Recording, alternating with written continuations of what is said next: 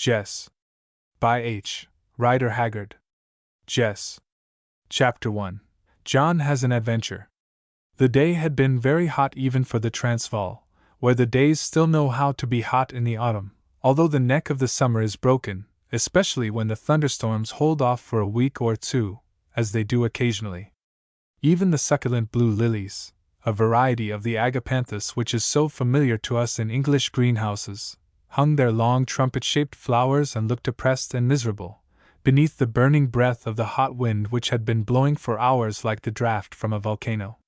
The grass, too, near the wide roadway that stretched in a feeble and indeterminate fashion across the veldt, forking, branching, and reuniting like the veins on a lady's arm, was completely coated over with a thick layer of red dust. But the hot wind was going down now, as it always does towards sunset. Indeed, all that remained of it were a few strictly local and miniature whirlwinds, which would suddenly spring up on the road itself, and twist and twirl fiercely round, raising a mighty column of dust 50 feet or more into the air, where it hung long after the wind had passed, and then slowly dissolved as its particles floated to the earth. Advancing along the road, in the immediate track of one of these desultory and inexplicable whirlwinds, was a man on horseback. The man looked limp and dirty, and the horse limper and dirtier. The hot wind had taken all the bones out of them, as the Kaffirs say, which was not very much to be wondered at, seeing that they had been journeying through it for the last 4 hours without off-saddling. Suddenly the whirlwind, which had been traveling along smartly, halted, and the dust, after revolving a few times in the air like a dying top, slowly began to disperse in the accustomed fashion. The man on the horse halted also, and contemplated it in an absent kind of way. "It's just like a man's life," he said aloud to his horse. "Coming from nobody knows where, nobody knows why, and making a little column of dust on the world's highway, then passing away, leaving the dust to fall to the ground again, to be trodden underfoot and forgotten." The speaker, a stout, well-set-up, rather ugly man, apparently on the wrong side of 30, with pleasant blue eyes and a reddish-peaked beard, laughed a little at his own sententious reflection, and then gave his jaded horse a tap with the sjambok in his hand.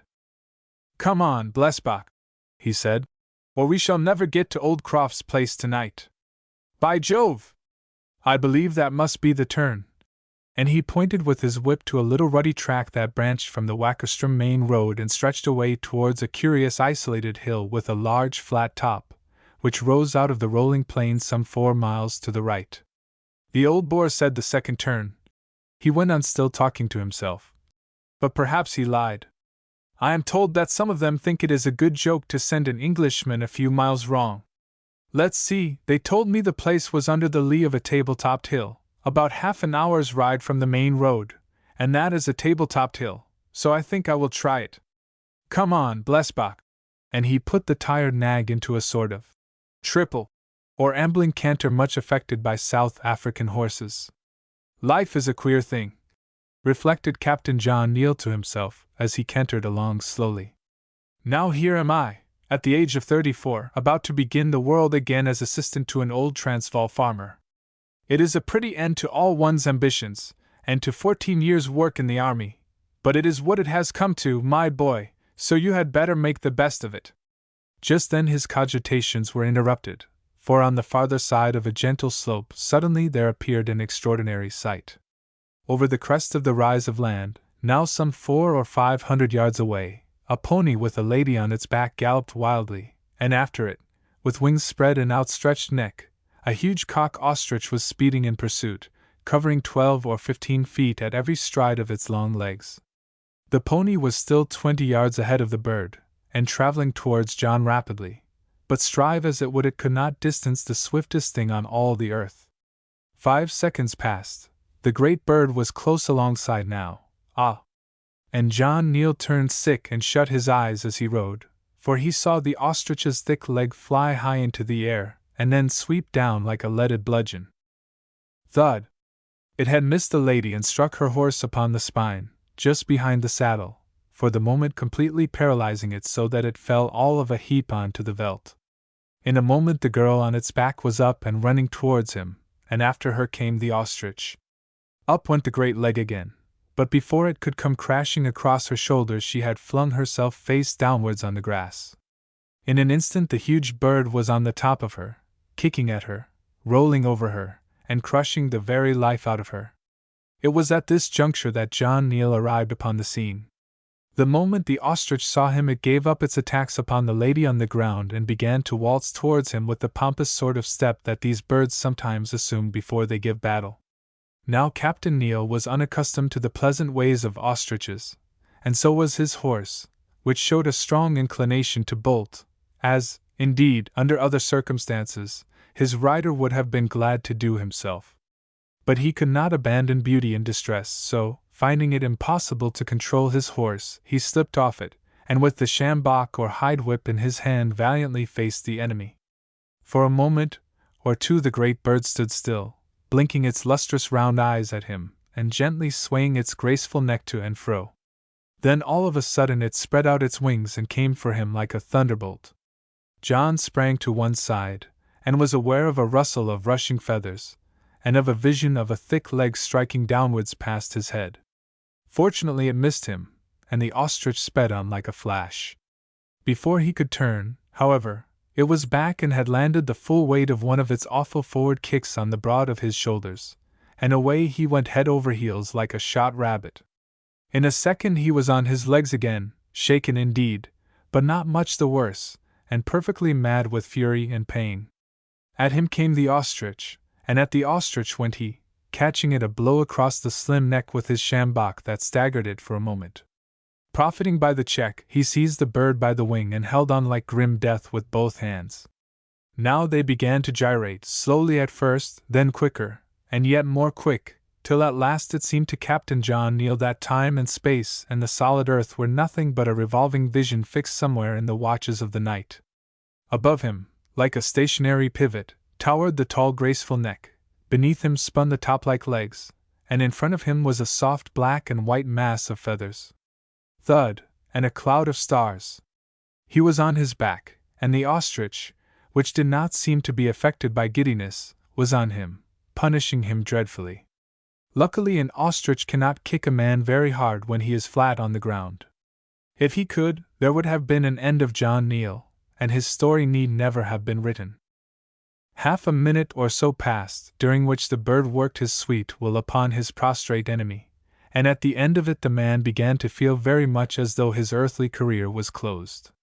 Just as things were growing faint and dim to him, however, he suddenly saw a pair of white arms clasp themselves round the ostrich's legs from behind, and heard a voice cry, "Break his neck while I hold his legs, or he will kill you!" This roused him from his torpor, and he staggered to his feet. Meanwhile the ostrich and the young lady had come to the ground, and were rolling about together in a confused heap, over which the elegant neck and open hissing mouth wavered to and fro like a cobra about to strike. With a rush John seized the neck in both his hands, and putting out all his strength, for he was a strong man, he twisted it till it broke with a snap, and after a few wild and convulsive bounds and struggles the great bird lay dead. Then he sank down dazed and exhausted, and surveyed the scene.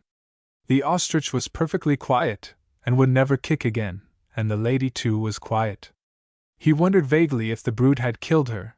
He was as yet too weak to go and see, and then fell to gazing at her face. Her head was pillowed on the body of the dead bird, and its feathery plumes made it a fitting resting place. Slowly it dawned on him that the face was very beautiful, although it looked so pale just now. Low broad brow, crowned with soft yellow hair, the chin very round and white, the mouth sweet though rather large. The eyes he could not see, because they were closed, for the lady had fainted. For the rest, she was quite young, about 20, tall and finely formed. Presently he felt a little better, and creeping towards her, for he was sadly knocked about, took her hand and began to chafe it between his own. It was a well-formed hand, but brown, and showed signs of doing plenty of hard work.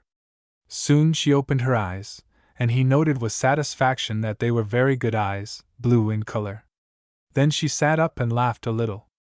"Well, I am silly," she said. "I believe I fainted." "It is not much to be wondered at," said John Neal politely, and lifting his hand to take off his hat, only to find that it had gone in the fray. I hope you are not very much hurt by the bird. I don't know, she said doubtfully. But I am glad that you killed the skellum, vicious beast. He got out of the ostrich camp 3 days ago, and has been lost ever since. He killed a boy last year, and I told Uncle he ought to shoot him then, but he would not, because he was such a beauty. Might I ask, said John Neal, are you Miss Croft? Yes, I am one of them. There are 2 of us, you know, and I can guess who you are. You are Captain Neal, whom Uncle is expecting to help him with the farm and the ostriches. If all of them are like that, he said, pointing to the dead bird, I don't think that I shall take kindly to ostrich farming. She laughed, showing a charming line of teeth. Oh no, she said. He was the only bad one, but Captain Neal, I think you will find it fearfully dull. There are nothing but boors about here, you know. No English people live nearer than Wackerstrom. You overlook yourself, he said, bowing, for really this daughter of the wilderness had a very charming air about her. Oh, she answered, I am only a girl, you know, and besides I am not clever. Jess, now, that's my sister. Jess has been at school at Cape Town, and she is clever. I was at Cape Town too, though I didn't learn much there. But Captain Neal, both the horses have bolted, mine has gone home, and I expect yours has followed, and I should like to know how we are going to get up to Moorfontein, beautiful fountain, that's what we call our place, you know. Can you walk? I don't know, he answered doubtfully. I'll try. That bird has knocked me about a good deal. And accordingly he staggered on to his legs, only to collapse with an exclamation of pain. His ankle was sprained, and he was so stiff and bruised that he could hardly stir. How far is the house? He asked. Only about a mile, just there. We shall see it from the crest of the rise. Look, I'm all right. It was silly to faint, but he kicked all the breath out of me. And she got up and danced a little on the grass to show him. My word, though, I am sore! You must take my arm, that's all, that is if you don't mind. Oh dear no, indeed I don't mind, he said laughing, and so they started, arm affectionately linked in arm. Chapter 2. How the Sisters Came to Moorfontein. Captain Neal, said Bessie Croft, for she was named Bessie, when they had painfully limped 100 yards or so. Will you think me rude if I ask you a question? Not at all. What has induced you to come and bury yourself in this place? Why do you ask? Because I don't think that you will like it. I don't think, she added slowly, that it is a fit place for an English gentleman and an army officer like you. You will find the Boer ways horrid, and then there will only be my old uncle and us 2 for you to associate with. John Neal laughed. English gentlemen are not so particular nowadays, I can assure you, Miss Croft, especially when they have to earn a living. Take my case, for instance, for I may as well tell you exactly how I stand. I have been in the army 14 years, and I am now 34. Well, I have been able to live there because I had an old aunt who allowed me £120 a year. 6 months ago she died, leaving me the little property she possessed, for most of her income came from an annuity. After paying expenses, duty, and it amounts to £1,115. Now, the interest on this is about £50 a year, and I can't live in the army on that. Just after my aunt's death I came to Durban with my regiment from Mauritius, and now they are ordered home. Well, I like the country, and I knew that I could not afford to live in England, so I got a year's leave of absence, and made up my mind to have a look round to see if I could not take to farming. Then a gentleman in Durban told me of your uncle, and said that he wanted to dispose of a third interest in his place for £1,000, as he was getting too old to manage it himself. So I entered into correspondence with him, and agreed to come up for a few months to see how I liked it, and accordingly here I am, just in time to save you from being knocked to bits by an ostrich. Yes, indeed, she answered, laughing. You've had a warm welcome at any rate. Well, I hope you will like it. Just as he finished his story they reached the top of the rise over which the ostrich had pursued Bessie Croft, and saw a Kaffir coming towards them, leading the pony with one hand and Captain Neal's horse with the other. About 20 yards behind the horses a lady was walking. Ah, said Bessie, they've caught the horses, and here is Jess come to see what is the matter." By this time the lady in question was quite close, so that John was able to gather a first impression of her. She was small and rather thin, with quantities of curling brown hair, not by any means a lovely woman, as her sister undoubtedly was, but possessing two very remarkable characteristics: a complexion of extraordinary and uniform pallor, and a pair of the most beautiful dark eyes he had ever looked on. Altogether, though her size was almost insignificant, she was a striking-looking person, with a face few men would easily forget. Before he had time to observe any more, the two parties had met. "What on earth is the matter, Bessie?" Jess said, with a quick glance at her sister's companion, and speaking in a low, full voice, with just a slight South African accent, that is taking enough in a pretty woman. Thereon Bessie broke out with a history of their adventure, appealing to Captain Neal for confirmation at intervals. Meanwhile Jess Croft stood quite still and silent, and it struck John that her face was the most singularly impassive one he had ever seen. It never changed, even when her sister told her how the ostrich rolled on her and nearly killed her, or how they finally subdued the foe. "Dear me," he thought to herself. "What a very strange woman! She can't have much heart." But just as he thought it, the girl looked up, and then he saw where the expression lay. It was in those remarkable eyes. Immovable as was her face, the dark eyes were alight with life and a suppressed excitement that made them shine gloriously. The contrast between the shining eyes and the impassive face beneath them struck him as so extraordinary as to be almost uncanny. As a matter of fact, it was doubtless both unusual and remarkable. "You have had a wonderful escape, but I am sorry for the bird," she said at last. "Why?" asked John. "Because we were great friends. I was the only person who could manage him." "Yes," put in Bessie. "The savage brute would follow her about like a dog. It was just the oddest thing I ever saw. But come on, we must be getting home, it's growing dark." Muti, which, being interpreted, means medicine, she added, addressing the Kaffir in Zulu. "Help Captain Neal on to his horse. Be careful that the saddle does not twist round, the girths may be loose."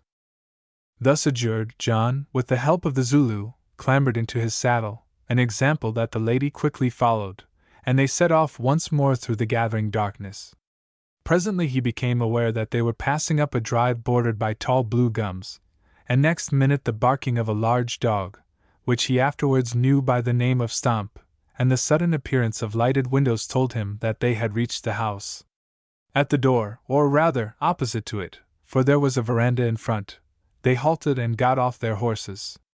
As they dismounted there came a shout of welcome from the house, and presently in the doorway, showing out clearly against the light, appeared a striking and, in its way, a most pleasant figure. He, for it was a man, was very tall, or rather, he had been very tall. Now he was much bent with age and rheumatism. His long white hair hung low upon his neck, and fell back from a prominent brow. The top of the head was quite bald, like the tonsure of a priest, and shone and glistened in the lamplight, and round this oasis the thin white locks fell down. The face was shriveled like the surface of a well-kept apple, and like an apple, rosy red. The features were aquiline and strongly marked, the eyebrows still black and very bushy, and beneath them shone a pair of grey eyes, keen and bright as those of a hawk. But for all its sharpness, there was nothing unpleasant or fierce about the face. On the contrary, it was pervaded by a remarkable air of good nature and pleasant shrewdness. For the rest, the man was dressed in rough tweed clothes, tall riding boots, and held a broad-brimmed boar hunting hat in his hand. Such, as John Neal first saw him, was the outer person of old Silas Croft, one of the most remarkable men in the Transvaal. "Is that you, Captain Neal?" roared out the stentorian voice. "The natives said you were coming. A welcome to you. I am glad to see you, very glad. Why, what is the matter with you?" he went on as the Zulu Muti ran to help him off his horse. "Matter, Mr. Croft?" answered John. "Why, the matter is that your favorite ostrich has nearly killed me and your niece here, and that I have killed your favorite ostrich." Then followed explanations from Bessie, during which he was helped off his horse and into the house. "It serves me right," said the old man. To think of it now, just to think of it. Well, Bessie, my love, thank God that you escaped. Aye, and you too, Captain Neal. Here, you boys, take the Scotch cart and a couple of oxen and go and fetch the brute home. We may as well have the feathers off him, at any rate, before the Osvogels, vultures, tear him to bits. After he had washed himself and tended his injuries with arnica and water, John managed to limp into the principal sitting room, where supper was waiting. It was a very pleasant room, furnished in European style, and carpeted with mats made of springbuck skins. In the corner stood a piano, and by it a bookcase, filled with the works of standard authors, the property, as John rightly guessed, of Bessie's sister Jess. Supper went off pleasantly enough, and after it was over the two girls sang and played whilst the men smoked.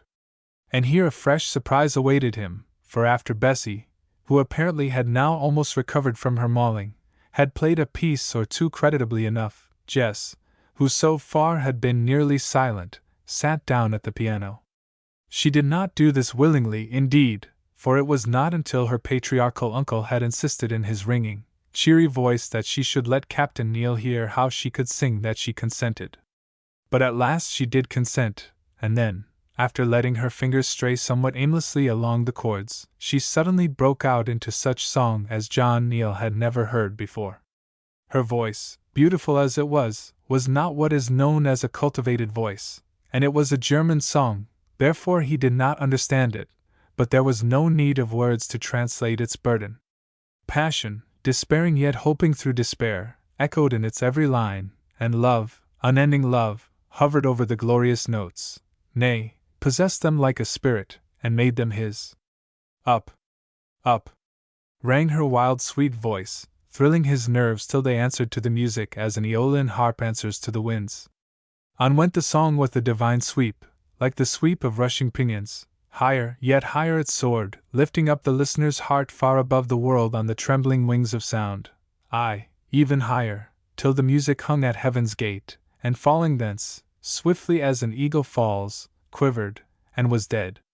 John sighed, and so strongly was he moved, sank back in his chair, feeling almost faint with the revulsion of feeling that ensued when the notes had died away. He looked up, and saw Bessie watching him with an air of curiosity and amusement. Jess was still leaning against the piano, and gently touching the notes, over which her head was bent low, showing the coils of curling hair that were twisted round it like a coronet. "Well, Captain Neal," said the old man, waving his pipe in her direction, "and what do you say to my singing birds' music, eh? Isn't it enough to draw the heart out of a man, eh, and turn his marrow to water, eh?" "I never heard anything quite like it," he answered simply, "and I have heard most singers. It is beautiful. Certainly, I never expected to hear such singing in the Transvaal." Jess turned quickly, and he observed that, though her eyes were alight with excitement, her face was as impassive as ever. "There is no need for you to laugh at me, Captain Neal," she said quickly, and then, with an abrupt "good night," she left the room. The old man smiled, jerked the stem of his pipe over his shoulder after her, and winked in a way that, no doubt, meant unutterable things, but which did not convey much to his astonished guest, who sat still and said nothing. Then Bessie rose and bade him good night in her pleasant voice, and with housewifely care inquired as to whether his room was to his taste, and how many blankets he liked upon his bed, telling him that if he found the odor of the moonflowers which grew near the veranda too strong, he had better shut the right-hand window and open that on the other side of the room. Then at length, with a piquant little nod of her golden head, she went off, looking, John thought as he watched her retreating figure, about as healthy, graceful, and generally satisfactory a young woman as a man could wish to see. "Take a glass of grog, Captain Neal," said the old man, pushing the square bottle towards him. "You'll need it after the mauling that brute gave you. By the way, I haven't thanked you for saving my Bessie. But I do thank you, yes, that I do. I must tell you that Bessie is my favorite niece. Never was there such a girl, never. Moves like a springbuck, and what an eye and form. Work too, she'll do as much work as three. There's no nonsense about Bessie, none at all. She's not a fine lady, for all her fine looks." "The two sisters seem very different," said John. "Aye, you're right there," answered the old man. "You'd never think that the same blood ran in their veins, would you? There's 3 years between them, that's one thing. Bessie's the youngest, you see, she's just 20, and Jess is 23. Lord, to think that it is 23 years since that girl was born. And theirs is a queer story, too." "Indeed?" said his listener interrogatively. "Aye," Silas went on absently, knocking out his pipe, and refilling it from a big brown jar of coarse-cut boar tobacco. "I'll tell it to you if you like. You are going to live in the house, and you may as well know it. I am sure, Captain Neal, that it will go no further. You see, I was born in England, yes, and well born too. I come from Cambridgeshire, from the fat fen land down round Ely. My father was a clergyman. Well, he wasn't rich, and when I was 20 he gave me his blessing, 30 sovereigns in my pocket, and my passage to the Cape, and I shook his hand, God bless him, and off I came, and here in the old colony and this country I have been for 50 years, for I was 70 yesterday. Well, I'll tell you more about that another time. It's of the girls I'm speaking now. After I left home, some years after, my dear old father married again, a youngish woman with some money, but rather beneath him in life, and by her he had one son, and then died. Well, it was but little I heard of my half-brother, except that he had turned out very badly, married, and taken to drink, till one night some 12 years ago, when a strange thing happened. I was sitting here in this very room, aye, in this very chair, for this part of the house was up then, though the wings weren't built, smoking my pipe, and listening to the lashing of the rain, for it was a very foul night, when suddenly an old pointer dog I had, named Ben, began to bark. "Lie down, Ben, it's only the Kaffirs," said I. Just then I thought I heard a faint sort of rapping at the door, and Ben barked again, so I got up and opened it, and in came 2 little girls wrapped in old shawls or some such gear. Well, I shut the door, looking first to see if there were any more outside, and then I turned and stared at the 2 little things with my mouth open. There they stood, hand in hand, the water dripping from both of them. The elder might have been 11, and the second about 8 years old. They didn't say anything, but the elder turned and took the shawl and hat off the younger, that was Bessie, and there was her sweet little face and her golden hair, and damp enough both of them were, and she put her thumb in her mouth, and stood and looked at me till I began to think that I was dreaming. "Please, sir," said the taller at last, "is this Mr. Croft's house, Mr. Croft, South African Republic?" "Yes, little miss, this is his house, and this is the South African Republic, and I am he." "And now who might you be, my dears?" I answered. "If you please, sir, we are your nieces, and we have come to you from England." "What?" I holloaed, startled out of my wits, as well I might be. "Oh, sir," says the poor little thing, clasping her thin wet hands, "please don't send us away. Bessie is so wet, and cold and hungry too, she isn't fit to go any farther." And she set to work to cry, whereon the little one cried also, from fright and cold and sympathy. Well, of course, I took them both to the fire, and set them on my knees, and called for Hebe, the old Hottentot woman who did my cooking, and between us we undressed them, and wrapped them up in some old clothes, and fed them with soup and wine, so that in half an hour they were quite happy and not a bit frightened. "And now, young ladies," I said, "come and give me a kiss, both of you, and tell me how you came here." This is the tale they told me, completed, of course, from what I learned afterwards, and an odd one it is. It seems that my half-brother married a Norfolk lady, a sweet young thing, and treated her like a dog. He was a drunken rascal, was my half-brother, and he beat his poor wife and shamefully neglected her, and even ill-used the 2 little girls, till at last the poor woman, weak as she was from suffering and ill health, could bear it no longer, and formed the wild idea of escaping to this country and of throwing herself upon my protection. That shows how desperate she must have been. She scraped together and borrowed some money, enough to pay for 3 second-class passages to Natal and a few pounds over, and one day, when her brute of a husband was away on the drink and gamble, she slipped on board a sailing ship in the London docks, and before he knew anything about it they were well out to sea. But it was her last effort, poor dear soul, and the excitement of it finished her. Before they had been 10 days at sea, she sank and died, and the 2 little children were left alone.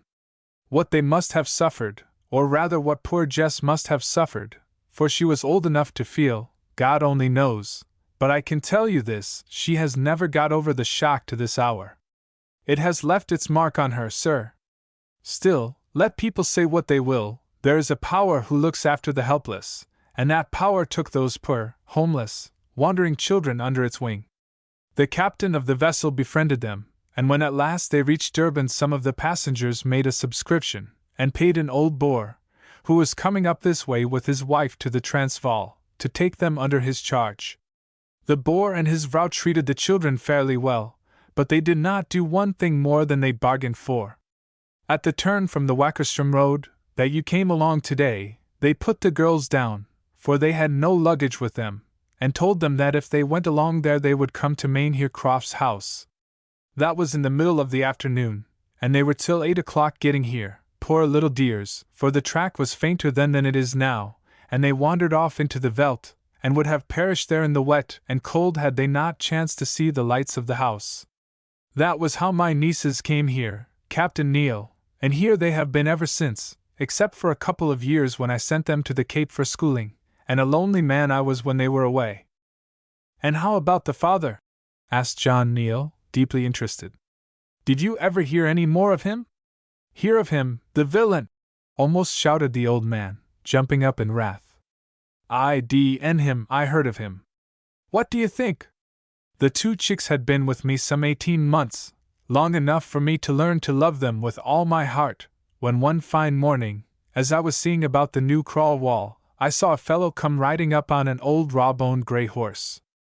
Up he comes to me, and as he came I looked at him, and said to myself, you are a drunkard you are, and a rogue, it's written on your face, and what's more, I know your face. You see, I did not guess that it was a son of my own father that I was looking at. How should I? Is your name Croft? He said. Ah, I answered. So is mine, he went on with a sort of drunken leer. I'm your brother. Are you? I said, beginning to get my back up, for I guessed what his game was, and what may you be after? I tell you at once, and to your face, that if you are my brother you are a blackguard, and I don't want to know you or have anything to do with you, and if you are not, I beg your pardon for coupling you with such a scoundrel. Oh, that's your tune, is it? He said with a sneer. Well now, my dear brother Silas, I want my children. They have got a little half-brother at home, for I have married again, Silas, who is anxious to have them to play with, so if you will be so good as to hand them over, I'll take them away at once. You'll take them away, will you? Said I, all of a tremble with rage and fear. Yes, Silas, I will. They are mine by law, and I am not going to breed children for you to have the comfort of their society. I've taken advice, Silas, and that's sound law, and he leered at me again.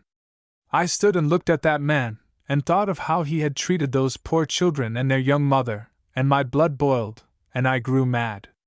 Without another word I jumped over the half-finished wall, and caught him by the leg, for I was a strong man 10 years ago, and jerked him off the horse. As he came down he dropped the sjambok from his hand, and I laid hold of it, and then and there gave him the soundest hiding a man ever had. Lord, how he did holloa! When I was tired I let him get up. Now, I said, be off with you, and if you come back here I'll bid the Kaffirs hunt you to Natal with their sticks. This is the South African Republic, and we don't care overmuch about law here, which we didn't in those days. All right, Silas, he said, all right, you shall pay for this. I'll have those children, and for your sake, I'll make their lives a hell. You mark my words, South African Republic or no South African Republic. I've got the law on my side. Off he rode, cursing and swearing, and I flung his sjambok after him. This was the first and last time that I saw my brother. What became of him? Asked John Neil. I'll tell you, just to show you again that there is a power which keeps such men in its eye. He rode back to Newcastle that night, and went about the canteen there abusing me, and getting drunker and drunker, till at last the canteen keeper sent for his boys to turn him out. Well, the boys were rough, as Kaffirs are apt to be with a drunken white man, and he struggled and fought, and in the middle of it the blood began to run from his mouth, and he dropped down dead of a broken blood vessel, and there was an end of him. That is the story of the two girls, Captain Neil, and now I am off to bed. Tomorrow I'll show you round the farm, and we will have a talk about business. Good night to you, Captain Neal. Good night. Chapter 3. Mr. Frank Muller. John Neal woke early the next morning, feeling as sore and stiff as though he had been well beaten and then wrapped up tight in horse girths. He made shift, however, to dress himself, and then, with the help of a stick, limped through the French windows that opened from his room on to the veranda, and surveyed the scene before him. It was a delightful spot. At the back of the stead was the steep boulder-strewn face of the flat-topped hill that curved round on each side, embosoming a great slope of green, in the lap of which the house was placed. It was very solidly built of brown stone, and with the exception of the wagon shed and other outbuildings which were roofed with galvanized iron, that shone and glistened in the rays of the morning sun in a way that would have made an eagle blink, was covered with rich brown thatch. All along its front ran a wide veranda, up the trellis work of which green vines and blooming creepers trailed pleasantly, and beyond was the broad carriage drive of red soil, bordered with bushy orange trees laden with odorous flowers and green and golden fruit. On the farther side of the orange trees were the gardens, fenced in with low walls of rough stone, and the orchard planted with standard fruit trees, and beyond these again the oxen and ostrich kraals, the latter full of long-necked birds.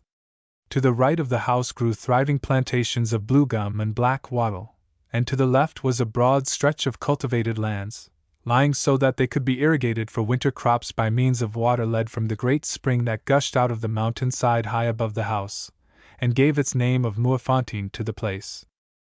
All these and many more things John Neal saw as he looked out from the veranda at Mouafontaine, but for the moment at any rate they were lost in the wild and wonderful beauty of the panorama that rolled away for miles and miles at his feet, till it was bounded by the mighty range of the Drakensberg to the left, tipped here and there with snow, and by the dim and vast horizon of the swelling Transvaal plains to the right and far in front of him.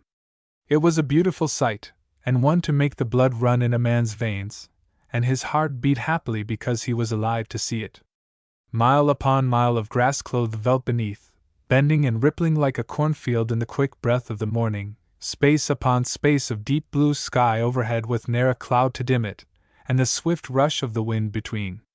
Then to the left there, impressive to look on and conducive to solemn thoughts, the mountains rear their crests against the sky, and crowned with the gathered snows of the centuries whose monuments they are, from aeon to aeon gaze majestically out over the wide plains and the ephemeral ant-like races who tread them, and while they endure think themselves the masters of their little world.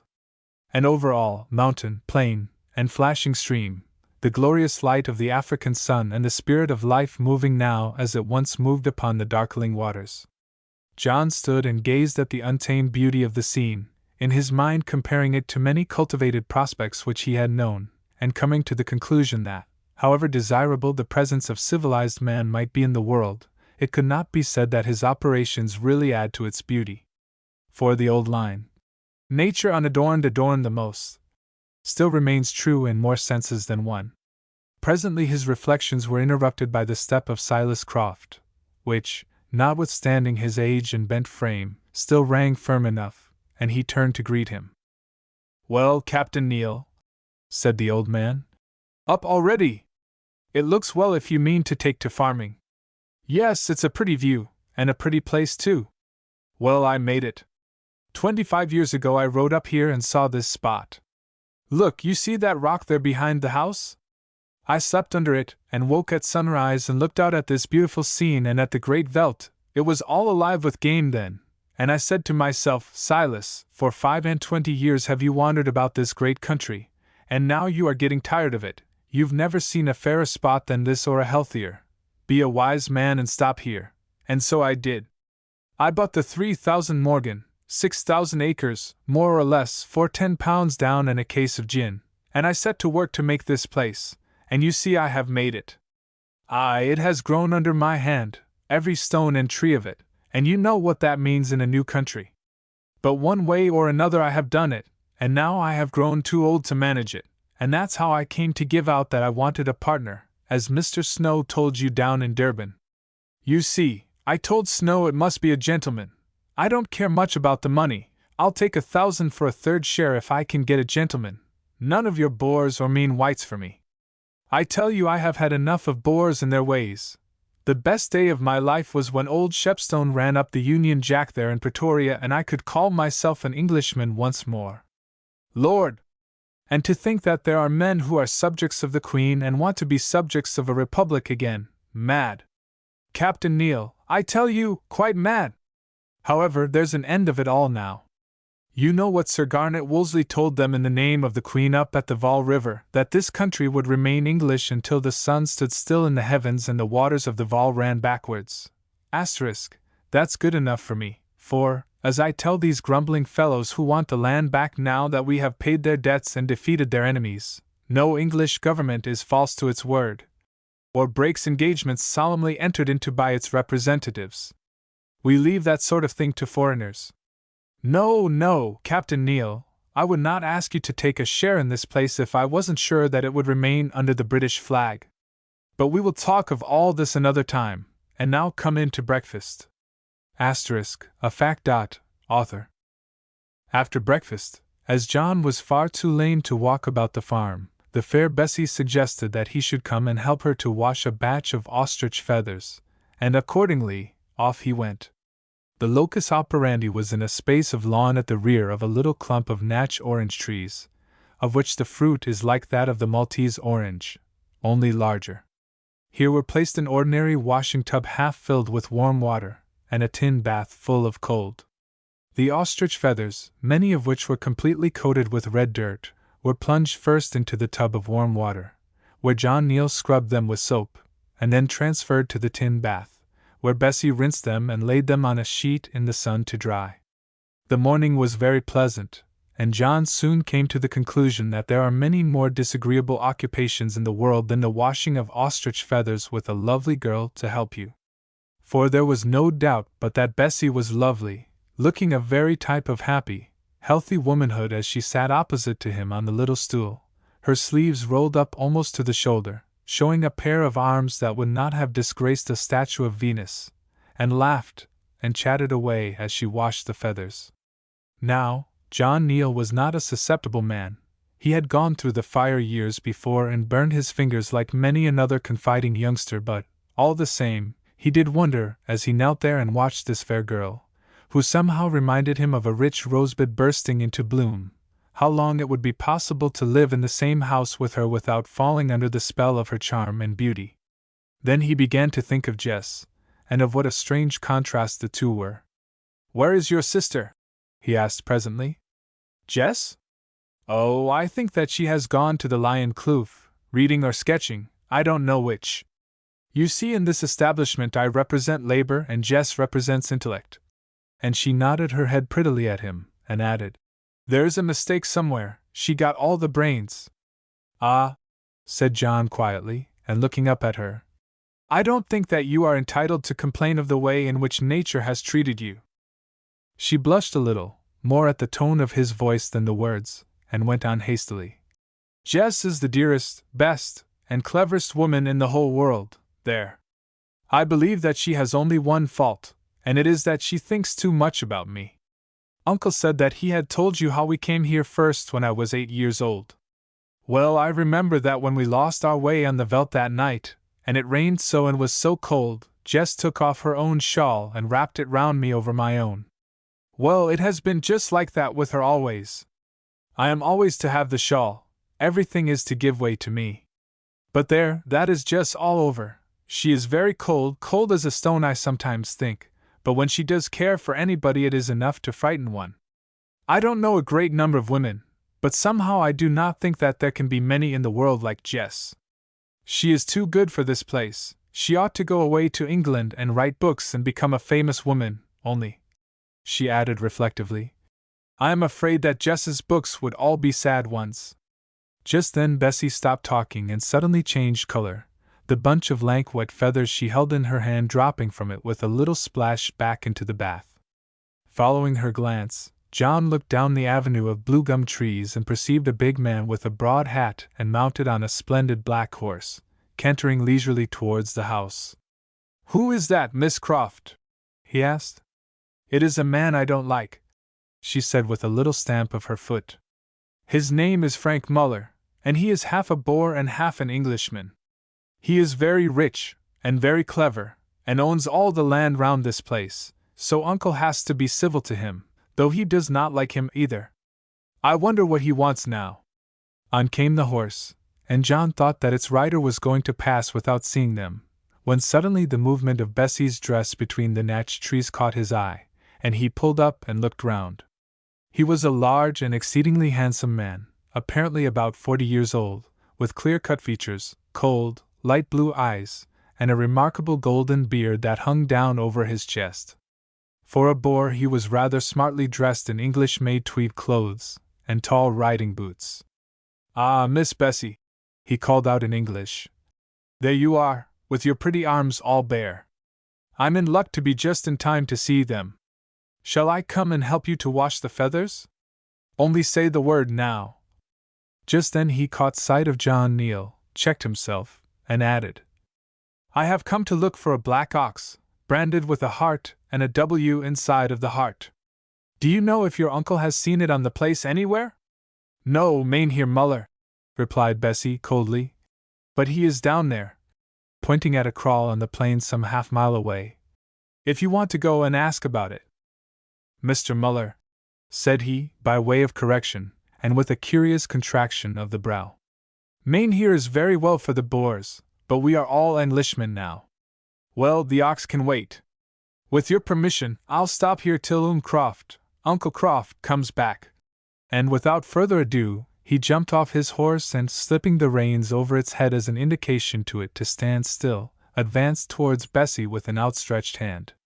As he came, the young lady plunged both her arms up to the elbow in the bath, and it struck John, who was observing the scene closely, that she did this in order to avoid the necessity of shaking hands with her stalwart visitor. "Sorry my hands are wet," she said, giving him a cold little nod. "Let me introduce you, Mr. with emphasis, Frank Muller, Captain Neal, who has come to help my uncle with the place." John stretched out his hand and Muller shook it. "Captain?" he said interrogatively. "A ship captain, I suppose?" "No," said John. "A captain of the English army." "Oh, a Roubaix red jacket. Well, I don't wonder at your taking to farming after the Zulu War." "I don't quite understand you," said John, rather coldly. "Oh, no offense, Captain, no offense. I only meant that you Roubaixes did not come very well out of that war. I was there with Petus, and it was a sight, I can tell you. A Zulu had only to show himself at night, and one would see your regiment stampede, like a span of oxen when they wind a lion. And then they'd fire, they did fire, anyhow, anywhere, but mostly at the clouds, there was no stopping them. And so, you see, I thought that you would like to turn your sword into a plowshare, as the Bible says, but no offense, I'm sure, no offense." All this while John Neal, being English to his backbone, and cherishing the reputation of his profession almost as dearly as his own honor, was boiling with inward wrath, which was all the fiercer because he knew there was some truth in the Boer's insults. He had the sense, however, to keep his temper, outwardly, at any rate. "I was not in the Zulu War, Mr. Muller," he said, and just then old Silas Croft rode up, and the conversation dropped. Mr. Frank Muller stopped to dinner and far on into the afternoon, for his lost ox seemed to have entirely slipped his memory.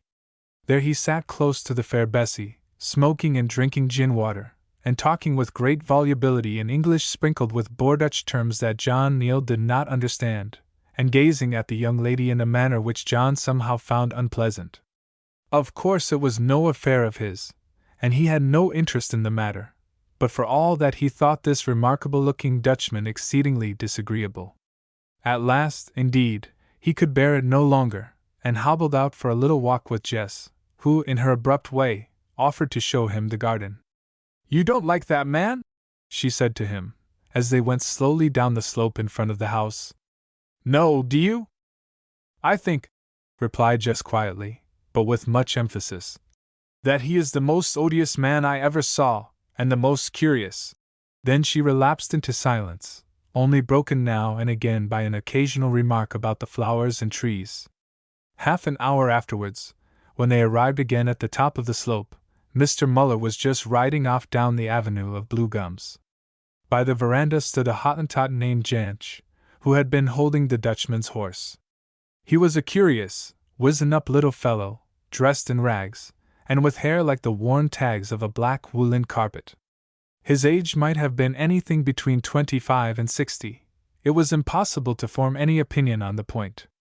Just now, however, his yellow monkey face was convulsed with an expression of intense malignity, and he was standing there in the sunshine cursing rapidly beneath his breath in Dutch, and shaking his fist after the form of the retreating boar, a very epitome of impotent but overmastering passion. "What is he doing?" asked John. Jess laughed and answered, "Jansch does not like Frank Muller any more than I do, but I don't know why. He will never tell me." Chapter 4. Bessie is asked in marriage. In due course John Neal recovered from his sprained ankle and the other injuries inflicted on him by the infuriated cock ostrich. It is, by the way, a humiliating thing to be knocked out of time by a feathered fowl, and set to work to learn the routine of farm life. He did not find this a disagreeable task, especially when he had so fair an instructress as Bessie, who knew all about it, to show him the way in which he should go. Naturally of an energetic and hard-working temperament, he very soon fell more or less into the swing of the thing, and at the end of 6 weeks began to talk quite learnedly of cattle and ostriches and sweet and sour veldt. About once a week or so Bessie used to put him through a regular examination as to his progress. Also she gave him lessons in Dutch and Zulu, both of which tongues she spoke to perfection, so it will be seen that John did not lack for pleasant and profitable employment. Also, as time went on he grew much attached to Silas Croft. The old gentleman, with his handsome, honest face, his large and varied stock of experience, and his sturdy English character, made a great impression on his mind. He had never met a man quite like him before. Nor was this friendship unreciprocated, for his host took a wonderful fancy to John Neal.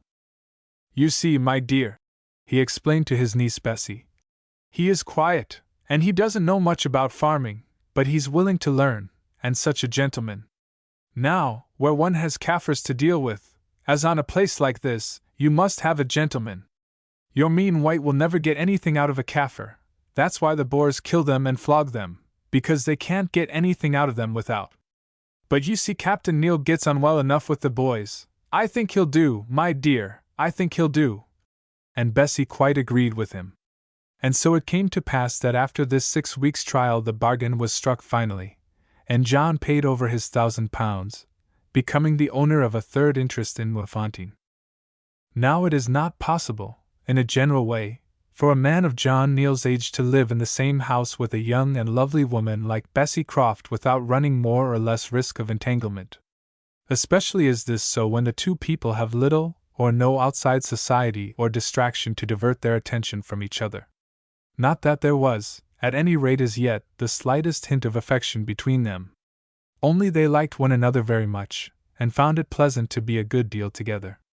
In short, they were walking along that easy, winding road which leads to the mountain paths of love.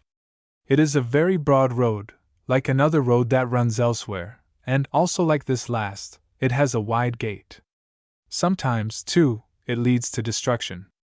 But for all that it is a most agreeable one to follow hand in hand, winding as it does through the pleasant meadows of companionship.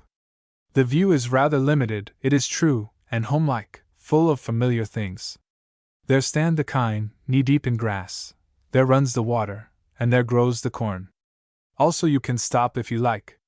By and by it is different. By and by, when the travelers tread the heights of passion, precipices will yawn and torrents rush, lightnings will fall and storms will blind, and who can know that they shall attain at last to that far-off peak, crowned with the glory of a perfect peace which men call happiness. There are those who say it never can be reached, and that the halo which rests upon its slopes is no earthly light, but rather, as it were, a promise and a beacon, a glow reflected whence we know not, and lying on this alien earth as the sun's light lies on the dead bosom of the moon. Some declare, again, that they have climbed its topmost pinnacle and tasted of the fresh breath of heaven which sweeps around its heights, aye, and heard the queering of immortal harps and the swan-like sigh of angels' wings. And then behold, a mist has fallen upon them, and they have wandered in it, and when it cleared they were on the mountain paths once more, and the peak was far away. And a few there are who tell us that they live there always, listening to the voice of God. But these are old and worn with journeying, men and women who have outlived passions and ambitions and the fire heats of love, and who now, girt about with memories, stand face to face with the Sphinx eternity. But John Neal was no chicken, nor very likely to fall in love with the first pretty face he met. He had once, years ago, gone through that melancholy stage, and there, he thought, was an end of it. Moreover, if Bessie attracted him, so did Jess in a different way. Before he had been a week in the house, he came to the conclusion that Jess was the strangest woman he had ever met, and in her own fashion one of the most attractive. Her very impassiveness added to her charm, for who is there in this world who is not eager to learn a secret? To him Jess was a riddle of which he did not know the key. That she was clever and well-informed he soon discovered from her rare remarks. That she could sing like an angel he also knew. But what was the mainspring of her mind? Round what axis did it revolve? This was the puzzle. Clearly enough it was not like most women's, least of all like that of happy, healthy, plain-sailing Bessie. So curious did he become to fathom these mysteries that he took every opportunity to associate with her, and when he had time, would even go out with her on her sketching, or rather flower-painting, expeditions. On these occasions she would sometimes begin to talk, but it was always about books, or England or some intellectual question. She never spoke of herself. Yet it soon became evident to John that she liked his society, and missed him when he did not come. It never occurred to him what a boon it was to a girl of considerable intellectual attainments, and still greater intellectual capacities and aspirations, to be thrown for the first time into the society of a cultivated and intelligent gentleman. John Neal was no empty-headed, one-sided individual. He had both read and thought, and even written a little, and in him Jess found a mind which, though of an inferior stamp, was more or less kindred to her own. Although he did not understand her, she understood him, and at last, had he but known it, there rose a far-off dawning light upon the twilight of her heart that thrilled and changed it as the first faint rays of morning thrill and change the darkness of the night. What if she should learn to love this man, and teach him to love her? To most women such a thought more or less involves the idea of marriage, and that change of status which for the most part they consider desirable. But Jess did not think much of that. What she did think of was the blessed possibility of being able to lay down her life, as it were, in the life of another, of at last finding somebody who understood her, and whom she could understand, who would cut the shackles that bound down the wings of her genius, so that she could rise and bear him with her as, in Bulwer Lytton's beautiful story, Zoe would have borne her lover. Here at length was a man who understood, who was something more than an animal, and who possessed the godlike gift of brains, the gift that had been a curse rather than a blessing to her, lifting her above the level of her sex and shutting her off as by iron doors from the comprehension of those around her. Ah! If only this perfect love of which she had read so much would come to him and her, life might perhaps grow worth the living. It is a curious thing, but in such matters most men never learn wisdom from experience. A man of John Neal's age might have guessed that it is dangerous work playing with explosives, and that the quietest, most harmless-looking substances are sometimes the most explosive. He might have known that to set to work to cultivate the society of a woman with such telltale eyes as Jess's was to run the risk of catching the fire from them himself, to say nothing of setting her alight. He might have known that to bring all the weight of his cultivated mind to bear on her mind, to take the deepest interest in her studies, to implore her to let him see the poetry Bessie told him she wrote, but which she would show to no living soul, and to evince the most evident delight in her singing, were one and all hazardous things to do. Yet he did them and thought no harm. As for Bessie, she was delighted that her sisters should have found anybody to whom she cared to talk or who could understand her. It never occurred to her that Jess might fall in love. Jess was the last person to fall in love. Nor did she calculate what the results might be to John. As yet, at any rate, she had no interest in Captain Neal, of course not. And so things went on pleasantly enough to all concerned in this drama till one fine day when the storm clouds began to gather. John had been about the farm as usual till dinner time, after which he took his gun and told Jange to saddle up his shooting pony. He was standing on the veranda, waiting for the pony to appear, and by him was Bessie, looking particularly attractive in a white dress, when suddenly he caught sight of Frank Muller's great black horse, and upon it that gentleman himself, cantering up the avenue of blue gums. "Hullo, Miss Bessie," he said. "Here comes your friend." "Bother!" said Bessie, stamping her foot, and then, with a quick look, "Why do you call him my friend?" "I imagine that he considers himself so, to judge from the number of times a week he comes to see you," John answered with a shrug. "At any rate, he isn't mine, so I am off shooting. Goodbye. I hope that you will enjoy yourself." "You are not kind," she said in a low voice, turning her back upon him. In another moment he was gone, and Frank Muller had arrived. "How do you do, Miss Bessie?" he said, jumping from his horse with the rapidity of a man who had been accustomed to rough riding all his life. "Where is the Ruabach off to?" "Captain Neal is going out shooting," she said coldly. "So much the better for you and me, Miss Bessie. We can have a pleasant talk. Where is that black monkey Janch?" "Here, Janch, take my horse, you ugly devil, and mind you look after him, or I'll cut the liver out of you." Janch took the horse, with a forced grin of appreciation at the joke, and led him off to the stable. "I don't think that Janch likes you, Mynheer Muller," said Bessie, spitefully, "and I do not wonder at it if you talk to him like that. He told me the other day that he had known you for 20 years. And she looked at him inquiringly. This casual remark produced a strange effect on her visitor, who turned color beneath his tanned skin. "He lies, the black hound," he said, "and I'll put a bullet through him if he says it again. What should I know about him, or he about me? Can I keep count of every miserable man-monkey I meet?" And he muttered a string of Dutch oaths into his long beard. "Really, Mynheer," said Bessie. "Why do you always call me Mynheer?" he asked, turning so fiercely on her that she started back a step. "I tell you I am not a Boer. I am an Englishman. My mother was English, and besides, thanks to Lord Carnarvon, we are all English now. I don't see why you should mind being thought a Boer," she said coolly. "There are some very good people among the Boers, and besides, you used to be a great patriot." "Used to be, yes, and so the trees used to bend to the north when the wind blew that way, but now they bend to the south, for the wind has turned. By and by it may set to the north again, that is another matter, then we shall see."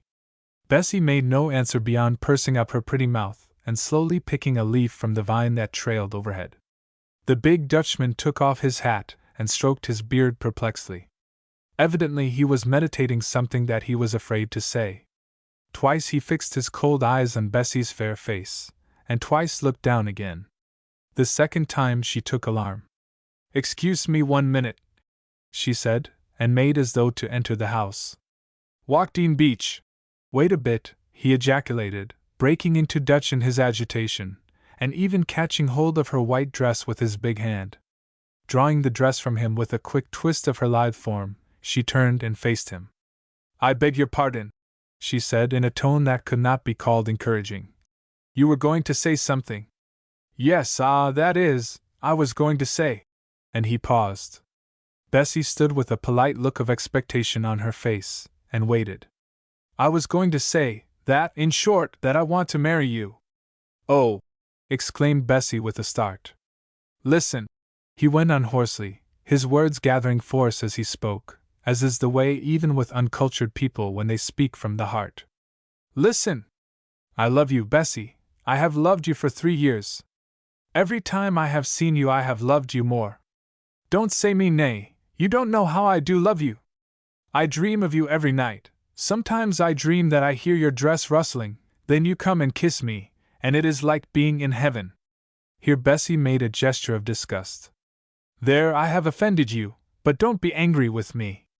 I am very rich, Bessie, there's the place here, and then I have 4 farms in Leidenburg and 10,000 morgen up in Waterberg, and 1,000 head of cattle, besides sheep and horses and money in the bank.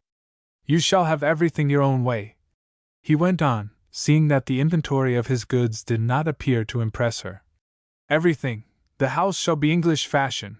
I will build a new sitkamer, sitting room, and it shall be furnished from Nadel. There, I love you, I say." You won't say no, will you? And he caught her by the hand. I am very much obliged to you, Mr. Muller, answered Bessie, snatching away her hand. But, in short, I cannot marry you. No, it is no use, I cannot indeed. There, please say no more. Here comes my uncle. Forget all about it, Mr. Muller. Her suitor looked up.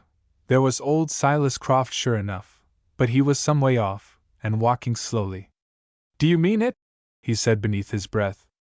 Yes, yes, of course I mean it. Why do you force me to repeat it? It is that damned Rourbadge, he broke out. You used not to be like this before. Curse him, the white-livered Englishman.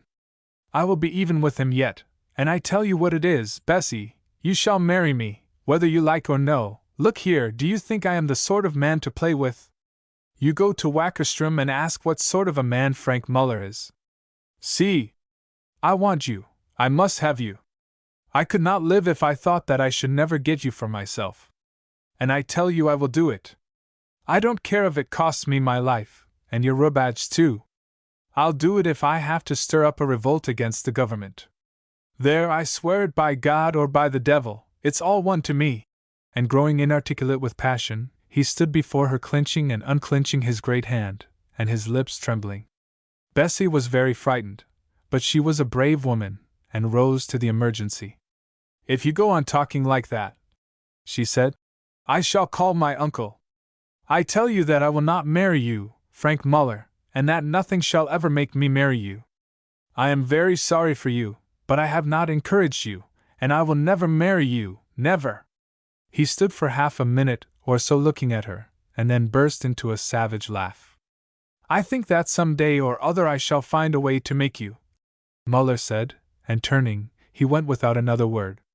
A couple of minutes later Bessie heard the sound of a horse galloping, and looking up she saw her wooer's powerful form vanishing down the vista of blue gums. Also she heard somebody crying out as though in pain at the back of the house, and more to relieve her mind than for any other reason, she went to see what it was. By the stable door she found the Hottentot gent shrieking, cursing and twisting round and round, his hand pressed to his side, from which the blood was running. What is it? She asked. Bass Frank, he answered. Bass Frank hit me with his whip. The brute, said Bessie, the tears starting to her eyes with anger. Never mind, missy, never mind, gasped the Hottentot, his ugly face growing livid with fury. It is only one more to me. I cut it on this stick. And he held up a long thick stick he carried, on which were several notches, including 3 deep ones at the top just below the knob. Let him look out sharp, let him search the grass, let him creep round the bush, let him watch as he will, one day he will find Janch, and Janch will find him. Why did Frank Muller gallop away like that? Asked her uncle of Bessie when she got back to the veranda. We had some words, she answered shortly, not seeing the use of explaining matters to the old man. Ah, indeed, indeed. Well, be careful, my love. It's ill to quarrel with a man like Frank Muller. I've known him for many years, and he has a black heart when he is crossed. You see, my love, you can deal with a Boer and you can deal with an Englishman, but crossbred dogs are hard to handle. Take my advice, and make it up with Frank Muller. All of which sage advice did not tend to raise Bessie's spirits, that were already sufficiently depressed. Chapter 5. Dreams are Foolishness. When, at the approach of Frank Muller, John Neal left Bessie on the veranda, he had taken his gun, and having whistled to the pointer dog Pontac, he mounted his shooting pony and started in quest of partridges. On the warm slopes of the hills round Wackerstrom a large species of partridge is very abundant, particularly in the patches of red grass with which the slopes are sometimes clothed. It is a merry sound to hear these birds calling from all directions just after daybreak, and one to make the heart of every true sportsman rejoice exceedingly. On leaving the house John proceeded up the side of the hill behind it, his pony picking its way carefully between the stones, and the dog Pontac ranging about 200 or 300 yards off, for in this sort of country it is necessary to have a dog with a wide range. Presently seeing him stop under a mimosa thorn and suddenly stiffen out as if he had been petrified, John made the best of his way towards him. Pontac stood still for a few seconds, and then slowly and deliberately veered his head round as though it worked on a hinge to see if his master was coming. John knew his ways. 3 times would that remarkable old dog look round thus, and if the gun had not then arrived he would to a certainty run in and flush the birds. This was a rule that he never broke, for his patience had a fixed limit. On this occasion, however, John arrived before it was reached, and jumping off his pony, cocked his gun and marched slowly up, full of happy expectation. On drew the dog, his eye cold and fixed, saliva dropping from his mouth, and his head, on which was frozen an extraordinary expression of instinctive ferocity, outstretched to its utmost limit. Pontac was under the mimosa thorn now, and up to his belly in the warm red grass. Where could the birds be? And a great feathered shell seemed to have burst at his very feet. What a covey! 12 brace if there was a bird, and they had all been lying beak to beak in a space no bigger than a cartwheel. Up went John's gun and off too, a little sooner than it should have done. Missed him clean! Now then for the left barrel. Same result. We will draw a veil over the profanity that ensued. A minute later and it was all over, and John and Pontac were regarding each other with mutual contempt and disgust. It was all you, you brute, said John to Pontac. I thought you were going to run in, and you hurried me. Ugh, said Pontac to John, or at least he looked it. Ugh, you disgusting bad shot. What is the good of pointing for you? It's enough to make a dog sick. The covey, or rather the collection of old birds, for this kind of partridge sometimes packs, just before the breeding season, had scattered all about the place. It was not long before Pontac found some of them, and this time John got one bird, a beautiful great partridge he was too, with yellow legs, and missed another. Again Pontac pointed, and a brace rose. Bang! Down goes one, bang with the other barrel. Caught him, by Jove, just as he topped the stone. Hello! Pontac is still on the point. Slip in 2 more cartridges. Oh, a leash this time. Bang! Bang! And down come a brace of them, 2 brace of partridges without moving a yard. Life has joys for all men, but I verily believe it has no joy to compare to that of the moderate shot and earnest sportsman when he has just killed half a dozen driven partridges without a miss, or 10 rocketing pheasants with 11 cartridges, or, better still, a couple of woodcock right and left. Sweet to the politician are the cheers that announce the triumph of his cause and of himself. Sweet to the desponding writer is the unexpected public recognition by reviewers of talents with which previously nobody had been much impressed. Sweet to all men are the light of women's eyes and the touch of women's lips. But though he have experienced all these things, to the true sportsman and the moderate shot, sweeter far is it to see the arched wings of the driven bird bent like Cupid's bow come flashing fast towards him, to feel the touch of the stock as it fits itself against his shoulder, and the kindly give of the trigger, and then, oh thrilling sight! To perceive the wonderful and yet awful change from life to death, the puff of feathers, and the hurtling passage of the dull mass borne onward by its own force to fall 20 yards from where the pellets struck it. Next session the politician will be hooted down, next year perhaps the reviewers will cut the happy writer to ribbons and decorate their journals with his fragments, next week you will have wearied of those dear smiles, or, more likely still, they will be bestowed elsewhere. Vanity of vanities, my son, each and all of them. But if you are a true sportsman, yes, even though you be but a moderate shot, it will always be a glorious thing to go out shooting, and when you chance to shoot well, earth holds no such joy as that which will glow in your honest breast, for all sportsmen are honest, and it remains to be proved if heaven does either. It is a grand sport, though the pity of it is that it should be a cruel one. Such was the paean that John sang in his heart as he contemplated those fine partridges before lovingly transferring them to his bag.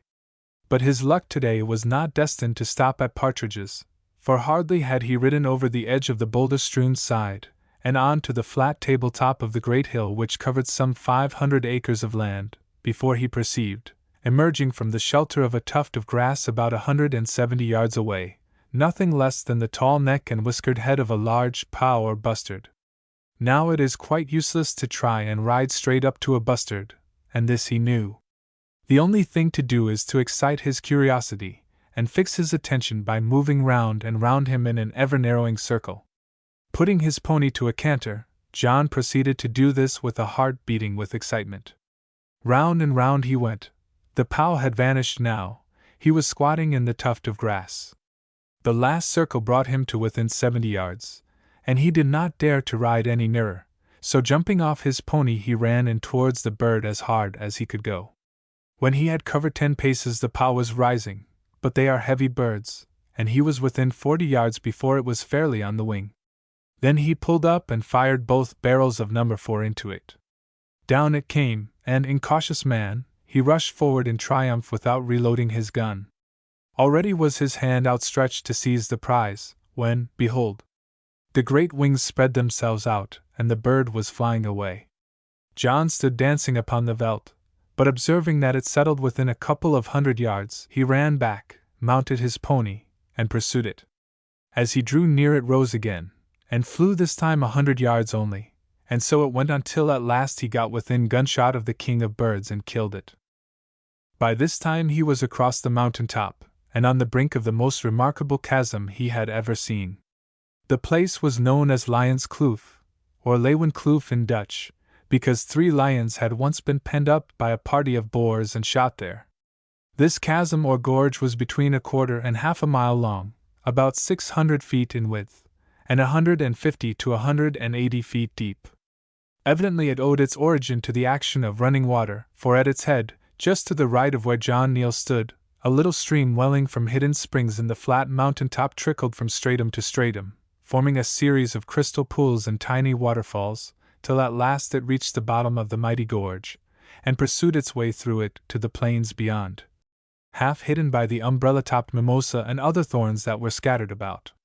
Without doubt this little stream was the parent of the ravine it trickled down and through, but wondered John Neal, how many centuries of patient, never-ceasing flow must have been necessary to the vast result before him. First, centuries of saturation of the soil piled on and between the bed rocks that lay beneath it, and jutted up through it, then centuries of floods caused by rain and perhaps by melting snows, to carry away the loosened mold, then centuries upon centuries more of flowing and of rainfall to wash the debris clean and complete the colossal work. I say the rocks that jutted up through the soil, for the kloof was not clean cut. All along its sides, and here and there in its arena, stood mighty columns or fingers of rock, not solid indeed, but formed by huge boulders piled mason fashion one upon another, as though the titans of some dead age had employed themselves in building them up, overcoming their tendency to fall by the mere crushing weight above. That kept them steady even when the wild breath of the storms came howling down the gorge and tried its strength against them. About 100 paces from the near end of the chasm, some 90 or more feet in height, rose the most remarkable of these giant pillars, to which the remains at Stonehenge are but as toys. It was formed of 7 huge boulders, the largest, that at the bottom, about the size of a moderate cottage, and the smallest, that at the top, perhaps some 8 or 10 feet in diameter. These boulders were rounded like a cricket ball, evidently through the action of water, and yet the hand of nature had contrived to balance them, each one smaller than that beneath, the one upon the other, and to keep them so. But this was not always the case. For instance, a very similar mass which once stood on the near side of the perfect pillar had fallen, all except its 2 foundation stones, and the rocks that formed it lay scattered about like monstrous petrified cannonballs. One of these had split in 2, and seated on it, looking very small and far off at the bottom of that vast gulf, John discovered Jess Croft, apparently engaged in sketching. He dismounted from his shooting pony, and looking about him perceived that it was possible to descend by following the course of the stream and clambering down the natural steps it had cut in its rocky bed. Throwing the reins over the pony's head, and leaving him with the dog Pontac to stand and stare about him as South African shooting ponies are accustomed to do, he laid down his gun and game and proceeded to descend, pausing every now and again to admire the wild beauty of the scene and examine the 100 varieties of moss and ferns, the last mostly of the maidenhair, Capillus veneris, genus, that clothe every cranny and every rock where they could find foothold and win refreshment from the water or the spray of the cascades. As he drew near the bottom of the gorge he saw that on the borders of the stream, wherever the soil was moist, grew thousands upon thousands of white arums, pig lilies, as they call them in Africa, which were now in full bloom. He had noticed these lilies from above, but thence, owing to the distance, they seemed so small that he took them for everlastings or anemones. John could not see Jess now, for she was hidden by a bush that grows on the banks of the streams in South Africa in low-lying land, and which at certain seasons of the year is completely covered with masses of the most gorgeous scarlet bloom. His footsteps fell very softly on the moss and flowers, and when he passed round the glorious-looking bush it was evident that she had not heard him, for she was asleep. Her hat was off, but the bush shaded her, and her head had fallen forward over her sketching block and rested upon her hand. A ray of light that came through the bush played over her curling brown hair, and threw warm shadows on her white face and the whiter wrist and hand by which it was supported. John stood there and looked at her, and the old curiosity took possession of him to understand this feminine enigma. Many a man before him has been the victim of a like desire, and lived to regret that he did not leave it ungratified. It is not well to try to lift the curtain of the unseen, it is not well to call to heaven to show its glory, or to hell to give us touch and knowledge of its yawning fires. Knowledge comes soon enough. Many of us will say that knowledge has come too soon and left us desolate. There is no bitterness like the bitterness of wisdom, so cried the great Koheleth, and so hath cried many a son of man following blindly on his path. Let us be thankful for the dark places of the earth, places where we may find rest and shadow, and the heavy sweetness of the night. Seek not after mysteries, O Son of Man, be content with the practical and the proved and the broad light of day. Peep not, mutter not the words of awakening. Understand her who would be understood and is comprehensible to those that run, and for the others let them be, lest your fate should be as the fate of Eve, and as the fate of Lucifer, star of the morning. For here and there beats a human heart from which it is not wise to draw the veil, a heart in which many things are dim as half-remembered dreams in the brain of the sleeper. Draw not the veil, whisper not the word of life in the silence where all things sleep, lest in that kindling breath of love and pain pale shapes arise, take form, and fright you. A minute or so might have passed when suddenly, and with a little start, Jess opened her great eyes, wherein the shadow of darkness lay, and gazed at him. "Oh," she said with a little tremor. "Is it you or is it my dream?" "Don't be afraid," he answered cheerfully. "It is I, in the flesh." She covered her face with her hand for a moment, then withdrew it, and he noticed that her eyes had changed curiously in that moment. They were still large and beautiful as they always were, but there was a change. Just now they had seemed as though her soul were looking through them. Doubtless it was because the pupils had been enlarged by sleep. "Your dream!" "What dream?" he asked, laughing. "Never mind," she answered in a quiet way that excited his curiosity more than ever. "It was about this kloof, and you, but dreams are foolishness." Chapter 6. The Storm Breaks. "Do you know, you are a very odd person, Miss Jess," John said presently, with a little laugh. "I don't think you can have a happy mind." She looked up. "A happy mind?" she said. "Who can have a happy mind? Nobody who feels. Supposing," she went on after a pause, "supposing one puts oneself and one's own little interests and joys and sorrows quite away, how is it possible to be happy, when one feels the breath of human misery beating on one's face, and sees the tide of sorrow and suffering creeping up to one's feet? You may be on a rock yourself and out of the path of it, till the spring floods or the hurricane wave come to sweep you away, or you may be afloat upon it. Whichever it is quite impossible, if you have any heart, to be indifferent. Then only the indifferent are happy? Yes, the indifferent and the selfish. But, after all, it is the same thing. Indifference is the perfection of selfishness. I am afraid that there must be lots of selfishness in the world, for certainly there is plenty of happiness, all evil things notwithstanding. I should have said that happiness springs from goodness and a sound digestion." Jess shook her head as she answered. "I may be wrong, but I don't see how anybody who feels can be quite happy in a world of sickness, suffering, slaughter, and death. I saw a Kaffir woman die yesterday, and her children crying over her. She was a poor creature and had a rough lot, but she loved her life, and her children loved her. Who can be happy and thank God for his creation when he has just seen such a thing? But there, Captain Neal, my ideas are very crude, and I dare say very wrong, and everybody has thought them before. At any rate, I am not going to inflict them on you. What is the use of it? And she went on with a laugh. What is the use of anything?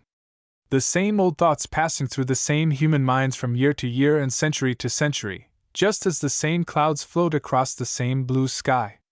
The clouds are born in the sky, and the thoughts are born in the brain, and they both end in tears and re-arise in blind, bewildering mist, and this is the beginning and end of thoughts and clouds. They arise out of the blue, they overshadow and break into storms and tears, then they are drawn up into the blue again, and the story begins afresh.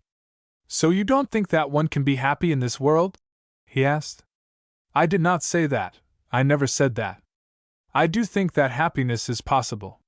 It is possible if one can love somebody so hard that one can quite forget oneself and everything else except that person, and it is possible if one can sacrifice oneself for others. There is no true happiness outside of love and self-sacrifice, or rather outside of love, for it includes the other. This is gold, and all the rest is guilt. How do you know that? He asked quickly. You have never been in love. No, she answered. I have never been in love like that, but all the happiness I have had in my life has come to me from loving. I believe that love is the secret of the world. It is like the philosopher's stone they used to look for, and almost as hard to find, but if you find it, it turns everything to gold. Perhaps, she went on with a little laugh. When the angels departed from the earth, they left us love behind, that by it and through it we may climb up to them again. It is the one thing that lifts us above the brutes. Without love, man is a brute, and nothing but a brute. With love, he draws near to God. When everything else falls away, the love will endure because it cannot die while there is any life, if it is true love, for it is immortal. Only it must be true, you see, it must be true. He had penetrated her reserve now. The ice of her manner broke up beneath the warmth of her words, and her face, usually impassive, had caught life and light from the eyes above, and acquired a certain beauty of its own. John looked at it, and understood something of the untaught and ill-regulated intensity and depth of the nature of this curious girl. He met her eyes, and they moved him strangely, though he was not an emotional man, and was too old to experience spasmodic thrills at the chance glances of a pretty woman. He moved towards her, looking at her curiously. It would be worth living to be loved like that, he said, more to himself than to her. Jess did not answer, but she let her eyes rest on his. Indeed, she did more, for she put her soul into them and gazed till John Neal felt as though he were mesmerized. And as she gazed, there rose up in her breast a knowledge that if she willed it, she could gain this man's heart and hold it against all the world, for her nature was stronger than his nature, and her mind, untrained though it be, encompassed his mind and could pass over it and beat it down as the wind beats down the tossing seas. All this she learned in a moment, in the twinkling of an eye. She could not tell how she knew it, but she did know it as surely as she knew that the blue sky stretched overhead, and what is more, for the moment, at any rate, he knew it too. This strange strong certainty came on her as a shock and a revelation, like the tidings of some great joy or grief, and for a moment left her heart empty of all things else. Jess dropped her eyes suddenly. I think, she said quietly, that we have been talking a great deal of nonsense, and that I want to finish my sketch. He rose and left her, for he was wanted at home, saying as he went that he thought there was a storm coming up. The air was so quiet, and the wind had fallen as it does before an African tempest. Presently, on looking round, she saw him slowly climbing the precipitous ascent to the tableland above the gulf. It was one of those glorious afternoons that sometimes come in the African spring, although it was so intensely still. Everywhere appeared the proofs of evidences of life. The winter was over, and now, from the sadness and sterility of its withered age, sprang youth and lovely summer clad in sunshine, bediamonded with dew, and fragrant with the breath of flowers. Jess lay back and looked up into the infinite depths above. How blue they were, and how measureless! She could not see the angry clouds that lay like visible omens on the horizon. Look, there, miles above her, was one tiny circling speck. It was a vulture, watching her from his airy heights and descending a little to see if she were dead, or only sleeping. Involuntarily she shuddered. The bird of death reminded her of Death himself, also hanging high up yonder in the blue and waiting his opportunity to fall upon the sleeper. Then her eyes fell upon a bough of the glorious flowering bush under which she rested. It was not more than 4 feet above her head, but she lay so still and motionless that a jeweled honeysucker came and hovered over the flowers, darting from one to another like a many-colored flash. Thence her glance traveled to the great column of boulders that towered above her, and that seemed to say, "I am very old. I have seen many springs and many winters, and have looked down on many sleeping maids, and where are they now? All dead, all dead." And an old baboon in the rocks with startling suddenness barked out, "All dead," in answer. Around her were the blooming lilies and the lustiness of springing life. The heavy air was sweet with the odor of ferns and the mimosa flowers. The running water splashed and musically fell. The sunlight shot in golden bars athwart the shade, like the memory of happy days in the gray vista of a life. Away in the cliffs yonder, the rock doves were preparing to nest by hundreds, and waking the silence with their cooing and the flutter of their wings. Even the grim old eagle perched on the pinnacle of the peak was pruning himself, contentedly happy in the knowledge that his mate had laid an egg in that dark corner of the cliff. All things rejoiced and cried aloud that summer was at hand and that it was time to bloom and love and nest. Soon it would be winter again, when things died, and next summer other things would live under the sun, and these perchance would be forgotten. That was what they seemed to say. And as Jess lay and heard, her youthful blood, drawn by nature's magnetic force, as the moon draws the tides, rose in her veins like the sap in the budding trees, and stirred her virginal serenity. All the bodily natural part of her caught the tones of nature's happy voice that bade her break her bonds, live and love, and be a woman. And lo! The spirit within her answered to it, flinging wide her bosom's doors, and of a sudden, as it were, something quickened and lived in her heart that was of her and yet had its own life, a life apart, something that sprang from her and another, which would always be with her now and could never die. She rose pale and trembling, as a woman trembles at the first stirring of the child that she shall bear, and clung to the flowery bough of the beautiful bush above, then sank down again, feeling that the spirit of her girlhood had departed from her, and another angel had entered there, knowing that she loved with heart and soul and body, and was a very woman. She had called to love as the wretched called to death, and love had come in his strength and possessed her utterly, and now for a little while she was afraid to pass into the shadow of his wings, as the wretched who call to death fear him when they feel his icy fingers. But the fear passed, and the great joy and the new consciousness of power and of identity that the inspiration of a true passion gives to some strong deep natures remained, and after a while Jess prepared to make her way home across the mountain top, feeling as though she were another being. Still she did not go, but lay there with closed eyes and drank of this new intoxicating wine. So absorbed was she that she did not notice that the doves had ceased to call, and that the eagle had fled away for shelter. She was not aware of the great and solemn hush which had taken the place of the merry voice of beast and bird and preceded the breaking of the gathered storm. At last, as she rose to go, Jess opened her dark eyes, which, for the most part, had been shut while this great change was passing over her, and with a natural impulse turned to look once more on the place where her happiness had found her, then sank down again with a little exclamation. Where was the light and the glory and all the happiness of the life that moved and grew around her? Gone, and in its place darkness and rising mist and deep and ominous shadows. While she lay in thought, the sun had sunk behind the hill and left the great gulf nearly dark, and, as is common in South Africa, the heavy storm cloud had crept across the blue sky and sealed the light from above. A drear wind came moaning up the gorge from the plains beyond. The heavy raindrops began to fall one by one. The lightning flickered fitfully in the belly of the advancing cloud. The storm that John had feared was upon her. Then came a dreadful hush. Jess had recovered herself by now, and, knowing what to expect, she snatched up her sketching block and hurried into the shelter of a little cave hollowed by water in the side of the cliff. And now with a rush of ice-cold air the tempest burst. Down came the rain in a sheet, then flash upon flash gleaming fiercely through the vapor-laden air, and roar upon roar echoing along the rocky cavities in volumes of fearful sound. Then another pause and space of utter silence, followed by a blaze of light that dazed and blinded her, and suddenly one of the piled-up columns to her left swayed to and fro like a poplar in a breeze, to fall headlong with a crash which almost mastered the awful crackling of the thunder overhead, and the shrieking of the baboons scared from their crannies in the cliff. Down it rushed beneath the stroke of that fiery sword, the brave old pillar that had lasted out so many centuries, sending clouds of dust and fragments high up into the blinding rain, and carrying awe and wonder to the heart of the girl who watched its fall.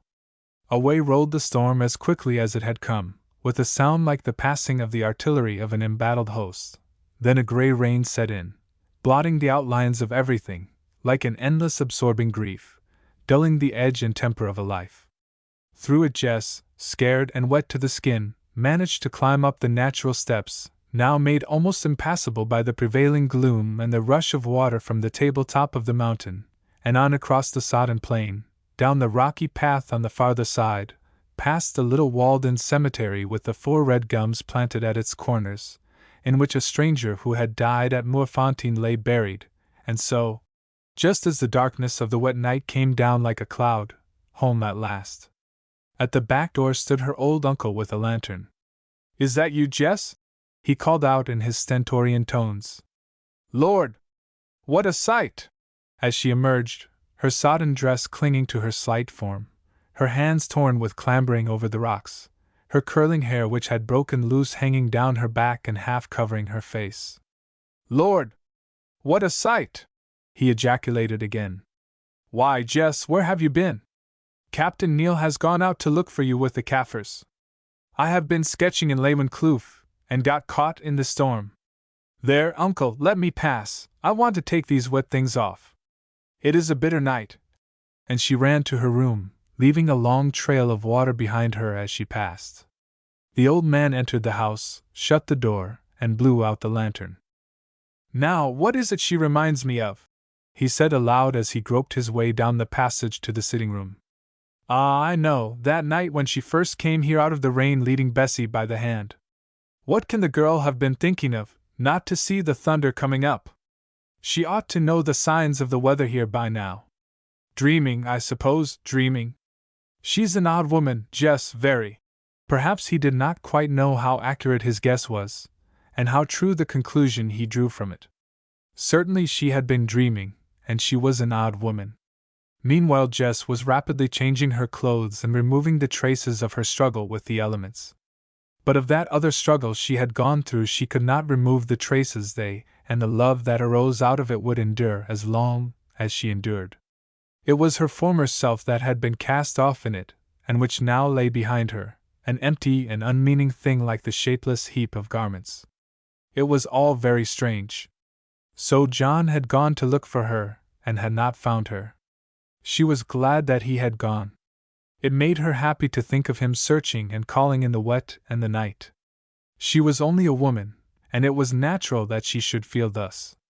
By and by he would come back and find her clothed and in her right mind and ready to greet him.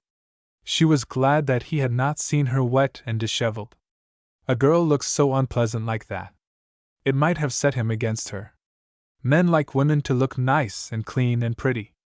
That gave her an idea. She turned to her glass and, holding the light above her head, studied her own face attentively. She was a woman with as little vanity in her composition as it is possible for a woman to have, and till now she had not given her personal looks much consideration. They had not been of great importance to her in the Wackerstrom district of the Transvaal. But tonight all of a sudden they became very important, and so she stood and looked at her own wonderful eyes, at the masses of curling brown hair still damp and shining from the rain, at the curious pallid face and clear-cut determined mouth. "If it were not for my eyes and hair, I should be very ugly," she said to herself aloud. "If only I were beautiful like Bessie, now." The thought of her sister gave her another idea. What if John were to prefer Bessie? Now she remembered that he had been very attentive to Bessie. A feeling of dreadful doubt and jealousy passed through her, for women like Jess know what jealousy is in its bitterness. Supposing that it was in vain, supposing that what she had given today, given utterly once and for all, so that she could not take it back, had been given to a man who loved another woman, and that woman her own dear sister. Supposing that the fate of her love was to be like water falling unalteringly on the hard rock that heeds it not, and retains it not. True, the water wears the rock away, but could she be satisfied with that? She could master him, she knew, even if things were so, she could win him to herself, she had read it in his eyes that afternoon. But could she, who had promised to her dead mother to cherish and protect her sister, whom till this day she had loved better than anything in the world, and whom she still loved more dearly than her life, could she, if it should happen to be thus, rob that sister of her lover? And if it should be so, what would her life be like? It would be like the great pillar after the lightning had smitten it, a pile of shattered smoking fragments, a very heaped-up debris of a life. She could feel it even now. No wonder, then, that Jess sat there upon the little white bed holding her hand against her heart, and feeling terribly afraid. Just then she heard John's footsteps in the hall. "I can't find her," he said in an anxious tone to someone as she rose, taking her candle with her, and left the room. The light of it fell full upon his face and dripping clothes. It was white and anxious, and she was glad to see the anxiety. "Oh, thank God! Here you are," he said, catching her hand. "I began to think you were quite lost. I have been right down the kloof after you, and got a nasty fall over it. It is very good of you," she said in a low voice, and again their eyes met, and again her glance thrilled him. There was such a wonderful light in Jess's eyes that night. Half an hour afterwards they sat down as usual to supper. Bessie did not put in an appearance till it was a quarter over, and then sat very silent through it. Jess narrated her adventure in the kloof, and everybody listened, but nobody said much. There seemed to be a shadow over the house that evening, or perhaps it was that each party was thinking of his own affairs. After supper old Silas Croft began talking about the political state of the country, which gave him uneasiness. He said that he believed the Boers really meant to rebel against the government this time. Frank Muller had told him so, and he always knew what was going on. This announcement did not tend to raise anybody's spirits, and the evening passed as silently as the meal had done. At last Bessie got up, stretched her rounded arms, and said that she was tired and going to bed. "Come into my room," she whispered to her sister as she passed. "I want to speak to you." Chapter 7. Love's Young Dream. After waiting a few minutes, Jess said, "Good night," and went straight to Bessie's room. Her sister had undressed, and was sitting on her bed, wrapped in a blue dressing gown that suited her fair complexion admirably, and with a very desponding expression on her beautiful face. Bessie was one of those people who are easily elated and easily cast down. Jess came up to her and kissed her. "What is it, love?" she said. And Bessie could never have divined the gnawing anxiety that was eating at her heart as she said it. "Oh, Jess, I'm so glad that you have come. I do so want you to advise me, that is, to tell me what you think." And she paused. "You must tell me what it is all about first, Bessie dear," she said, sitting down opposite to her in such a position that her face was shaded from the light. Bessie tapped her naked foot against the matting with which the little room was carpeted. It was an exceedingly pretty foot. "Well, dear old girl, it is just this: Frank Muller has been here to ask me to marry him." "Oh," said Jess, with a sigh of relief. So that was all? She felt as though a ton weight had been lifted from her heart. She had expected this bit of news for some time. "He wanted me to marry him, and when I said I would not, he behaved like a boor," suggested Jess. "Like a brute," went on Bessie with emphasis. "So you don't care for Frank Muller?" "Care for him? I loathe the man. You don't know how I loathe him, with his handsome bad face and his cruel eyes. I always loathed him, and now I hate him too. But I will tell you all about it." And she did, with many feminine comments and interpolations. Jess sat quite still, and waited till she had finished. "Well, dear," she said at last, "you are not going to marry him, and so there is an end of it. You can't detest a man more than I do. I have watched him for years," she went on with rising anger. And I tell you that Frank Muller is a liar and a traitor. That man would betray his own father if he thought it to his interest to do so. He hates Uncle, I am sure he does, although he pretends to be so fond of him. I am certain that he has tried often and often to stir up the Boers against him. Old Hans Kutzy told me that he denounced him to the Veldkornet as an Uitlander and a Verdammt Engelsman about 2 years before the annexation, and tried to get him to persuade the Landras to report him as a lawbreaker to the Raad, while all the time he was pretending to be so friendly. Then in the Sekukuni War it was Frank Muller who caused them to commandeer Uncle's 2 best wagons and spans. He gave none himself, nothing but a couple of bags of meal. He is a wicked fellow, Bessie, and a dangerous fellow, but he has more brains and more power about him than any man in the Transvaal, and you will have to be very careful, or he will do us all a bad turn. Ah, said Bessie. Well, he can't do much now that the country is English. I am not so sure of that. I am not so sure that the country is going to stop English. You laugh at me for reading the home papers, but I see things there that make me doubtful. The other party is in power now in England, and one does not know what they may do. You heard what Uncle said tonight. They might give us up to the Boers. You must remember that we faraway people are only the counters with which they play their game. Nonsense, Jess, said Bessie indignantly. Englishmen are not like that. When they say a thing, they stick to it. They used to, you mean, answered Jess with a shrug, and got up from her chair to go to bed. Bessie began to fidget her white feet over one another. Stop a bit, Jess dear, she said. I want to speak to you about something else. Jess sat, or rather dropped back into her chair, and her pale face turned paler than ever, but Bessie blushed very red and hesitated. It's about Captain Neal, she said at length. Oh, answered Jess with a little laugh, and her voice sounded cold and strange in her own ears. Has he been following Frank Muller's example, and proposing to you too? No, said Bessie, but, and here she rose, and sitting on a stool by her elder sister's chair, rested her forehead against her knee. But I love him, and I believe that he loves me. This morning he told me that I was the prettiest woman he had seen at home or abroad, and the sweetest too, and do you know, she said, looking up and giving a happy little laugh, I think he meant it. Are you joking, Bessie, or are you really in earnest? In earnest. Ah, but that I am, and I am not ashamed to say it. I fell in love with John Neal when he killed that cock ostrich. He looked so strong and savage as he fought with it.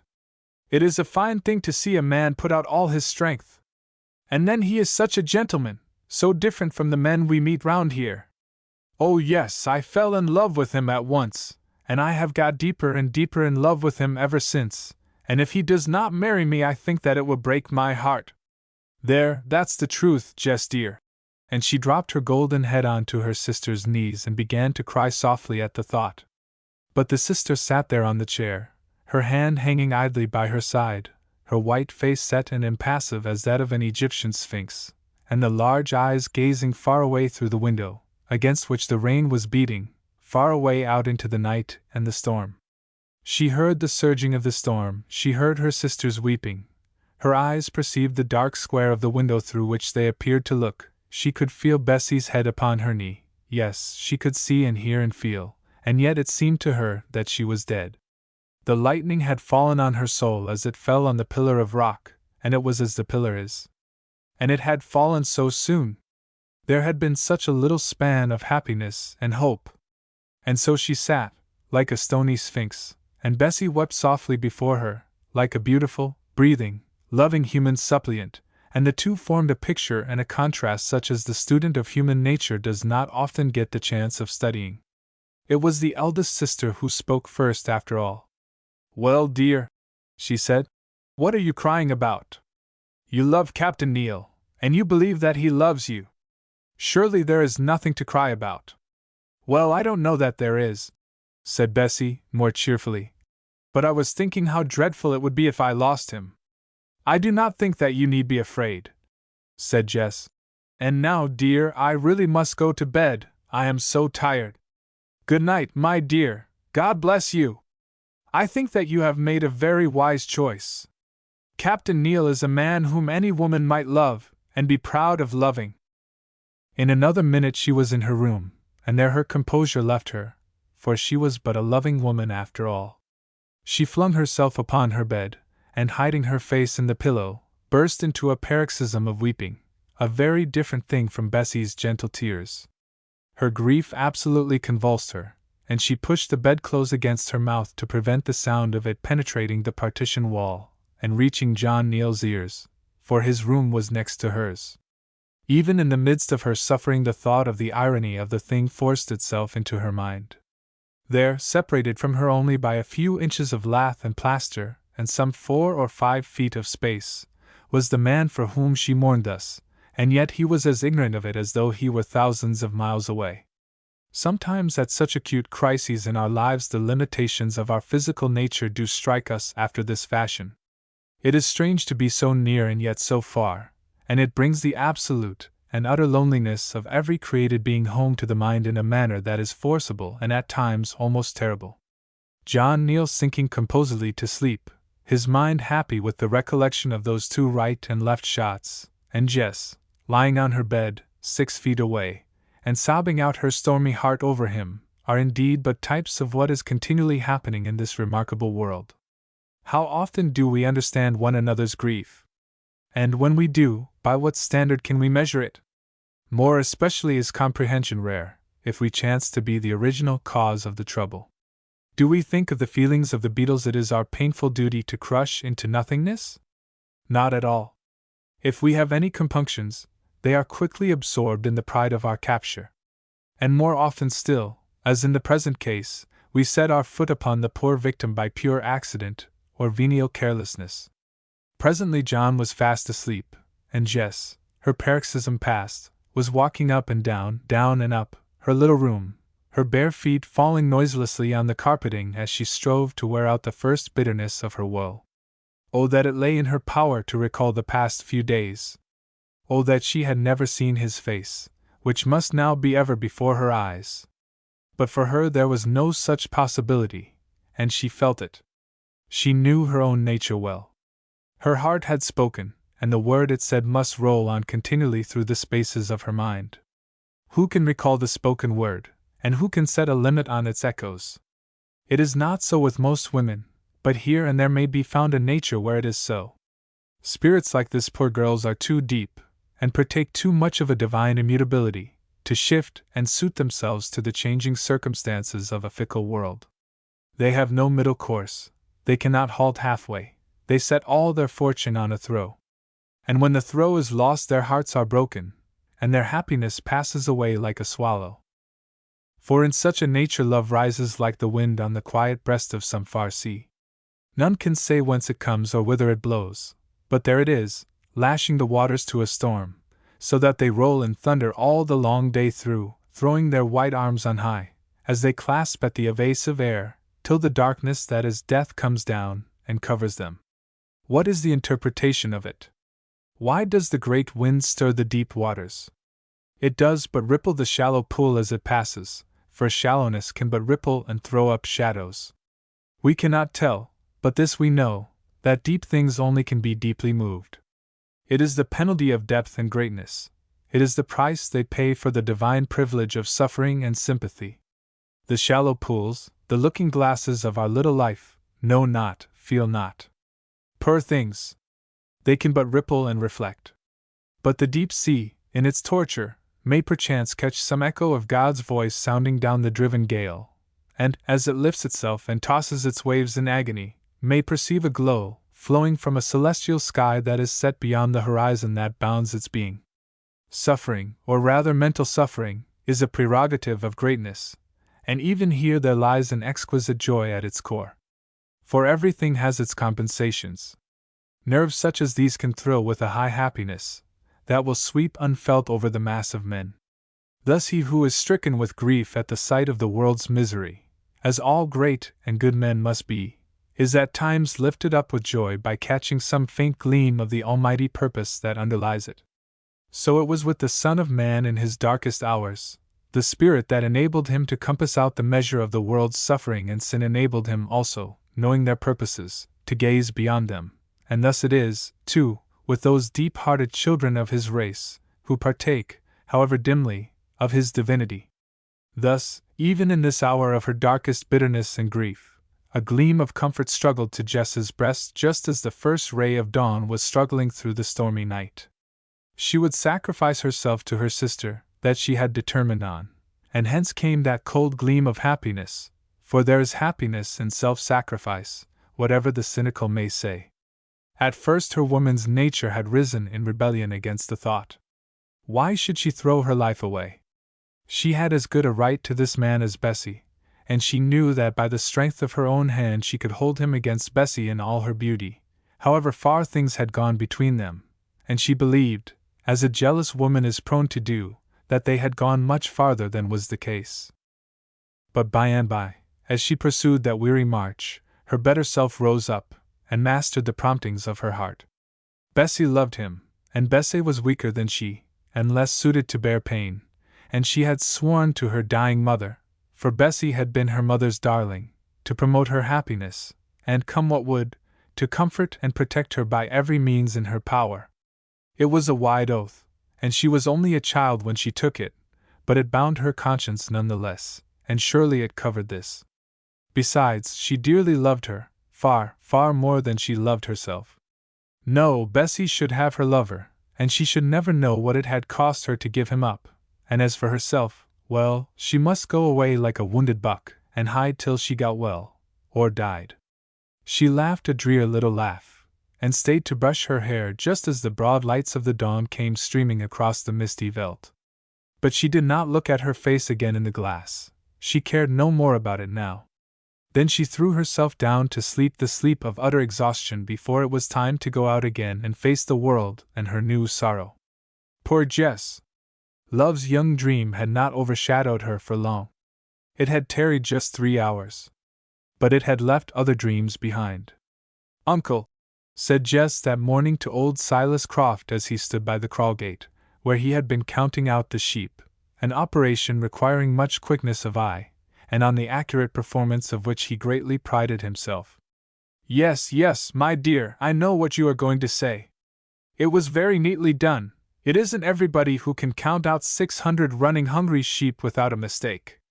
But then I oughtn't to say too much, for you see I have been at it for 50 years, in the old colony and here. Now, many a man would get 50 sheep wrong. There's Neil, for instance." "Uncle," said she, wincing a little at the name, as a horse with a sore back winces at the touch of the saddle. "It wasn't about the sheep that I was going to speak to you. I want you to do me a favor." "A favor? Why, God bless the girl, how pale you look, not but what you are always pale. Well, what is it now?" "I want to go up to Pretoria by the postcart that leaves Wakkerstrom tomorrow afternoon, and to stop for a couple of months with my schoolfellow, Jane Neville. I have often promised to go, and I have never gone." "Well, I never," said the old man. "My stay-at-home Jess wanting to go away, and without Bessie too. What is the matter with you?" "I want a change, uncle, I do indeed. I hope you won't thwart me in this." Silas looked at her steadily with his keen gray eyes. "Humph!" he said. "You want to go away, and there's an end of it. Best not ask too many questions where a maid is concerned. Very well, my dear, go if you like, though I shall miss you." "Thank you, uncle," she said, and kissed him, then turned and went. Old Croft took off his broad hat and polished his bald head with a red pocket handkerchief. "There's something up with that girl," he said aloud to a lizard that had crept out of the crevices of the stone wall to bask in the sun. "I am not such a fool as I look, and I say that there is something wrong with her. She is odder than ever." And he hit viciously at the lizard with his stick, whereon it promptly bolted into its crack, returning presently to see if the irate human had departed. "However," he soliloquized, as he made his way to the house, "I am glad that it was not Bessie. I couldn't bear, at my time of life, to part with Bessie, even for a couple of months." Chapter 8. Jess goes to Pretoria. That day, at dinner, Jess suddenly announced that she was going on the morrow to Pretoria to see Jane Neville. "To see Jane Neville!" said Bessie, opening her blue eyes wide. Why, it was only last month you said that you did not care about Jane Neville now, because she had grown so vulgar.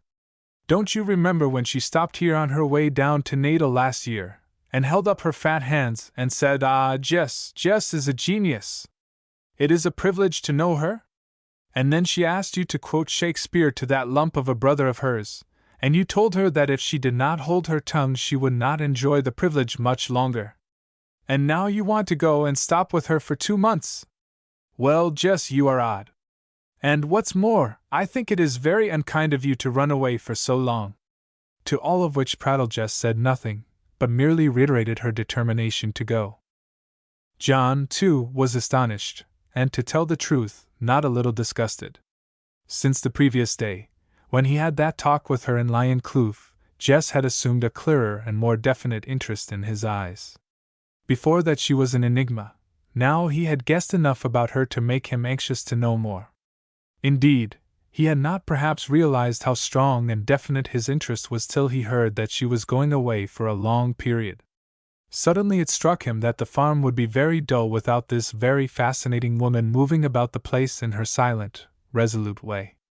Bessie was, no doubt, delightful and charming to look on, but she had not her sister's brains and originality, and John Neal was sufficiently above the ordinary run to thoroughly appreciate intellect and originality in a woman, instead of standing aghast at it. She interested him intensely, to say the least of it, and manlike, he felt exceedingly annoyed, and even sulky, at the idea of her departure. He looked at her in protest, and with an awkwardness begotten of his irritation, knocked down the vinegar cruet and made a mess upon the table, but she evaded his eyes and took no notice of the vinegar. Then, feeling that he had done all that in him lay, he went to see about the ostriches, first of all hanging about a little in case Jess should come out, which she did not do. Indeed, he saw nothing more of her till supper time. Bessie told him that she said she was busy packing, but, as one can only take 20 pounds weight of luggage in a postcart, this did not quite convince him that it was so in fact. At supper Jess was, if possible, even more quiet than she had been at dinner. After it was over, he asked her to sing, but she declined, saying that she had given up singing for the present, and persisting in her statement in spite of the chorus of remonstrance it aroused. The birds only sing whilst they are mating, and it is, by the way, a curious thing, and suggestive of the theory that the same great principles pervade all nature, that now when her trouble had overtaken her, and that she had lost the love which had suddenly sprung from her heart, full-grown and clad in power as Athena sprang from the head of Jove, Jess had no further inclination to use her divine gift of song. Probably it was nothing more than a coincidence, although a strange one. The arrangement was, that on the morrow Jess was to be driven in the Cape cart to Martinus Wesselstrom, more commonly called Wackerstrom, there to catch the postcart, which was timed to leave the town at midday, though when it would leave was quite another matter. Postcarts are not particular to a day or so in the Transvaal. Old Silas Croft was to drive her with Bessie, who wished to do some shopping in Wackerstrom, as ladies sometimes will, but at the last moment the old man felt a premonitory twinge of the rheumatism to which he was a martyr, and could not go. So, of course, John volunteered, and though Jess raised some difficulties, Bessie furthered the idea, and in the end his offer was accepted. Accordingly, at 8:30 on a beautiful morning up came the tented cart, with its 2 massive wheels, stout stinkwood disselboom, and 4 spirited young horses, to the heads of which the Hottentot Janch, assisted by the Zulumudi, clad in the sweet simplicity of a Mucha, a few feathers in his wool, and a horn snuff-box stuck through the fleshy part of the ear, hung on grimly. In they got, John first, then Bessie next to him, then Jess. Next Janch scrambled up behind, and after some preliminary backing and plunging, and showing a disposition to twine themselves affectionately round the orange trees, off went the horses at a hand gallop, and away swung the cart after them, in a fashion that would have frightened anybody, not accustomed to that mode of progression, pretty well out of his wits. As it was, John had as much as he could do to keep the 4 horses together, and to prevent them from bolting, and this alone, to say nothing of the rattling and jolting of the vehicle over the uneven track, was sufficient to put a stop to any attempt at conversation. Wackerstrom is about 18 miles from Moerfontein, a distance that they covered well within the 2 hours. Here the horses were outspanned at the hotel, and John went into the house whence the postcart was to start, and booked Jess's seat, and then joined the ladies at the cantor or store where they were shopping. When their purchases were made, they went back to the inn together and ate some dinner, by which time the Hottentot driver of the cart began to tune up lustily, but unmelodiously, on a bugle to inform intending passengers that it was time to start. Bessie was out of the room at the moment, and with the exception of a peculiarly dirty-looking coolie waiter, there was nobody about. "How long are you going to be away, Miss Jess?" asked John. 2 months, more or less, Captain Neal. "I am very sorry that you are going," he said earnestly. "It will be dull at the farm without you."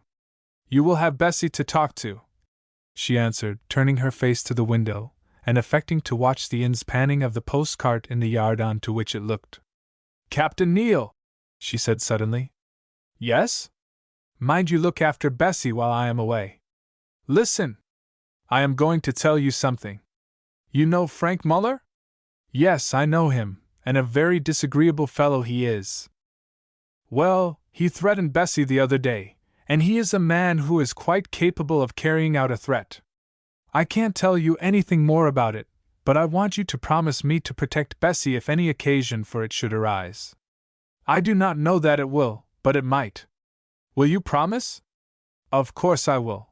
I would do a great deal more than that if you asked me to, Jess," he answered tenderly, for now that she was going away he felt curiously drawn towards her, and was anxious to show it. "Never mind me," she said, with an impatient little movement. "Bessie is sweet enough and lovely enough to be looked after for her own sake, I should think." Before he could say any more, in came Bessie herself, saying that the driver was waiting, and they went out to see her sister off. "Don't forget your promise," Jess whispered to him, bending down as he helped her into the cart, so low that her lips almost touched him, and her breath rested for a second on his cheek like the ghost of a kiss. In another moment the sisters had embraced each other, tenderly enough. The driver had sounded once more on his awful bugle, and away went the cart at full gallop, bearing with it Jess, 2 other passengers, and Her Majesty's mails. John and Bessie stood for a moment watching its mad career, as it fled splashing and banging down the straggling street towards the wide plains beyond. Then they turned to enter the inn again and prepare for their homeward drive. At that moment, an old Boer, named Hans Kutzy, with whom John was already slightly acquainted, came up, and extending an enormously big and thick hand, bid them "Guten Tag." Hans Kutzy was a very favorable specimen of the better sort of Boer, and really came more or less up to the ideal picture that is so often drawn of that simple pastoral people. He was a very large, stout man, with a fine open face and a pair of kindly eyes. John, looking at him, guessed that he could not weigh less than 17 stone, and that estimate was well within the mark. "How are you, Captain?" he said in English, for he could talk English well. "And how do you like the Transvaal? Must not call it South African Republic now, you know, for that's treason." And his eye twinkled merrily. "I like it very much, Mynheer," said John. "Ah, yes, it's a beautiful veldt, especially about here. No horse sickness, no blue tongue, asterisk, and a good strong grass for the cattle. And you must find yourself very snug at Crofts there. It's the nicest place in the district, with the ostriches and all. Not that I hold with ostriches in this veldt. They are well enough in the old colony, but they won't breed here, at least, not as they should do. I tried them once and I know, oh yes I know. Asterisk, a disease that is very fatal to sheep. Yes, it's a very fine country, Mynheer. I have been all over the world almost, and I never saw a finer." "You don't say so, now! Almighty, what a thing it is to have traveled! Not that I should like to travel myself. I think that the Lord meant us to stop in the place He has made for us. But it is a fine country and," dropping his voice, "I think it is a finer country than it used to be." "You mean that the veldt has got tame, Mynheer?" "Nay, nay. I mean that the land is English now," he answered mysteriously. "And though I dare not say so among my folk, I hope that it will keep English. When I was Republican, and it was good in some ways, the Republic. There was so little to pay in taxes, and we knew how to manage the black folk, but now I am English, I am English. I know the English government means good money and safety, and if there isn't a Rad Assembly now, well, what does it matter? Almighty, how they used to talk there, clack, clack, clack. Just like an old black Koran, species of bustard, at sunset. And where did they run the wagon of the Republic to, Burgers and those damned Hollanders of his, and the rest of them? Why, into the sloot, into a sloot with peaty banks, and there it would have stopped till now, or till the flood came down and swept it away, if old Shepstone, ah! What a tongue that man has, and how fond he is of the kindercheese! Little children, had not come and pulled it out again. But look here, Captain, the folk round here don't think like that.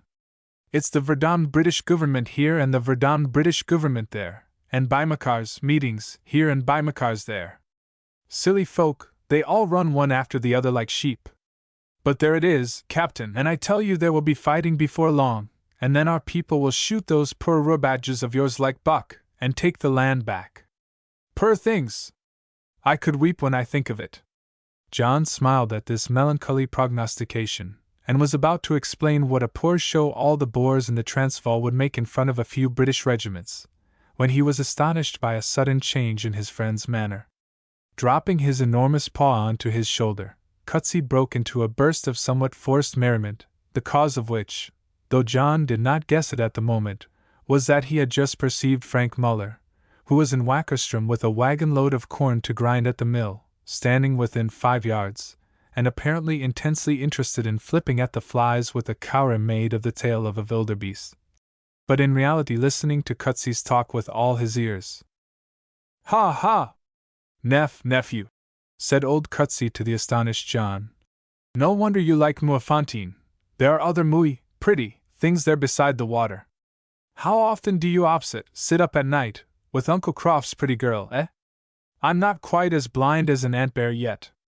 I saw her blush when you spoke to her just now. I saw her. Well, it is a pretty game for a young man, isn't it, Nef Frank? This was addressed to Muller. I'll be bound the captain here burns a long candle with pretty Bessie every night, eh, Frank? I hope you ain't jealous, Nef? My vrouw told me some time ago that you were sweet in that direction yourself. And he stopped at last, out of breath, looking anxiously towards Muller for an answer, while John, who had been somewhat overwhelmed at this flood of bucolic chaff, gave a sigh of relief. As for Muller, he behaved in a curious manner. Instead of laughing, as the jolly old Boer had intended that he should, although Cutsy could not see it, his face had been growing blacker and blacker, and now that the flow of language ceased, with a savage ejaculation which John could not catch, but which he appeared to throw at John's head, he turned on his heel and went off towards the courtyard of the inn. Almighty! Said old Hans, wiping his face with a red cotton pocket handkerchief. I have put my foot into a big hole. That stinkcat Muller heard all that I was saying to you, and I tell you he will save it up, and one day he will bring it all out to the Volk, and call me a traitor to the land and ruin me. I know him. He knows how to balance a long stick on his little finger so that the ends keep even. Oh yes, he can ride 2 horses at once, and blow hot and blow cold. He is a devil of a man, a devil of a man! And what did he mean by swearing at you like that? Is it about the Missy girl, I wonder? Almighty! Who can say? Ah! That reminds me, though I'm sure I don't know why it should, the Kaffirs tell me that there is a big herd of buck, wildebeest and blesbok, on my outlying place about an hour and a half, 10 miles, from Muafontein. Can you hold a rifle, Captain? You look like a bit of a hunter. Oh yes, Mynheer, said John, delighted at the prospect of some shooting. Ah, I thought so.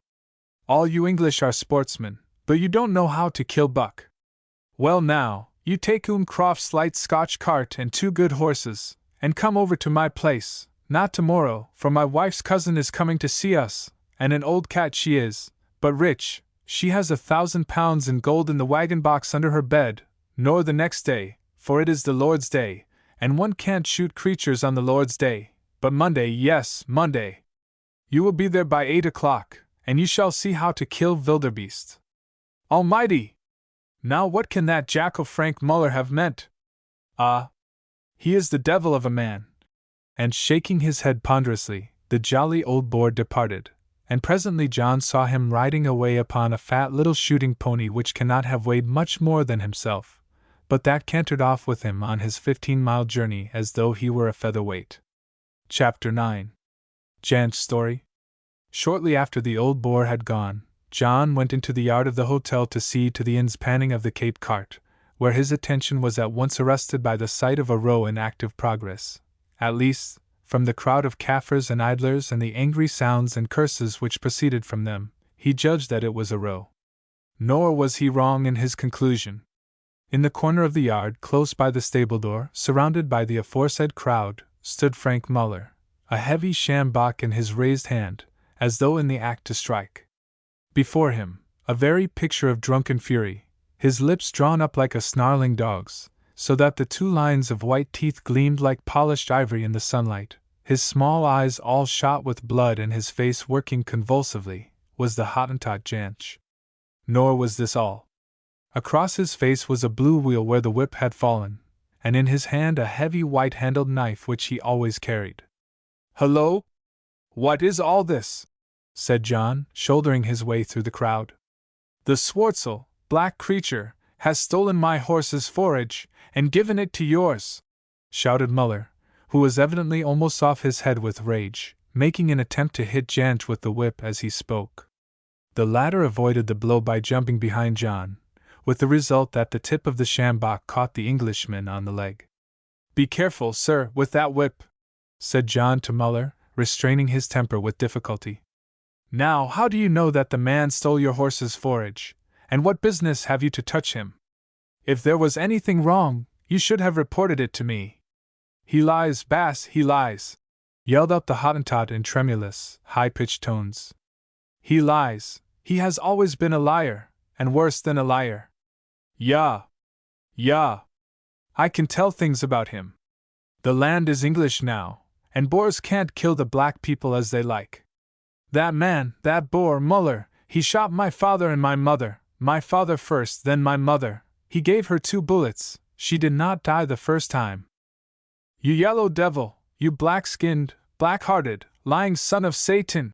roared the great Boer, his very beard curling with fury. "Is that the way you talk to your masters? Out of the light, Robad!" This was to John.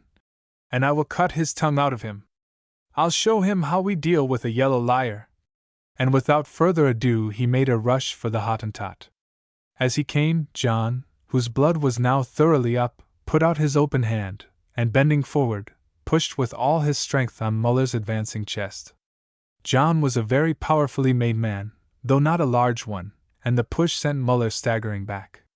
"What do you mean by that, Robad?" shouted Muller, his face livid with fury. "Get out of my road or I will mark that pretty face of yours. I owe you for some goods as it is, Englishman, and I always pay my debts. Out of the path, curse you!" And he again rushed for the Hottentot. This time John, who was now almost as angry as his assailant, did not wait for the man to reach him, but springing forward, hooked his arm around Muller's throat, and before he could close with him, with one tremendous jerk managed not only to stop his wild career, but to reverse the motion, and then, by interposing his foot with considerable neatness, to land him, powerful as he was, on his back in a pool of drainage that had collected from the stable in a hollow of the inn-yard. Down he went with a splash, amid a shout of delight from the crowd, who always liked to see an aggressor laid low, his head bumping with considerable force against the lintel of the door. For a moment he lay still, and John was afraid that the man was really hurt. Presently, however, he rose, and without attempting any further hostile demonstration or saying a single word, tramped off towards the house, leaving his enemy to compose his ruffled nerves as best he could. Now John, like most gentlemen, hated a row with all his heart, though he had the Anglo-Saxon tendency to go through with it unflinchingly when once it began. Indeed, the incident irritated him almost beyond bearing, for he knew that the story with additions would go the round of the countryside, and what is more, that he had made a powerful and implacable enemy. "This is all your fault, you drunken little blackguard," he said, turning savagely on the Tatai, who, now that his excitement had left him, was sniveling and driveling in an intoxicated fashion, and calling him his preserver and his Bass and maudlin accents. "He hit me, Bass, he hit me, and I did not take the forage. He is a bad man, Bass Muller. Be off with you and get the horses in's panned, you are half drunk." John growled, and having seen that operation advancing to a conclusion, he went to the sitting room of the hotel, where Bessie was waiting in happy ignorance of the disturbance. It was not till they were well on their homeward way that he told her what had passed, whereat, remembering the scene she had herself gone through with Frank Muller, and the threats that he had then made use of, she looked very grave. Her old uncle, too, was very much put out when he heard the story on their arrival home that evening. "You have made an enemy, Neil," he said, as they sat upon the veranda after breakfast on the following morning. "And a bad one. Not but what you were right to stand up for the Hottentot. I would have done as much myself had I been there and 10 years younger, but Frank Muller is not the man to forget being put upon his back before a lot of Kaffirs and white folk too. Perhaps that Jange is sober by now. I will go and call him, and we will hear what this story is about his father and his mother." Presently he returned, followed by the ragged, dirty-faced little Hottentot, who, looking very miserable and ashamed of himself, took off his hat and squatted down on the drive, in the full glare of the African sun, to the effects of which he appeared to be totally impervious. "Now, Jange, listen to me," said the old man. "Yesterday you got drunk again. Well, I'm not going to talk about that now, except to say that if I hear of your being drunk once more, you leave this place." "Yes, Bass," said the Hottentot meekly. "I was drunk, though not very. I only had half a bottle of Cape Smoke. By getting drunk you made a quarrel with Bass Muller, so that blows passed between Bass Muller and the Bass here on your account, which was more than you are worth. Now when Bass Muller had struck you, you said that he had shot your father and your mother. Was that a lie, or what did you mean by saying it?" "It was no lie, Bass," answered the Hottentot excitedly. "I have said it once, and I will say it again. Listen, Bass, and I will tell you the story. When I was young, so tall," and he held his hand high enough to indicate a tot-eye of about 14 years of age. "We, that is, my father, my mother, my uncle, a very old man, older than the Bass," pointing to Silas Croft, "were beachwowners, authorized squatters, on a place belonging to old Jacob Muller, Bass Frank's father, down in Leidenburg yonder. It was a bushveld farm, and old Jacob used to come down there with his cattle from the high veld in the winter when there was no grass in the high veld, and with him came the Englishwoman, his wife, and the young Bass Frank, the Bass we saw yesterday." "How long was all this ago?" asked Mr. Croft. Jange counted on his fingers for some seconds, and then held up his hand and opened it 4 times in succession. "So," he said, 20 years last winter. Bass Frank was young then, he had only a little down upon his chin. One year when Jacob went away, after the first rains, he left 6 oxen that were too poor, thin, to go, with my father, and told him to look after them as though they were his children. But the oxen were bewitched. 3 of them took the lung sick and died, a lion got one, a snake got one, and one ate tulip and died too. So when Jacob came back the next year all the oxen were gone. He was very angry with my father, and beat him with a yoke strap till he was all blood, and though we showed him the bones of the oxen, he said that we had stolen them and sold them. Now Jacob had a beautiful span of black oxen that he loved like children.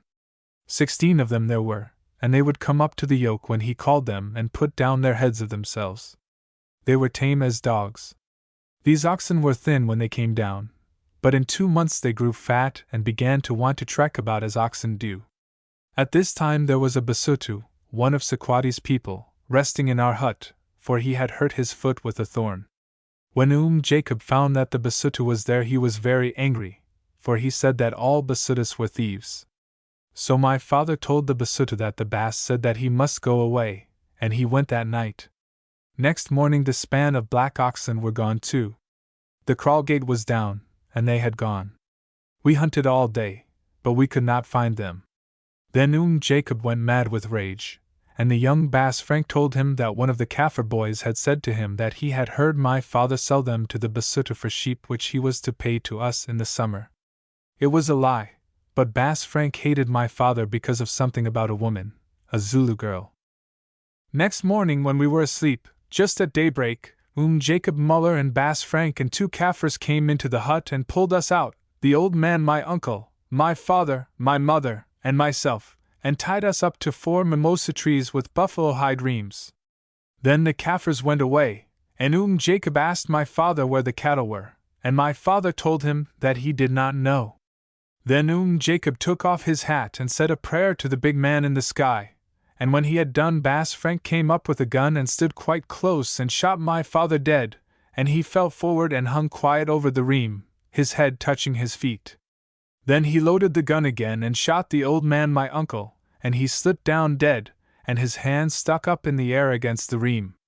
Next he shot my mother, but the bullet did not kill her, and cut the ream, and she ran away, and he ran after her and killed her. When that was done he came back to shoot me, but I was young then, and did not know that it is better to be dead than to live like a dog, and I cried and prayed for mercy while he was loading the gun.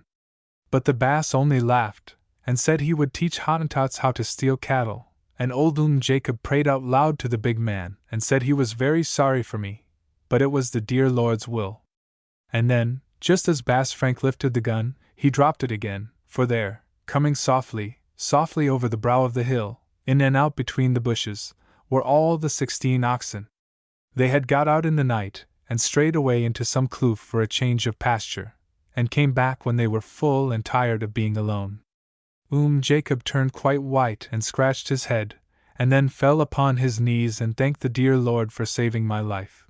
And just then the Englishwoman, Bass Frank's mother, came down from the wagon to see what the firing was at, and when she saw all the people dead and me weeping, tied to the tree, and learnt what it was about, she went quite mad, for sometimes she had a kind heart when she was not drunk, and said that a curse would fall on them, and that they would all die in blood.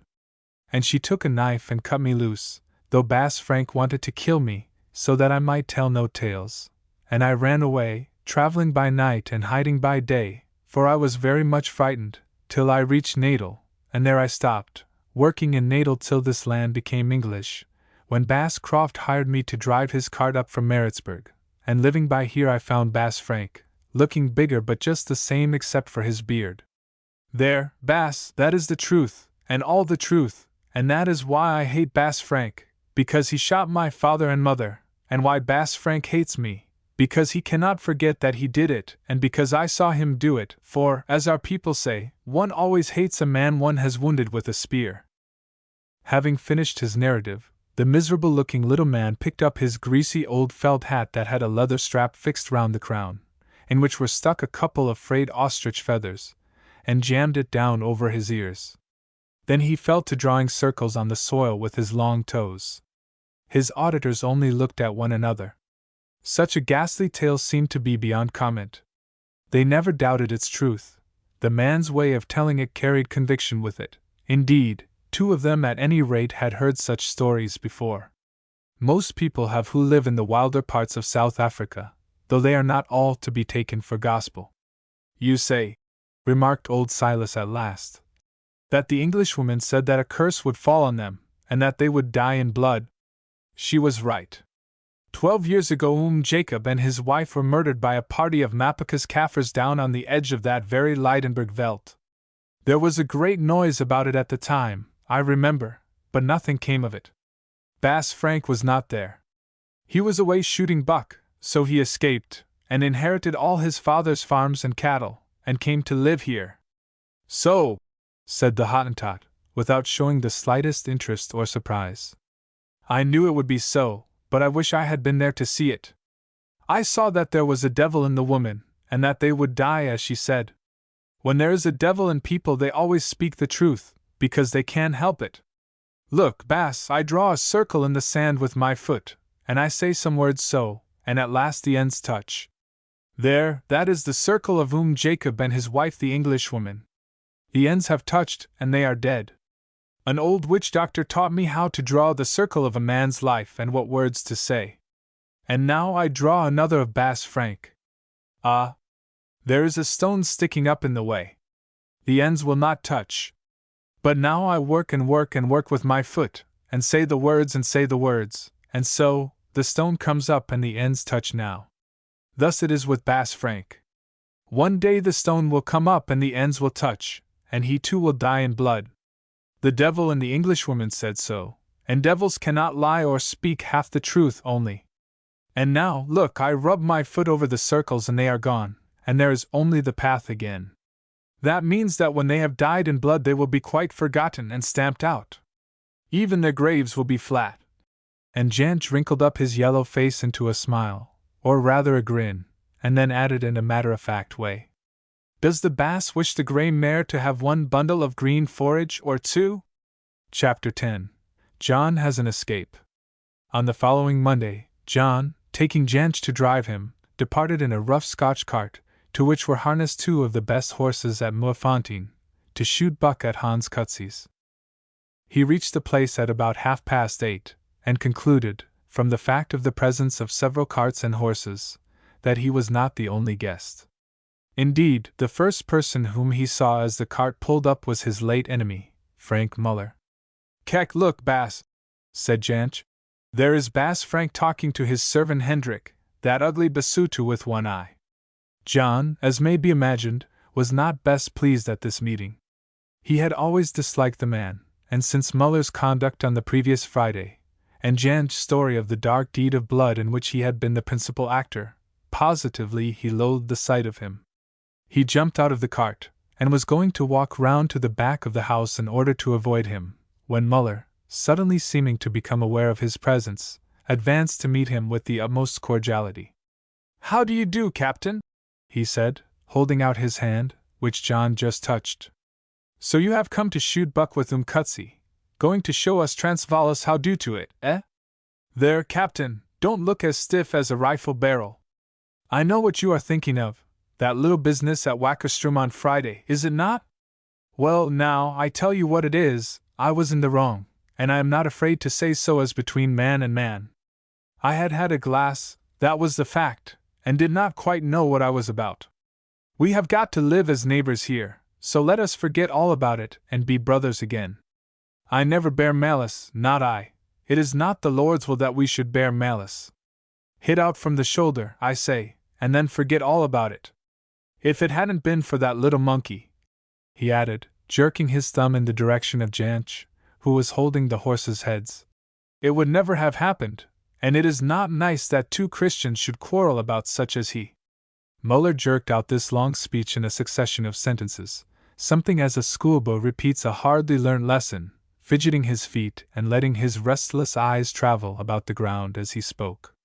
It was evident to John, who stood quite still and listened to it in icy silence, that his address was by no means extemporary. Clearly it had been composed for the occasion. "I do not wish to quarrel with anybody, Mynheer Muller," he answered at length. "I never do quarrel unless it is forced on me, and then," he added grimly, "I do my best to make it unpleasant for my enemy. The other day you attacked first my servant, and then myself. I am glad that you now see that this was an improper thing to do, and, so far as I am concerned, there is an end of the matter." And he turned to enter the house. Muller accompanied him as far as where Janch was standing at the horses' heads. Here he stopped, and putting his hand in his pocket, took out a 2-shilling piece and threw it to the Hottentot, calling to him to catch it. Janch was holding the horses with one hand.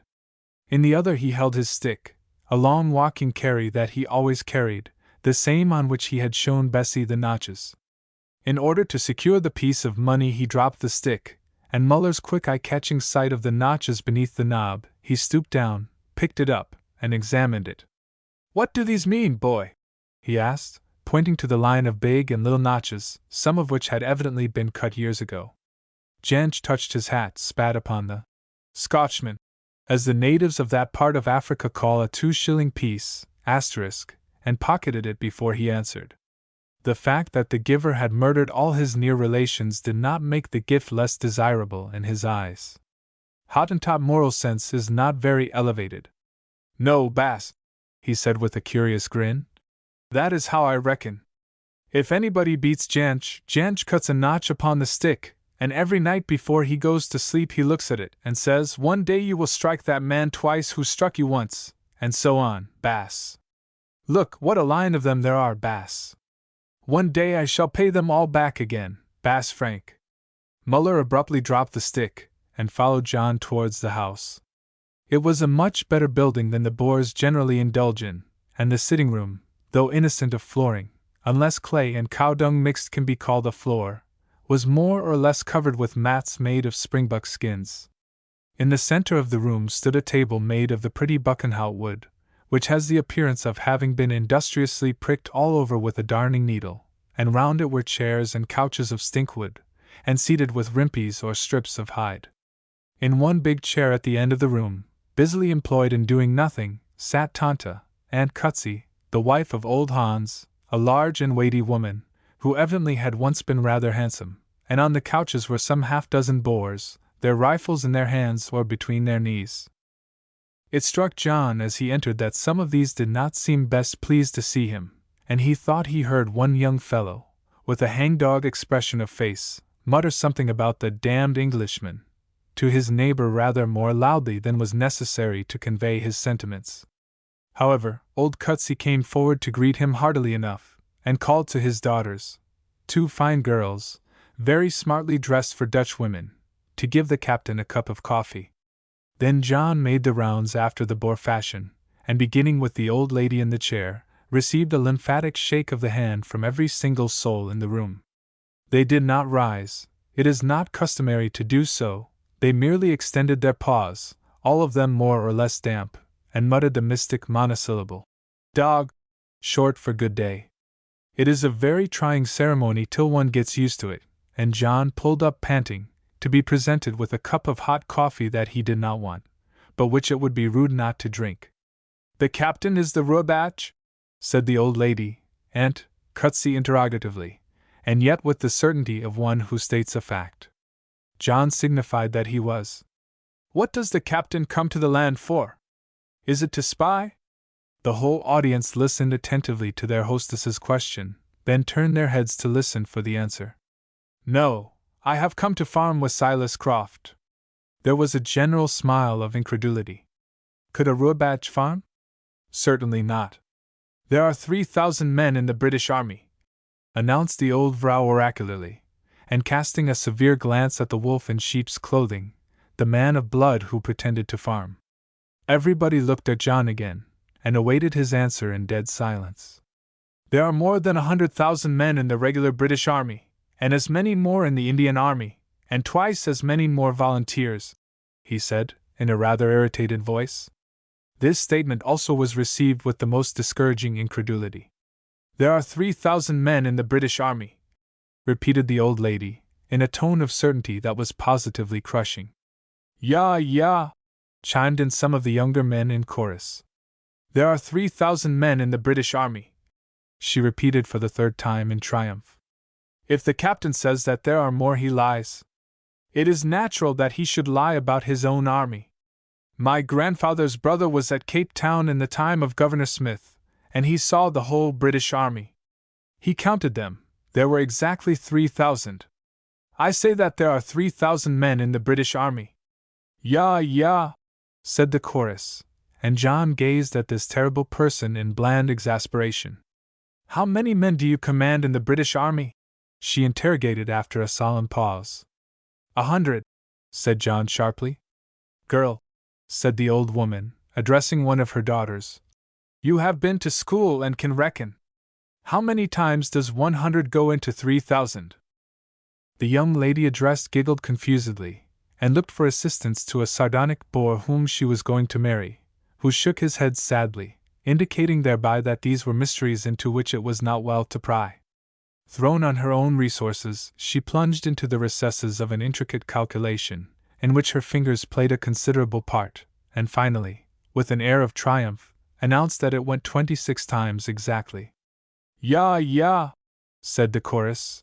"It goes 26 times exactly." "The captain," said the oracular old lady, who was rapidly driving John mad, "commands a 26th part of the British Army, And he says that he comes here to farm with Uncle Silas Croft. He says," she went on, with withering contempt, "that he comes here to farm when he commands a 26th part of the British Army. It is evident that he lies." "Ya," said the chorus. "It is natural that he should lie," she continued. "All Englishmen lie, especially the Rouerbatch Englishmen, but he should not lie so badly. It must vex the dear Lord to hear a man lie so badly, even though he be an Englishman and a Rouerbatch." At this point John burst from the house, and swore frantically to himself as soon as he was outside. It is to be hoped that he was forgiven, for the provocation was not small. It is not pleasant to be universally set down not only as a lugenar, liar, but as one of the very feeblest order. In another minute old Hans Cutsey came out and patted him warmly on the shoulder, in a way that seemed to say that, whatever others might think of the insufficiency of his powers of falsehood, he, for one, quite appreciated them, and announced that it was time to be moving. Accordingly the party climbed into their carts or on to their shooting horses, as the case might be, and started. Frank Muller, John noticed, was mounted as usual on his fine black horse. After driving for more than half an hour along an indefinite kind of wagon track, the leading cart, in which were old Hans Cutsey himself, a Malay driver, and a colored Cape boy, turned to the left across the open veldt, and the others followed in turn. This went on for some time, till at last they reached the crest of a rise that commanded a large sweep of open country, and here Hans halted and held up his hand, whereon the others halted too. On looking out over the vast plain before him John discovered the reason. About half a mile beneath them was a great herd of blesbuck feeding, 300 or more of them, and beyond them another herd of some 60 or 70 much larger and wilder-looking animals with white tails, which John at once recognized as wildebeest. Nearer to them again, dotted about here and there on the plain, were a couple of dozen or so of graceful yellow springbuck. Now a council of war was held, which resulted in the men on horseback, among whom was Frank Muller, being dispatched to circumvent the herds and drive them towards the carts, that took up their stations at various points, towards which the buck were likely to run. Then came a pause of a quarter of an hour or so, till suddenly, from the far ridge of the opposite slope, John saw a couple of puffs of white smoke float up into the air, and one of the wildebeests below rolled over on his back, kicking and plunging furiously. Thereon the whole herd of buck turned and came thundering towards them, stretched in a long line across the wide veldt, the springbuck first, then the blesbuck, looking for all the world like a herd of great bearded goats, owing to their peculiar habit of holding their long heads down as they galloped. Behind and mixed up with them were the wildebeest, who twisted and turned, and jumped into the air as though they had gone clean off their heads and were next second going clean on to them. It is very difficult, owing to his extraordinary method of progression, to distinguish one part of a galloping wildebeest from another. Now it is his horns, now his tail, and now his hoofs that present themselves to the watcher's bewildered vision, and now again they all seem to be mixed up together. On came the great herd, making the ground shake beneath their footfall, and after them galloped the mounted boars, from time to time jumping off their horses to fire a shot into the line of game, which generally resulted in some poor animal being left sprawling on the ground, whereon the sportsmen would remount and continue the chase. Presently the buck were within range of some of the guns in the carts, and a regular fusillade began. About 20 blesbuck turned and came straight past John, at a distance of 40 yards. Springing to the ground he fired both barrels of his express at them as they tore along, alas and alas, without touching them. The first bullet struck under their bellies, the second must have shaved their backs. Reloading rapidly, he fired again at about 200 yards range, and this time one fell to his second barrel. But he knew that it was a chance shot. He had fired at the last buck, and he had killed one 10 paces in front of it. In fact, this sort of shooting is extremely difficult till the sportsman understands it. The inexperienced hand firing across a line of buck will not kill once in 20 shots, as an infinitesimal difference in elevation, or the slightest error in judging distance, in itself no easy art on those great plains, will spoil his aim. A boar almost invariably gets immediately behind a herd of running buck, and fires at one about halfway down the line. Consequently, if his elevation is a little wrong, or if he has misjudged his sighting, the odds are that he will hit one either in front of or behind the particular animal fired at. All that is necessary is that the line of fire should be good. This John soon learnt, and when he had mastered the fact he became as good a game shot as the majority of boars, but it being his first attempt, much to his vexation, he did not particularly distinguish himself that day, with the result that his friends the Dutchmen went home firmly convinced that the English Rubad shot as indifferently as he lied. Jumping into the cart again, and leaving the dead blesbuck to look after itself for the present, not a very safe thing to do in a country where there are so many vultures, John, or rather Janch, put the horses into a gallop, and away they went at full tear. It was a most exciting mode of progression, bumping along furiously with a loaded rifle in his hands over a plain on which ant heaps as large as an armchair were scattered like burned almonds on a cake. Then there were the ant bare holes to reckon with, and the little swamps in the hollows, and other agreeable surprises. But the rush and exhilaration of the thing were too great to allow him much time to think of his neck, so away they flew, hanging on to the cart as best they could, and trusting to Providence to save them from complete disaster.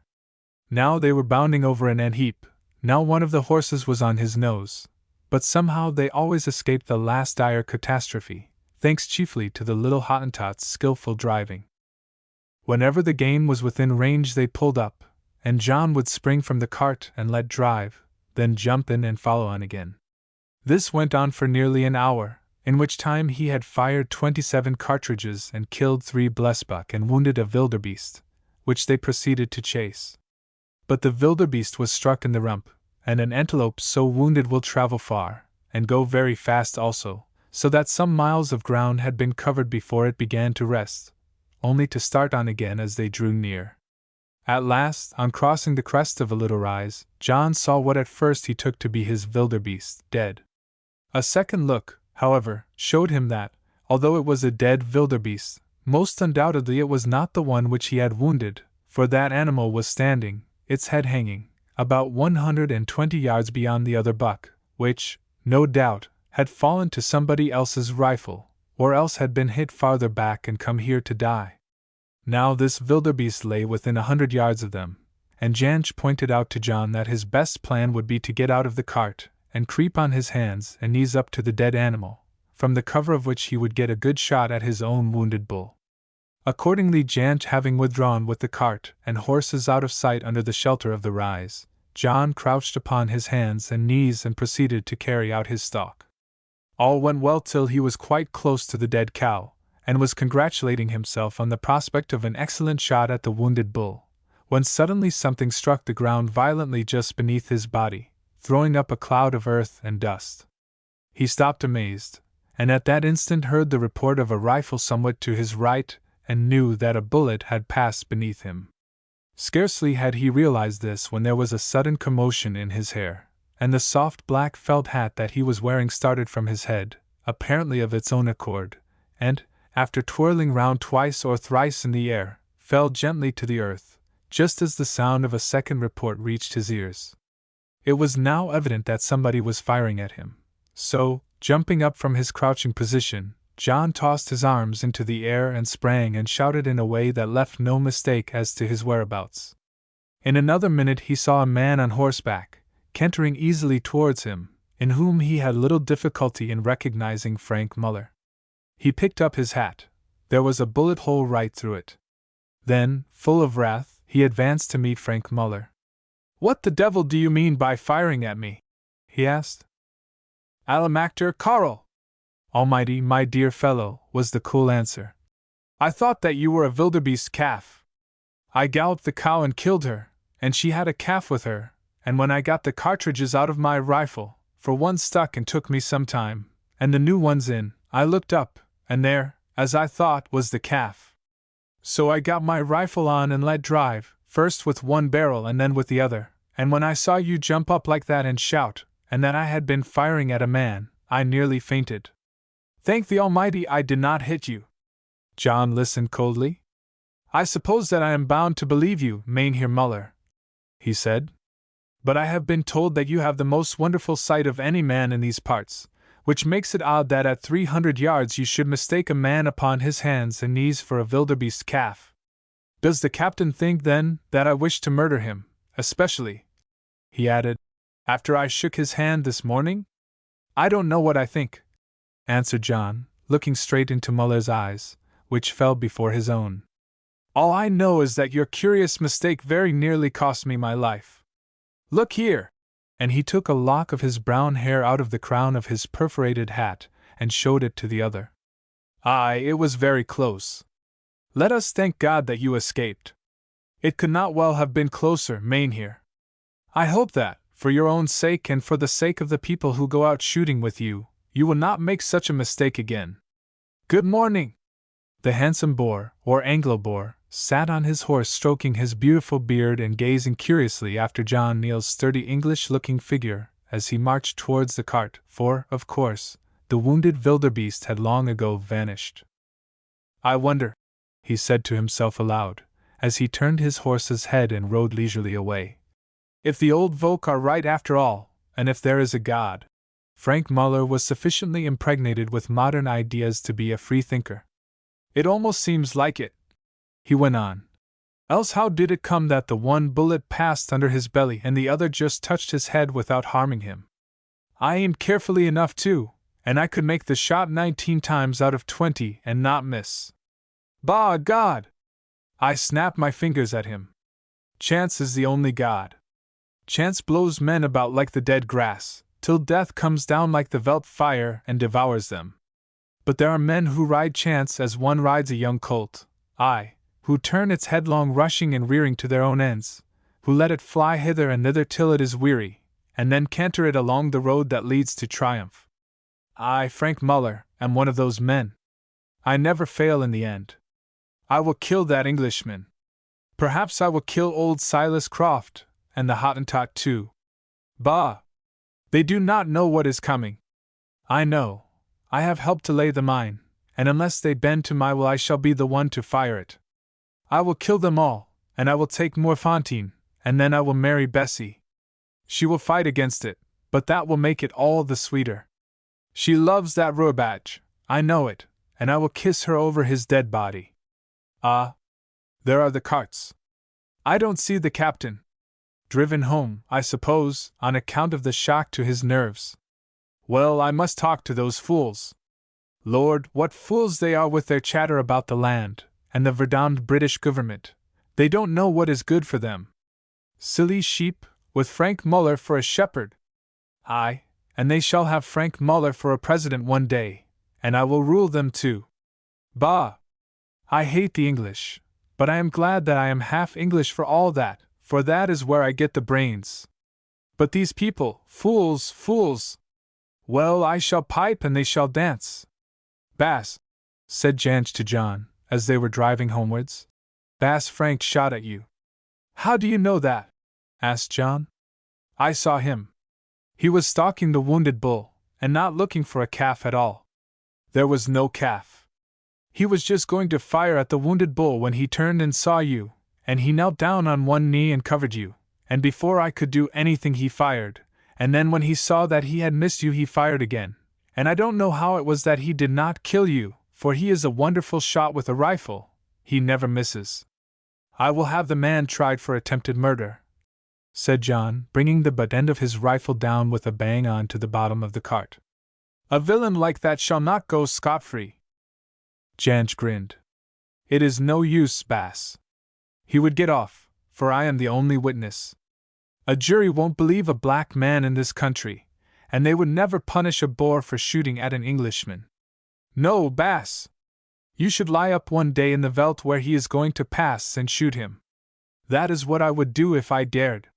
Chapter 11. On the Brink.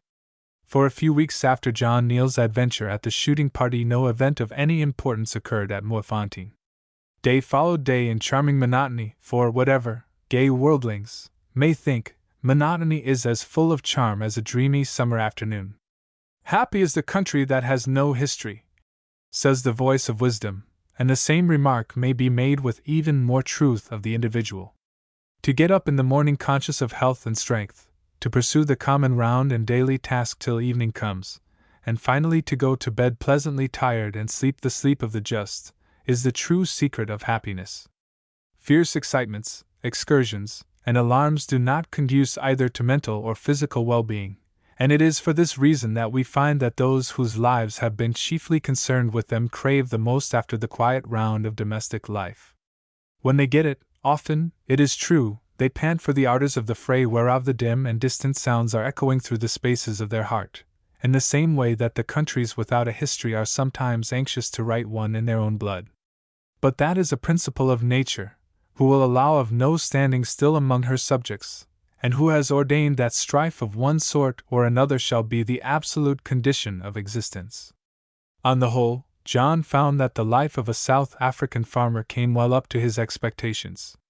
He had ample occupation, indeed, what between ostriches, horses, cattle, sheep, and crops, he was rather over than under occupied. Nor was he much troubled by the lack of civilized society, for he was a man who read a great deal, and books could be ordered from Durban and Cape Town, while the weekly mail brought with it a sufficient supply of papers. On Sundays he always read the political articles in the Saturday Review, aloud to Silas Croft, who, as he grew older, found that the print tried his eyes, an attention which the old man greatly appreciated. Silas was a well-informed man, and notwithstanding his long life spent in a half-civilized country, had never lost his hold of affairs or his interest in the wide and rushing life of the world in one of whose side eddies he lived apart. This task of reading the Saturday Review, aloud, had formerly been a part of Bessie's Sunday service, but her uncle was very glad to effect an exchange. Bessie's mind was not quite in tune with the profundities of that learned journal, and her attention was apt to wander at the most pointed passages. Thus it came about, what between the Saturday Review, and other things, that a very warm and deep attachment sprang up twixt the old man and his younger partner. John was a taking man, especially to the aged, for whom he was never tired of performing little services.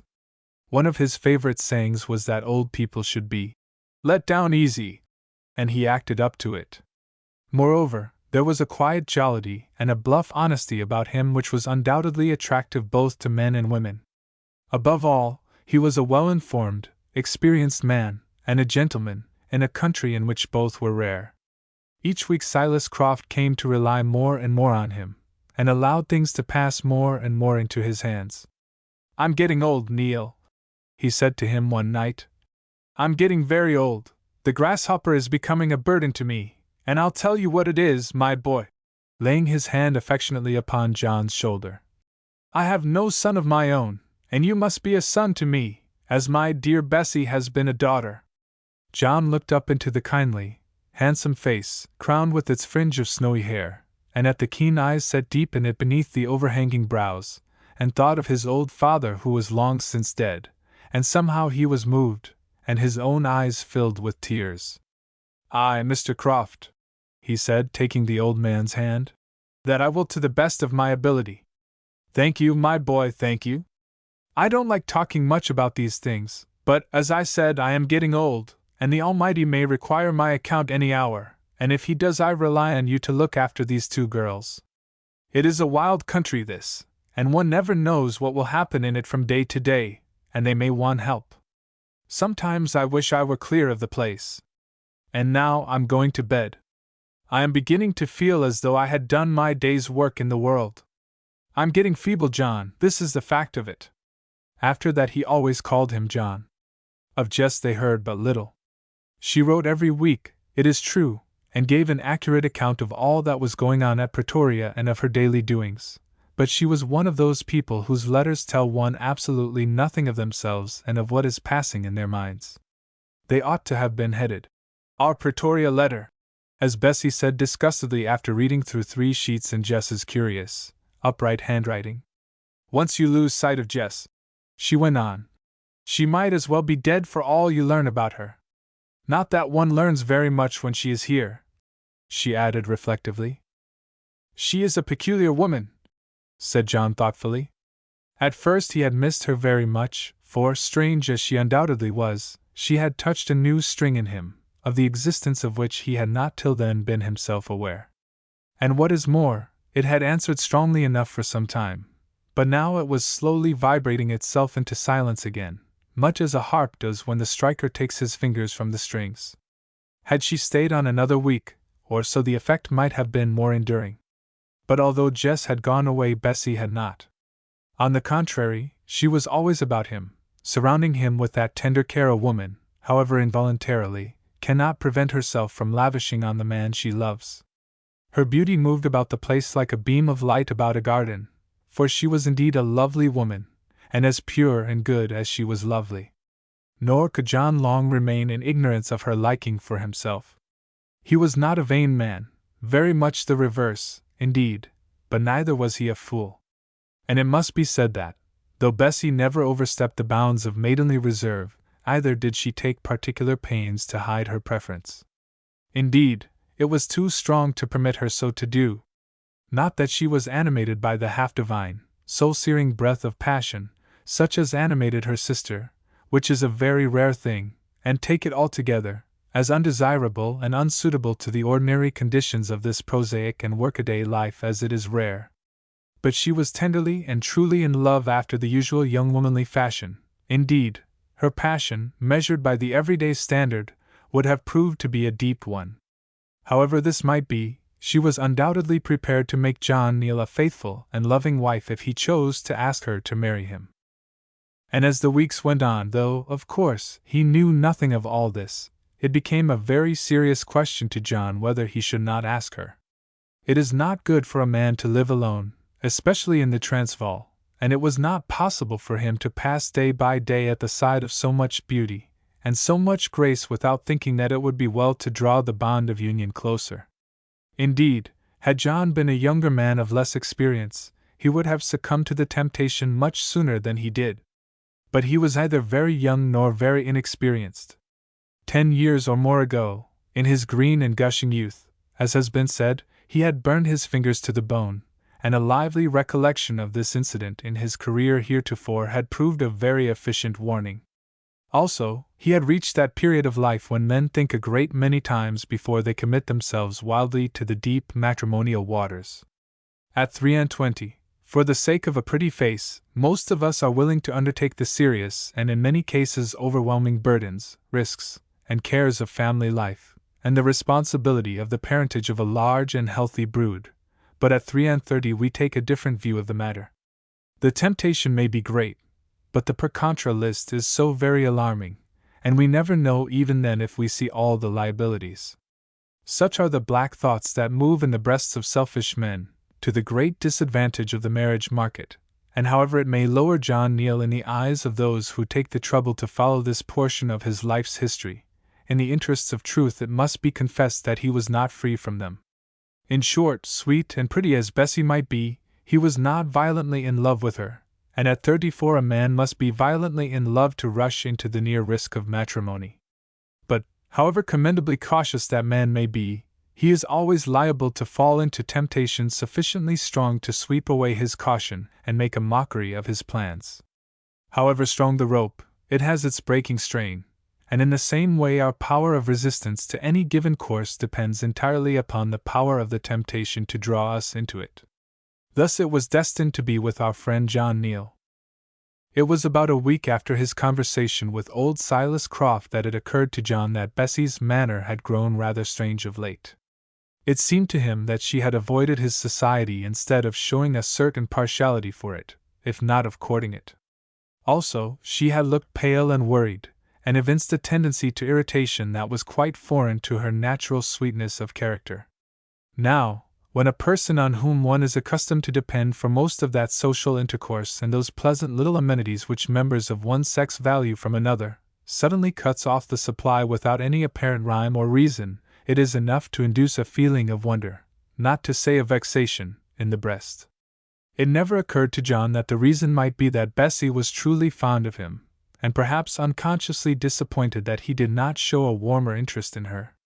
If, however, we were to examine into the facts of the case, we should probably discover that here was the real explanation of this change. Bessie was a straightforward young person, whose mind and purposes were as clear as running water. She was vexed with John, though she would probably not have owned it even to herself in so many words, and her manner reflected the condition of her mind.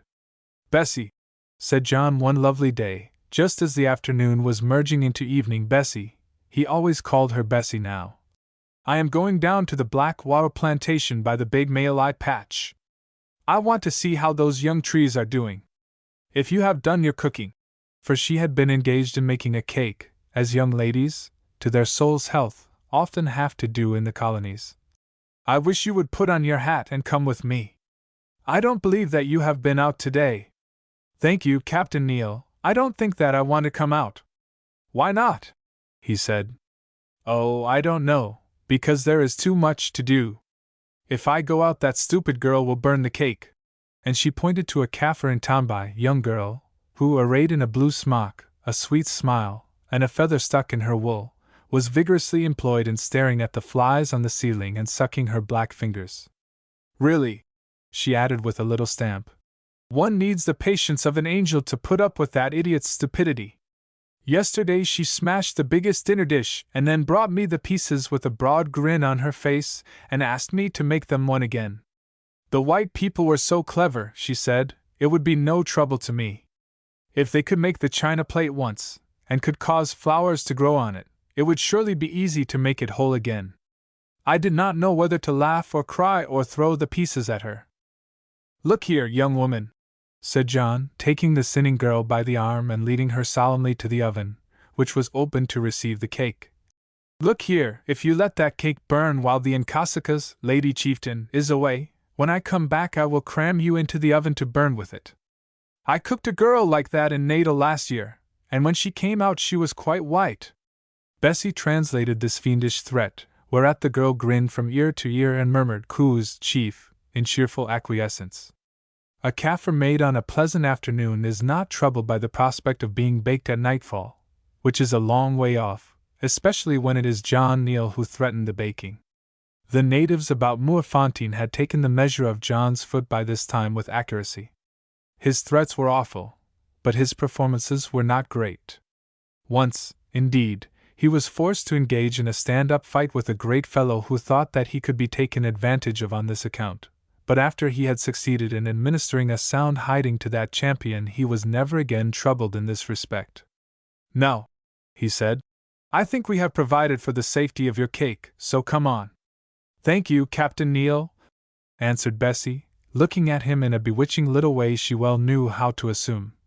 Thank you, but I think I had rather not go out walking. This was what she said, but her eyes added, I am offended with you. I want to have nothing to do with you.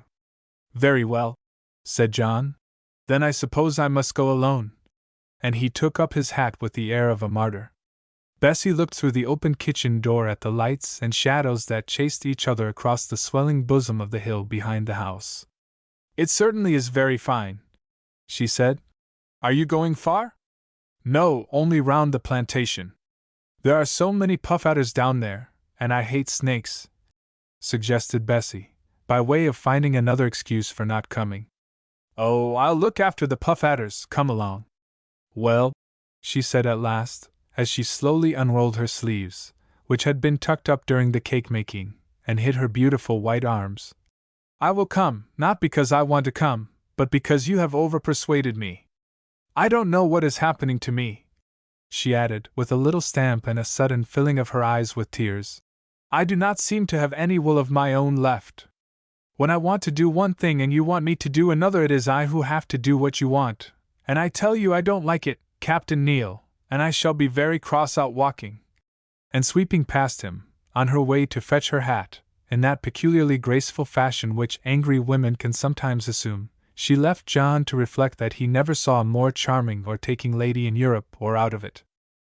He had half a mind to risk it and ask her to marry him. But then, perhaps, she might refuse him, and that was a contingency which he did not quite appreciate. After their first youth, few men altogether relish the idea of putting themselves in a position that gives a capricious woman an opportunity of first figuratively jumping on them, and then perhaps holding them up to the scorn and obloquy of her friends, relations, and other admirers. For, unfortunately, until the opposite is clearly demonstrated, many men are apt to believe that not a few women are by nature capricious, shallow, and unreliable, and John Neal, owing, possibly, to that unhappy little experience of his youth, must be reckoned among their misguided ranks. Chapter 12. Over it. On leaving the house, Bessie and John took their way down the long avenue of blue gums. This avenue was old Silas Croft's particular pride, since although it had only been planted for about 20 years, the trees, which in the divine climate and virgin soil of the Transvaal grow at the most extraordinary rate, were for the most part very lofty, and as thick in the stem as English oaks of 150 years standing. The avenue was not over wide, and the trees were planted quite close one to another, with the result that their brown, pillar-like stems shot up for many feet without a branch, whilst high overhead the boughs crossed and intermingled in such a way as to form a leafy tunnel, through which the landscape beyond appeared as though through a telescope. Down this charming avenue John and Bessie walked, and on reaching its limit they turned to the right and followed a little footpath winding in and out of the rocks that built up the plateau on the hillside whereon the house stood. Presently this led them through the orchard, then came a bare strip of veldt, a very dangerous spot in a thunderstorm, but a great safeguard to the stead and trees round it, for the ironstone cropped up here, and from the house one might often see flash after flash striking down onto it, and even running and zigzagging about its surface. To the left of this ironstone were some cultivated lands, and in front of them the plantation, in which John was anxious to inspect the recently planted wattles. They walked up to the copse without saying a word. It was surrounded by a ditch and a low sod wall, whereon Bessie seated herself, remarking that she would wait there till he had looked at the trees, as she was afraid of the puff adders, whereof a large and thriving family were known to live in this plantation. John assented, observing that the puff adders were brutes, and that he must have some pigs turned in to destroy them, which the pigs effect by munching them up, apparently without unpleasant consequences to themselves. Then he departed on his errand, wending his way gingerly through the feathery black wattles. It did not take long, and he saw no puff adders. When he had finished looking at the young trees, he returned, still walking delicately like a gag. On reaching the border of the plantation, he paused to look at Bessie, who was some 20 paces from him, perched sideways on the low sod wall, and framed, as it were, in the full rich light of the setting sun. Her hat was off, for the sun had lost its burning force, and the hand that held it hung idly by her, while her eyes were fixed on the horizon, flaming with all the varied glories of an African sunset. He gazed at her sweet face and lissom form, and some lines that he had read years before floated into his mind. He had got thus far when she turned and saw him, and he abandoned poetry in the presence of one who might well have inspired it. "What are you looking at?" she said with a smile. "The sunset?" "No, I was looking at you." "Then you might have been better employed with the sky," she answered, turning her head quickly. "Look at it! Did you ever see such a sunset? We sometimes get them like that at this time of year when the thunderstorms are about." She was right. It was glorious. The heavy clouds which a couple of hours before had been rolling like celestial hearses across the azure deeps were now aflame with glory. Some of them glowed like huge castles wrapped in fire, others with the dull red heat of burning coal. The eastern heaven was one sheet of burnished gold that slowly grew to red, and higher yet to orange and the faintest rose. To the left departing sunbeams rested lovingly on grey Quathlamba's crests, even firing the eternal snows that lay upon his highest peak, and writing once more upon their whiteness the record of another day fulfilled. Lower down the sky floated little clouds, flame flakes fallen from the burning mass above, and on the earth beneath lay great depths of shadow barred with the brightness of the dying light.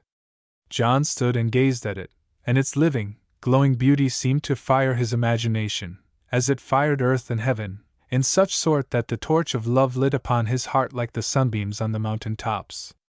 Then from the celestial beauty of the skies he turned to look at the earthly beauty of the woman who sat there before him, and found that also fair. Whether it was the contemplation of the glories of nature, for there is always a suspicion of melancholy in beautiful things, or whatever it was, her face had a touch of sadness on it that he had never seen before, and which certainly added to its charm as a shadow adds to the charm of the light. "What are you thinking of, Bessie?" he asked. She looked up, and he saw that her lips were quivering a little. "Well, do you know," she said, "oddly enough, I was thinking of my mother. I can only just recall her, a woman with a thin, sweet face. I remember one evening she was sitting in front of a house while the sun was setting as it is now, and I was playing by her, when suddenly she called me to her and kissed me, then pointed to the red clouds that were gathered in the sky, and said, "I wonder if you will ever think of me, dear, when I have passed through those golden gates." I did not understand what she meant, but somehow I have remembered the words, and though she died so long ago, I do often think of her. And 2 large tears rolled down her face as she spoke. Few men can bear to see a sweet and pretty woman in tears, and this little incident was too much for John, whose caution and doubts all went to the winds together. "Bessie," he said, "don't cry, dear, please don't. I can't bear to see you cry." She looked up as though to remonstrate at his words, then she looked down again. "Listen, Bessie," he went on awkwardly enough. "I have something to say to you. I want to ask you if, in short, you will marry me. Wait a bit, don't say anything yet, you know me pretty well by now. I am no chicken, dear, and I have knocked about the world a good deal, and had 1 or 2 love affairs like other people. But Bessie, I never met such a sweet woman, or, if you will let me say it, such a lovely woman as you are, and if you will have me, dear, I think that I shall be the luckiest man in South Africa." And he stopped, not knowing exactly what else to say, and feeling that the time had not come for action, if indeed it was to come at all. When first she understood the drift of his talk, Bessie had flushed up to the eyes, then the blood sank back to her breast, and left her as pale as a lily. She loved the man, and they were happy words to her, and she was satisfied with them, though perhaps some women might have thought that they left a good deal to be desired. But Bessie was not of an exacting nature. At last she spoke. "Are you sure," she asked, "that you mean all this? You know, sometimes people say things of a sudden, upon an impulse, and afterwards they wish they never had been said. Then it would be rather awkward supposing I were to say yes, would it not?" "Of course I am sure," he said indignantly. "You see," went on Bessie, poking at the sod wall with the stick she held in her hand, "perhaps in this place you might be putting an exaggerated value on me. You think I am pretty because you see nobody but Kaffir and Boer women, and it would be the same with everything. I'm not fit to marry such a man as you," she went on, with a sudden burst of distress. "I have never seen anything or anybody. I am nothing but an ignorant, half-educated farmer girl, with nothing to recommend me, and no fortune except my looks. You are different to me, you are a man of the world, and if ever you went back to England I should be a drag on you, and you would be ashamed of me and my colonial ways. If it had been Jess now, it would have been different, for she has more brains in her little finger than I have in my whole body." Somehow this mention of Jess jarred upon John's nerves, and chilled him like a breath of cold wind on a hot day. He wanted to put Jess out of his mind just now. "My dear Bessie," he broke in, "why do you suppose such things? I can assure you that, if you appeared in a London drawing-room, you would put most of the women into the shade. Not that there is much chance of my frequenting London drawing-rooms again," he added. "Oh, yes.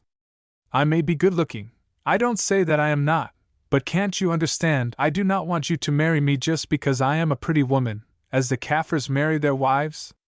If you marry me at all I want you to marry me because you care for me, the real me, not my eyes and my hair. Oh, I don't know what to answer you. I don't indeed," and she began to cry softly. "Bessie, dear Bessie," said John, who was pretty well beside himself by this time, "just tell me honestly, do you care about me? I am not worth much, I know, but if you do all this goes for nothing." And he took her hand and drew her towards him, so that she half slipped, half rose from the sod wall and stood face to face with him, for she was a tall woman, and they were very nearly of a height. Twice she raised her beautiful eyes to his to answer, and twice her courage failed her. Then at last the truth broke from her almost with a cry. "Oh, John, I love you with all my heart!" And now it will be well to drop a veil over the rest of these proceedings, for there are some things that should be sacred, even from the pen of the historian, and the first transport of the love of a good woman is one of them. Suffice it to say that they sat there side by side on the sod wall, and were happy as people ought to be under such circumstances, till the glory departed from the western sky and the world grew cold and pale, till the night came down and hid the mountains, and only the stars, and they were left to look out across the dusky distances of the wilderness of plain. Meanwhile, a very different scene was being enacted up at the house half a mile away. Not more than 10 minutes after John and his lady-love had departed on that fateful walk to look at the young trees, Frank Muller's stalwart form, mounted on his great black horse, was to be seen leisurely advancing towards the Blue Gum Avenue. Janch was lurking about between the stems of the trees in the peculiar fashion that is characteristic of the Hottentot, and which doubtless is bred into him after tens of centuries of tracking animals and hiding from enemies. There he was, slipping from trunk to trunk, and gazing round him as though he expected each instant to discover the assegai of an ambushed foe or to hear the footfall of some savage beast of prey. Absolutely there was no reason why he should behave in this fashion.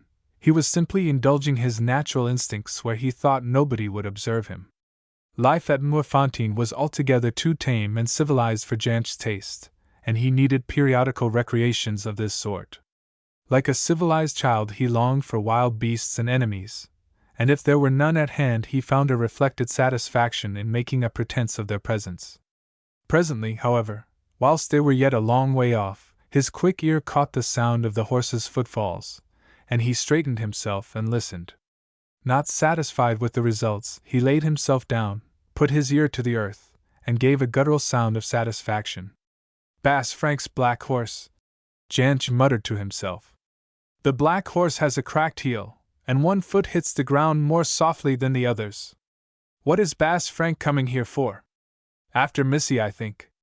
He would be mad if he knew that Missy went down to the plantation with Bass Neal just now. People go into plantations to kiss each other. Janch was not far out there, and it would make Bass Frank mad if he knew that. He would strike me if I told him, or I would tell him." The horse's hoofs were drawing near by now, so Janch slipped as easily and naturally as a snake into a thick tuft of rank grass which grew between the blue gums, and waited.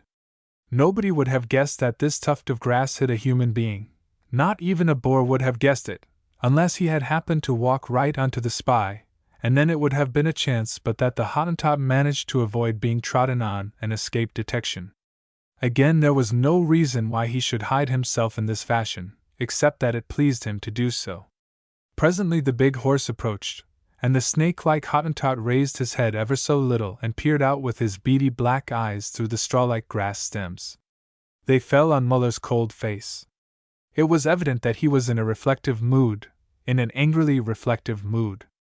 So absorbed was he that he nearly let his horse, which was also absorbed by the near prospect of a comfortable stall, put his foot in a big hole that a wandering ant-bear had amused himself on the previous night by digging exactly in the center of the road. "What is Bass Frank thinking of, I wonder?" said Janch to himself as horse and man passed within 4 feet of him. Then rising, he crossed the road, and slipping round by a back way like a fox from a covert, was standing at the stable door with a vacant, an utterly unobservant expression of face some seconds before the black horse and its rider had reached the house. "I will give them one more chance, just one more," thought the handsome boar, or rather half-breed, for it will be remembered that his mother was English. "And if they won't take it, then let their fate be upon their own heads. Tomorrow I go to the Bimekar at Pard Crawl to take counsel with Paul Kruger and Pretorius, and the other fathers of the land, as they call themselves. If I throw in my weight against rebellion, there will be no rebellion. If I urge it, there will be, and if Silas will not give me Bessie, and Bessie will not marry me, I will urge it even if it plunge the whole country in war from the Cape to Waterberg.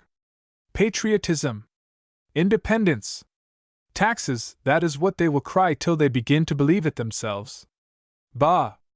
Those are not the things that I would go to war for, but ambition and revenge, that is another matter.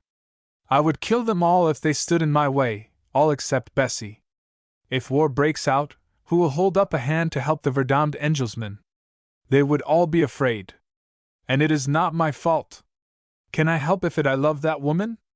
Can I help it if my blood dries up with longing for her, and if I lie awake hour by hour of night sigh and weep, I, Frank Muller, who saw the murdered bodies of my father and my mother and shed no tear, because she hates me and will not look favorably upon me? Oh, woman! Woman! They talk of ambition and of avarice and of self-preservation as the keys of character and action, but what force is there to move us like a woman? A little thing, a weak fragile thing, a toy from which the rain will wash the paint and of which the rust will stop the working, and yet a thing that can shake the world and pour out blood like water, and bring down sorrow like the rain. So, I stand by the boulder. A touch and it will go crashing down the mountainside so that the world hears it. Shall I send it? It is all one to me. Let Bessie and Silas judge.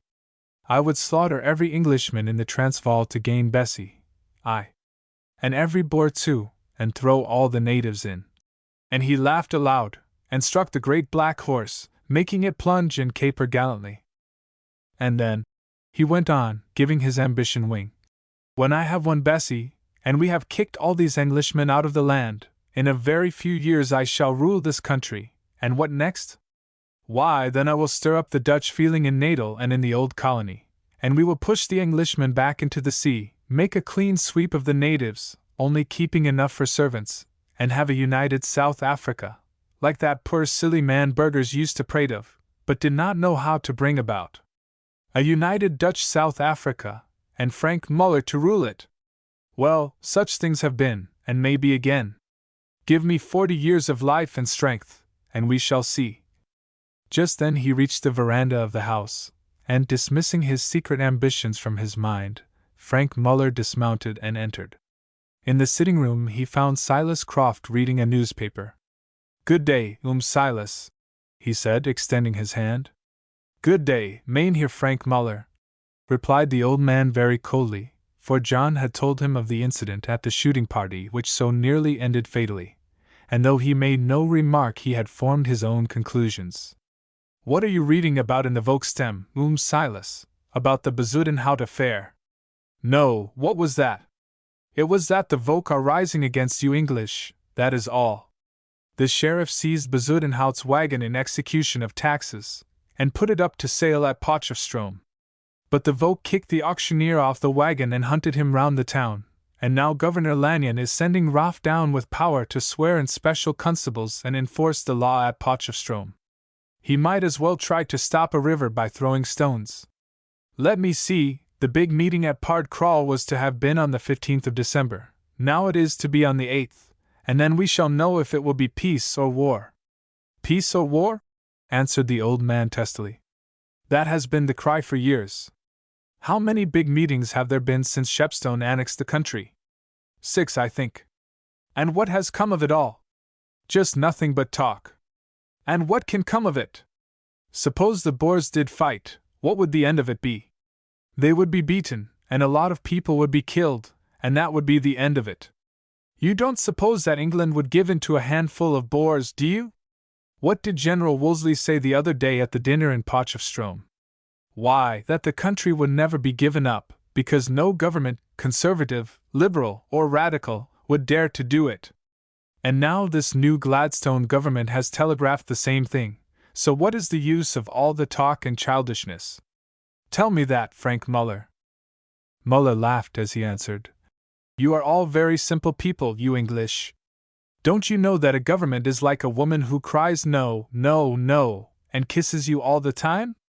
If there is noise enough, your British government will eat its words and give Wolseley, and Shepstone, and Bartle Frere, and Lanyon, and all of them the lie. This is a bigger business than you think for, Silas. Of course all these meetings and talk are got up.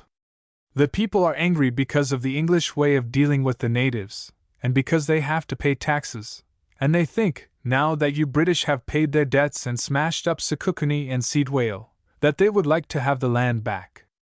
They were glad enough for you to take it at first, now it is another matter. But still that is not much. If they were left to themselves nothing would come of it except talk, for many of them are very glad that the land should be English. But the men who pull the strings are down in the Cape. They want to drive every Englishman out of South Africa. When Shepstone annexed the Transvaal he turned the scale against the Dutch element, and broke up the plans they have been laying for years to make a big anti-English republic of the whole country. If the Transvaal remains British, there is an end of their hopes, for only the Free State is left, and it is hemmed in. That is why they are so angry, and that is why their tools are stirring up the people. They mean to make them fight now, and I think that they will succeed. If the Boers win the day, they will declare themselves; if not, you will hear nothing of them, and the Boers will bear the brunt of it. They are very cunning people, the Cape Patriots, but they look well after themselves."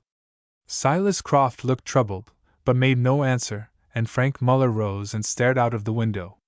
Chapter 13. Frank Muller shows his hand. Presently Muller turned round. "Do you know why I have told you all this, Silas?" he asked. "No. Because I want you to understand that you and all the Englishmen in this country are in a very dangerous position. The war is coming, and whether it goes for you or against you, you must suffer. You Englishmen have many enemies.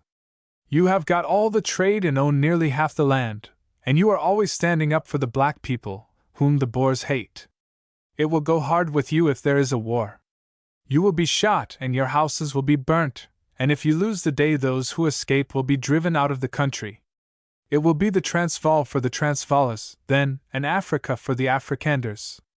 Well, Frank Muller, and if all this should come to pass, what of it? What are you driving at, Frank Muller? You don't show me your hand like this for nothing." The Boer laughed. "Of course I don't, Silas. Well, if you want to know, I will tell you what I mean.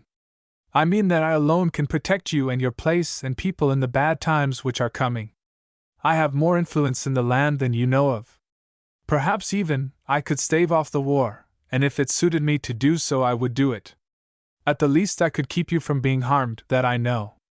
But I have my price, Silas, as we all have, and it must be money down and no credit." "I don't understand you and your dark sayings," said the old man coldly.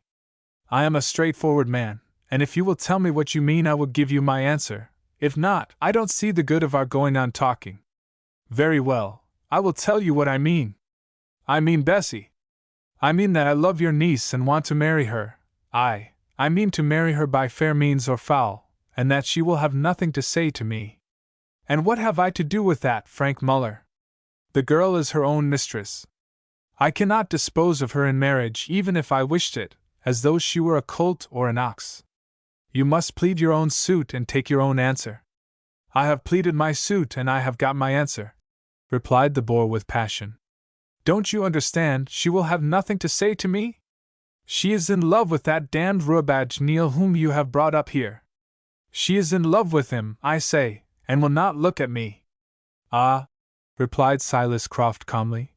"Is it so? Then she shows very good taste, for John Neil is an honest man, Frank Muller, and you are not.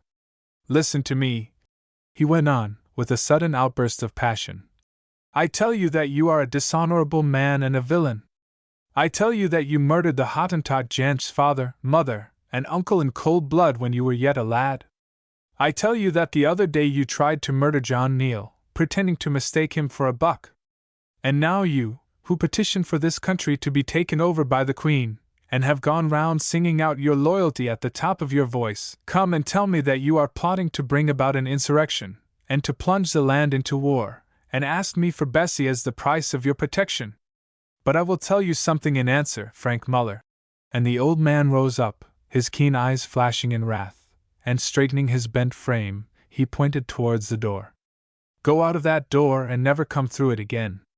I rely upon God and the English nation to protect me, and not on such as you, and I would rather see my dear Bessie dead in her coffin than married to a knave and traitor and a murderer like Frank Muller. Go!" The Boer turned white with fury as he listened. Twice he tried to speak and failed, and when the words did come they were so choked and laden with passion as to be scarcely audible. When thwarted he was liable to these accesses to rage, and speaking figuratively, they spoilt his character. Could he have kept his head, he would have been a perfect and triumphant villain, but as it was, the carefully planned and audacious rascality of years was always apt to be swept away by the sudden gale of his furious passion. It was in such an outburst of rage that he had assaulted John in the inn-yard at Wackerstrom, and thereby put him on his guard against him, and now it mastered him once more.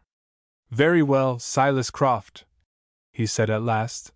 I will go, but mark this, I will come back, and when I come it shall be with men armed with rifles. I will burn this pretty place of yours, that you are so proud of, over your head, and I will kill you and your friend the Englishman, and take Bessie away, and very soon she shall be glad enough to marry Frank Muller. But then I will not marry her, no, not if she goes on her knees to me, and she shall go on her knees often enough. We will see then what God and the English nation will do to protect you. God and the English nation! Call on the sheep and the horses, call on the rocks and the trees, and you will get a better answer. Go! Thundered the old man. Or by the God you blaspheme I will put a bullet through you. And he reached towards a rifle that hung over the mantelpiece. Or my Kaffirs shall whip you off the place. Frank Muller waited no more. He turned and went. It was dark now, but there was still some light in the sky at the end of the Blue Gum Avenue, and against it, as he rode away, he discovered Bessie's tall and graceful form softly outlined upon the darkening night. John had left her to see about some pressing matter connected with the farm, and there she stood, filled with the great joy of a woman who has found her love, and loath as yet to break its spell by entering again into the daily round of common life. There she stood, a type and symbol of all that is beautiful and gracious in this rough world, the love lights shining in her blue eyes and thoughts of happy gratitude to the giver of all good rising from her heart to heaven, drawn up thither, as it were, by the warmth of her pure passion, as the dew mists of the morning are drawn upward by the sun. There she was, so good, so happy, and so sweet, an answer to the world's evil, a symbol of the world's joy, and an incarnation of the world's beauty. Who but a merciful and almighty Father can create children such as she, so lovely, so lovable, and set them on the world as he sets the stars upon the sky to light it, and make beholders think of holy things? And who but man could have the heart to turn such as she to the base uses whereto they are daily turned? Presently she heard the horse's hoofs, and looked up, so that the faint light fell full upon her face, idealizing it, and making its passion-breathing beauty seem more of heaven than of earth. There was some look upon it, some indefinable light that day, such is the power that love has to infuse all human things with the tint of his own splendor, that it went even to the heart of the wild and evil man who adored her with the deep and savage force of his dark nature. Was it well to meddle with her, and to build up plans for her overthrow and that of all to whom she clung? Would it not be better to let her be, to go his way and leave her to go hers in peace? She did not look quite like a woman standing there, but more like something belonging to another world, some subject of a higher rule. Men of powerful but undisciplined intellect like Frank Muller are never entirely free from superstition, however free they may be from religion, and he grew superstitious as he was apt to do. Might there not be an unknown penalty for treading such a flower as that into mire mixed perchance with the blood of those she loved? For a few seconds he hesitated. Should he throw up the whole affair, leave the rebellion to look after itself, marry one of Hans Cutsy's daughters, and trek to the old colony, or Bechuanaland, or anywhere? His hand began to tighten on his bridle rein, and the horse to answer to the pressure. As a first step towards it he would turn away to the left and avoid her, when suddenly the thought of his successful rival flashed into his mind. What, leave her with that man? Never! He had rather kill her with his own hand. In another second he had sprung from his horse, and before she guessed who it was, he was standing face to face with her. The strength of his jealous desire overpowered him. "Ah, I thought he had come after Missy," said Janch, who, pursuing his former tactics, was once more indulging his passion for slinking about behind trees and in tufts of grass. "Now what will Missy say?" "How are you, Bessie?" said Muller in a quiet voice, but she, looking into his face, saw that it belied the voice. It was alive with evil passions that seemed to make it positively lurid, an effect that its undoubted beauty only intensified. "I am quite well, thank you, Mr. Muller," she answered as she began to move homewards, commanding her voice as well as she could, but feeling dreadfully frightened and lonely. She knew something of her admirer's character, and feared to be left alone with him so far from any help, for nobody was about now, and they were more than 300 yards from the house. He stood before her so that she could not pass without actually pushing by him. Why are you in such a hurry? He said. You were standing still enough just now. It is time for me to be going in. I want to see about the supper. The supper can wait a while, Bessie, and I cannot wait. I am starting for Pard Crawl tomorrow at daybreak, and I want to say goodbye to you first. Goodbye, she said, more frightened than ever at his curious, constrained manner, and she held out her hand. He took it and retained it. Please let me go, she said. Not till you have heard what I have to say. Look here, Bessie, I love you with all my heart. I know you think I am only a bore, but I am more than that. I have been to the Cape and seen the world. I have brains, and can see and understand things, and if you will marry me I will lift you up. You shall be one of the first ladies in Africa, though I am only plain Frank Muller now. Great things are going to happen in the country, and I shall be at the head of them, or near it. No, don't try to get away. I tell you I love you, you don't know how. I am dying for you. Oh! Can't you believe me? My darling! My darling! Yes, I will kiss you. And in an agony of passion that her resistance only fired the more, he flung his strong arms round her and drew her to his breast, fight as she would. But at this opportune moment an unexpected diversion occurred, of which the hidden gent was the cause. Seeing that matters were becoming serious, and being afraid to show himself lest Frank Muller should kill him then and there, as indeed he would have been quite capable of doing, he hit upon another expedient, to the service of which he brought a ventriloquistic power that is not uncommon among natives. Suddenly the silence was broken by a frightful and prolonged wail that seemed to shape itself into the word Frank, and to proceed from the air just above the struggling Bessie's head. The effect produced upon Muller was something wonderful. Alamactor! He cried, looking up. It is my mother's voice! Frank! Wailed the voice again, and he let go of Bessie in his perplexity and fear, and turned round to try and discover whence the sound proceeded, a circumstance of which that young lady took advantage to beat a rapid if not very dignified retreat. Frank! Frank! Frank! Wailed and howled the voice, now overhead, now on this side, now on that, till at last Muller, thoroughly mystified and feeling his superstitious fears rising apace as the moaning sound flitted about beneath the dark arch of the gum trees, made a rush for his horse, which was snorting and trembling in every limb. It is almost as easy to work upon the superstitious fears of a dog or a horse as upon those of a man, but Muller, not being aware of this, took the animal's alarm as a clear indication of the uncanny nature of the voice. With a single bound he sprang into his saddle, and as he did so the woman's voice wailed out once more.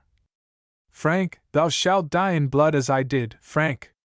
Muller turned livid with fear, and the cold perspiration streamed from his face. He was a bold man enough physically, but this was too much for his nerves. It is my mother's voice, they are her very words! He called out aloud, then, dashing his spurs into his horse's flanks, he went like a flash far from the accursed spot, nor did he draw rein till he came to his own place 10 miles away. Twice the horse fell in the darkness, for there was no moon, the second time throwing him heavily, but he only dragged it up with an oath, and springing into the saddle again fled on as before. Thus the man who did not hesitate to plot and to execute the cruel slaughter of unoffending men cowered beneath the fancied echo of a dead woman's voice. Truly human nature is full of contradictions. When the thunder of the horse's hoofs grew faint, Janch emerged from one of his hiding places, and throwing himself down in the center of the dusty road, kicked and rolled with delight, shaking all the while with an inward joy to which his habits of caution would not permit him to give audible vent. His mother's voice, his mother's words, he quoted to himself. How should he know that Janch remembers the old woman's voice, aye, and the words that the devil in her spoke too? He! Finally he departed to eat his supper of beef, which he had cut off an unfortunate ox which that morning had expired of a mysterious complication of diseases, filled with a happy sense that he had not lived that day in vain. Bessie fled without stopping till she reached the orange trees in front of the veranda, where, reassured by the lights from the windows, she paused to consider. Not that she was troubled by Janch's mysterious howling, indeed, she was too preoccupied to give it a second thought. What she debated was whether she should say anything about her encounter with Frank Muller. Young ladies are not, as a rule, too fond of informing their husbands or lovers that somebody has kissed them. First, because they know it will force them to make a disturbance and possibly to place themselves in a ridiculous position, and secondly, because they fear lest suspicious man might take the story with a grain of salt, and suggest even that they, the kissed, were themselves to blame. Both these reasons presented themselves to Bessie's practical mind, also a further one, namely, that he had not kissed her after all. So on a rapid review of the whole case she came to the decision to say nothing to John about it, and only enough to her uncle to make him forbid Frank Muller the house, an unnecessary precaution, as the reader will remember. Then, after pausing for a few seconds to pick a branch of orange blossom and to recover herself generally, which, not being hysterically inclined, she very soon did, she entered the house quietly as though nothing had happened. The very first person she met was John himself, who had come in by the back way. He laughed at her orange blossom bouquet, and said that it was most appropriate, then proceeded to embrace her tenderly in the passage, and indeed he would have been a poor sort of lover if he had not.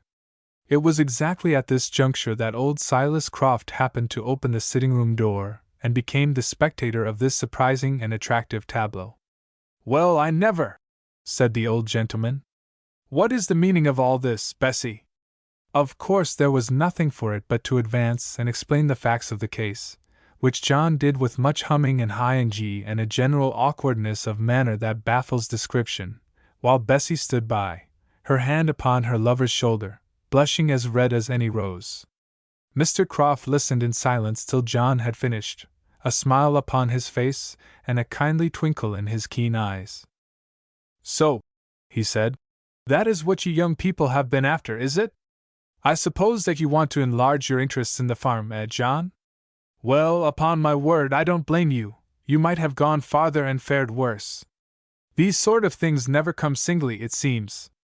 I had another request for your hand, my dear, only this afternoon, from that scoundrel Frank Muller, of all men in the world," and his face darkened as he said the name.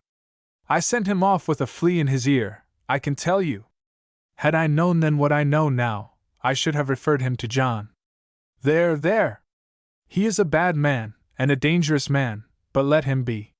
He is taking plenty of rope, and he will hang himself one of these days. Well, my dears, this is the best bit of news that I have heard for many a long year. It's time you got married, both of you, for it is not right for man to live alone, or woman either. I have done it all my life, and that is the conclusion I have come to after thinking the matter over for somewhere about 50 years.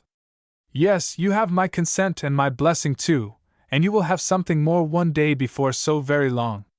Take her, John, take her. I have led a rough life, but I have seen somewhat of women for all that, and I tell you that there is not a sweeter or a prettier girl in South Africa than Bessie Croft, and in wanting to marry her you have shown your sense. God bless you both, my dears, and now, Bessie, come and give your old uncle a kiss. I hope that you won't let John quite drive me out of your head, that's all, for you see, my dear, having no children of my own, I have managed to grow very fond of you in the last 12 years or so." Bessie kissed the old man tenderly. "No, uncle," she answered. "Neither John nor anybody nor anything in the world can do that." And it was evident from her manner that she meant what she said. Bessie had a large heart, and was not at all the person to let her lover drive her uncle and benefactor out of his share thereof. Chapter 14. John to the rescue. The important domestic events described in the last chapter took place on December 7, 1880, and for the next 12 days or so everything went as happily at Moorfontein as things should go under the circumstances. Every day Silas Croft beamed with an enlarged geniality in his satisfaction at the turn that matters had taken, and every day John found cause to congratulate himself more and more on the issue of his bold venture towards matrimony. Now that he came to be on such intimate terms with his betrothed, he perceived 100 charms and graces in her nature which before he had never suspected. Bessie was like a flower. The more she basked in the light and warmth of her love, the more her character opened and unfolded, shedding perfumed sweetness around her and revealing unguessed charms. It is so with all women, and more especially with a woman of her stamp, whom nature has made to love and be loved as maid and wife and mother. Her undoubted personal beauty shared also in this development, her fair face taking a richer hue and her eyes an added depth and meaning. She was in every respect, save one, all that a man could desire in his wife, and even the exception would have stood to her credit with many men. It was this: she was not an intellectual person, although certainly she possessed more than the ordinary share of intelligence and workaday common sense. Now John was a decidedly intellectual man, and what is more, he highly appreciated that rare quality in the other sex. But after all, when one is just engaged to a sweet and lovely woman, one does not think much about her intellect. Those reflections come afterwards. And so they sauntered hand in hand through the sunny days and were happy exceedingly.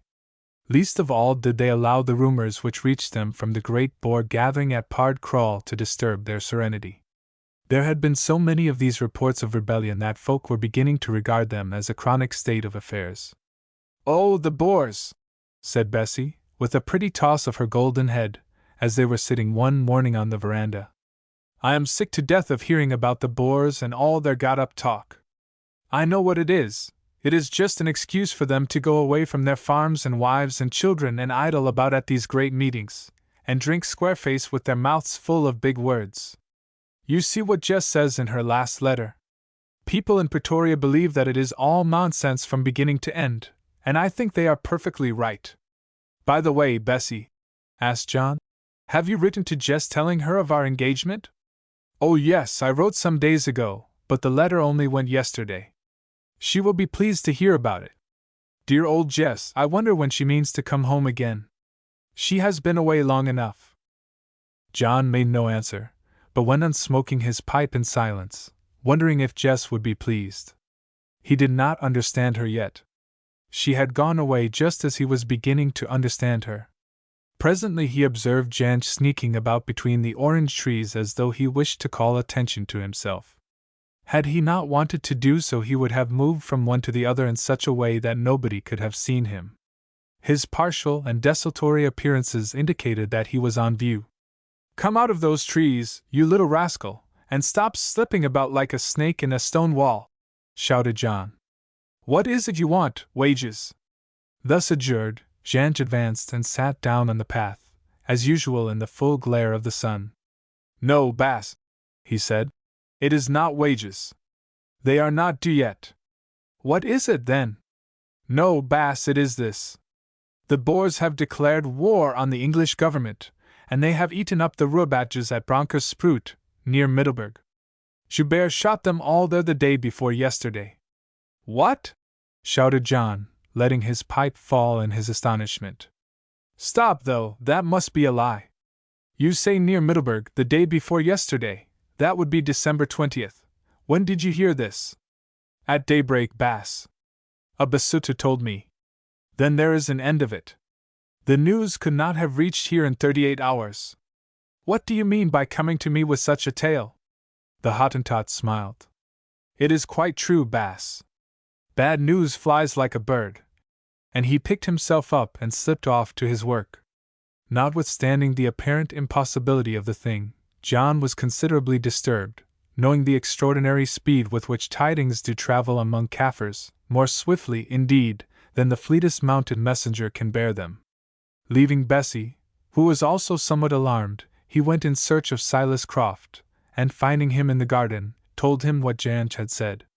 The old man did not know what to make of the tale, but, remembering Frank Muller's threats, he shook his head. "If there is any truth in it, that villain Muller has a hand in it," he said.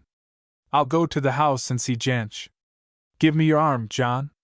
He obeyed, and on arriving at the top of the steep path, they perceived the stout figure of old Hans Cutsey, who had been John's host at the shooting party, ambling along on his fat little pony. "Ah," said Silas, "here is the man who will tell us if there is anything in it all. Good day, Cutsey, good day," he shouted out in his stentorian tones. "What news do you bring with you?" The jolly-looking boar rolled awkwardly off his pony before answering, and throwing the reins over its head came to meet them. "Allemactor, Silas, it is bad news. You have heard of the Bimekar at Pard Crawl?" Frank Muller wanted me to go, but I would not, and now they have declared war on the British government and sent a proclamation to Lanyon. There will be fighting, Silas, the land will run with blood, and the poor Robatches will be shot down like buck. The poor Boers, you mean? Growled John, who did not like to hear Her Majesty's army talked of in terms of regretful pity. Coetzee shook his head with the air of one who knew all about it, and then turned an attentive ear to Silas Croft's version of Jan's story. "Allemactor," groaned Coetzee. "What did I tell you? The poor Robatches shot down like buck, and the land running with blood. And now that Frank Muller will draw me into it, and I shall have to go and shoot the poor Robatches. And I can't miss, try as hard as I will, I can't miss. And when we have shot them all, I suppose that Burgers will come back, and he is cransick, mad. Yes, Lanyon is bad, but Burgers is worse." And the comfortable old gentleman groaned aloud at the troubles in which he foresaw he would be involved, and finally took his departure by a bridle path over the mountain, saying that, as things had turned out, he would not like it to be known that he had been calling on an Englishman. "They might think that I was not loyal to the land," he added in explanation. "The land which we Boers bought with our blood, and which we shall win back with our blood, whatever the poor pack-oxen of Robatches try to do.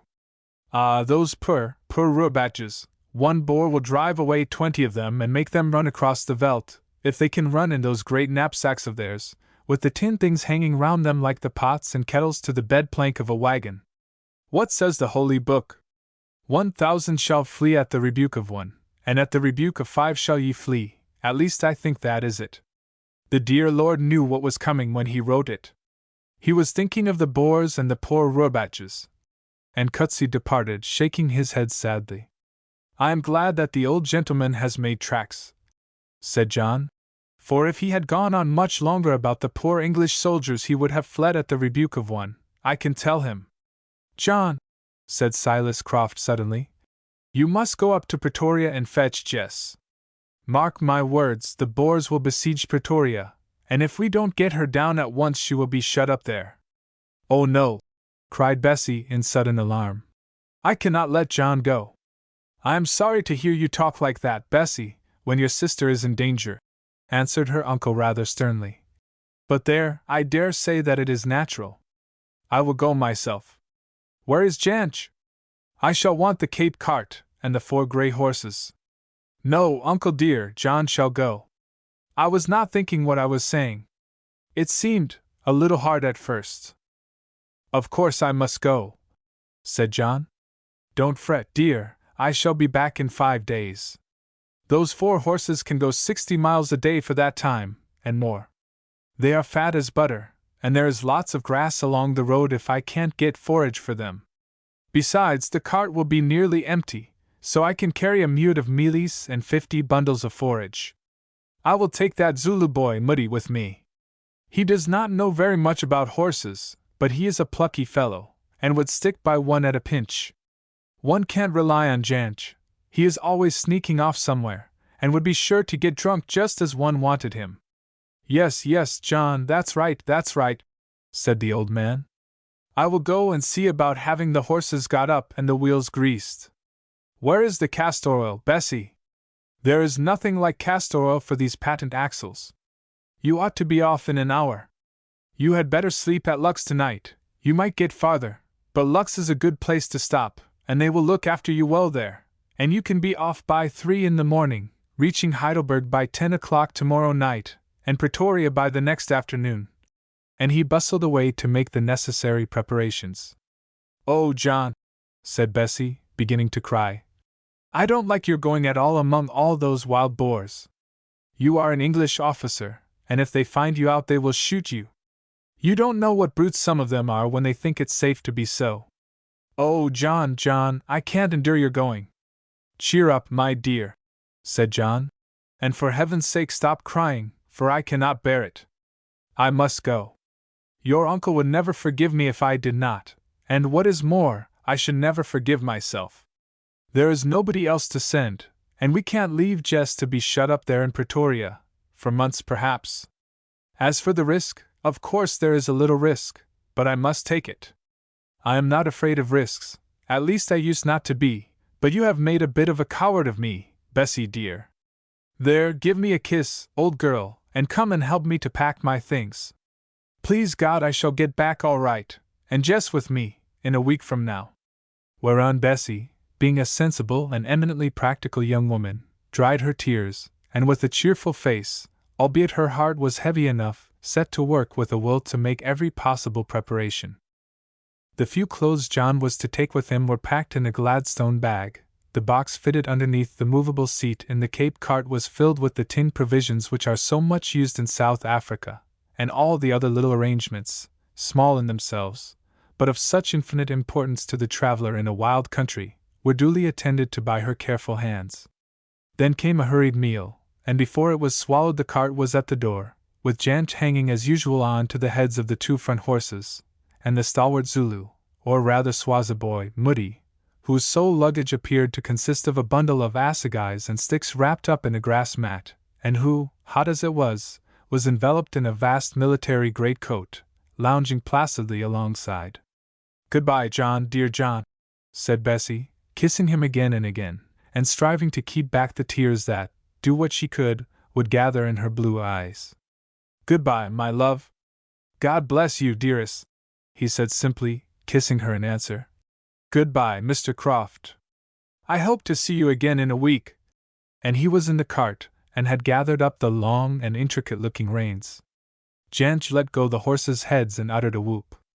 Moody, giving up stargazing, suddenly became an animated being and scrambled into the cart with surprising alacrity. The horses sprang forward at a hand gallop, and were soon hidden from Bessie's dim sight in a cloud of dust. Poor Bessie, it was a hard trial, and now that John had gone and her tears could not distress him, she went into her room and gave way to them freely enough.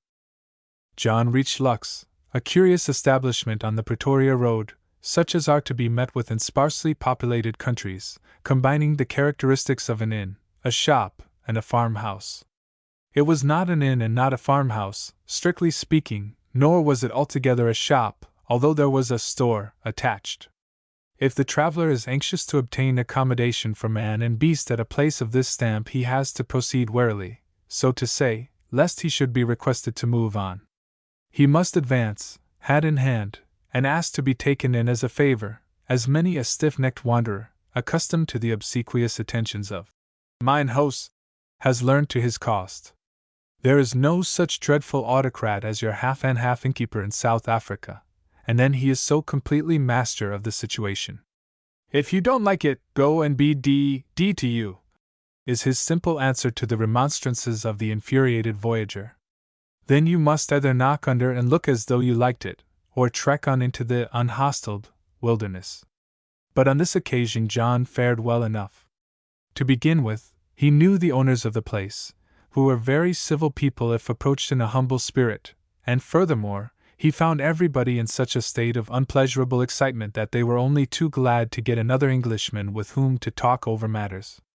Not that their information amounted to much, however. There was a rumor of the Bronkhorst-Spruit disaster and other rumors of the investment of Pretoria, and of the advance of large bodies of Boers to take possession of the pass over the Drakensberg, known as Lang's Neck, but there was no definite intelligence.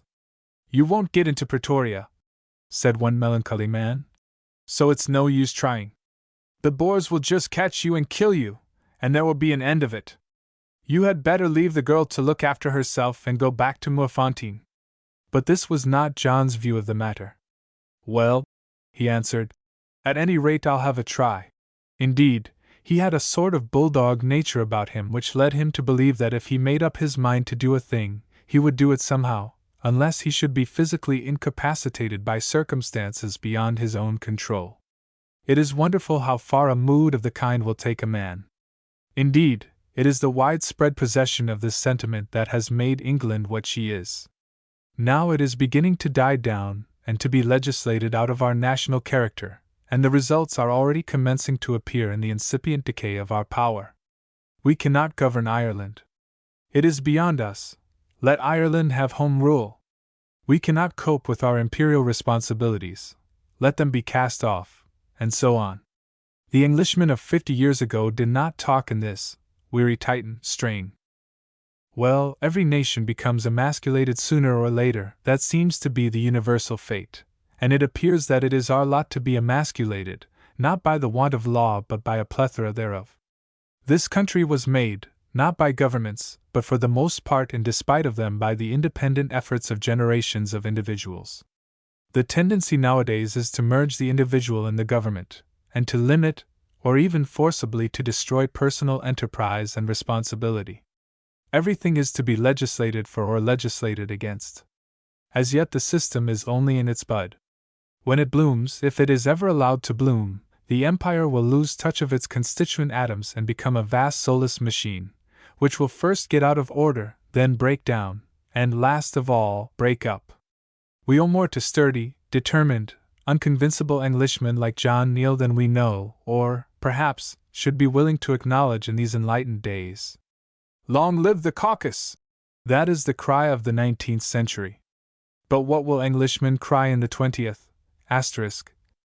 John resumed his perilous journey more than an hour before dawn on the following morning. Nobody was stirring, and as it was practically impossible to arouse the slumbering Kaffirs from the various holes and corners where they were taking their rest, for a native hates the cold of the dawning, Moody and he were obliged to harness the horses and inspan them without assistance, an awkward job in the dark. At last, however, everything was ready, and, as the bill had been paid overnight, there was nothing to wait for, so they clambered into the cart and made a start. But before they had proceeded 40 yards, however, John heard a voice calling to him to stop. He did so, and presently, holding a lighted candle which burned without a flicker in the still damp air, and draped from head to foot in a dingy-looking blanket, appeared the male Cassandra of the previous evening. He advanced slowly and with dignity, as became a prophet, and at length reached the side of the cart, where the sight of his illuminated figure, and of the dirty blanket over his head nearly made the horses run away. "What is it?" said John testily, for he was in no mood for delay. "I thought I'd just get up to tell you," replied the draped form, "that I am quite sure that I was right, and that the Boers will shoot you. I should not like you to say afterwards that I have not warned you." And he held up the candles so that the light fell on John's face, and gazed at it in fond farewell. "Curse it all," said John in a fury. "If that was all you had to say you might have kept in bed." And he brought down his lash on the wheelers and away they went with a bound, putting out the prophet's candle and nearly knocking the prophet himself backwards into the sloot. Chapter 15. A Rough Journey. The 4 greys were fresh horses, in good condition and with a light load behind them, so, notwithstanding the bad state of the tracks which they call roads in South Africa, John made good progress. By 11 o'clock that day he had reached Standerton, a little town upon the Vaal, not far from which, had he but known it, he was destined to meet with a sufficiently striking experience. Here he obtained confirmation of the Bronkhorst-Spruit disaster, and listened with set face and blazing eyes to the tale of treachery and death which was, as he said, without a parallel in the annals of civilized war. But, after all, what does it matter? A little square of graves at Bronkhorst-Spruit, a few more widows and 100 or so of orphans. England, by her government, answered the question plainly: it matters very little. At Standerton John was again warned that it would be impossible for him to make his way through the Boers at Heidelberg, a town about 60 miles from Pretoria, where the triumvirate, Kruger, Pretorius, and Joubert, had proclaimed the Republic. But he answered as before, that he must go on till he was stopped, and inspanning his horses set forward again, a little comforted by the news that the Bishop of Pretoria, who was hurrying up to rejoin his family, had passed through a few hours before, also intent upon running the blockade, and that if he drove fast he might overtake him. On he went, hour after hour, over the great deserted plain, but he did not succeed in catching up the bishop. About 40 miles from Standerton he saw a wagon standing by the roadside, and halted to try if he could obtain any information from its driver. But on investigation it became clear that the wagon had been looted of the provisions and goods with which it was loaded and the oxen driven off. Nor was this the only evidence of violence. Across the disselboom of the wagon, its hands still clasping a long bamboo whip, as though he had been trying to defend himself with it, lay the dead body of the native driver. His face, John noticed, was so composed and peaceful that had it not been for the attitude and a neat little blue hole in the forehead, one might have thought he was asleep, not dead. At sunset John outspanned his now flagging horses by the roadside, and gave them each a couple of bundles of forage from the store that he had brought with him. Whilst they were eating it, leaving Moody to keep an eye to them, he strolled away and sat down on a big ant heap to think. It was a wild and melancholy scene that stretched before and behind him. Miles upon miles of plain, rolling east and west and north and south like the billows of a frozen sea, only broken, far along the Heidelberg road, by some hills, known as Rekopis. Nor was this all. Overhead was blazing and burning one of those remarkable sunsets which are sometimes seen in the South African summer time. The sky was full of lowering clouds, and the sullen orb of the setting sun had stained them perfectly blood-red. Blood-red they floated through the ominous sky, and blood-red their shadows lay upon the grass. Even the air seemed red. It looked as though earth and heaven had been steeped in blood, and fresh as John was from the sight of the dead driver, his ears yet tingling with the tale of Bronker's Sprout, it is not to be wondered at that the suggestive sight oppressed him, seated in that lonely waste, with no company except the melancholy kakara of an old black Koran hidden away somewhere in the grass. He was not much given to such reflections, but he did begin to wonder whether this was the last journey of all the many he had made during the past 20 years, and if for him a Boer bullet was about to solve the mystery of life and death. Then he sank to the stage of depression that most people have made acquaintance with at some time or another, when a man begins to ask, "What is the use of it? Why were we born? What good do we do here? Why should we, as the majority of mankind doubtless are, mere animals be laden up with sorrows till at last our poor backs break? Is God powerful or powerless? If powerful, why did He not let us sleep in peace, without setting us here to taste of every pain and mortification, to become acquainted with every grief, and then to perish miserably?" Old questions these, which the sprightly critic justly condemns as morbid and futile, and not to be dangled before a merry world of make-believe. Perhaps he is right. It is better to play at marbles on a sepulchre than to lift the lid and peep inside. But for all that, they will arise when we sit alone at even in our individual wildernesses, surrounded, perhaps, by mementos of our broken hopes and tokens of our beloved dead, strewn about us like the bleaching bones of the wild game on the veldt, and in spirit watch the red sun of our existence sinking towards its vapory horizon. They will come even to the sanguine, successful man. One cannot always play at marbles. The lid of the sepulchre will sometimes slip aside of itself, and we must see. True, it depends upon individual disposition. Some people can, metaphorically, smoke cigarettes and make puns by the deathbeds of their dearest friends, or even on their own. We should pray for a disposition like that. It makes life more pleasant. By the time that the horses had eaten their forage and Moody had forced the bits into their reluctant mouths, the angry splendor of the sunset faded, and the quiet night was falling over the glowing veldt like the pall on one scarce dead. Fortunately for the travelers, there was a bright half-moon, and by its light John managed to direct the cart over many a weary mile. On he went for hour after hour, keeping his tired horses to the collar as best he could, till at last, about 11 o'clock, he saw the lights of Heidelberg before him, and knew that the question of whether or no his journey was at an end would speedily be decided for him. However, there was nothing for it but to go on and take his chance of slipping through. Presently he crossed a little stream, and distinguished the shape of a cart just ahead, around which men and a couple of lanterns were moving. No doubt, John thought to himself, it was the bishop, who had been stopped by the Boers. He was quite close to the cart when it moved on, and in another second he was greeted by the rough challenge of a sentry, and caught sight of the cold gleam of a rifle barrel. "Oui de? Who's there?" "Friend," he answered cheerfully, though feeling far from cheerful. There was a pause, during which the sentry called to another man, who came up yawning, and saying something in Dutch. Straining his ears he caught the words, "Bishop's man," and this gave him an idea. "Who are you, Englishman?" asked the second man gruffly, holding up a lantern to look at John, and speaking in English. "I am the bishop's chaplain, sir," he answered mildly, trying desperately to look like an unoffending clergyman. and I want to get on to Pretoria with him." The man with the lantern inspected him closely. Fortunately, John wore a dark coat and a clerical-looking black felt hat, the same that Frank Muller had put a bullet through. "He is a preacher fast enough," said the one man to the other. "Look, he is dressed like an old crow. What did Kruger's pass say, Jan? Was it 2 carts or one that we were to let through?" "I think it was 1. The other man scratched his head. "I think it was 2, he said. He did not like to confess to his comrade that he could not read. "No, I am sure that it was 2. "Perhaps we had better send up to Kruger and ask?" suggested the first man.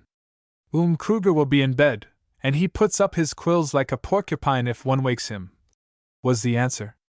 "Then let us keep the damned preaching Englishman till tomorrow." "Pray let me go on, gentlemen," said John, still in his mildest voice. "I am wanted to preach the word at Pretoria, and to watch by the wounded and dying." "Yes, yes," said the first man. "There will soon be plenty of wounded and dying there.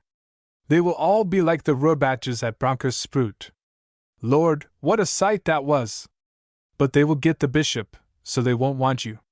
You can stop and look after our wounded if the Roerbatjes manage to hit any of us." And he beckoned to him to come out of the cart. "Hullo," said the other man. "Here is a bag of mealies. We will commandeer that anyhow." And he took his knife and cut the line with which the sack was fastened to the back of the cart, so that it fell to the ground.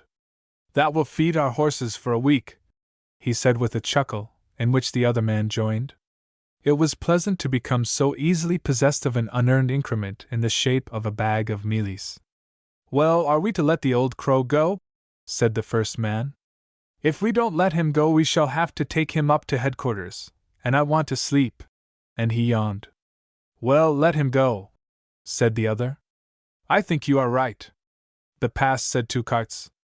"Be off, you damned preaching Englishmen."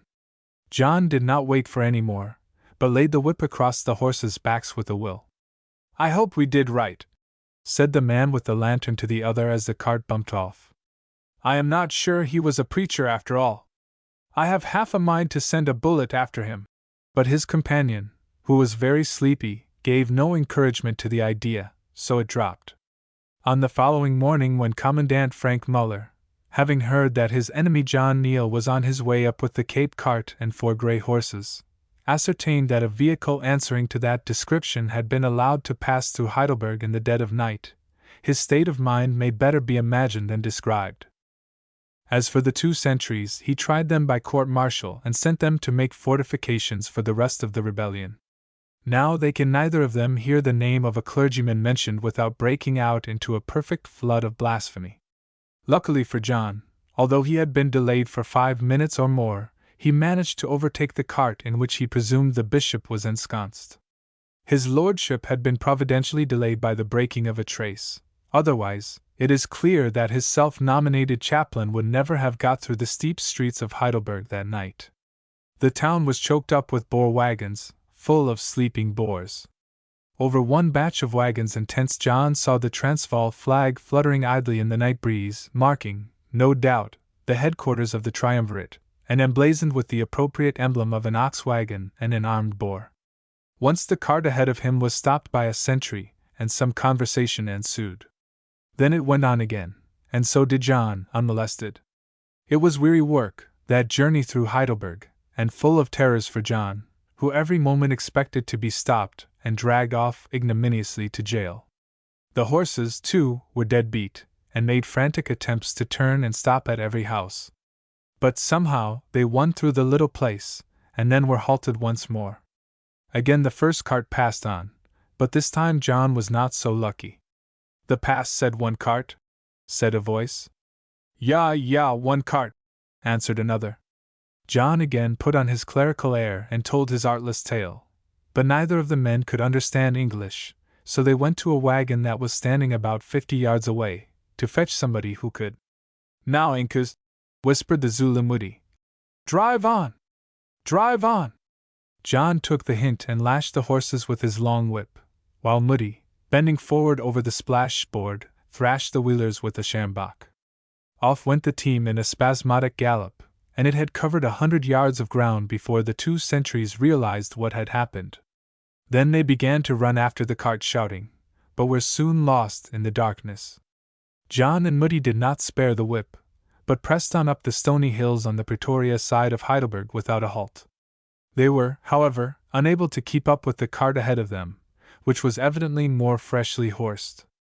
About midnight, too, the moon vanished altogether, and they must creep on as best they could through the darkness. Indeed, so dark was it, that Moody was obliged to get out and lead the exhausted horses, one of which would now and again fall down, to be cruelly flogged before it rose. Once, too, the cart very nearly upset, and on another occasion it was within an inch of rolling down a precipice. This went on till 2 in the morning, when John found that it was impossible to force the weary beasts a yard farther. So, having luckily come to some water about 15 miles out of Heidelberg, he halted, and after the horses had drunk, gave them as much forage as they could eat. One lay down at once, and refused to touch anything, a sure sign of great exhaustion. A second ate lying down, but the other two filled themselves in a satisfactory way. Then came a weary wait for the dawn. Moody slept a little, but John did not dare to do so. All he could do was to swallow a little biltong, dried game flesh, and bread, drink some square face and water, and then sit down in the cart, his rifle between his knees, and wait for the light. At last it came, lying on the eastern sky like a promise, and he once more fed the horses. And now a new difficulty arose. The animal that would not eat was clearly too weak to pull, so the harness had to be altered, and the 3 sound animals arranged unicorn fashion, while the sick one was fastened to the rear of the cart. Then they started again. By 11 o'clock they reached an hotel, or wayside house, known as Ferguson's, situate about 20 miles from Pretoria. It was empty, except for a couple of cats and a stray dog. The inhabitants had evidently fled from the Boers. Here John stabled and fed his horses, giving them all that remained of the forage, and then, once more, ins pan for the last stage. The road was dreadful, and he knew that the country must be full of hostile Boers, but fortunately he met none. It took him 4 hours to cover the 20 miles of ground, but it was not until he reached the port, or neck running into Pretoria, that he saw a vestige of a Boer. Then he perceived 2 mounted men riding along the top of a precipitous stone-strewn ridge, 600 yards or so from him. At first he thought that they were going to descend it, but presently they changed their minds and got off their horses.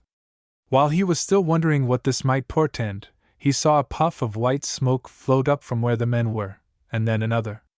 Next came the sharp, unmistakable ping of a bullet passing, as far as he could judge, within some 3 feet of his head, followed by a second ping, and a cloud of dust beneath the belly of the first horse. The 2 Boers were firing at him. John did not wait for any more target practice, but thrashing the horses to a canter, drove the cart round a projecting bank before they could load and fire again. After that, they troubled him no more. At last he reached the mouth of the port, and saw the prettiest of the South African towns, with its red and white houses, its tall clumps of trees, and pink lines of blooming rose hedges lying on the plain before him, all set in the green veldt, made beautiful by the golden light of the afternoon, and he thanked God for the sight. John knew that he was safe now, and let his tired horses walk slowly down the hillside and across the space of plain beyond. To his left were the jail and the barrack sheds, and gathered about them stood hundreds of wagons and tents, towards which he drove. Evidently the town was deserted and its inhabitants were in lager. When he was within half a mile or so, a picket of mounted men rode out to meet him, followed by a miscellaneous crowd on horseback and on foot. "Who goes there?" shouted a voice in honest English. "A friend who is uncommonly glad to see you," John answered, with that feeble jocosity in which we are all apt to indulge when at length a great weight is lifted from our nerves. Chapter 16. Pretoria. Jess was not very happy at Pretoria previous to the unexpected outbreak of hostilities. Most people who have made a great moral effort, and after some severe mental struggle have entered on the drear path from self-sacrifice, experience the reaction that will follow as certainly as the night follows the day. It is one thing to renounce the light, to stand in the full glow of the setting beams of our imperial joy and chant out our farewell, and quite another to live alone in the darkness. For a little while memory may support us, but memory grows faint. On every side is the thick, cheerless pall and that stillness through which no sound comes. We are alone, quite alone, cut off from the fellowship of the day, unseeing and unseen. More especially is this so when the dungeon is of our own making, and we ourselves have shot its bolts. There is a natural night that comes to all, and in its unwavering course swallows every mortal hope and fear, forever and forever. To this we can more easily resign ourselves, for we recognize the universal lot and bow ourselves beneath the all-effacing hand. The earth does not pine when the daylight passes from its peaks, it only sleeps. But Jess had buried herself, and she knew it. There was no absolute need for her to have sacrificed her affection to her sisters. She had done so of her own will, and at times not unnaturally she was regretful. Self-denial is a stern-faced angel. If only we hold him fast and wrestle with him long enough, he will speak us soft words of happy sound, just as, if we wait long enough in the darkness of the night, stars will come to share our loneliness.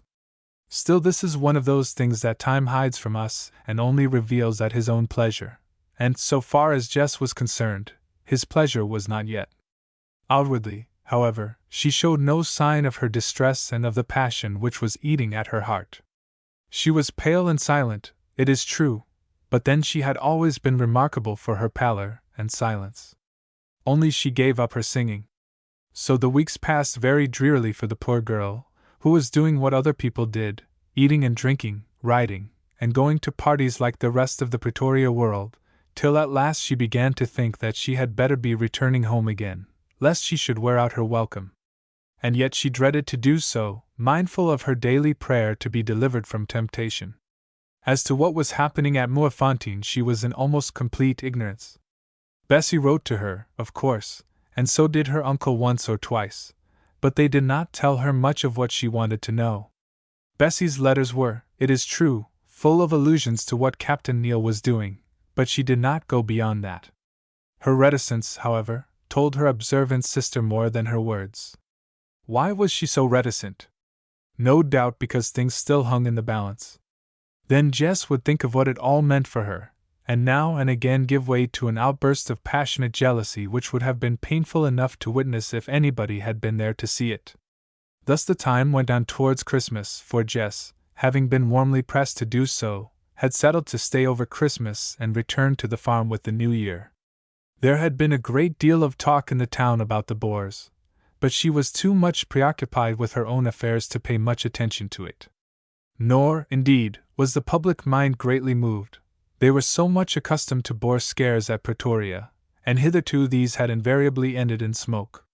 But all of a sudden, on the morning of the 18th of December, came the news of the proclamation of the Republic.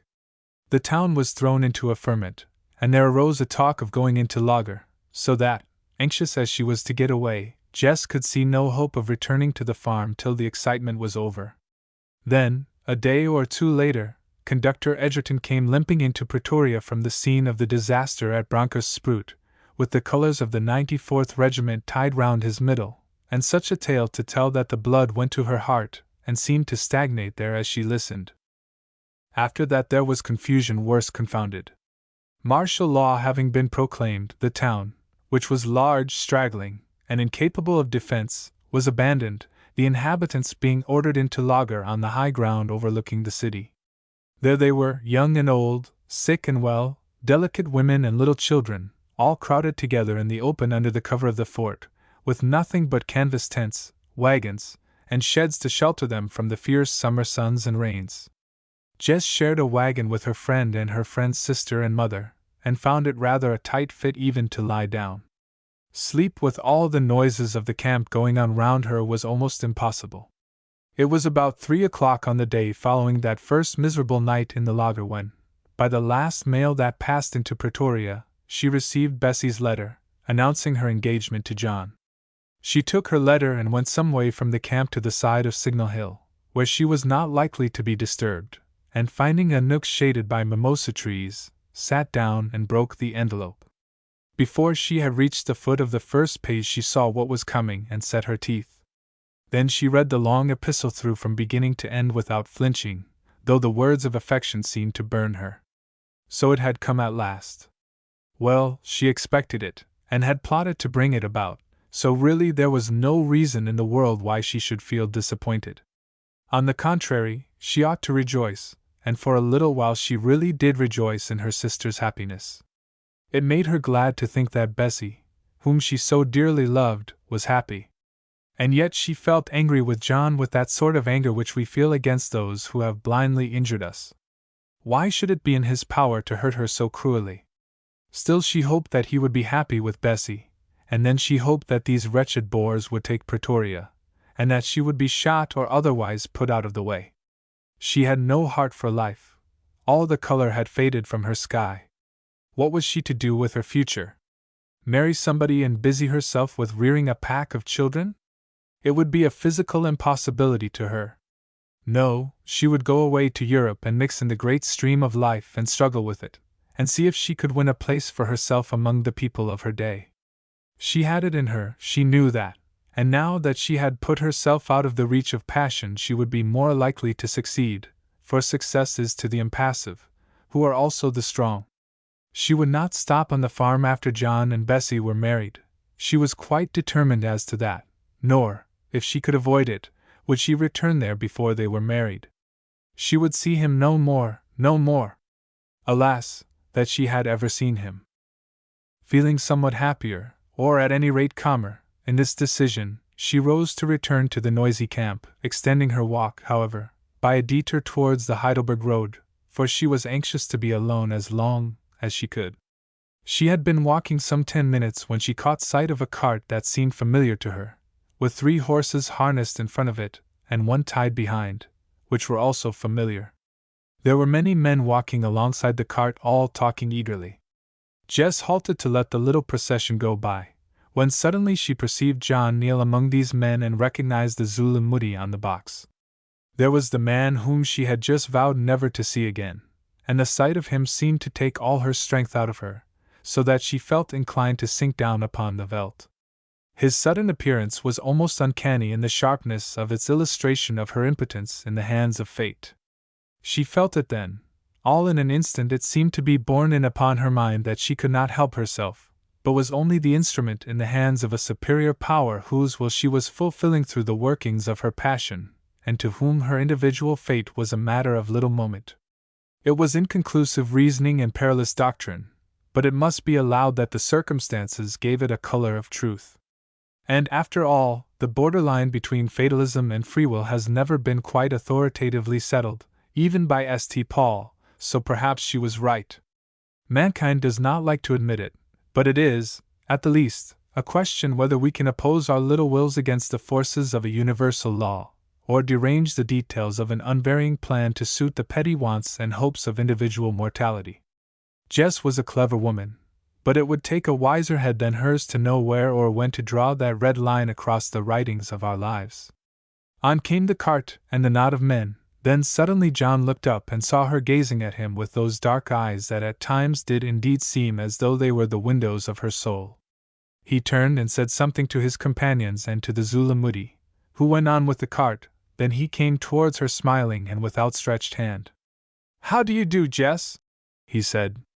"So I have found you all right?" She took his hand and answered, almost angrily, "Why have you come? Why did you leave Bessie and my uncle?" "I came because I was sent, also because I wished it. I wanted to bring you back home before Pretoria was besieged." "You must have been mad. How could you expect to get back? We shall both be shut up here together now." "So it appears. Well, things might be worse," he added cheerfully. "I do not think that anything could be worse," she answered with a stamp of her foot. Then, quite thrown off her balance, she burst incontinently into a flood of tears. John Neal was a very simple-minded man, and it never struck him to attribute her grief to any other cause than anxiety at the state of affairs and at her incarceration for an indefinite period in a besieged town that ran the daily risk of being taken 6 et armis. Still he was a little hurt at the manner of his reception after his long and most perilous journey, which is not, perhaps, to be wondered at. "Well, Jess," he said, "I think that you might speak a little more kindly to me, considering all things. There, don't cry, they are all right at Moefontein, and I dare say that we shall win back there somehow sometime or other. I had a nice business to get here at all, I can tell you." Suddenly she stopped weeping and smiled, her tears passing away like a summer storm. "How did you get through?" she asked. "Tell me all about it, Captain Neal." And accordingly he did.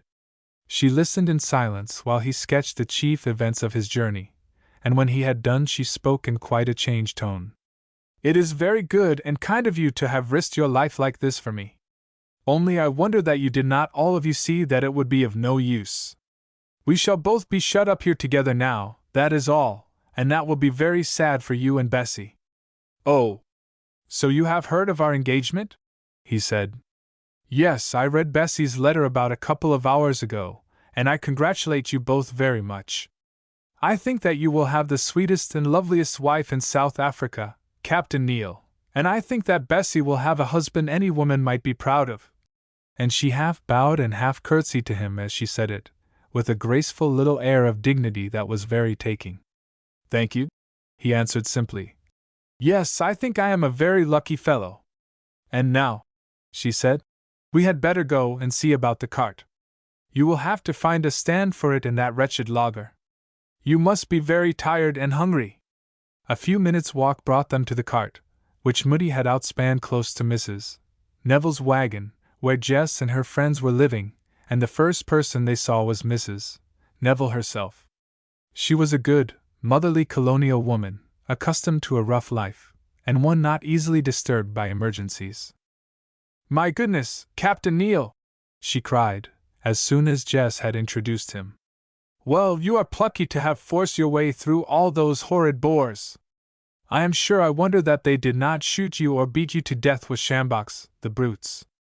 Not that there is much use in your coming, for you will never be able to take Jess back till Sir George Colley relieves us, and that can't be for 2 months, they say. Well, there's one thing, Jess will be able to sleep in the cart now, and you can have one of the patrol tents and camp alongside. It won't be quite proper, perhaps, but in these times we can't stop to consider propriety. There, you go off to the governor. He will be glad enough to see you, I'll be bound. I saw him at the other end of the camp 5 minutes ago. We will have the cart unpacked and arrange about the horses." Thus adjured, John departed, and when he returned half an hour afterwards, having told his eventful tale, which did not, however, convey any information of general value, he was rejoiced to find that the process of getting things straight was almost complete. What was better still, Jess had fried him a beefsteak over the campfire, and was now employed in serving it on a little table by the wagon. He sat down on a stool and ate his meal heartily enough, while Jess waited on him and Mrs. Neville chattered incessantly. "By the way," she said, "Jess tells me that you are going to marry her sister. Well, I wish you joy. A man wants a wife in this country. It isn't like England, where in 5 cases out of 6 he might as well go and cut his throat as get married. It saves him money here, and children are a blessing, as nature meant them to be, and not a burden, as civilization has made them. Lord, how my tongue does run on! It isn't delicate to talk about children when you have only been engaged a couple of weeks, but you see, that's what it comes to after all. She's a pretty girl, Bessie, and a good one too. I don't know her much, though she hasn't got the brains of Jess here. That reminds me, as you are engaged to Bessie, of course you can look after Jess, and nobody will think anything of it. Ah, if you only knew what a place this is for talk, though their talk is pretty well scared out of them now, I'm thinking. My husband is coming round presently to the cart to help to get Jess's bed into it. Lucky it's big. We are such a tight fit in that wagon that I shall be downright glad to see the last of the dear girl, though, of course, you'll both come and take your meals with us." Jess heard all this in silence. She could not well insist upon stopping in the crowded wagon. It would be asking too much, and besides, she had passed one night there, and that was quite enough for her. Once she suggested that she should try to persuade the nuns to take her in at the convent, but Mrs. Neville suppressed the notion instantly. Nuns, she said. Nonsense. When your own brother-in-law, at least he will be your brother-in-law if the Boers don't make an end of us all, is here to take care of you, don't talk about going to a parcel of nuns. It will be as much as they can do to look after themselves, I'll be bound. As for John, he ate his steak and said nothing. The arrangement seemed a very proper one to him. Chapter 17. The 12th of February. John soon settled down into the routine of camp life in Pretoria, which, after one became accustomed to it, was not so disagreeable as might have been expected, and possessed, at any rate, the merit of novelty. Although he was an officer of the army, having several horses to ride and his services not being otherwise required, John preferred, on the whole, to enroll himself in the Corps of Mounted Volunteers, known as the Pretoria Carbineers. This, in the humble capacity of a sergeant, he obtained leave to do from the officer commanding the troops. He was an active man, and his duties in connection with the Corps kept him fully employed during most of the day, and sometimes, when there was outpost duty to be done, during a good part of the night too. For the rest, whenever he returned to the cart, by which he had stipulated he should be allowed to sleep in order to protect Jess in case of any danger, he always found her ready to greet him, and every little preparation made for his comfort that was possible under the circumstances. Indeed, as time went on, they thought it more convenient to set up their own little mess instead of sharing that of their friends. So every day they used to sit down to breakfast and dine together at a little table contrived out of a packing case, and placed under an extemporized tent, for all the world like a young couple picnicking on their honeymoon. Of course, the situation was very irksome in a way, but it is not to be denied that it had a charm of its own. To begin with, once thoroughly known, Jess was one of the most delightful companions possible to a man like John Neal. Never, till this long tete-a-tete at Pretoria, had he guessed how powerful and original was her mind, or how witty she could be when she liked.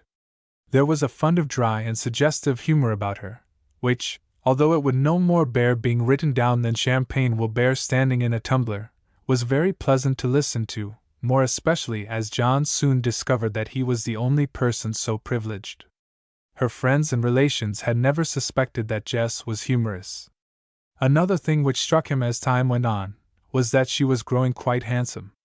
She had been very pale and thin when he reached Pretoria, but before a month was over she had become, comparatively speaking, stout, which was an enormous gain to her appearance. Her pale face, too, gathered a faint tinge of color that came and went capriciously, like starlight on the water, and her beautiful eyes grew deeper and more beautiful than ever. "Who would ever have thought that it was the same girl?" said Mrs. Neville to him, holding up her hands as she watched Jess solemnly surveying a half-cooked mutton chop. "Why, she used to be such a poor creature, and now she's quite a fine woman. And that with this life, too, which is wearing me to a shadow and has half killed my dear daughter. I suppose it is being in the open air," said John, it having never occurred to him that the medicine that was doing Jess so much good might be happiness. But so it was. After her first struggles came a lull, and then an idea. Why should she not enjoy his society while she could?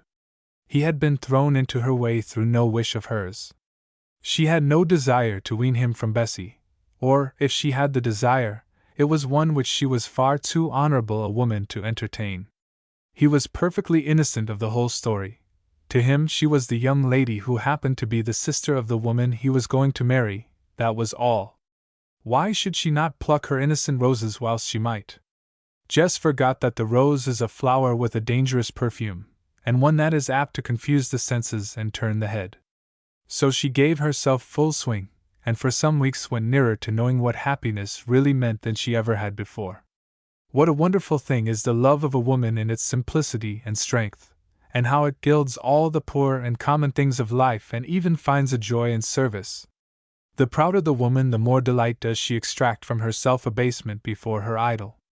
Only not many women can love like Jess, and when they do almost invariably they make some fatal mistake, whereby the wealth of their affection is wasted, or, worse still, becomes a source of misery or shame to themselves and others.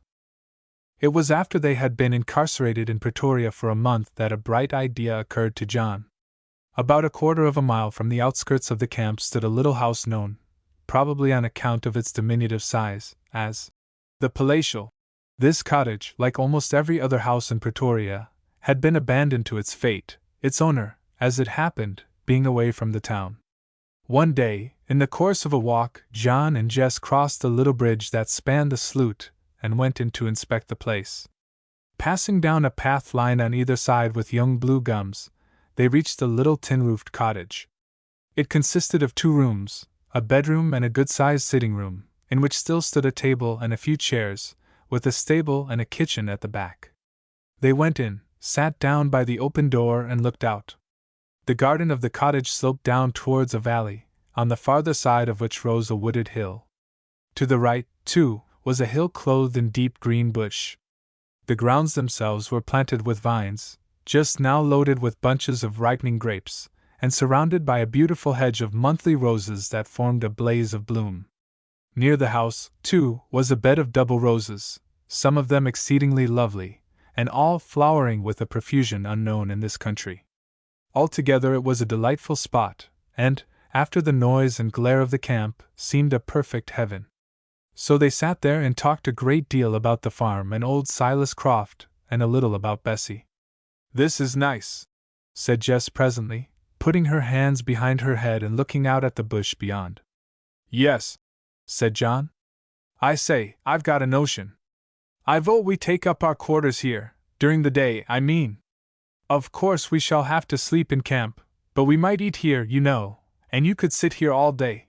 It would be as safe as a church, for those Boers will never try to storm the town, I am sure of that." Jess reflected, and soon came to the conclusion that it would be a charming plan. Accordingly, next day she set to work and made the place as clean and tidy as circumstances would allow, and they commenced housekeeping. The upshot of this arrangement was that they were thrown more together even than before. Meanwhile the siege dragged its slow length along. No news whatever reached the town from outside, but this did not trouble the inhabitants very much, as they were sure that Collie was advancing to their relief, and even got up sweepstakes as to the date of his arrival. Now and then a sortie took place, but, as the results attained were very small, and were not, on the whole, creditable to our arms, perhaps the less said about them the better. John, of course, went out on these occasions, and then Jess would endure agonies that were all the worse because she was forced to conceal them. She lived in constant terror lest he should be among the killed. However, nothing happened to him, and things went on as usual till the 12th of February, when an attack was made on a place called the Red House Kraal, which was occupied by Boers near a spot known as the 6-mile Spruit. The force, which was a mixed one, left Pretoria before daybreak, and John went with it. He was rather surprised when, on going to the cart in which Jess slept, to get some little thing before saddling up, he found her sitting on the box in the night dews, a cup of hot coffee which she had prepared for him in her hand. "What do you mean by this, Jess?" he asked sharply. "I will not have you getting up in the middle of the night to make coffee for me." "I have not got up," she answered quietly. "I have not been to bed." "That makes matters worse," he exclaimed, but nevertheless he drank the coffee and was glad of it, while she sat on the box and watched him. "Put on your shawl and wrap something over your head," he said. "The dew will soak you through. Look, your hair is all wet." Presently she spoke. "I wish you would do something for me, John," for she called him John now. "Will you promise?" "How like a woman," he said, "to ask one to promise a thing without saying what it is. I want you to promise for Bessie's sake, John." "Well, what is it, Jess?" "Not to go on this sortie. You know you can easily get out of it if you like." He laughed. "You little silly, why not?" "Oh, I don't know. Don't laugh at me because I am nervous. I am afraid that something might happen to you." "Well," he remarked consolingly, "every bullet has its billet, and if it does I don't see that it can be helped." "Think of Bessie," she said again. "Look here, Jess," he answered testily. "What is the good of trying to take the heart out of a fellow like this? If I am going to be shot I can't help it, and I am not going to show the white feather, even for Bessie's sake, so there you are, and now I must be off." "You are quite right, John," she said quietly. "I should not have liked to hear you say anything different, but I could not help speaking. "Goodbye, John. God bless you!" And she stretched out her hand, which he took and went. "Upon my word, she has given me quite a turn," reflected John to himself, as the troop crept on through the white mists of dawn. "I suppose she thinks that I am going to be plugged. Perhaps I am. I wonder how Bessie would take it. She would be awfully cut up, but I expect that she would get over it pretty soon. Now, I don't think that Jess would shake off a thing of that sort in a hurry. That is just the difference between the two, the one is all flower and the other is all root." Then he fell to wondering how Bessie was, and what she was doing, and if she missed him as much as he missed her, and so on, till his mind came back to Jess, and he reflected what a charming companion she was, and how thoughtful and kind, and breathed a secret hope that she would continue to live with them after they were married. Unconsciously they had arrived at that point of intimacy, innocent in itself, when two people become absolutely necessary to each other's daily life. Indeed, Jess had traveled a long way farther, but of this John was of course ignorant. He was still at the former stage, and was not himself aware how large a proportion of his daily thoughts were occupied by this dark-eyed girl, or how completely her personality overshadowed him. He only knew that she had the knack of making him feel thoroughly happy in her company. When he was talking to her, or even sitting silently by her, he became aware of a sensation of restfulness and reliance that he had never before experienced in the society of a woman. Of course, to a large extent this was the natural homage of the weaker nature to the stronger, but it was also something more. It was a shadow of the utter sympathy and complete accord that is the surest sign of the presence of the highest forms of affection, which, when it accompanies the passion of men and women, as it sometimes though rarely does, being more often to be found in perfection in those relations from which the element of sexuality is excluded, raises it almost above the level of the earth. For the love where that sympathy exists, whether it is between mother and son, husband and wife, or those who, whilst desiring it, have no hope of that relationship, is an undying love, and will endure till the night of time has swallowed all things. Meanwhile, as John reflected, the force to which he was attached was moving into action, and soon he found it necessary to come down to the unpleasantly practical details of Boer warfare. More particularly did this come home to his mind when, shortly afterwards, the man next to him was shot dead, and a little later he himself was slightly wounded by a bullet which passed between the saddle and his thigh. Into the details of the fight that ensued it is not necessary to enter here. They were, if anything, more discreditable than most of the episodes of that unhappy war in which the holding of Potchefstroom, Leidenburg, Russenburg, and Wackerstrom are the only bright spots. Suffice it to say that they ended in something very like an utter rout of the English at the hands of a much inferior force, and that, a few hours after he had started, the ambulance being left in the hands of the Boers, John found himself on the return road to Pretoria, with a severely wounded man behind his saddle, who, as they went painfully along, mingled curses of shame and fury with his own. Meanwhile, exaggerated accounts of the English defeat had reached the town, and amongst other things, it was said that Captain Neil had been shot dead. One man who came in stated that he saw him fall, and that he was shot through the head. This Mrs. Neville heard with her own ears, and greatly shocked, started to communicate the intelligence to Jess. As soon as it was daylight, as was customary with her, Jess had gone over to the little house which she and John occupied, the palatial, as it was called ironically, and settled herself there for the day. First she tried to work and could not, so she took a book that she had brought with her and began to read, but it was a failure also. Her eyes would wander from the page and her ears strained to catch the distant booming of the big guns that came from time to time floating across the hills. The fact of the matter was that the poor girl was the victim of a presentiment that something was going to happen to John. Most people of imaginative mind have suffered from this kind of thing at one time or other in their lives, and have lived to see the folly of it, and there was more in the circumstances of the present case to excuse indulgence in the luxury of presentiments than as usual.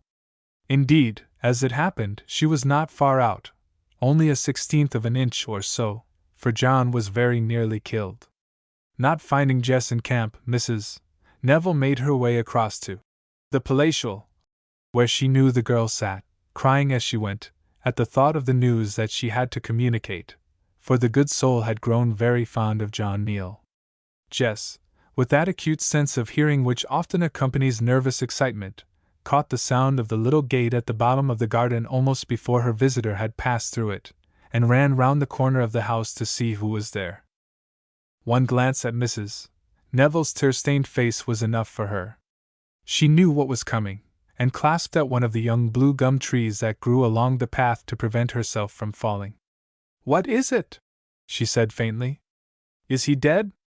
"Yes, my dear, yes, shot through the head, they say." Jess made no answer, but clung to the sapling, feeling as though she were going to die herself, and faintly hoping that she might do so. Her eyes wandered vaguely from the face of the messenger of evil, first up to the sky, then down to the cropped and trodden veldt. Past the gate of the palatial garden ran a road, which, as it happened, was a short cut from the scene of the fight, and down this road came 4 Kaffirs and half-castes, bearing something on a stretcher, behind which rode 3 or 4 carbineers. A coat was thrown over the face of the form on the stretcher, but its legs were visible. They were booted and spurred, and the feet fell apart in that peculiarly lax and helpless way of which there is no possibility of mistaking the meaning. "Look," she said, pointing. "Ah, poor man, said Mrs. Neville. "They are bringing him here to lay him out." Then Jess's beautiful eyes closed, and down she went with the bending tree. Presently the sapling snapped, and she fell senseless with a little cry, and as she fell the men with the corpse passed on. 2 minutes afterwards, John Neal, having heard the rumor of his own death on arrival at the camp, and greatly fearing lest it should have reached Jess's ears, cantered up hurriedly, and dismounting as well as his wound would allow, limped up the garden path. "Great heavens, Captain Neal!" exclaimed Mrs. Neville, looking up. "Why, we thought that you were dead!" "And that is what you have been telling her, I suppose?"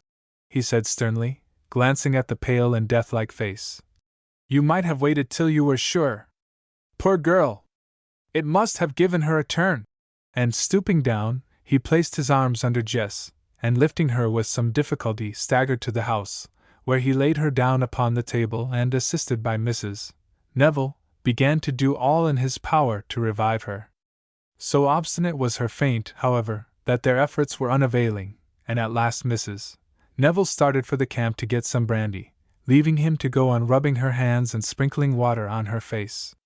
The good lady had not been gone more than 2 or 3 minutes when Jess suddenly opened her eyes and sat up, slipping her feet to the ground. Her eyes fell upon John and dilated with wonder. He thought that she was about to faint again, for even her lips blanched, and she began to shake and tremble all over in the extremity of her agitation. Jess, he said. "For God's sake, don't look like that, you frightened me." I thought you were, she said slowly, then suddenly burst into a passion of tears and fell forward upon his breast and lay there sobbing her heart out, her brown curls resting against his face. It was an awkward and a most moving position. John was only a man, and the spectacle of this strange woman, to whom he had lately grown so much attached, plunged into intense emotion, awakened, apparently, by anxiety about his fate, stirred him very deeply, as it would have stirred anybody. Indeed, it struck some chord in him for which he could not quite account, and its echoes charmed and yet frightened him. What did it mean? "Jess, dear Jess, pray stop. I can't bear to see you cry so," he said at last. She lifted her head from his shoulder and stood looking at him, her hand resting on the edge of the table behind her. Her face was wet with tears and looked like a dew-washed lily, and her beautiful eyes were alight with a flame that he had never seen in the eyes of woman before. She said nothing, but her whole face was more eloquent than any words, for there are times when the features can convey a message in that language of their own which is more suitable than any tongue we talk. There she stood, her breast heaving with emotion as the sea heaves when the fierceness of the storm has passed, a very incarnation of the intensest love of woman. And as she stood something seemed to pass before her eyes and blind her, a spirit took possession of her that absorbed all her doubts and fears, and she gave way to a force that was of her and yet compelled her, as, when the wind blows, the sails compel a ship. Then, for the first time, where her love was concerned, she put out all her strength. She knew, and had always known, that she could master him, and force him to regard her as she regarded him, did she but choose. How she knew it she could not say, but it was so. Now she yielded to an unconquerable impulse and chose. She said nothing, she did not even move, she only looked at him. "Why were you in such a fright about me?" he stammered. She did not answer, but kept her eyes upon his face, and it seemed to John as though power flowed from them, for, while she looked, he felt the change come. Everything melted away before the almost spiritual intensity of her gaze. Bessie, honor, his engagement, all were forgotten, the smoldering embers broke into flame, and he knew that he loved this woman as he had never loved any living creature before, that he loved her even as she loved him. Strong man as he was, he shook like a leaf before her. "Jess," he said hoarsely, "God forgive me! I love you!" And he bent forward to kiss her. She lifted her face towards him, then suddenly changed her mind, and laid her hand upon his breast. "You forget," she said almost solemnly. "You are going to marry Bessie." Crushed by a deep sense of shame, and by a knowledge of the calamity that had overtaken him, John turned and limped from the house. Chapter 18. And after. In front of the door of the palatial was a garden bed filled with weeds and flowers mixed up together like the good and evil in the heart of a man, and to the right-hand side of this bed stood an old and backless wooden chair. No sooner had John limped outside the door of the cottage than he became sensible that, what between one thing and another, weariness, loss of blood from his wound, and intense mental emotion, if he did not sit down somewhere quickly, he should follow the example set by Jess and faint away. Accordingly he steered for the old chair and sank into it with gratitude. Presently he saw Mrs. Neville running up the path with a bottle of brandy in her hand. "Ah," he thought to himself, "that will just come in handy for me. If I don't have a glass of brandy soon I shall roll off this infernal chair, I am sure of it." "Where is Jess?" panted Mrs. Neville. "In there," he said. "She has recovered. It would have been better for us both if she hadn't," he added to himself. "Why, bless me, Captain Neal, how queer you look," said Mrs. Neville, fanning herself with her hat. "And there is such a row going on at the camp there. The volunteers swear that they will attack the military for deserting them, and I don't know what all, and they simply wouldn't believe me when I said you were not shot. Why, I never! Look! Your boot is full of blood. So you were hit after all."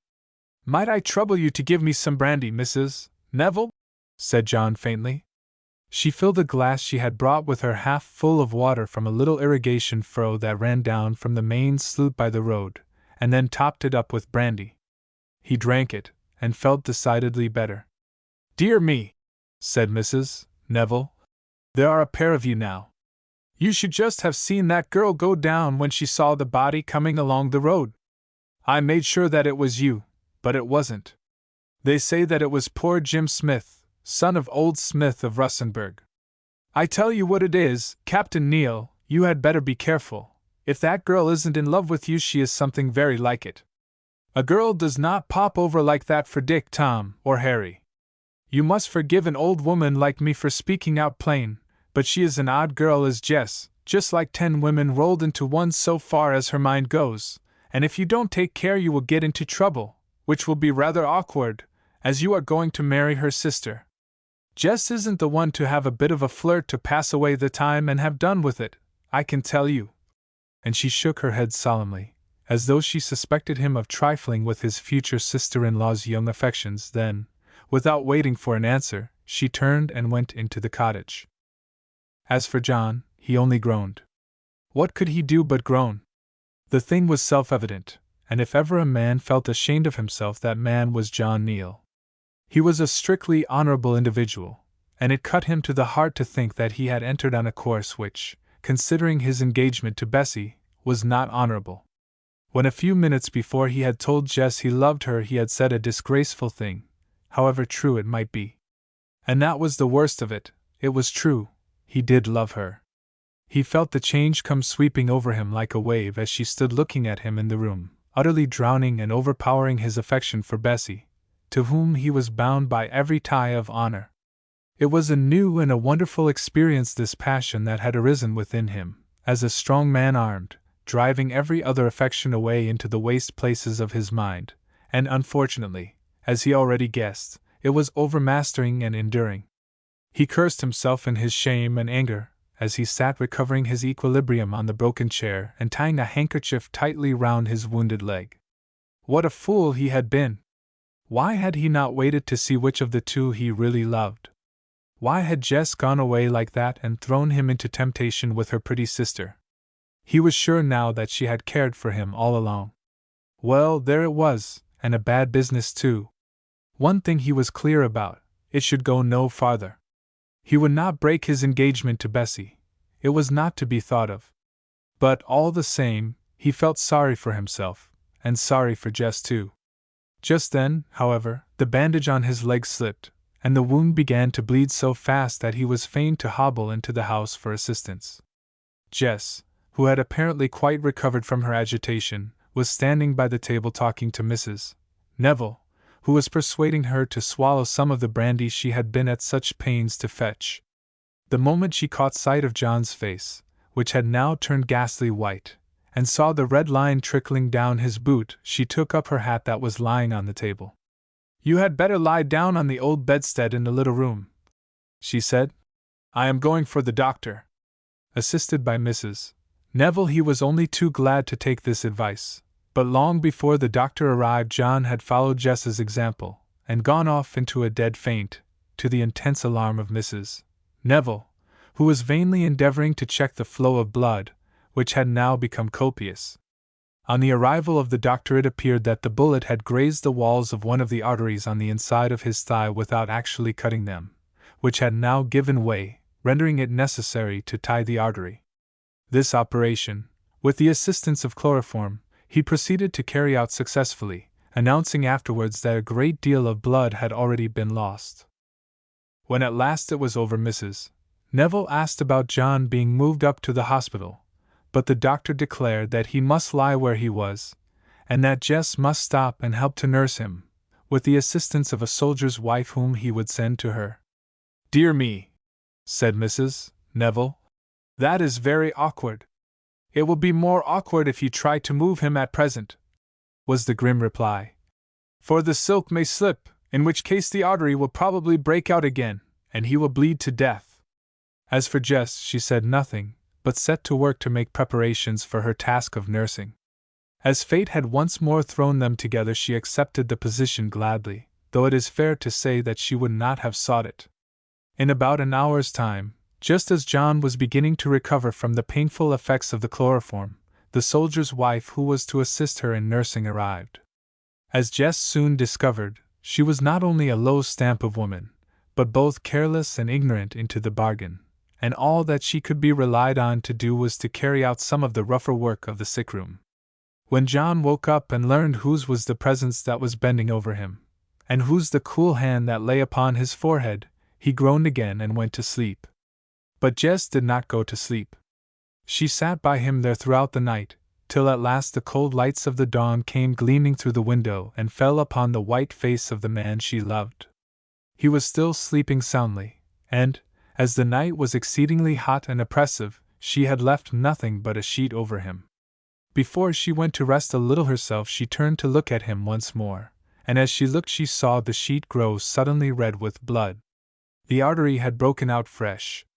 Calling to the soldier's wife to run across to the doctor, Jess shook her patient till he awoke, for he was sleeping quite soundly, and would, no doubt, have continued to do so till he glided away into a still deeper sleep, and then between them they did what they could to quench that dreadful pumping flow, Jess knotting her handkerchief round his leg and twisting it with a stick, while he pressed his thumb upon the severed artery.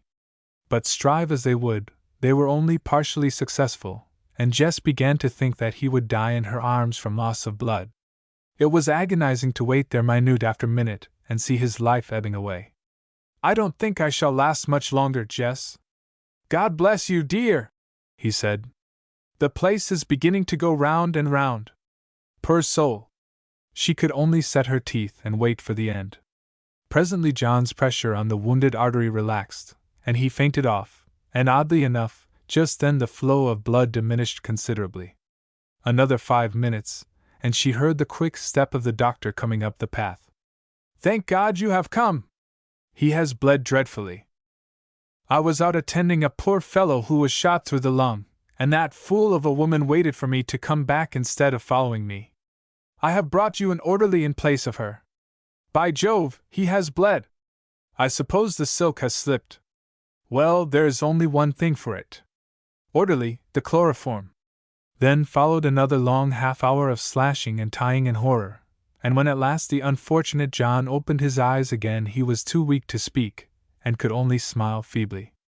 For 3 days after this he lay in a dangerous state, for if the artery had broken out for the third time the chances were that, having so little blood left in his veins, he would die before anything could be done for him. At times he was very delirious from weakness, and these were the critical hours, for it was almost impossible to keep him still, and every moment threw Jess into an agony of terror lest the silk fastenings of the artery should break away. Indeed, there was only one fashion in which she could quiet him, and that was by placing her slim white hand upon his forehead or giving it to him to hold. Oddly enough, this had more effect upon his fevered mind than anything else. For hour after hour she would sit thus, though her arm ached, and her back felt as if it were about to break in two, till at last she was rewarded by seeing his wild eyes cease their wanderings and close in peaceful sleep. Yet with it all that week was perhaps the happiest time in her life. There he lay, the man she loved with all the intensity of her deep nature, and she ministered to him, and felt that he loved her, and depended on her as a babe upon its mother. Even in his delirium her name was continually on his lips, and generally with some endearing term before it. She felt in those dark hours of doubt and sickness as though they too were growing life to life, knit up in a divine identity she could not analyze or understand. She felt that it was so, and she believed that, once being so, whatever her future might be, that communion could never be dissolved, and therefore was she happy, though she knew that his recovery meant their lifelong separation. For though Jess, when thrown utterly off her balance, had once given her passion way, it was not a thing she meant to repeat. She had, she knew, injured Bessie enough already in taking her future husband's heart. That she could not help now, but she would take no more. John should go back to her sister. And so she sat and gazed at that sleeping man through the long watches of the night, and was happy. There lay her joy. Soon they must part, and she would be left desolate, but whilst he lay there he was hers. It was passing sweet to her woman's nature to place her hand upon him and see him sleep, for this desire to watch the sleep of a beloved object is one of the highest and strangest manifestations of passion. Truly, and with a keen insight into the human heart, has the poet said that there is no joy like the joy of a woman watching what she loves asleep. As Jess sat and gazed, those beautiful and tender lines came floating to her mind, and she thought how true they were. Aye, there lay the thing she loved. The time went on, and the artery broke out no more. Then at last came a morning when John opened his eyes and watched the pale earnest face bending over him as though he were trying to remember something. Presently he shut them again. He had remembered. "I have been very ill, Jess," he said after a pause. "Yes, John." "And you have nursed me?" "Yes, John." "Am I going to recover?" "Of course you are." He closed his eyes again. "I suppose there is no news from outside?" "No more. Things are just the same." "Nor from Bessie?" "None. We are quite cut off." Then came a pause. "John," said Jess, "I want to say something to you. When people are delirious, or when delirium is coming on, they sometimes say things that they are not responsible for, and which had better be forgotten." "Yes," he said, "I understand. So," she went on, in the same measured tone, "we will forget everything you may fancy that you said, or that I did, since the time when you came in wounded and found that I had fainted." "Quite so," said John. "I renounce them all." "We renounce them all," she corrected, and gave a solemn little nod of her head and sighed, and thus they ratified that audacious compact of oblivion. But it was a lie, and they both knew that it was a lie. If love had existed before, Was there anything in his helplessness and her long and tender care to make it less? Alas! No, rather was their companionship the more perfect and their sympathy the more complete. Propinquity, sir, propinquity. As the wise man said, we all know the evils of it. It was a lie, and a very common and everyday sort of lie. Who, being behind the scenes, has not laughed in his sleeve to see it acted? Who has not admired and wondered at the cold and formal bow and shake of the hand, the tender inquiries after the health of the maiden aunt and the baby, the carelessly expressed wish that we may meet somewhere, all so palpably overdone, that the heroine of the impassioned scene at which we had unfortunately to assist an hour ago? Where are the tears, the convulsive sobs, the heartbroken grief? And that the young gentleman who saw nothing for it but flight or a pistol bullet? There, all the world's a stage, and fortunately most of us can act at a pinch. Yes, we can act.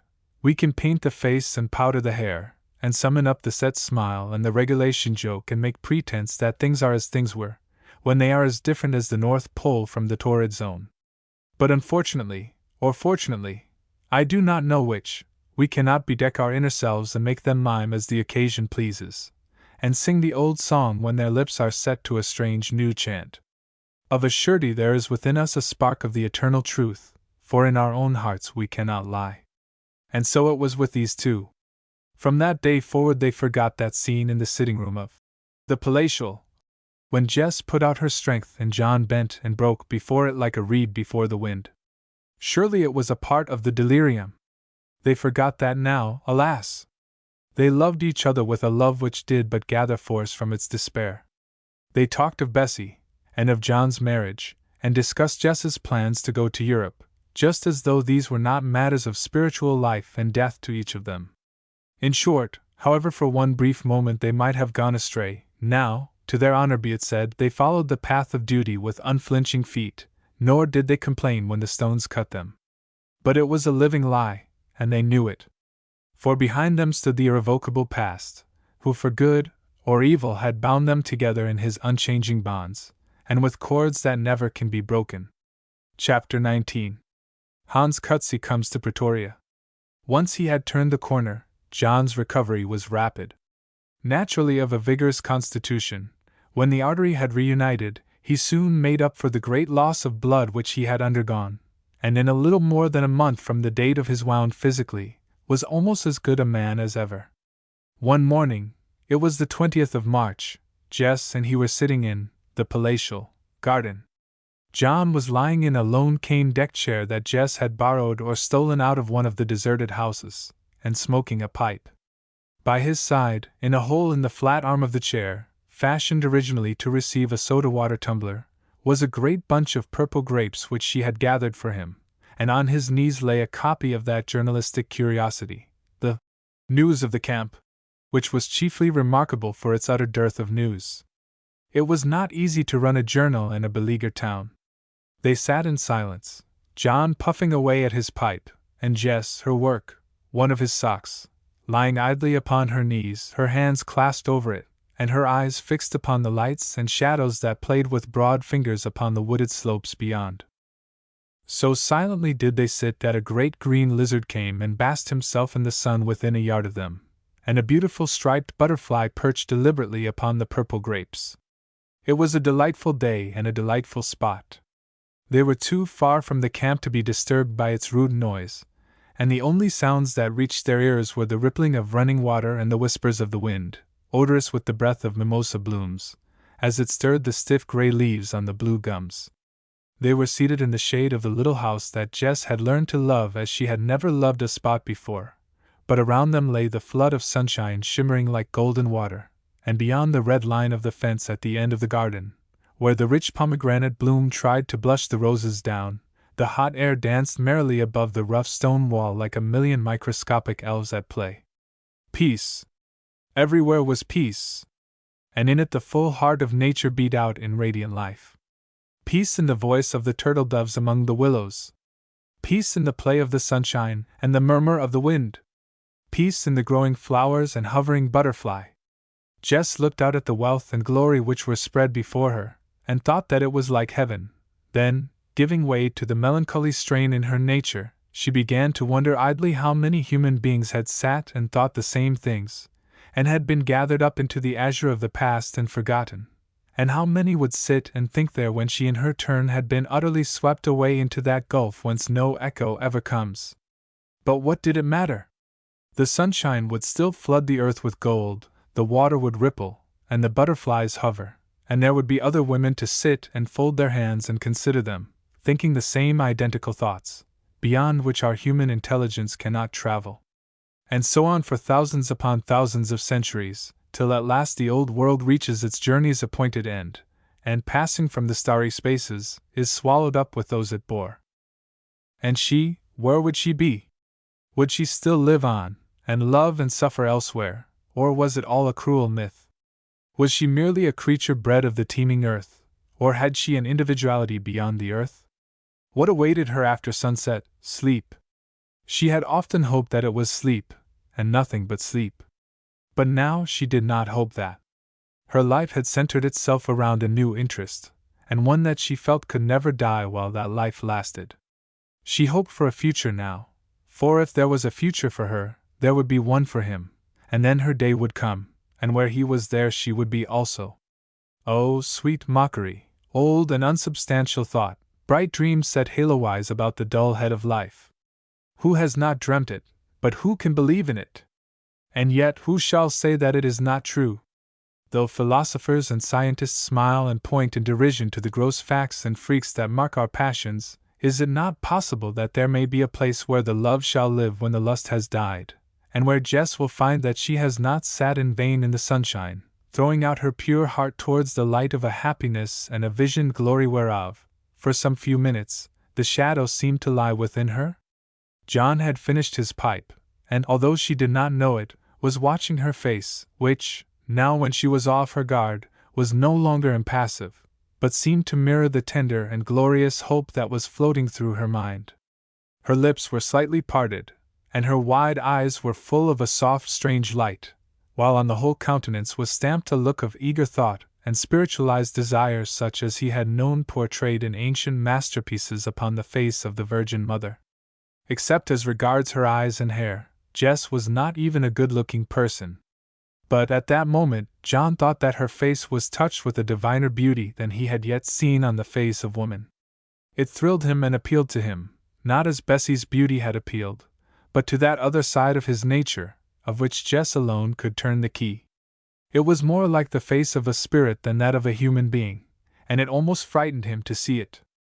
"Jess," he said at last, "what are you thinking of?" She started, and her face resumed its normal expression.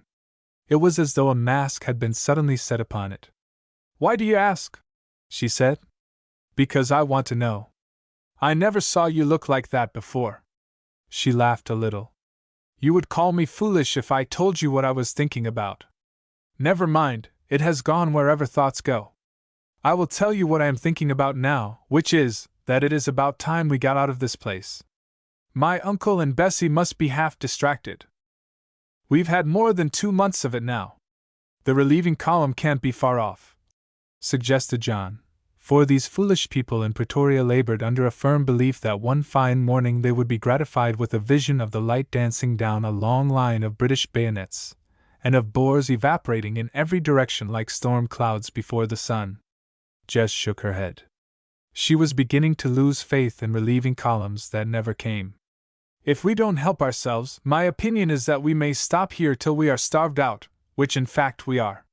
However, it's no use talking about it, so I'm off to fetch our rations. Let's see, have you everything you want?" "Everything, thanks." "Well then, mind you stop quiet till I come back." "Why?" laughed John. "I am as strong as a horse." "Possibly, but that is what the doctor said, you know. Goodbye." And Jess took her big basket and started on what John used feebly to call her rational undertaking. She had not gone 50 paces from the door before she suddenly caught sight of a familiar form seated on a familiar pony. The form was fat and jovial-looking, and the pony was small but also fat. It was Hans Cutsey, none other. Jess could hardly believe her eyes. Old Hans in Pretoria. What could it mean? Cutsy! Cutsy!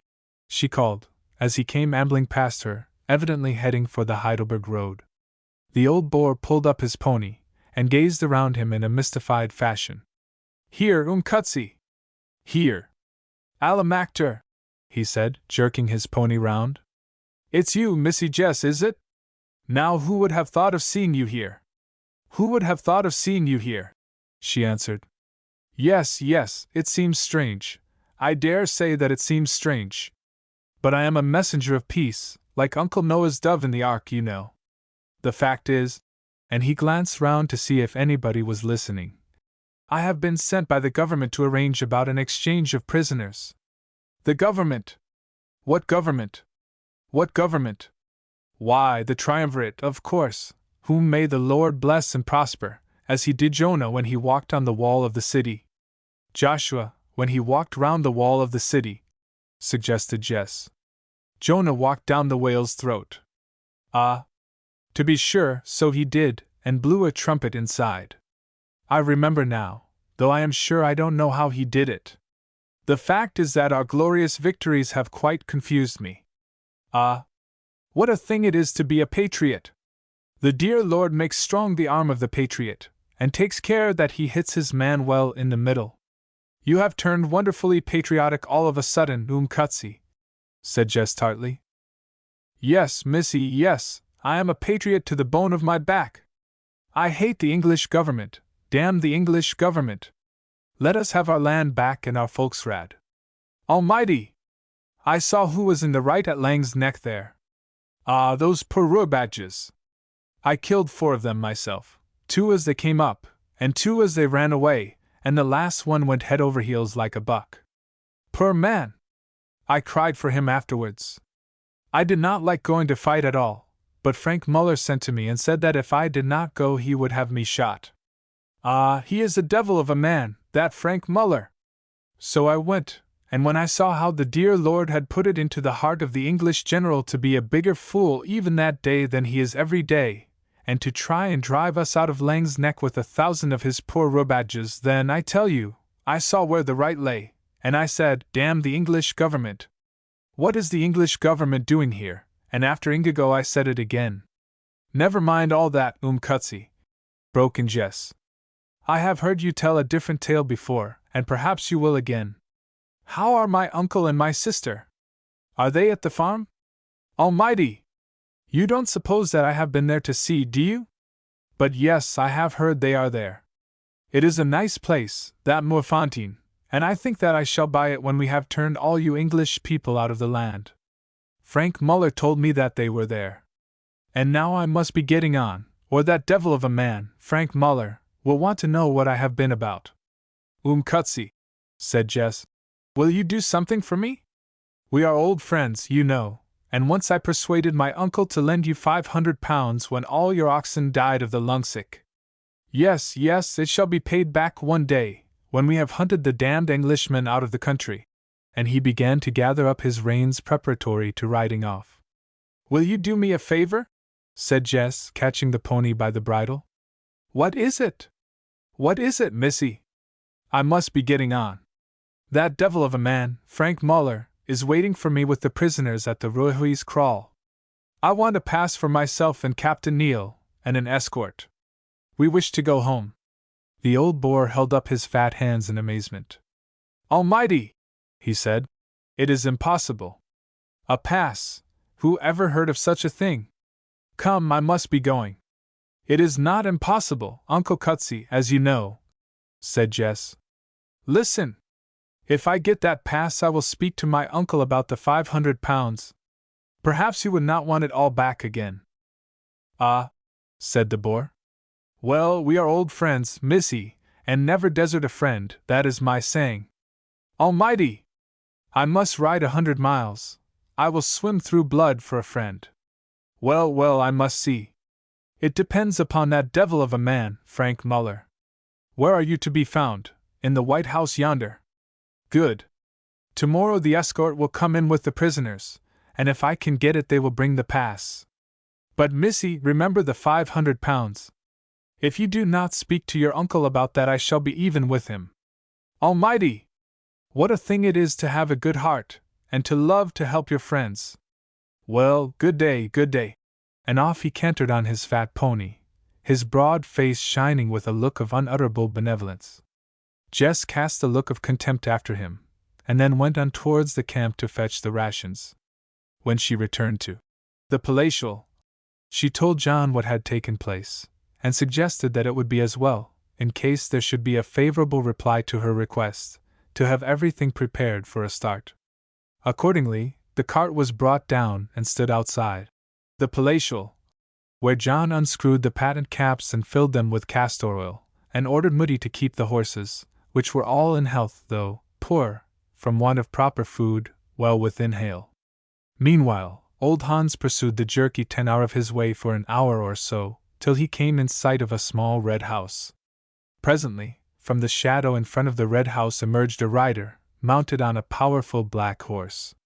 The horseman, a stern, handsome, bearded man, put his hand above his eyes to shade them from the sun, and gazed up the road. Then he seemed suddenly to strike his spurs into the horse, for the animal bounded forward swiftly, and came sweeping towards Hans at a hand gallop. "Ah! It is that devil of a man, Frank Muller!" ejaculated Cutsy.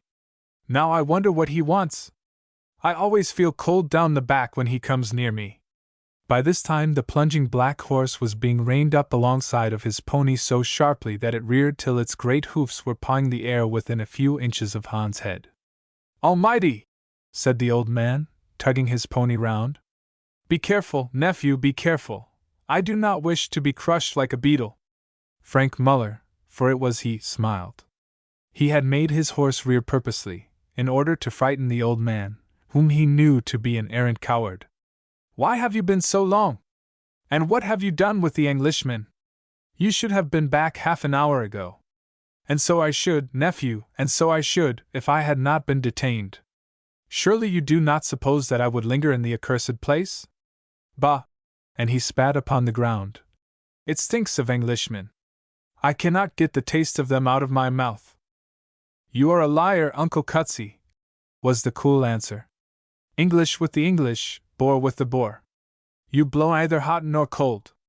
Be careful lest I show you up. I know you and your talk. Do you remember what you were saying to the Englishman Neil in the inn yard at Wackerstrom when you turned and saw me? I heard, and I do not forget. You know what happens to a land betrayer?" Hans' teeth positively chattered, and his florid face blanched with fear. "What do you mean, nephew?" he asked. I mean nothing. I was only speaking a word of warning to you as a friend. I have heard things said about you by—" and he dropped his voice and whispered a name, at the sound of which poor Hans turned whiter than ever. "Well," went on his tormentor, when he had sufficiently enjoyed his terror, "what sort of terms did you make in Pretoria?" "Oh, good, nephew, good," he gabbled, delighted to find a fresh subject. "I found the Englishmen supple as a tanned skin. They will give up their 12 prisoners for our 4. The men are to be in by 10 tomorrow. I told their commandant about Lang's neck and indigo, and he would not believe me. He thought I lied like himself. They are getting hungry there now. I saw a Hottentot I knew, and he told me that their bones were beginning to show. They will be through the skin before long," muttered Frank. "Well, here we are at the house. The general is there. He has just come up from Heidelberg, and you can make your report to him. Did you find out about the Englishman, Captain Neal? Is it true that he is dead?" "No, he is not dead. By the way, I met Croft's niece, the dark one. She is shut up there with the captain, and she begged me to try and get them a pass to go home. Of course I told her that it was nonsense, and that they must stop and starve with the others." Muller, who had been listening to this last piece of information with intense interest, suddenly checked his horse and answered, "Did you?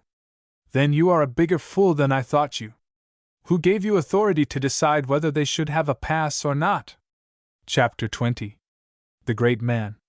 Completely overcome by this last remark, Hans collapsed like a jellyfish out of water, and reflected in his worthless old heart that Frank Muller was indeed a devil of a man. By this time they had reached the door of the little house, and were dismounting, and in another minute Hans found himself in the presence of one of the leaders of the rebellion. He was a short, ugly person of about 55, with a big nose, small eyes, straight hair, and a stoop. The forehead, however, was good, and the whole face betrayed a keenness and ability far beyond the average. The great man was seated at a plain deal table, writing something with evident difficulty upon a dirty sheet of paper, and smoking a very large pipe. "Sit, Heron, sit," he said, when they entered, waving the stem of his pipe towards a deal bench. Accordingly they sat down without even removing their hats, and pulling out their pipes, proceeded to light them. "How, in the name of God, do you spell excellency?" asked the general presently. "I have spelt it in 4 different ways, and each one looks worse than the last." Frank Muller gave the required information. Hans in his heart thought he spelt it wrong, but he did not dare to say so. Then came another pause, only interrupted by the slow scratching of a quill across the dirty paper, during which Hans nearly went to sleep, for the weather was very hot, and he was tired with his ride. "There," said the writer presently, gazing at his handwriting with an almost childish air of satisfaction. "That is done. A curse on the man who invented writing.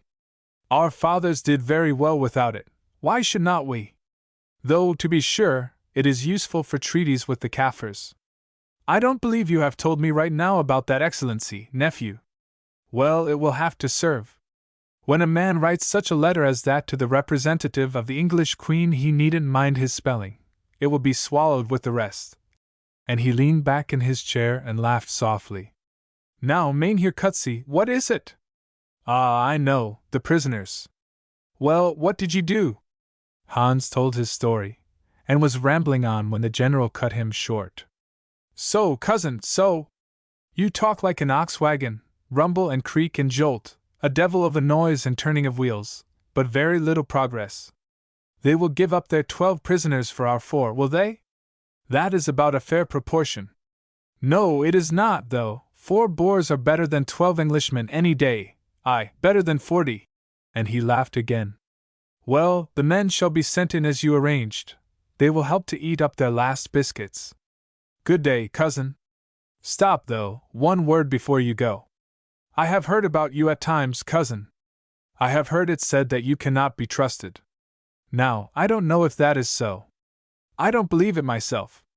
Only listen, if it should be true, and I should find you out, by God, I will have you cut into rimpies with afterox shambox, and then shoot you and send in your carcass as a present to the English."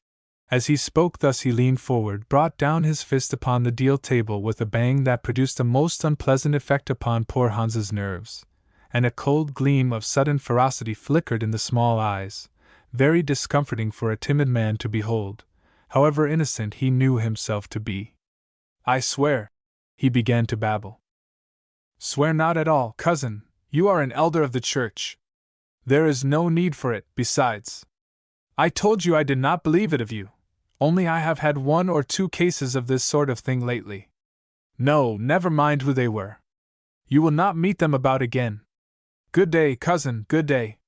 Forget not to thank the Almighty God for our glorious victories. He will expect it from an elder of the church." Poor Hans departed crestfallen, feeling that the days of him who tries, however skillfully and impartially, to sit upon 2 stools at once are not happy days, and sometimes threaten to be short ones. And supposing that the Englishmen should win after all, as in his heart he hoped they might, how should he then prove that he had hoped it? The general watched him waddle through the door from under his pent brows, a half-humorous, half-menacing expression on his face. A windbag, a coward, a man without a heart for good or for evil. Bah! Nephew, that is Hans Coetzee. I have known him for years. Well, let him go. He would sell us if he could, but I have frightened him now, and what is more, if I see reason, he shall find I never bark unless I mean to bite.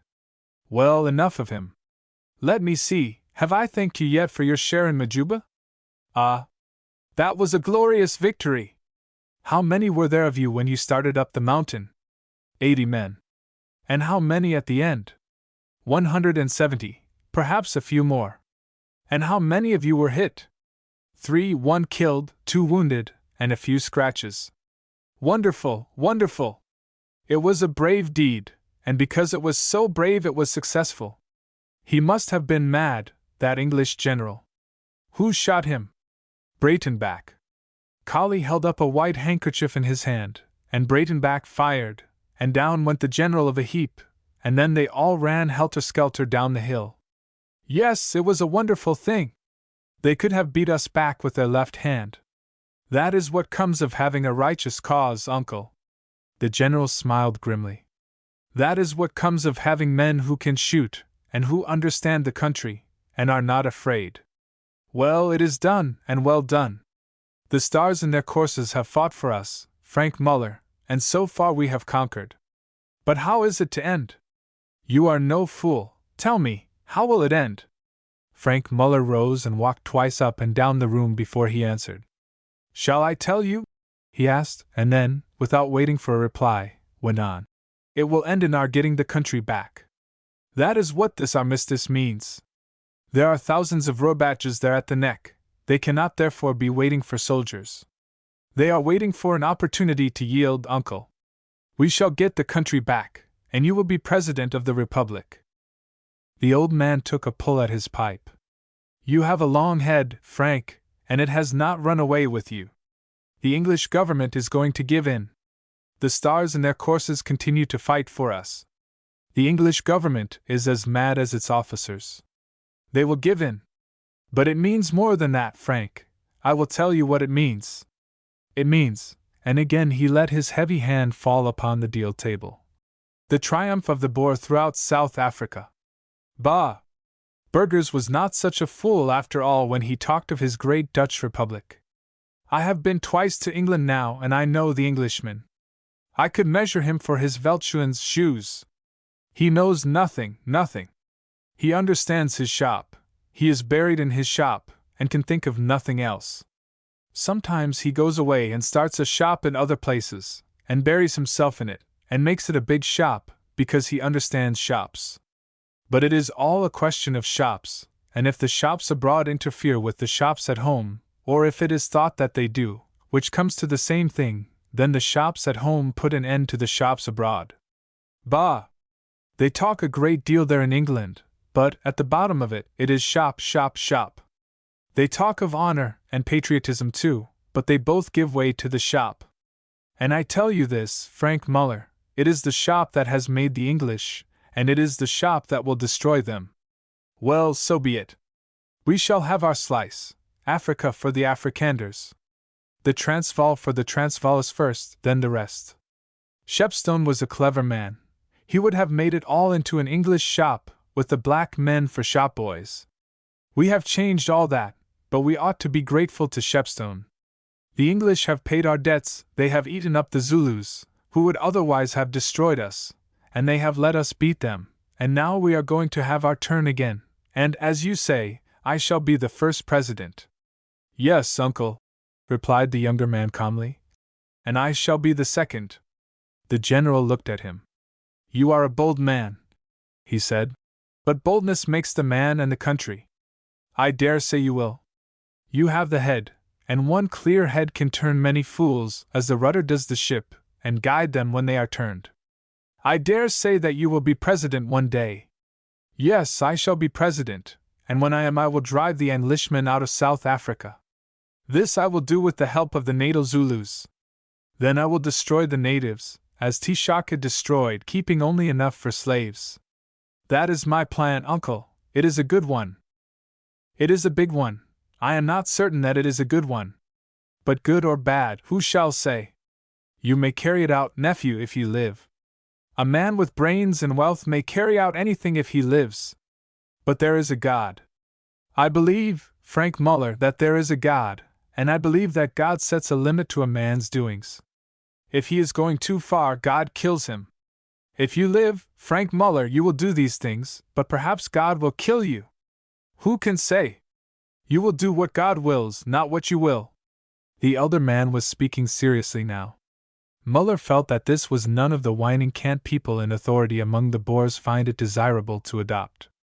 It was what he thought, and it chilled Muller in spite of his pretended skepticism, as the sincere belief of an intellectual man, however opposite to our own, is apt to chill us into doubt of ourselves and our opinions. For a moment his slumbering superstition awoke, and he felt half afraid. Between him and that bright future of blood and power lay a dark gulf. Suppose that gulf should be death, and the future nothing but a dream, or worse. His face fell as the idea occurred to him, and the general noticed it. Well, he went on, he who lives will see. Meanwhile you have done good service to the state, and you shall have your reward, cousin. If I am president, he laid emphasis on this, the meaning of which his listener did not miss. If by the support of my followers I become president, I will not forget you. And now I must upsaddle and ride back. I want to be at Lang's Neck in 60 hours, to wait for General Wood's answer. You will see about the sending in of those prisoners. And he knocked out his pipe and rose. By the way, Mynheer, said Muller, suddenly adopting a tone of respect, I have a favor to ask. What is it, nephew? I want a pass for 2 friends of mine, English people, in Pretoria to go down to their relations in Wakkerstrom district. They sent a message to me by Hans Kutzy. I don't like giving passes, answered the general with some irritation. You know what it means, letting out messengers. I wonder you asked me. It is a small favor, Mynheer, and I do not think that it will matter. Pretoria will not be besieged much longer. I am under an obligation to the people. Well, as you like, but if any harm comes of it, you will be held responsible. Write the pass, I will sign it. Frank Muller sat down and wrote and dated the paper. Its contents were simple. Pass the bearers unharmed. That is big enough to drive a wagon along, said the general, when it was handed to him to sign. It might mean all Pretoria. I am not certain if there are 2 or 3 of them, answered Muller carelessly. Well, you are responsible. Give me the pen. And he scrawled his big coarse signature on the paper. I propose, with your permission, to escort the cart down with 2 other men. As you are aware, I go to take over the command of the Wakkerstrom district tomorrow. Very good. It is your affair, you are responsible. I shall ask no questions, provided your friends do no harm to the cause. And he left the room without another word. When the great man had gone, Frank Muller sat down again on the bench and looked at the pass, and communed with himself, for he was far too wise to commune with anybody else. The Lord hath delivered mine enemy into mine hand, he said with a smile, and stroked his golden beard. Well, I will not waste his merciful opportunities as I did that day out buck-shooting. And then for Bessie. I suppose I shall have to kill old Croft too. I am sorry for that, but it can't be helped. Besides, if anything should happen to Jess, Bessie will take more Fontaine, and that is worth having. Not that I want more land, I have enough. Yes, I will marry her. It would serve her right if I didn't, but, after all, marriage is more respectable, also one has more hold of a wife. Nobody will interfere for her. Then, she will be of use to me by and by, for a beautiful woman is a power even among these fellow countrymen of mine, if only a man knows how to bait his lines with her. Yes, I shall marry her. Bah! That is the way to win a woman, by capture, and what is more, they like it. It makes her worth winning too. It will be a courtship of blood. Well, the kisses will be the sweeter, and in the end she will love me the more for what I have dared for her. So, Frank Muller, so. 10 years ago you said to yourself, there are 3 things worth having in the world. First, wealth. Secondly, women, if they take your fancy, or, better still, one woman, if you desire her above all others. Thirdly, power. Now, you have got the wealth, for one way or another you are the richest man in the Transvaal. In a week you will have the woman you love, and who is sweeter to you than all the world besides. In 5 years' time you will have the power, absolute power. That old man is clever, he will be president. But I am cleverer. I shall soon take his seat thus. And he rose and seated himself in the general's chair. And he will go down a step and take mine. Aye, and then I will reign. My tongue shall be honey and my hand iron. I will pass over the land like a storm. I will drive these English out with the help of the Kaffirs, and then I will kill the Kaffirs and take their country. Ah! And his eyes flashed and his nostrils dilated as he said it to himself. Then life will be worth living. What a thing is power! What a thing it is to be able to destroy! Take that Englishman, my rival. Today he is well and strong. In 3 days he will be gone utterly, and I shall have sent him away. That is power. But when the time comes that I have only to stretch out my hand to send thousands after him, that will be absolute power, and then with Bessie I shall be happy. And so he dreamed on for an hour or more, till at last the fumes of his untutored imagination actually drowned his reason in a spiritual drunkenness. Picture after picture rose and unrolled itself before his mind's eye. He saw himself as president addressing the Volksraad, and compelling it to his will. He saw himself, the supreme general of a great host, defeating the forces of England with awful carnage, and driving them before him. Aye, he even selected the battleground on the slopes of the Biggersberg in Natal. Then he saw himself again, sweeping the natives out of South Africa with the relentless besom of his might, and ruling unquestioned over a submissive people. And last of all, he saw something glittering at his feet. It was a crown. This was the climax of his dream. Then there came an anticlimax. The rich imagination which had been leading him on as a gaudy butterfly does a child, suddenly changed color and dropped to earth, and there rose up in his mind the memory of the general's words. God sets a limit to a man's doings. If he is going too far, God kills him. The butterfly had settled on a coffin. Chapter 21. Jess gets a pass. About 10:30 on the morning following her interview with Hans Kutze, Jess was at the Palatial, as usual, and John was just finishing packing the cart with such few goods as they possessed. There was little chance of his labor proving of material use, for he did not in the slightest degree expect that they would get the pass. But, as he said cheerfully, it was as good an amusement as any other. I say, Jess, he called out presently. Come here. What for? Asked Jess, who was seated on the doorstep mending something, and looking at her favorite view. Because I want to speak to you. She rose and went, feeling rather angry with herself for going. Well, she said tartly, here I am. What is it? I have finished packing the cart, that's all. And you mean to tell me that you have brought me round here to say that? Yes, of course I have. Exercise is good for the young. Then he laughed, and she laughed too. It was all nothing at all, but somehow it was very delightful. Certainly mutual affection, even when unexpressed, has a way of making things go happily, and can find entertainment anywhere. Just then, who should arrive but Mrs.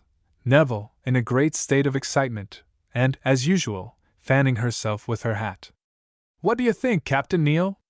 The prisoners have come in, and I heard one of the Boers in charge say that he had a pass signed by the Boer General for some English people, and that he was coming over to see about them presently. Who can it be? It is for us, said Jess quickly. We are going home. I saw Hans Kutze yesterday, and begged him to try and get us a pass, and I suppose he has.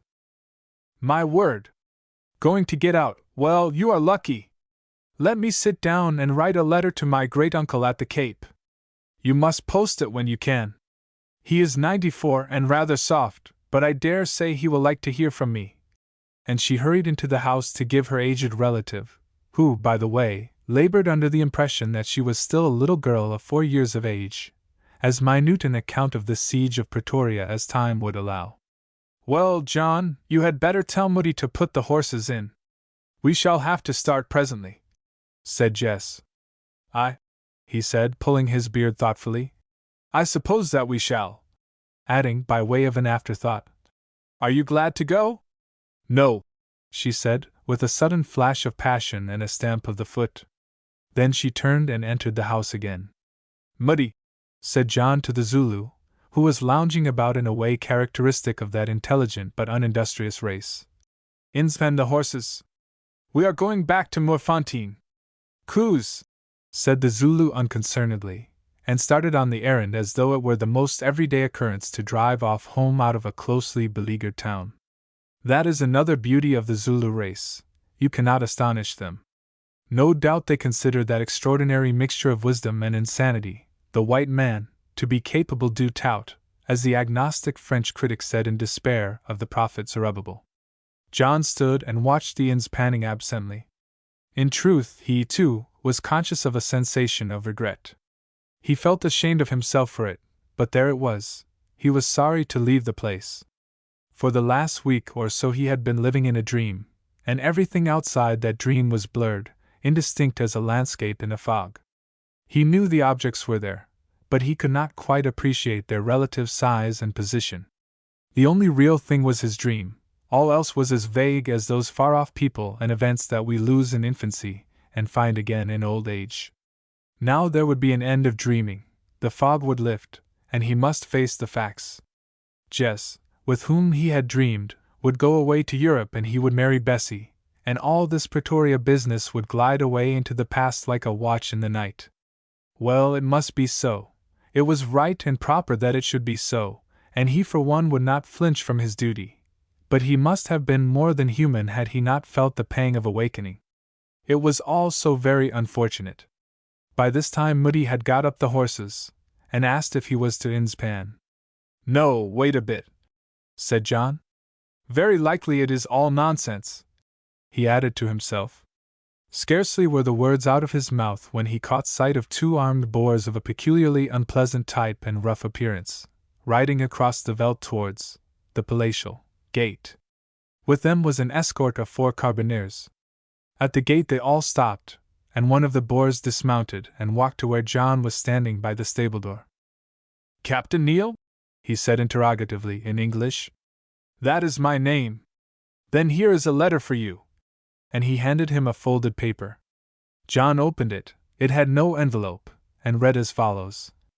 "Sir, the bearer of this has with him a pass which it is understood that you desire, giving you and Miss Jess Croft a safe conduct to Moerfontein, in the Wackerstrom district of the Republic.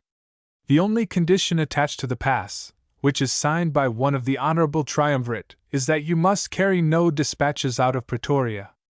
Upon your giving your word of honor to the bearer that you will not do this, he will hand you the pass." This letter, which was fairly written and in good English, had no signature. "Who wrote this?" asked John of the Boer.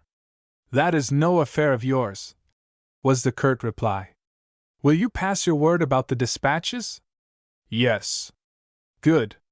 Here is the pass." And he handed over that document to John. It was in the same handwriting as the letter, but signed by the Boer general.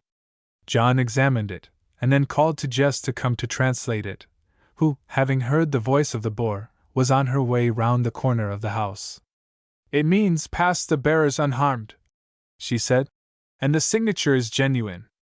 I have seen Paul Kruger's signature before." "When must we start?" asked John of the Boer. "At once, or not at all. I must drive round by the headquarter camp to explain my departure. They will think that I have run away." To this the Boer demurred, but finally, after going to the gate to consult his companion, he consented and the two rode back to the headquarter camp, saying that they would wait for the cart there, whereupon the horses were inspanned. In 5 minutes everything was ready, and the cart was standing on the roadway in front of the little gate. After he had looked to all the straps and buckles, and seen that the baggage was properly packed, John went to call Jess. He found her by the doorstep, looking out at her favorite view. Her hand was placed sideways against her forehead, as though to shade her eyes from the sun, but where she was standing there was no sun, and John could not help guessing why she was shading her eyes. She was crying at leaving the place in that quiet and harrowing way which some women indulge in, that is to say, a few big tears were rolling down her face. John felt a lump rise in his own throat at the sight, and not unnaturally relieved his feelings by rough language. "What the deuce are you after?" he asked. "Are you going to keep the horses standing all day?" Jess did not resent this. The probability is that she guessed its reason. Besides, it is a melancholy fact that women rather like being sworn at than otherwise, provided that the swearer is the man whom they are attached to. But he must only swear on state occasions. At this moment, too, Mrs. Neville plunged out of the house, licking an envelope as she ran. "There," she said. "I hope you weren't waiting for me. I haven't told the old gentleman half the news. In fact, I've only taken him down to the time when the communications were cut, and I dare say he has seen all that in the papers. But he won't understand anything about it, and if he does he will guess the rest. Besides, for all I know, he may be dead and buried by now. I shall have to owe you for the stamp. I think it's threepence. I'll pay you when we meet again, that is, if we ever do meet again. I'm beginning to think that this siege will go on for all eternity. There, goodbye, my dear. God bless you. When you get out of it, mind you write to the Times, in London, you know. There, don't cry. I am sure I should not cry if I were going to get out of this place. For at this point Jess took the opportunity of Mrs.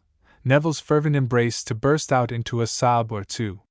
In another minute they were in the cart, and Moody was scrambling up behind. Don't cry, old girl, said John, laying his hand upon her shoulder. What can't be cured must be endured. Yes, John, she answered, and dried her tears. At the headquarter camp John went in and explained the circumstances of his departure. At first the officer who was temporarily in command, the commandant having been wounded at the same time that John was hit, rather demurred to his going, especially when he learned that he had passed his word not to carry dispatches. Presently, however, he thought better of it, and said he supposed that it was all right, as he could not see that their departure could do the garrison any harm. Rather the reverse, in fact, because you can tell people how we are getting on in this God-forsaken hole.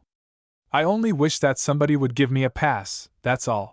So John shook hands with him and left, to find an eager crowd gathered outside. The news of their good luck had gone abroad, and everybody was running down to hear the truth of it. Such an event as a departure out of Pretoria had not happened for a couple of months and more, and the excitement was proportionate to its novelty. I say, Neil, is it true you are going? Halloed a burly farmer. How the deuce did you get a pass? Put in another man with a face like a weasel.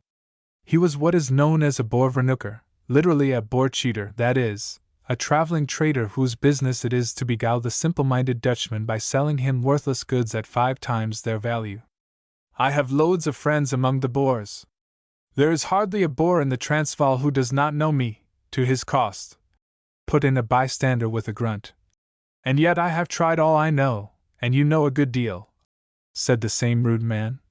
And I can't get a pass. You don't suppose those poor Boers are going to let you out once they have got you in?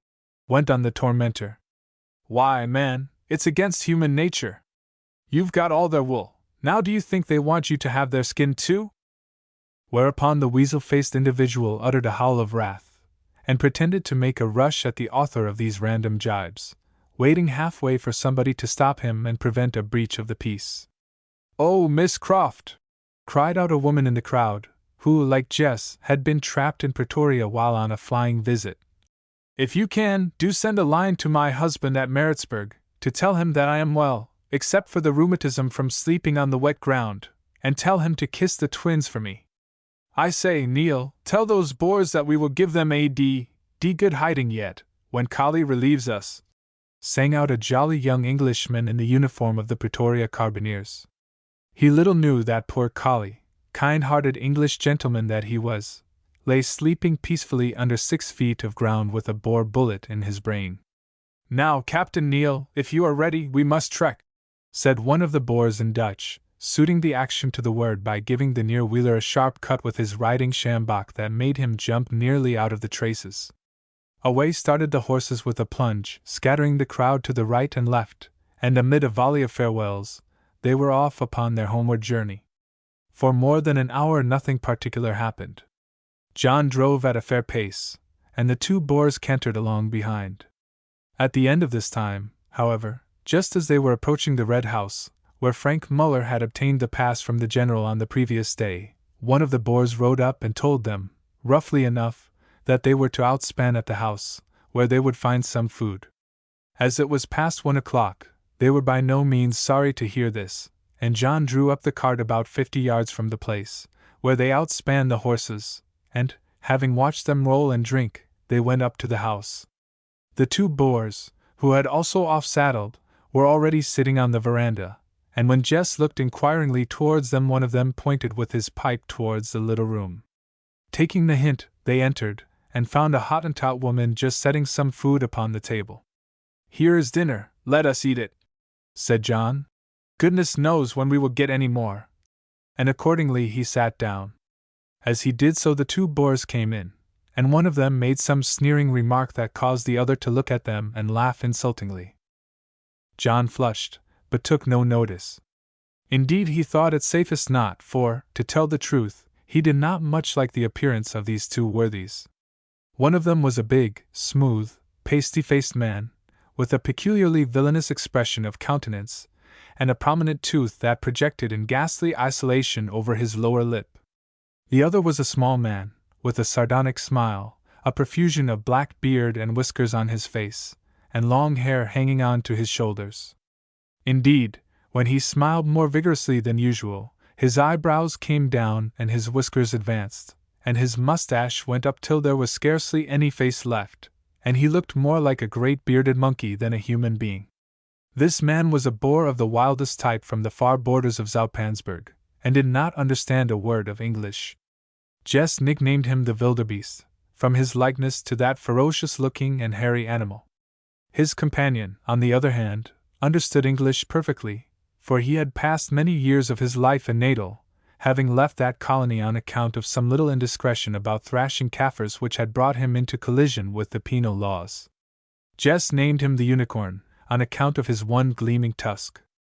The Unicorn was an unusually pious person, and on arriving at the table, to John's astonishment, gently but firmly he grasped the knife with which he was about to cut the meat. "What's the matter?" said John. The Boer shook his head sadly. "No wonder, you English are an accursed race, and have been given over into our hands as the great King Agag was given into the hands of the Israelites, so that we have hewed you to pieces. You sit down to meat and give no thanks to the dear Lord." And he threw back his head and sang out a portentously long Dutch grace through his nose. Not content with this, he set to work to translate it to English, which took a good time, nor was the rendering a very finished one in the result. The wildebeest grinned sardonically and put in a pious "Amen," and then at last they were allowed to proceed with their dinner, which, on the whole, was not a pleasant meal. But they could not expect much pleasure under the circumstances, so they ate their food and made the best of a bad business. After all, it might have been worse. They might have had no dinner to eat. Chapter 22. On the Road. John and Jess had finished their meal, and were about to leave the table, when suddenly the door opened, and who should appear at it but Frank Muller himself. Mistake was impossible. There he stood, stroking his long golden beard, as big, as handsome, and, to Jess's mind, as evil-looking as ever.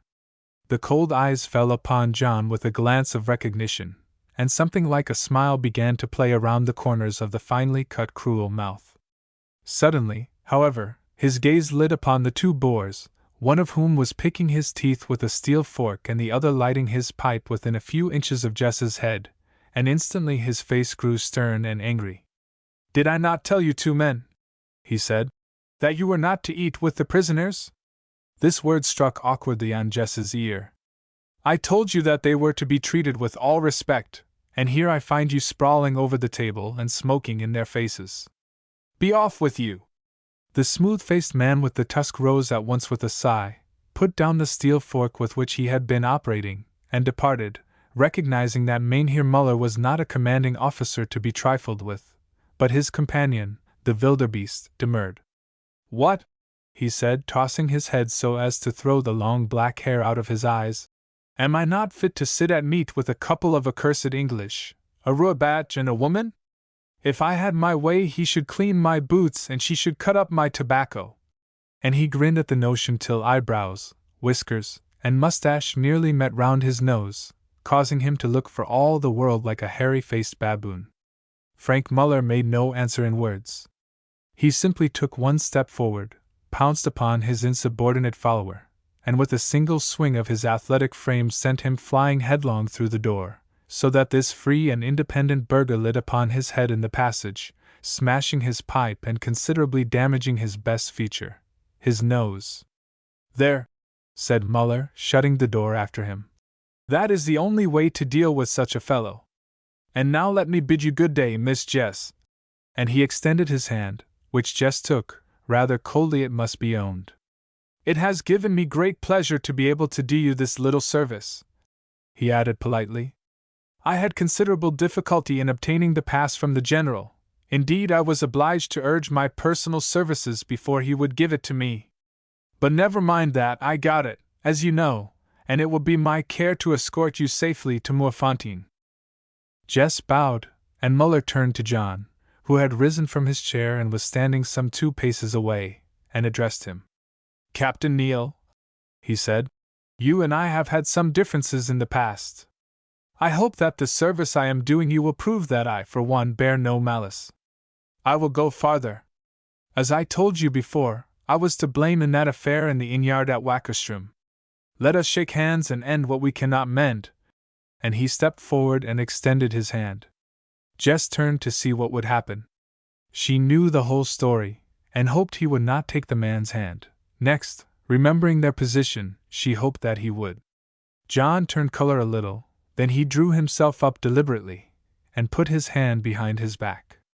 "I am very sorry, Mr. Muller," he said, "but even in our present position I cannot shake hands with you. You will know why." Jess saw a flush, bred of the furious passion which was his weak point, spread itself over the boy's face. "I do not know, Captain Neal. Be so good as to explain." "Very well, I will," said John calmly. "You tried to assassinate me." "What do you mean?" thundered Muller. "What I say. You shot at me twice under pretense of firing at a buck. Look here!" And he took up his soft black hat, which he still wore. "Here is the mark of one of your bullets. I did not know about it then. I do now, and I decline to shake hands with you." By this time Muller's fury had got the better of him. "You shall answer for that, you English liar!" he said, at the same time clapping his hand to his belt, in which his hunting knife was placed. Thus for a few seconds they stood face to face. John never flinched or moved. There he stood, quiet and strong as some old stubby tree, his plain, honest face and watchful eye affording a strange contrast to the beautiful but demoniacal countenance of the great Dutchman. Presently he spoke in measured tones. "I have proved myself a better man than yourself once, Frank Muller, and if necessary I will again, notwithstanding that knife of yours. But, in the meantime, I wish to remind you that I have a pass signed by your own general guaranteeing our safety. And now, Mr. Muller," with a flash of the blue eyes, "I am ready." The Dutchman drew the knife, but replaced it in its sheath. For a moment he was minded to end the matter then and there, but suddenly, even in his rage, he remembered that there was a witness. "A pass from the general," he said, forgetting his caution in his fury. "Much good a pass from the general is likely to be to you. You are in my power, man! If I choose to close my hand I can crush you. But there, he added, checking himself. Perhaps I ought to make allowances. You are one of a defeated people, and no doubt are sore, and say what you do not mean. Anyhow, there is an end of it, especially in the presence of a lady. Some day we may be able to settle our trouble like men, Captain Neal. Till then, with your permission, we will let it drop." "Quite so, Mr. Muller," said John. "Only you must not ask me to shake hands with you." "Very good, Captain Neal. And now, if you will allow me, I will tell the boy to get your horses in. We must be getting on if we are to reach Heidelberg tonight." And he bowed himself out, feeling that once more his temper had endangered the success of his plans. "Curse the fellow," he said to himself. "He is what those English call a gentleman. It was brave of him to refuse to take my hand when he is in my power." "John," said Jess, as soon as the door had closed, "I am afraid of that man. If I had understood that he had anything to do with the pass I would not have taken it. I thought that the writing was familiar to me. Oh dear! I wish we had stopped at Pretoria. What can't be cured must be endured," said John again. "The only thing to do is to make the best of it, and get on as we can. You will be all right anyhow, but he hates me like poison. I suppose that it is on account of Bessie." "Yes, that's it," said Jess. "He is, or was, madly in love with Bessie." "It is curious to think that a man like that can be in love," remarked John as he lit his pipe. "But it only shows what queer mixtures people are. I say, Jess, if this fellow hates me so much, what made him give me the pass, eh? What's his game? Jess shook her head as she answered. I don't know, John, I don't like it. I suppose he can't mean to murder me. He did try it on once, you know. Oh no, John, she answered with a sort of cry. Not that. Well, I don't know that it would matter much, he said, with an approach to cheerfulness which was rather a failure. It would save one a deal of worry, and only anticipate things a bit. But there, I frightened you, and I dare say that, for the present at any rate, he is an honest man, and has no intentions on my person. Look! There is Moody calling us. I wonder if those brutes have given him anything to eat. We'll secure the rest of this leg of mutton on chance. At any rate, Mr. Frank Muller shan't starve me to death. And with a cheerful laugh he left the room. In a few minutes they were on their road again. As they started, Frank Muller came up, took off his hat, and informed them that probably he would join them on the morrow below Heidelberg, in which town they would find every preparation to enable them to spend the night comfortably. If he did not join them, it would be because he was detained on duty.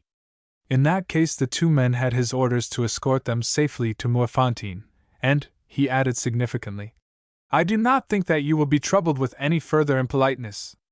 In another moment he had galloped off on his great black horse, leaving the pair considerably mystified and not a little relieved. Well, said John, at any rate that does not look like foul play, unless, indeed, he has gone on to prepare a warm reception for us. Jess shrugged her shoulders. She could not understand it, and then they settled themselves down to their long, lonely drive. They had 40-odd miles to cover, but the guides, or rather the guard, would only consent to their outspanning once, which they did on the open veldt a little before sunset. At sundown they inspanned again, and started across the darkening veldt. The road was in a shocking state, and until the moon rose, which it did about 9 o'clock, the journey was both difficult and dangerous. After that things were a little better, and at last, about 11 o'clock, they reached Heidelberg. The town seemed almost deserted. Evidently the great body of the Boers were at the front, and had only left a guard at their seat of government. Where are we to outspan? Asked John of the Unicorn, who was jogging on alongside, apparently half asleep. At the hotel, was the short reply, and thither they went. Thankful enough they were to reach it, and to find, from the lights in the windows, that people were still about. Notwithstanding the awful jolting of the cart, Jess had been asleep for the last 2 hours. Her arm was hooked round the back of the seat, and her head rested against John's greatcoat, which he had fixed up in such a way as to make a pillow. Where are we? She asked, waking up with a start as the cart stopped. I have had such a bad dream. I dreamt that I was traveling through life, and that suddenly everything stopped, and I was dead. I don't wonder at it, laughed John. The road for the last 10 miles has been as rough as anybody's life. We are at the hotel. Here are the boys to take the horses. And he clambered stiffly out of the cart, and helped or rather lifted her down, for she was almost too cramped to move. Standing at the inn door, holding a light above her head, they found a pleasant-looking Englishwoman, who welcomed them heartily. Frank Muller was here 3 hours ago, and told me to expect you, she said. And very glad I am to see an English face again, I can tell you. My name is Gooch. Tell me, is my husband all right in Pretoria? He went up there with his wagon just before the siege began, and I have not heard a word from him since. Yes, said John, he is all right. He was slightly wounded in the shoulder a month ago, but he has quite recovered. Oh, thank God, said the poor woman, beginning to cry. Those devils told me that he was dead, to torment me, I suppose. Come in, miss, there is some hot supper ready when you have washed your hands. The boys will see to the horses. Accordingly they entered, and were made as happy as a good supper, a hearty welcome, and comfortable beds could make people in their condition. In the early morning one of their estimable escorts sent in a message to say that they were not to start before 10:30, as the horses required more rest, so they enjoyed some hours longer in bed than they had expected, and anybody who has ever made a journey in a post-cart in South Africa can understand the blessing thereof. At 9 they breakfasted, and as the clock struck 10:30 Moody brought the cart round, and with it came the two boars. "Well, Mrs. Gooch," said John, "what do we owe you?" "Nothing, Captain Neal, nothing. If you only knew what a weight you have taken off my mind! Besides, we are quite ruined. The Boers have looted all my husband's cattle and horses, and until last week 6 of them were quartered on me without paying a farthing, so it makes no odds to me." "Never mind, Mrs. Gooch," said John cheerfully. "The government will compensate you when this business is over, no doubt." Mrs. Gooch shook her head prophetically. "Never a halfpenny do I expect to see," she said. "If only I can get my husband back, and we can escape out of this wicked place with our lives, I shall be thankful. And look here, Captain Neal, I have put up a basket full of food, bread, meat, and hard-boiled eggs, with a bottle of 3-star brandy. It may be useful to you and the young lady before you reach home. I don't know where you will sleep tonight, for the English are still holding Standerton, so you won't be able to stop there, and you can't drive right through. No, don't thank me, I could not do less. Goodbye, miss. I hope you will get through all right. You had better look out, though. Those 2 men you have with you are very bad lots. I heard say, rightly or wrongly, that fat-faced man with the tooth shot 2 wounded soldiers through the head after the fight at Bronkersproot, and I know no good of the other. They were laughing and talking together about you in the kitchen this morning. One of my boys overheard them, and the Boer with the long hair said that, at any rate, they would not be troubled with you after tonight. I don't know what he meant. Perhaps they are going to change the escort, but I thought that I had better tell you." John looked grave, and his suspicions re-arose, but at that moment one of the men in question rode up and told him that he must start at once, and so off they went.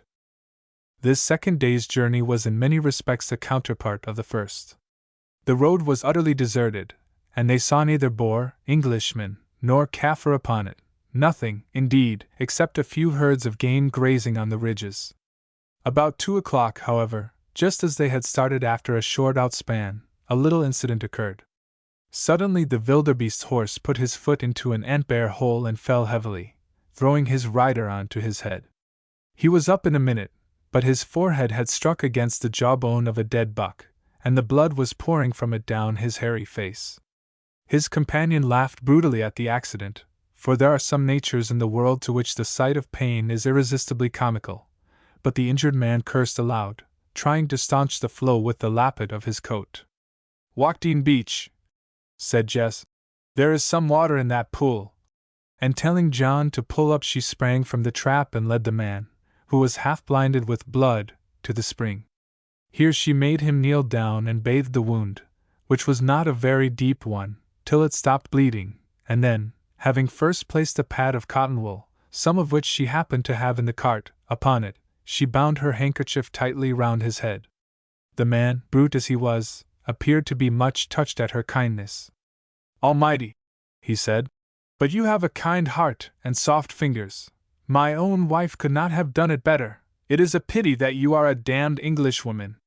Jess climbed back into the cart, making no reply, and they started on, the wildebeest looking more savage and unhuman than ever with the discolored handkerchief round his head, and his dense black beard and hair matted with gore which he would not take the trouble to wash out of them.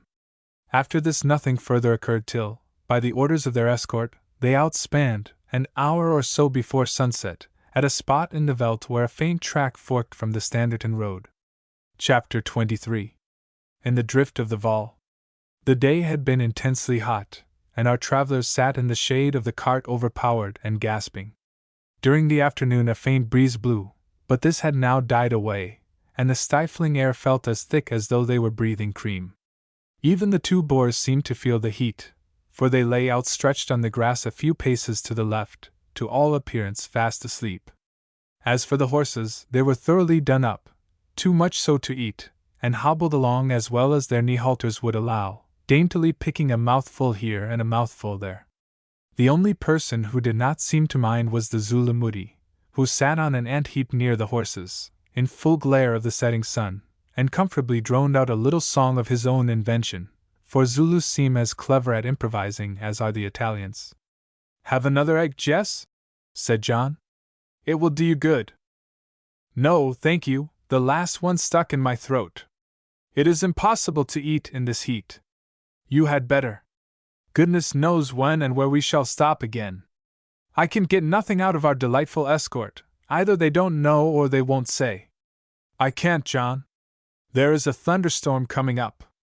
I feel it in my head, and I can never eat before a thunderstorm, and when I am tired, she added by an afterthought. After that the conversation flagged for a while. John, said Jess at last, where do you suppose we are going to camp tonight?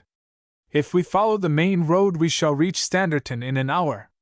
I don't think that they will go near Standerton, he answered. I suppose that we shall cross the Val by another drift and have to velt it. Just then the two boors woke up and began to talk earnestly together, as though they were debating something hotly. Slowly the huge red ball of the sun sank towards the horizon, steeping the earth and sky in blood. About 100 yards from where they sat the little bridle path that branched from the main road crossed the crest of one of the great land waves which rolled away in every direction towards the far horizon. John watched the sun sinking behind it till something called off his attention for a minute. When he looked up again there was a figure on horseback, standing quite still upon the crest of the ridge, and in full glow of the now disappearing Sunday it was Frank Muller. John recognized him in a moment. His horse was halted sideways, so that even at that distance every line of his features, and even the trigger guard of the rifle which rested on his knee, showed distinctly against the background of smoky red. Nor was that all. Both he and his horse had the appearance of being absolutely on fire. The effect produced was so wild and extraordinary that John called his companion's attention to it. Jess looked and shuddered involuntarily. He looks like a devil in hell, she said. The fire seems to be running all up and down him. Well, said John, he is certainly a devil, but I am sorry to say that he has not yet reached his destination. Here he comes, like a whirlwind. In another 20 seconds Muller had reined the great black horse onto his haunches alongside of them, and was smiling sweetly and taking off his hat. You see, I have managed to keep my word, he said. I can tell you that I had great difficulty in doing so. Indeed, I was nearly obliged to give the thing up at the last moment. However, here I am. Where are we to outspan tonight? Asked Jess. At Standerton? No, he said. I am afraid that is more than I could manage for you, unless you can persuade the English officers there to surrender.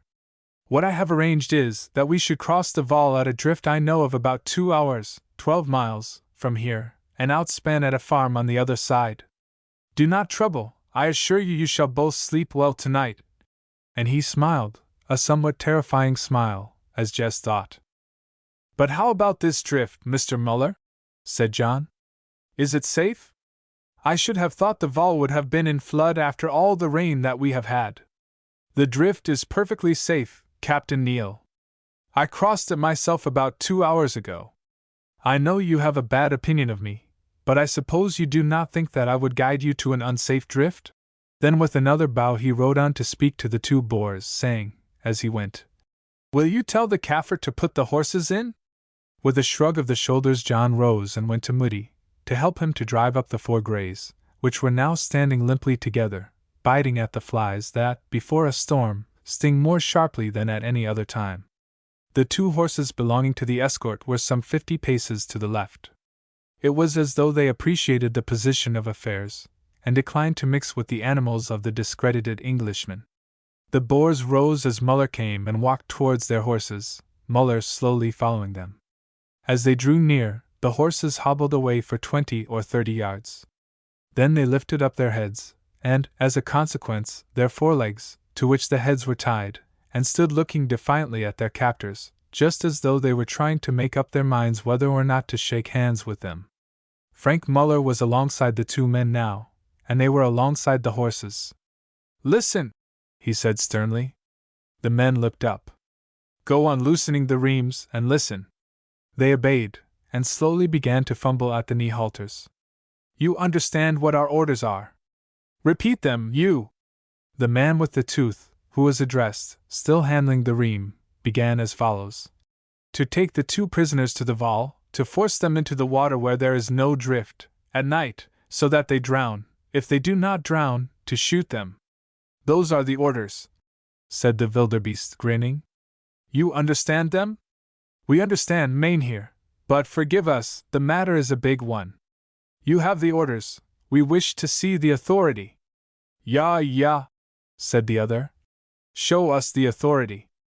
These are two harmless people enough. Show us the authority for killing them. People must not be killed so, even if they are English folk, without proper authority, especially when one is a pretty girl who would do for a man's wife. Frank Muller set his teeth. Nice fellows you are to have under one, he said. I am your officer, what other authority do you want? But I thought of this. See here! And he drew a paper from his pocket. Here, you, read it! Careful now, do not let them see from the wagon. The big flabby-faced man took the paper and, still bending down over the horse's knee, read aloud.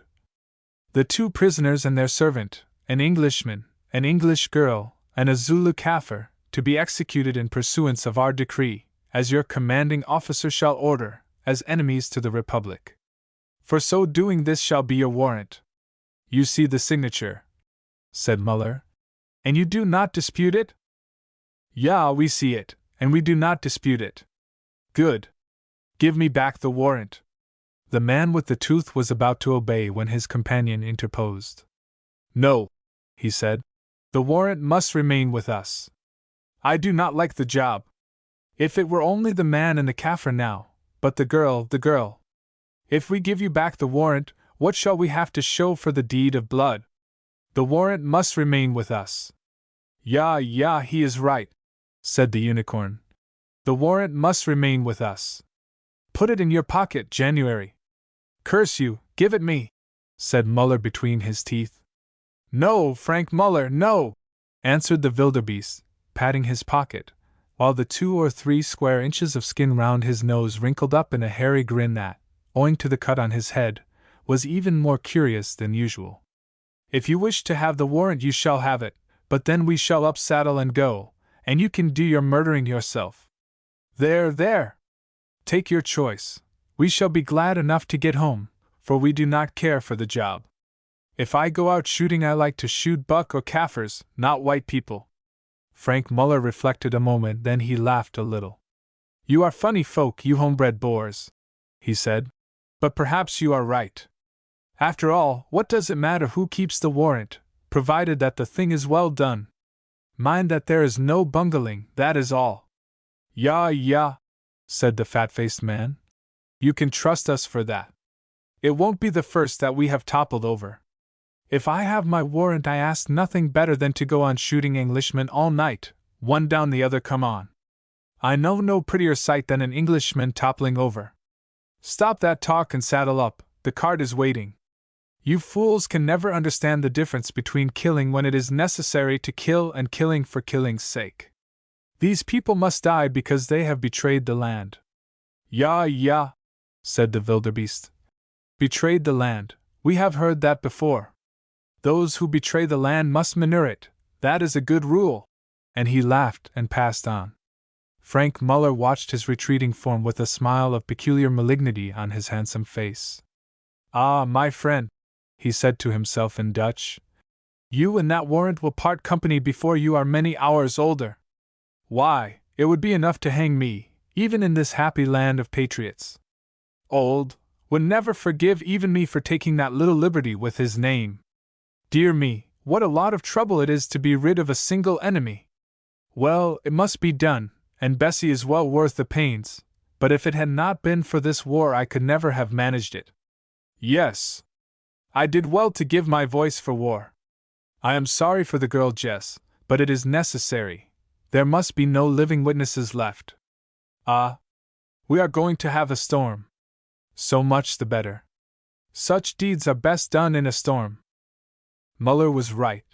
The storm was coming up fast, throwing a veil of inky cloud across the star-spangled sky. In South Africa there is but little twilight, and the darkness follows hard upon the heels of the day. No sooner had the angry ball of the setting sun disappeared than the night swept with all her stars across the sky. And now after her came the great storm, covering up her beauty with his blackness. The air was stiflingly hot. Above was a starry space, to the east the black bosom of the storm, in which the lightnings were already playing with an incessant flickering movement, and to the west a deep red glow, reflected from the sunken sun, yet lingered on the horizon. On toiled the horses through the gathering gloom. Fortunately, the road was almost level and free from mud holes, and Frank Muller rode just ahead to show the way, his strong athletic form standing out clearly against the departing western glow. Silent was the earth, silent as death. No bird or beast, no blade of grass or breath of air stirred upon its surface. The only sign of life was the continual flickering of those awful tongues of light as they licked the lips of the storm. On for mile after mile, on through the desolation. They were not far from the river now, and could hear the distant growling of the thunder, echoing down it solemnly. It was an awful night. Great pillars of mud-colored cloud came creeping across the surface of the veldt towards them, seemingly blown along without a wind. Now, too, a ghastly-looking ringed moon arose, throwing an unholy and distorted light upon the blackness that seemed to shudder in her rays as though with a prescience of the advancing terror. On crept the mud-colored columns, and on above them, and resting on them, came the muttering storm. The cart was quite close to the river now, and they could distinguish the murmur of its waters. To their left stood a kopje, covered with white, slab-like stones, on which the sickly moonbeams danced. "Look, John, look!" cried Jess with an hysterical laugh. "It is like a huge graveyard, and the dark shadows between are the ghosts of the buried." "Nonsense," said John sternly. "Why do you talk such rubbish?" He felt that her mind had lost its balance, and what is more, his own nerves were shaken. Therefore he was naturally the angrier with her, and the more determined to be perfectly matter-of-fact. Jess made no answer, but she was frightened, she could not tell why. The scene resembled that of some awful dream, or of one of Dore's pictures come to life. No doubt, also, the near presence of the tempest exercised a physical effect upon her. Even the wearied horses snorted and shook themselves uneasily. They crept over the ridge of a wave of land, and the wheels rolled softly on the grass. "Why, we are off the road!" shouted John to Muller, who was still guiding them, 15 or 20 paces ahead. All right. It is a short cut to the ford," he called in answer, and his voice rang strange and hollow through the great depths of the silence. Below them, 100 yards away, the light, such as it was, gleamed faintly upon the wide surface of the river. Another 5 minutes and they were on the bank, but in the gathering gloom they could not see the opposite shore. "Turn to the left!" shouted Muller. "The ford is a few yards up. It is too deep here for the horses." John turned accordingly, and followed Muller's horse some 300 yards up the bank till they came to a spot where the water ran with an angry music, and there was a great swirl of eddies. "Here is the place," said Muller. "You must make haste through. The house is just the other side, and it will be better to get there before the tempest breaks." "It is all very well," said John, "but I cannot see an inch before me. I don't know where to drive." "Drive straight ahead. The water is not more than 3 feet deep, and there are no rocks." "I am not going, and that is all about it." "You must go, Captain Neal. You cannot stop here, and if you can we will not. Look there, man!" And he pointed to the east, which now presented a truly awful and magnificent sight. Down, right on to them, its center bowed out like the belly of a sail by the weight of the wind behind, swept the great storm cloud, while over all its surface the lightning played unceasingly, appearing and disappearing in needles of fire, and twisting and writhing serpentwise round and about its outer edges. So brilliant was the intermittent light that it appeared to fire the revolving pillars of mud-colored cloud beneath, and gave ghastly peeps of river and bank and plain, miles upon miles away. But perhaps its most awful circumstance was the preternatural silence. The distant boom and muttering of thunder had died away, and now the great storm swept on in voiceless majesty, like the passage of a ghostly host, from which there arose no sound of feet or of rolling wheels. Only before it sped the swift angels of the wind, and behind it swung the curtain of the rain. Even as Muller spoke, a gust of icy air caught the cart and tilted it, and the lightning needles began to ply more dreadfully than ever. The tempest was breaking upon them. "Come, drive on, drive on!" he shouted. "You will be killed here, the lightning always strikes along the water." And as he said it, he struck one of the wheelers sharply with his whip.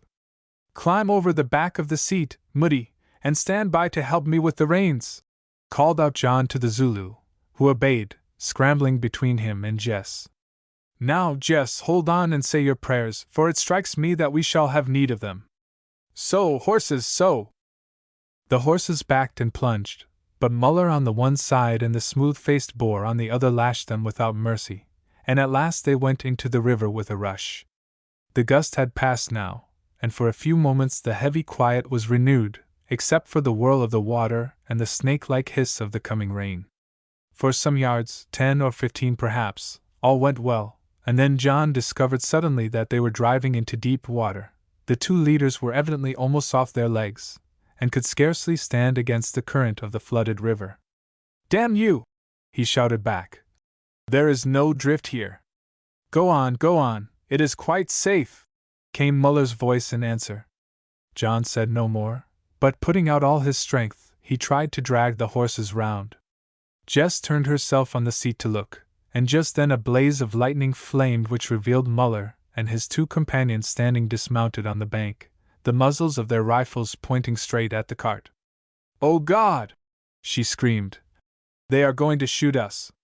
Even as the words passed her lips, 3 tongues of fire flared from the rifles' mouths, and the Zulu Moody, sitting by her side, pitched heavily forward onto his head into the bottom of the cart, while one of the wheelers reared straight up into the air with a shriek of agony, and fell with a splash into the river. Then followed a scene of horror indescribable. Overhead the storm burst in fury, and flash after flash of fork, or rather chain lightning, leapt into the river.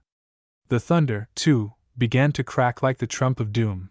The wind rushed down, tearing the surface of the water into foam, and catching under the tent of the cart, lifted it quite off the wheels, so that it began to float. Then the two leaders, made mad with fear by the fury of the storm and the dying struggles of the off-wheeler, plunged and tore at the traces till at last they rent themselves loose and vanished between the darkness overhead and the boiling water beneath. Away floated the cart, now touching the bottom and now riding on the river like a boat, oscillating this way and that, and slowly turning round and round. With it floated the dead horse, dragging down the other wheeler beneath the water. It was awful to see his struggles in the glare of the lightning, but at last he sank and choked. Meanwhile, sounding sharply and clearly through the din and hubbub of the storm, came the cracking of the 3 rifles whenever the flashes showed the position of the cart to the murderers on the bank. Moody was lying still in the bottom of it on the bed plank, a bullet between his broad shoulders and another in his skull, but John felt that his life was yet whole in him, though something had hissed past his face and stung it. Instinctively he reached across the cart and drew Jess onto his knee, and cowered over her, thinking dimly that perhaps his body would protect her from the bullets. Rip! Rip! Through the wood and canvas, phut! Phut! Through the air. But some merciful power protected them, and though one cut John's coat and 2 passed through the skirt of Jess's dress, not a bullet struck them. Very soon the shooting began to grow wild, then that dense veil of rain came down, and wrapped them so closely that even the lightning could not reveal their whereabouts to the assassins on the bank. "Stop shooting," said Frank Muller. "The cart has sunk, and there is an end of them. No human being can have lived through that fire and the vol and flood." The 2 Boers ceased firing, and the unicorn shook his head softly and remarked to his companion that the damned English people in the water could not be much wetter than they were on the bank. It was a curious thing to say at such a moment, but probably the spirit which caused the remark was not so much callousness as that which animated Cromwell, who flipped the ink in his neighbor's face when he signed the death warrant of his king. The wildebeest made no reply. His conscience was oppressed. He had a touch of imagination. He thought of the soft fingers which had bound up his head that morning. The handkerchief, her handkerchief, was still around it.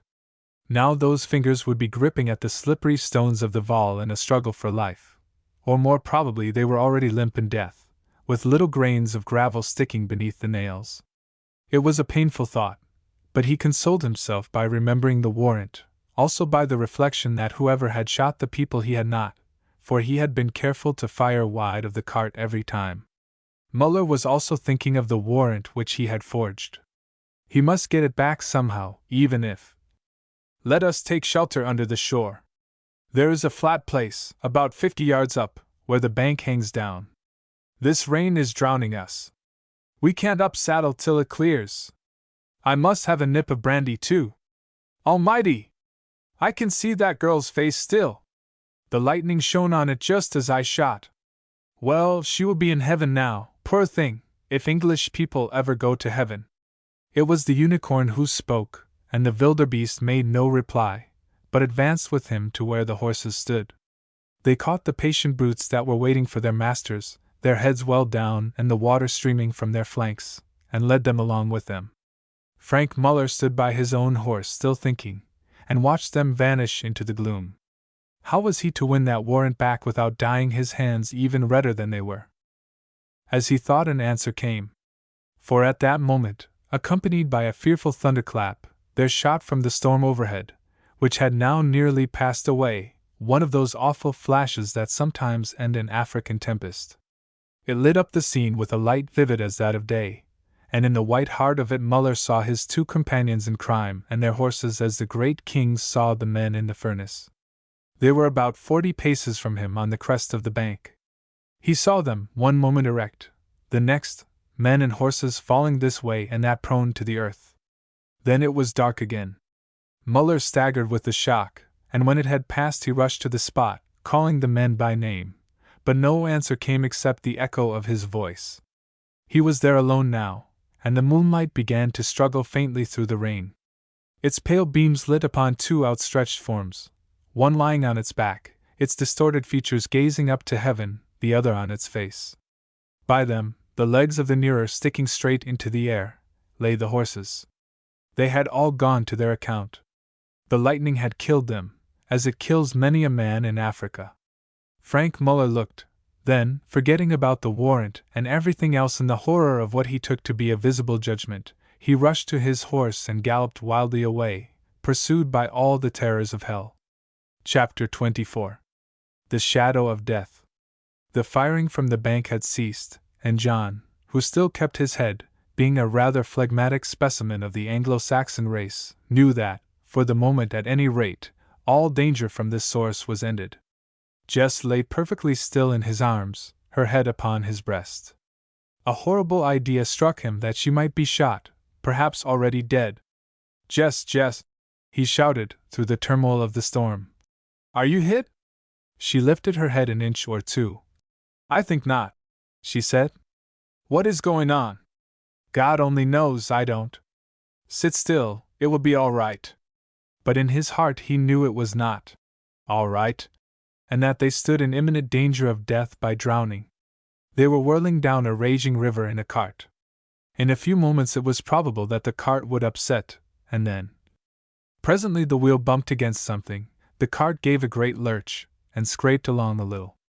Now for it, thought John, for the water was pouring over the flooring. Then came a check, and the cart leant still farther to one side. Crack!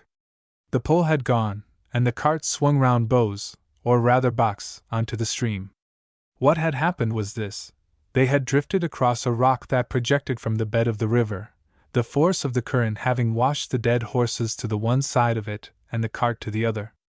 Consequently they were anchored to the rock, as it were, the anchor being the dead horses, and the cable the stout traces of untanned leather.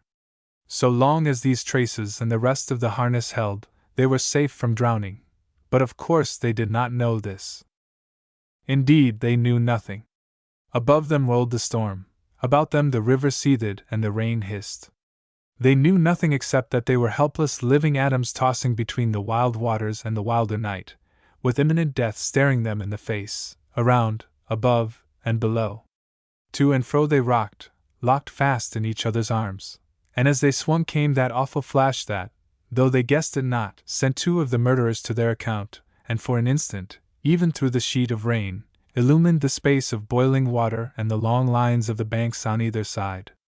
It showed the point of rock to which they were fixed, it glared upon the head of one of the poor horses tossed up by the driving current as though it were still trying to escape its watery doom, and revealed the form of the dead Zulu, Moody, lying on his face, one arm hanging over the edge of the cart and dabbling in the water that ran level with it, in ghastly similarity to some idle passenger in a pleasure boat, who lets his fingers slip softly through the stream. In a second it was gone, and once more they were in darkness.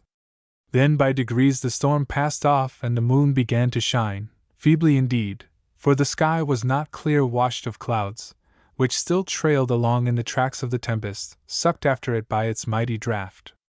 Still it was lighter, and the rain thinned gradually till at last it stopped. The storm had rolled in majesty down the ways of night, and there was no sound round them save the sound of rushing water. "John," said Jess presently, "can we do anything?" "Nothing, dear." "Shall we escape, John?" He hesitated. "It is in God's hands, dear. We are in great danger. If the cart upsets, we shall be drowned. Can you swim?" "No, John. If we can hang on here till daylight, we may get ashore, if those devils are not there to shoot us. I do not think that our chance is a good one. John, are you afraid to die?" He hesitated. "I don't know, dear. I hope to meet it like a man. Tell me what you truly think. Is there any hope for us at all?" Once more he paused, reflecting whether or no he should speak the truth. Finally he decided to do so. "I can see none, Jess. If we are not drowned, we are sure to be shot. They will wait about the bank till morning, and for their own sakes they will not dare to let us live." He did not know that all which was left of two of them would indeed wait for many a long year, while the third had fled aghast. "Jess, dear," he went on, "it is of no good to tell lies. Our lives may end any minute. Humanly speaking, they must end before the sun is up." The words were awful enough. If the reader can by an effort of imagination throw himself for a moment into the position of these two, he will understand how awful. It is a dreadful thing, when in the flow of health and youth, suddenly to be placed face to face with the certainty of violent death, and to know that in a few more minutes your course will have been run, and that you will have commenced to explore a future, which may prove to be even worse, because more enduring, than the life you are now quitting in agony. It is a dreadful thing, as any who have ever stood in such a peril can testify, and John felt his heart sink within him at the thought of it, for death is very strong. But there is one thing stronger, a woman's perfect love, against which death himself cannot prevail. And so it came to pass that now, as he fixed his cold gaze upon Jess's eyes, they answered him with a strange unearthly light. She feared not death, so that she might meet him with her beloved. Death was her hope and opportunity. Here she had nothing, there she might have all. The fetters had fallen from her, struck off by an overmastering hand. Her duty was satisfied, her trust fulfilled, and she was free to die with her beloved. Aye, her love was indeed a love deeper than the grave, and now it rose in eager strength, standing expectant upon the earth, ready, when dissolution had lent it wings, to soar to its own predestined star. "You are sure, John?" she asked again. "Yes, dear, yes. Why do you force me to repeat it? I can see no hope." Her arms were round his neck, her soft curls rested on his cheek, and the breath from her lips played upon his brow. Indeed, it was only by speaking into each other's ears that conversation was possible, owing to the rushing sound of the waters. "Because I have something to tell you which I cannot tell unless we are going to die.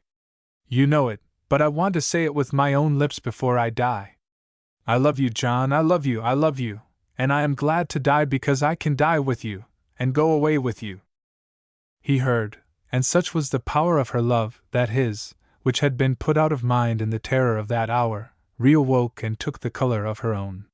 He too forgot the imminence of death in the warm presence of his downtrodden passion. She was in his arms as he had taken her during the firing, and he bent his head to look at her. The moonlight played upon her pallid, quivering face, and showed that in her eyes which no man could look upon and turn away. Once more, yes, even then, there came over him that feeling of utter surrender to the sweet mastery of her will which had possessed him in the sitting-room of the palatial. Only all earthly considerations having faded into nothingness now, he no longer hesitated, but pressed his lips to hers and kissed her again and yet again. It was perhaps as wild and pathetic a love scene as ever the old moon above has witnessed. There they clung, those two, in the actual shadow of death, experiencing the fullest and acutest joy that our life has to offer. Nay, death was present with them, for, beneath their very feet, half hidden by the water, lay the stiffening corpse of the Zulu. To and fro swung the cart in the rush of the swollen river. Up and down beside them the carcasses of the horses rose and fell with the surge of the water, on whose surface the broken moonbeams played and quivered. Overhead was the blue star-sown depth through which they were waiting presently to pass, and to the right and left the long broken outlines of the banks stretched away till at last they appeared to grow together in the gloom. But they heeded none of these things. They remembered nothing except that they had found each other's hearts, and were happy with a wild joy it is not often given to us to feel. The past was forgotten, the future loomed at hand, and between the one and the other was spanned a bridge of passion made perfect and sanctified by its approaching earthly end. Bessie was forgotten, all things were forgotten, for they were alone with love and death. Let those who would blame them pause a while. Why not? They had kept the faith. They had denied themselves and run straightly down the path of duty. But the compacts of life end with life. No man may bargain for the beyond, even the marriage service shrinks from it. And now that hope had gone and life was at its extremest ebb, why should they not take their joy before they pass to the land where, perchance, such things will be forgotten? So it seemed to them, if indeed they were any longer capable of reason. He looked into her eyes and she laid her head upon his heart in that mute abandonment of worship which is sometimes to be met with in the world, and is redeemed from vulgar passion by an indefinable quality of its own. He looked into her eyes and was glad to have lived, aye, even to have reached this hour of death. And she, lost in the abyss of her deep nature, sobbed out her love-laden heart upon his breast, and called him her own, her very own. Thus the long hours passed unheeded, till at last a newborn freshness in the air told them that they were not far from dawn. The death they were awaiting had not found them. It must now be very near at hand. "John," she whispered in his ear, "do you think that they will shoot us?" "Yes," he answered hoarsely. "They must for their own sakes. I wish it were over," she said. Suddenly she started back from his arms with a little cry, causing the cart to rock violently. "I forgot," she said. "You can swim, though I cannot. Why should you not swim to the bank, and escape under cover of the darkness?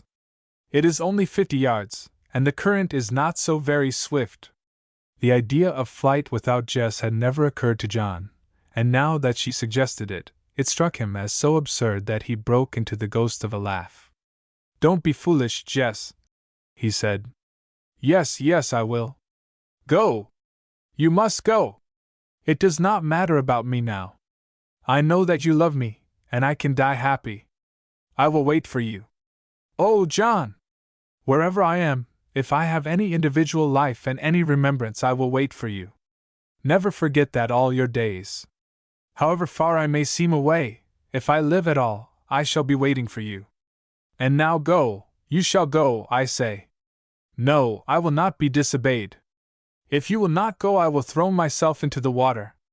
Oh, the cart is turning over. Hold on, for God's sake, shouted John. The traces have broken. He was right. The tough leather was at length worn through by constant rubbing against the rock, and the strain and sway of the dead horses on the one side, and of the cart upon the other. Round it spun, broadside on to the current, and immediately began to heave over, till at last the angle was so sharp that the dead body of poor Moody slid out with a splash and vanished into the darkness. This relieved the cart, and it righted for a moment, but now being no longer held up by the bodies of the horses or by the sustaining power of the wind, it began to fill and sink, and at the same time to revolve swiftly. John understood that all was finished, and that to stop in the cart would only mean certain death, because they would be held under water by the canvas tent. So with a devout aspiration for assistance, he seized Jess round the waist with one arm and sprang off into the river. As he leapt, the cart filled and sank. "Lie still, for heaven's sake!" he shouted, when they rose to the surface. In the dim light of the dawn which was now creeping over the earth, he could discover the line of the left bank of the Vaal, the same from which they had been driven into the river on the previous night.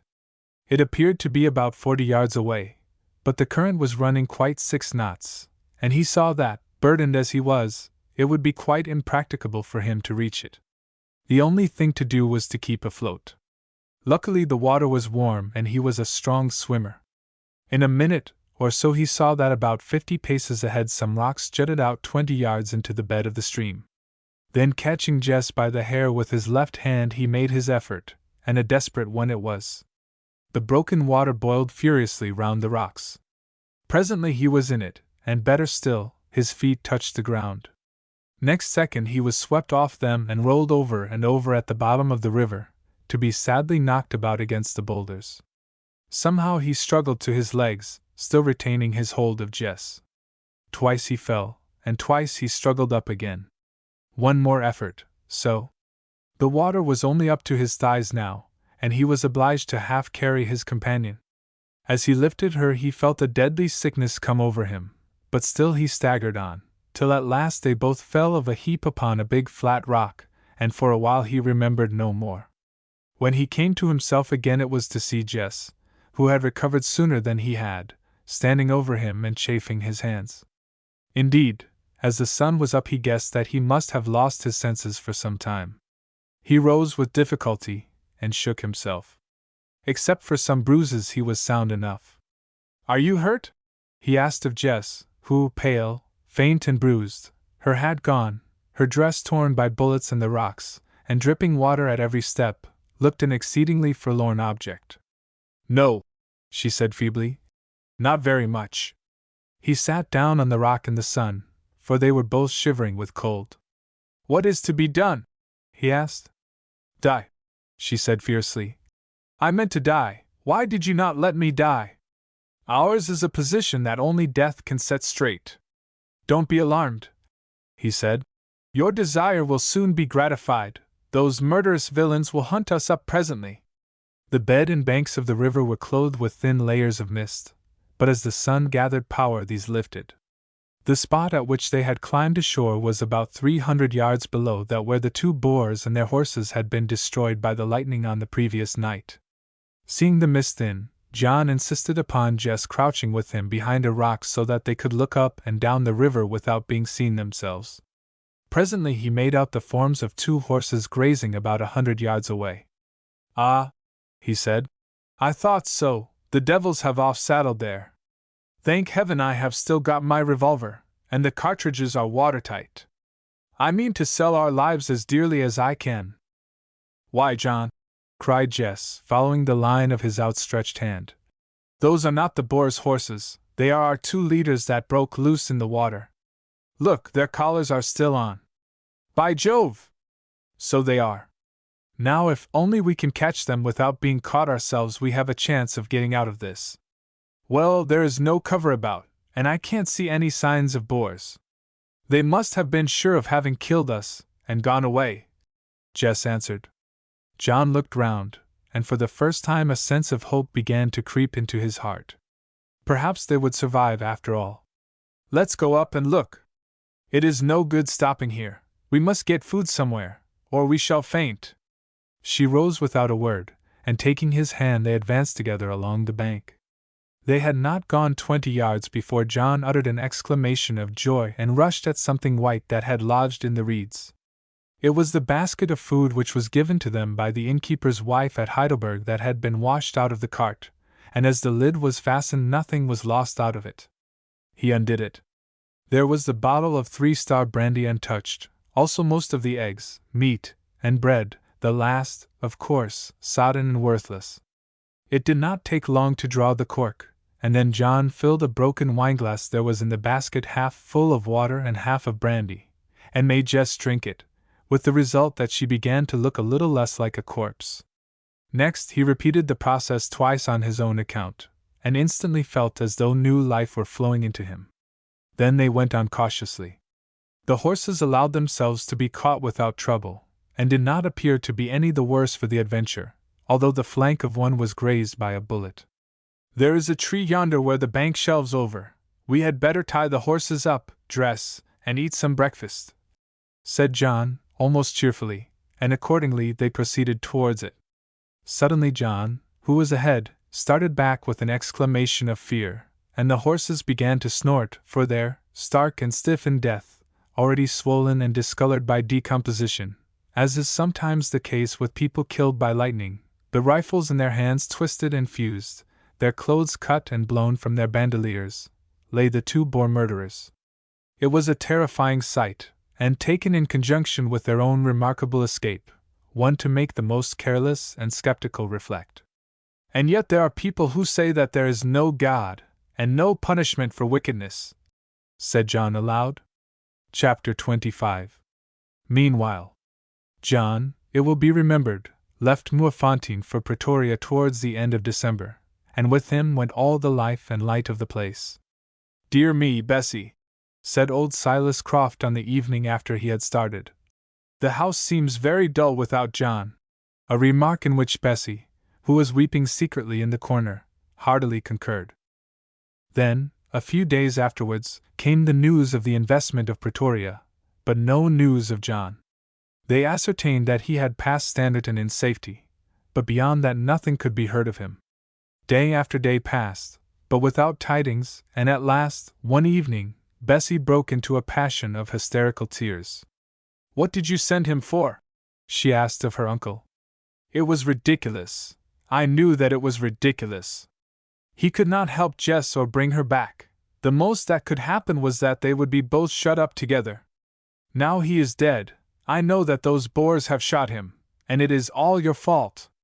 And if he is dead, I will never speak to you again." The old man retreated, somewhat dismayed at this outburst, which was not at all in Bessie's style. "Ah, well," he said to himself, "that is the way of women, they turn into tigers about a man." There may have been truth in this reflection, but a tiger is not a pleasant domestic pet, as poor old Silas discovered during the next 2 months. The more Bessie thought about the matter, the more incensed she grew because he had sent her lover away. Indeed, in a little while she quite forgot that she had herself acquiesced in his going. In short, her temper gave way completely under the strain, so that at last her uncle scarcely dared to mention John's name. Meanwhile, things had been going as ill without as within. First of all, that was the day after John's departure, 2 or 3 loyal Boers and an English storekeeper from Lake Chrissie, in New Scotland, outspanned on the place and implored Silas Croft to fly for his life into Natal while there was yet time. They said that the Boers would certainly shoot any Englishman who might be sufficiently defenseless. But the old man would not listen. "I am an Englishman, civis Romanus sum," he said in his sturdy fashion, "and I do not believe that they will touch me, who have lived among them for 20 years. At any rate, I am not going to run away and leave my place at the mercy of a pack of thieves. If they shoot me, they will have to reckon with England for the deed, so I expect that they will leave me alone. Bessie can go if she likes, but I shall stop here and see the row through, and there's an end of it." Whereon, Bessie having flatly declined to budge an inch, the Loyalists departed in a hurry, metaphorically wringing their hands at such an exhibition of ill-placed confidence and insular pride. This little scene occurred at dinner time, and after dinner old Silas proceeded to hurl defiance at his foes in another fashion. Going to a cupboard in his bedroom, he extracted an exceedingly large Union Jack, and promptly advanced with it to an open spot between 2 of the orange trees in front of the house, where in such a position that it could be seen for miles around a flagstaff was planted, formed of a very tall young blue gum. Upon this flagstaff it was Silas's habit to hoist a large Union Jack on the Queen's birthday, Christmas Day, and other state occasions. "Now, Jant," he said, when he had bent on the bunting, "run her up, and I'll cheer." And accordingly, as the broad flag floated out on the breeze, he took off his hat and waved it, and gave such a "Hip, hip, hurrah!" in his stentorian tones that Bessie ran out from the house to see what was the matter. Nor was he satisfied with this, but having obtained a ladder, he placed it against the post and sent Janj up it, instructing him to fasten the rope on which the flag was bent at a height of about 15 feet from the ground, so that nobody should get at it to haul it down. "There," he said, "I've nailed my colors to the mast. That will show these gentry that an Englishman lives here." "Amen," said Bessie, but she had her doubts about the wisdom of that Union Jack, which, whenever the wind blew, streamed out, a visible defiance not calculated to soothe the breasts of excited patriots. Indeed, 2 days after that, a patrol of 3 Boers, spying the ensign whilst yet a long way off, galloped up in hot haste to see what it meant. Silas saw them coming, and taking his rifle in his hand, went and stood beneath the flag, for which he had an almost superstitious veneration, feeling sure that they would not dare to meddle either with him or it. "What is the meaning of this, Silas?" asked the leader of the 3 men, with all of whom he was perfectly acquainted. "It means that an Englishman lives here, Jan," was the answer. "Haul the dirty rag down," said the man. "I will see you damned first," replied old Silas. Thereon the Boer dismounted and made for the flagstaff, only to find Uncle Croft's rifle in a direct line with his chest. "You will have to shoot me first, Jan," he said, and thereon, after some consultation, they left him and went away. In truth, his British nationality notwithstanding, Silas Croft was very popular with the Boers, most of whom had known him since they were children, and to whose Volksraad he had twice been elected. It was to this personal popularity he owed the fact that he was not turned out of his house, and forced to choose between serving against his countrymen or being imprisoned and otherwise maltreated at the very commencement of the rebellion. For a fortnight or more after this flag episode nothing of any importance happened, and then came the tidings of the crushing defeat at Laing's Neck. At first, Silas Croft would not believe it. No general could have been so mad, he said, but soon the report was amply confirmed from native sources. Another week passed, and with it came the news of the British defeat at Indigo. The first they heard of it was on the morning of February 8th, when Jansch brought a Kaffir up to the veranda at breakfast time. This Kaffir said that he had been watching the fight from a mountain, that the English were completely hemmed in and fighting well, but that their arms were tired, and they would all be killed at night time. The Boers, he said, were not suffering at all, the English could not shoot straight. After hearing this they passed a sufficiently miserable day and evening. About 12 o'clock that night, however, a native spy dispatched by Mr. Croft returned with the report that the English general had won safely back to camp, having suffered heavily and abandoned his wounded, many of whom had died in the rain, for the night after the battle was wet. Then came another long pause, during which no reliable news reached them, though the air was thick with rumors, and old Silas was made happy by hearing that large reinforcements were on their way from England.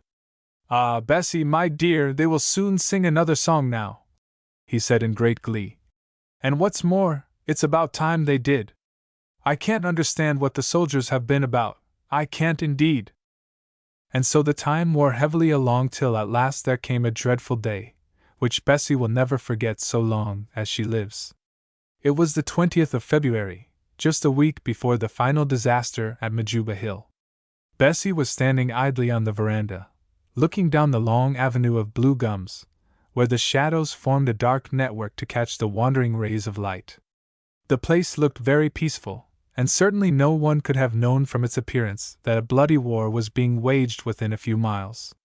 The Kaffirs came and went about their work as usual, or made pretense to, but now and then a close observer might see them stop, look towards the Drakensberg, and then say a few words to their neighbor about the wonderful thing which had come to pass, that the Boers were beating the great white people, who came out of the sea and shook the earth with their tread.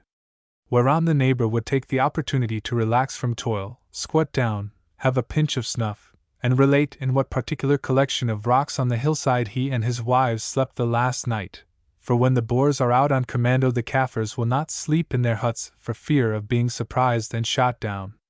Then the pair would spend half an hour or so in speculating on what would be their fate when the Boer had eaten up the Englishmen and taken back the country, and finally come to the conclusion that they had better emigrate to Natal.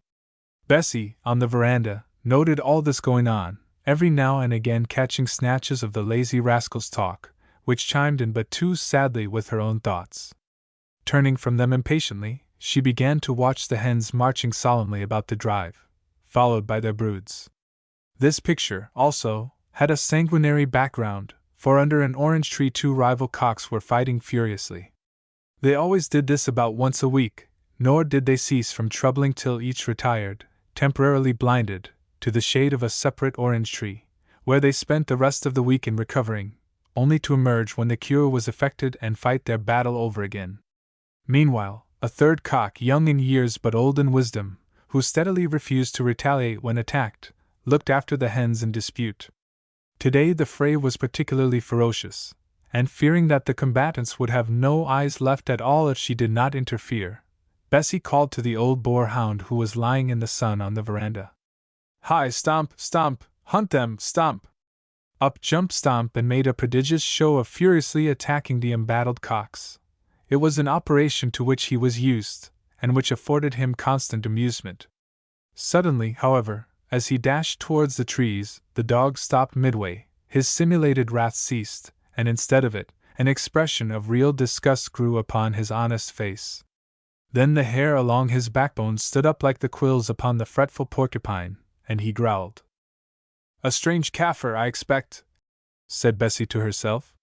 Stomp hated strange Kaffirs. She had scarcely uttered the words before they were justified by the appearance of a native. He was a villainous-looking fellow, with one eye, and nothing on but a ragged pair of trousers fastened round the middle with a greasy leather strap. In his wool, however, were stuck several small distended bladders such as are generally worn by medicine men and witch doctors. With his left hand he held a long stick, cleft at one end, and in the cleft was a letter. "Come here, Stomp," said Bessie, and as she spoke a wild hope shot across her heart like a meteor across the night. Perhaps the letter was from John. The dog obeyed her unwillingly enough, for evidently he did not like that Kaffir, and when he saw that Stomp was well out of the way the Kaffir himself followed. He was an insolent fellow, and took no notice of Bessie before squatting himself down upon the drive in front of her. "What is it?" said Bessie in Dutch, her lips trembling as she spoke. "A letter," answered the man. "Give it to me." "No, missy, not till I have looked at you to see if it is right."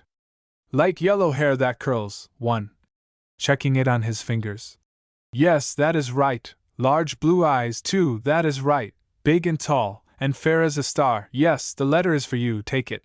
And he poked the long stick almost into her face. "Where is it from?" asked Bessie, with sudden suspicion and recoiling a step. "Wackerstrom last." "Who is it from?" "Read it, and you will see."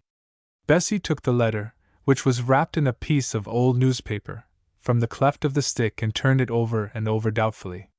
Most of us have a mistrust of strange-looking letters, and this letter was unusually strange.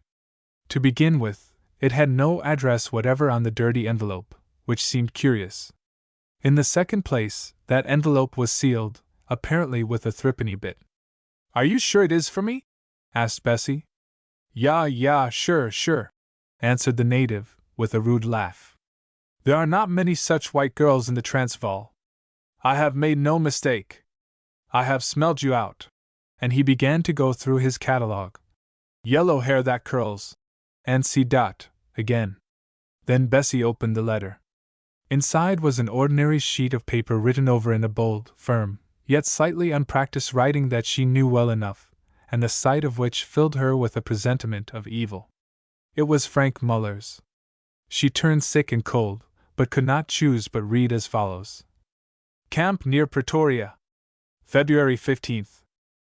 Dear Miss Bessie, I am sorry to have to write to you, but though we have quarreled lately, and also your good uncle, I think it my duty to do so, and send this to your hand by a special runner. Yesterday was a sortie made by the poor folk in Pretoria, who are now as thin with hunger as the high veld oxen just before spring. Our arms were again victorious. The redcoats ran away and left their ambulance in our hands, carrying with them many dead and wounded. Among the dead was the Captain Neal." Here Bessie uttered a sort of choking cry, and let the letter fall over the veranda, to one of the posts of which she clung with both her hands. The ill-favored native below grinned, and picking the paper up, handed it to her. She took it, feeling that she must know all, and read on like one reads in some ghastly dream. "Who has been staying on your uncle's farm? I did not see him killed myself, but Jan Vanzel shot him, and Roy Dirk Oosthuizen and Carolus, a Hottentot, saw them pick him up and carry him away. They say that he was quite dead. For this I fear you will be sorry, as I am, but it is the chance of war, and he died fighting bravely. Make my obedient compliments to your uncle. We parted in anger, but I hope in the new circumstances that have arisen in the land to show him that I, for one, bear no anger. Believe me, dear Miss Bessie, your humble and devoted servant, Frank Muller. Bessie thrust the letter into the pocket of her dress, then again she caught hold of the veranda post, and supported herself by it, while the light of the sun appeared to fade visibly out of the day before her eyes and to replace itself by a cold blackness in which there was no break. He was dead! Her lover was dead! The glow had gone from her life as it seemed to be going from the day, and she was left desolate. She had no knowledge of how long she stood thus, staring with wide eyes at the sunshine she could not see. She had lost her count of time. Things were phantasmagorical and unreal. All that she could realize was this one overpowering, crushing fact: John was dead. Missy, said the ill-favored messenger below, fixing his one eye upon her poor sorrow-stricken face, and yawning. There was no answer. Missy, he said again, is there any answer? I must be going. I want to get back in time to see the Boers take Pretoria. Bessie looked at him vaguely. Yours is a message that needs no answer, she said. What is? The brute laughed. No, I can't take a letter to the captain, he said. I saw Jan Vanzel shoot him. He fell so. And suddenly he collapsed all in a heap on the path, in imitation of a man struck dead by a bullet. I can't take him a message, Missy, he went on, rising. But one day you will be able to go and look for him yourself. I did not mean that. What I meant was that I could take a letter to Frank Muller. A live Boer is better than a dead Englishman, and Frank Muller will make a fine husband for any girl. If you shut your eyes, you won't know the difference. Go, said Bessie, in a choked voice, and pointing her hands towards the avenue. Such was the suppressed energy in her tone that the man sprang to his feet, and while he rose, interpreting her gesture as an encouragement to action, the old dog Stomp, who had been watching him all the time, and occasionally giving utterance to a low growl of animosity, flew straight at his throat from the veranda. The dog, which was a heavy one, struck the man full in the chest and knocked him backwards. Down came dog and man on the drive together, and then ensued a terrible scene, the man cursing and shrieking and striking out at the dog, and the dog worrying the man in a fashion that he was not liable to forget for the remainder of his life. Bessie, whose energy seemed again to be exhausted, took absolutely no notice of the fray, and it was at this juncture that her old uncle arrived upon the scene, together with 2 Kaffirs, the same whom Bessie had seen idling. Hullo! Hullo! He hulloed in his stentorian tones. What is all this about? Get off, you brute!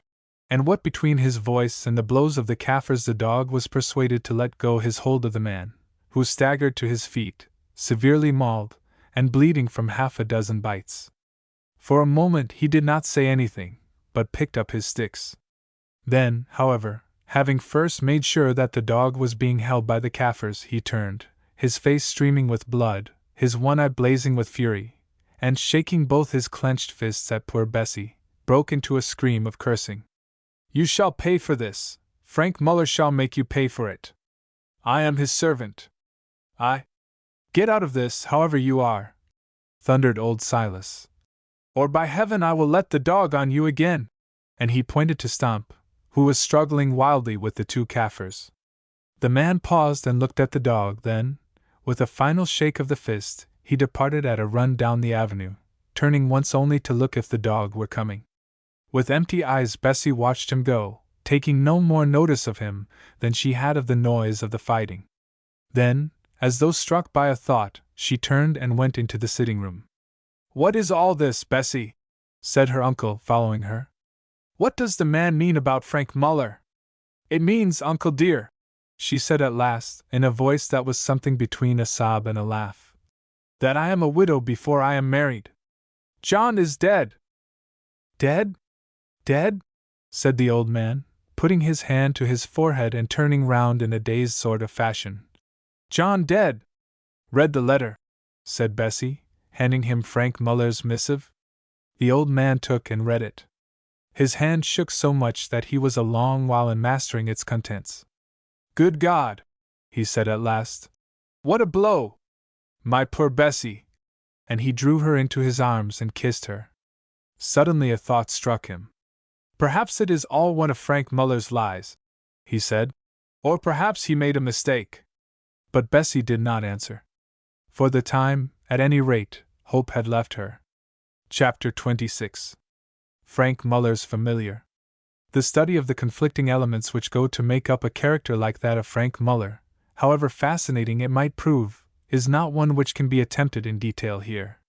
Such a character in its developed form is fortunately well nigh impossible in a highly civilized country, for the dead weight of the law would crush it back to the level of the human mass around it. But those who have lived in the wild places of the earth will be acquainted with its prototypes, more especially in the countries where a handful of a superior race rule over the dense thousands of an inferior. Solitudes are favorable to the production of strongly marked individualities. The companionship of highly developed men, on the contrary, whittles individualities away, the difference between their growth being the difference between the growth of a tree on a plain and a tree in the forest. On the plain the tree takes the innate bend of its nature. It springs in majesty towards the skies, it spreads itself around, or it slants along the earth, just as nature intended that it should, and in accordance with the power of the providential breath which bends it. In the forest it is different.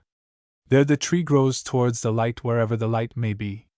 Forced to modify its natural habit in obedience to the pressure of circumstances over which it has no command, it takes such form and height as its neighbors will allow it to, all its energies being directed to the preservation of its life in any shape and at any sacrifice.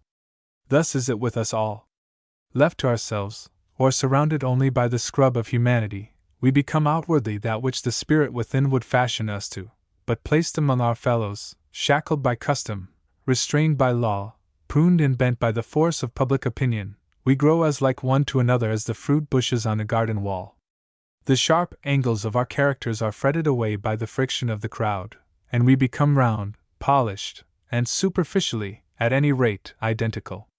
We no longer resemble a solitary boulder on a plain, but are as a workstone built into the great edifice of civilized society. The place of a man like Frank Muller is at the junction of the waters of civilization and barbarism. Too civilized to possess those savage virtues which, such as they are, represent the quantum of innate good nature has thought fit to allow in the mixture, man, and too barbarous to be subject to the tenderer constraints of cultivated society, he is at once strong in the strength of both and weak in their weaknesses. Animated by the spirit of barbarism, superstition, and almost entirely destitute of the spirit of civilization, mercy, he stands on the edge of both and in affront to both, as terrific a moral spectacle as the world can afford. Had he been a little more civilized, with his power of evil trained by education and cynical reflection to defy the attacks of those spasms of unreasoning spiritual terror and unrestrainable passion that have their natural dwelling place in the raw strong mind of uncultivated man, Frank Muller might have broken upon the world as a Napoleon. Had he been a little more savage, a little farther removed from the unconscious but present influence of a progressive race, he might have ground his fellows down and ruthlessly destroyed them in the madness of his rage and lust, like an Attila or a Tishaka. As it was, he was buffeted between two forces he did not realize, even when they swayed him, and thus at every step in his path towards a supremacy of evil and unseen power made stumbling blocks of weaknesses which, if that path had been laid along a little higher or a little lower level in the scale of circumstances, would themselves have been deadly weapons of overmastering force. See him as, with his dark heart filled up with fears, he thunders along from that scene of midnight death and murder which his brain had not feared to plan and his hand to execute. Onward his black horse strides, companioned by the storm, like a dark thought traveling on the wings of night. He does not believe in any God, and yet the terrible fears that spring up in his soul, born fungus-like from a few drops of blood, take shape and form, and seem to cry aloud. We are the messengers of the avenging God. He glances up. High on the black bosom of the storm the finger of the lightning is writing that awful name, and again the voice of the thunder reads it aloud in spirit-shaking accents. He shuts his dazed eyes, and even the falling rhythm of his horse's hoofs beats out. There is a God! There is a God! From the silent earth on which they strike. And so on through the tempest and the night, flying from that which no man can leave behind. It was near midnight when Frank Muller drew rein at a wretched and lonely mud hut built on the banks of the Vaal, and flanked by an equally miserable shed. The place was silent as the grave, not even a dog barked. "That beast of a Kaffir is not here," he said aloud.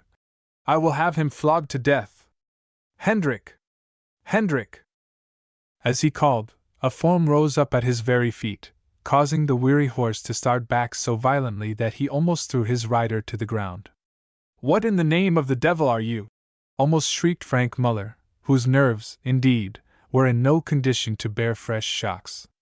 "It is I, Bass," said the form, at the same time throwing off a grey blanket in which it was enveloped, and revealing the villainous countenance of the one-eyed witch doctor, who had taken the letter to Bessie.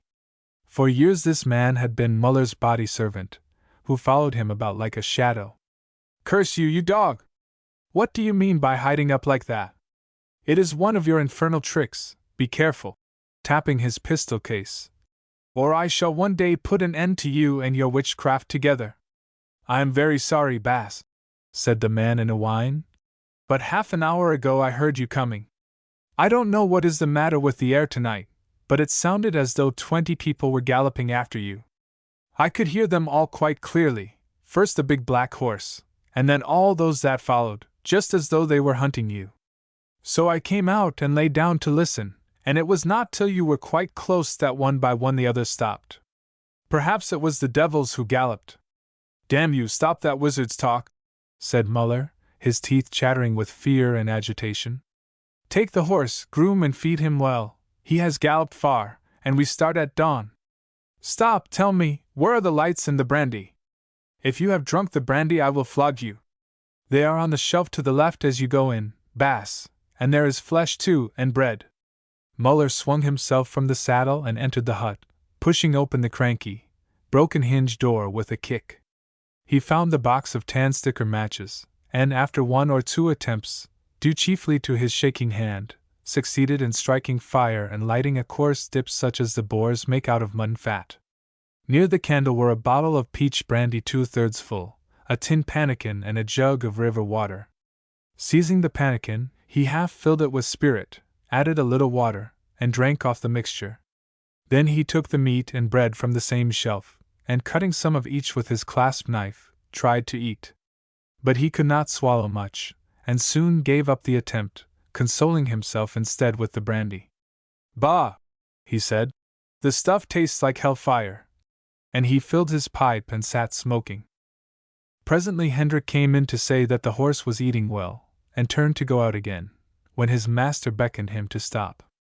The man was surprised, for generally his master was not fond of his society, except when he wanted to consult him or persuade him to exercise his pretended art of divination.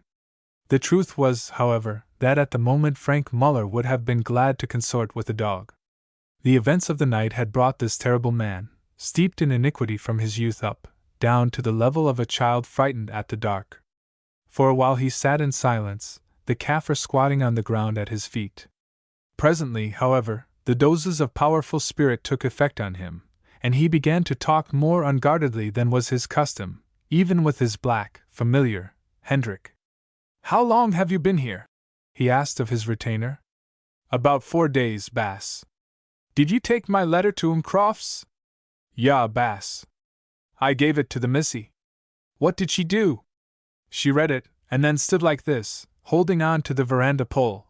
And he opened his mouth and one eye, twisting up his hideous countenance into a ghastly imitation of Bessie's sorrow-stricken face, and gripping the post that supported the hut to give verisimilitude to his performance. "So she believed it?" "Surely."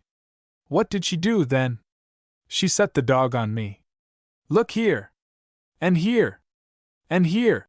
And he pointed to the half-healed scars left by Stomp's sharp fangs. Muller laughed a little.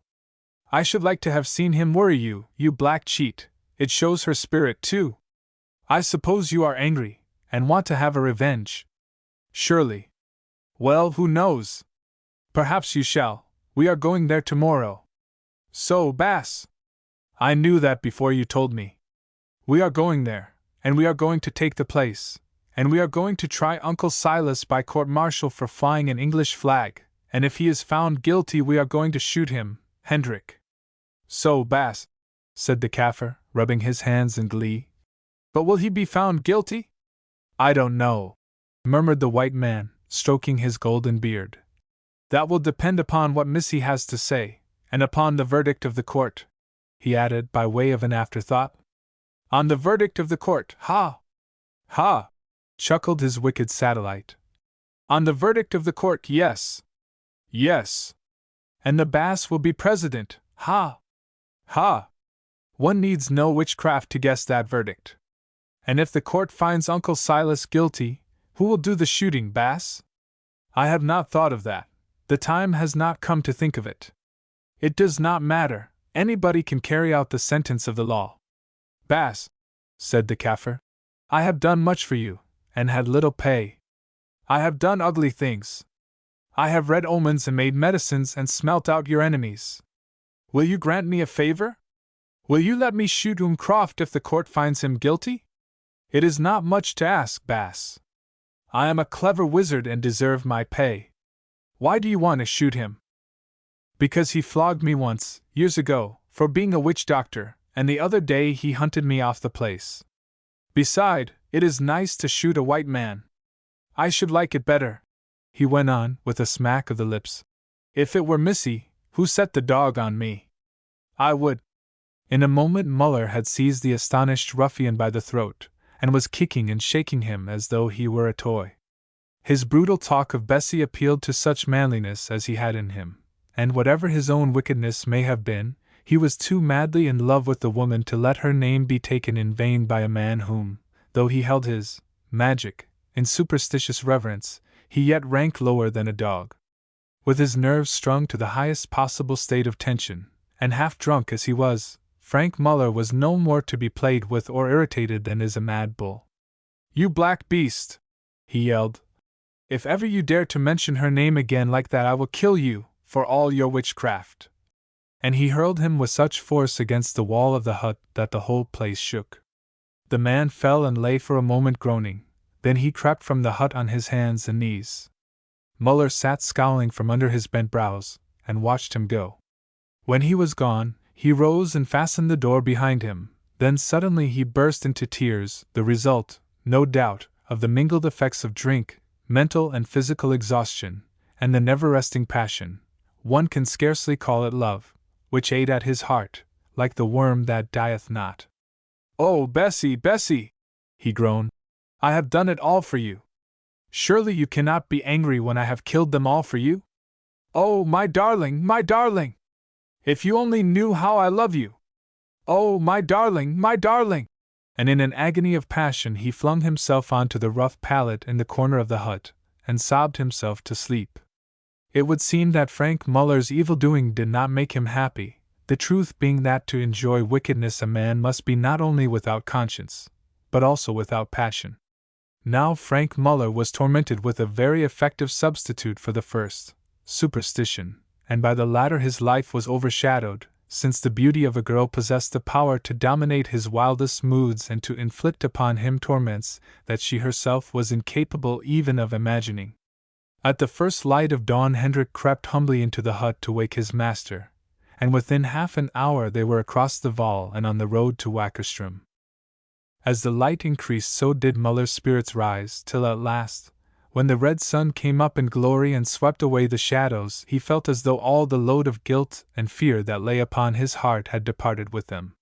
He could see now that the death of the two Boers by lightning was a mere accident, a happy accident, indeed, for, had it not so chanced, he would have been forced to kill them himself, if he could not have obtained possession of the warrant by other means. As it was, he had forgotten about this document, but it did not matter much, he reflected.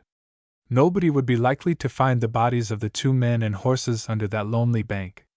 Certainly they would not be found before the Osvogels had picked them clean, and these would be at work upon them now. And if they were found, the paper would have rotted or been blown away, or, at the worst, rendered so discolored as to be unreadable. For the rest, there was nothing to connect him with the murder, now that his confederates were dead. Hendrik would prove an alibi for him. He was a useful man, Hendrik. Besides, who would believe that it was a murder? Two men were escorting an Englishman to the river. They became involved in a quarrel. The Englishman shot them, and they shot the Englishman and his companion. Then the horses plunged into the Vaal, upsetting the cart, and there was an end of it. He could see now how well things had gone for him. Events had placed him beyond suspicion. Then he fell to thinking of the fruits of his honest labors, and Muller's cheek grew warm with the mounting blood, and his eyes flashed with the fire of youth. In 2 days, 48 hours, at the outside, Bessie would be in his arms. He could not miscarry now, for was he not in absolute command?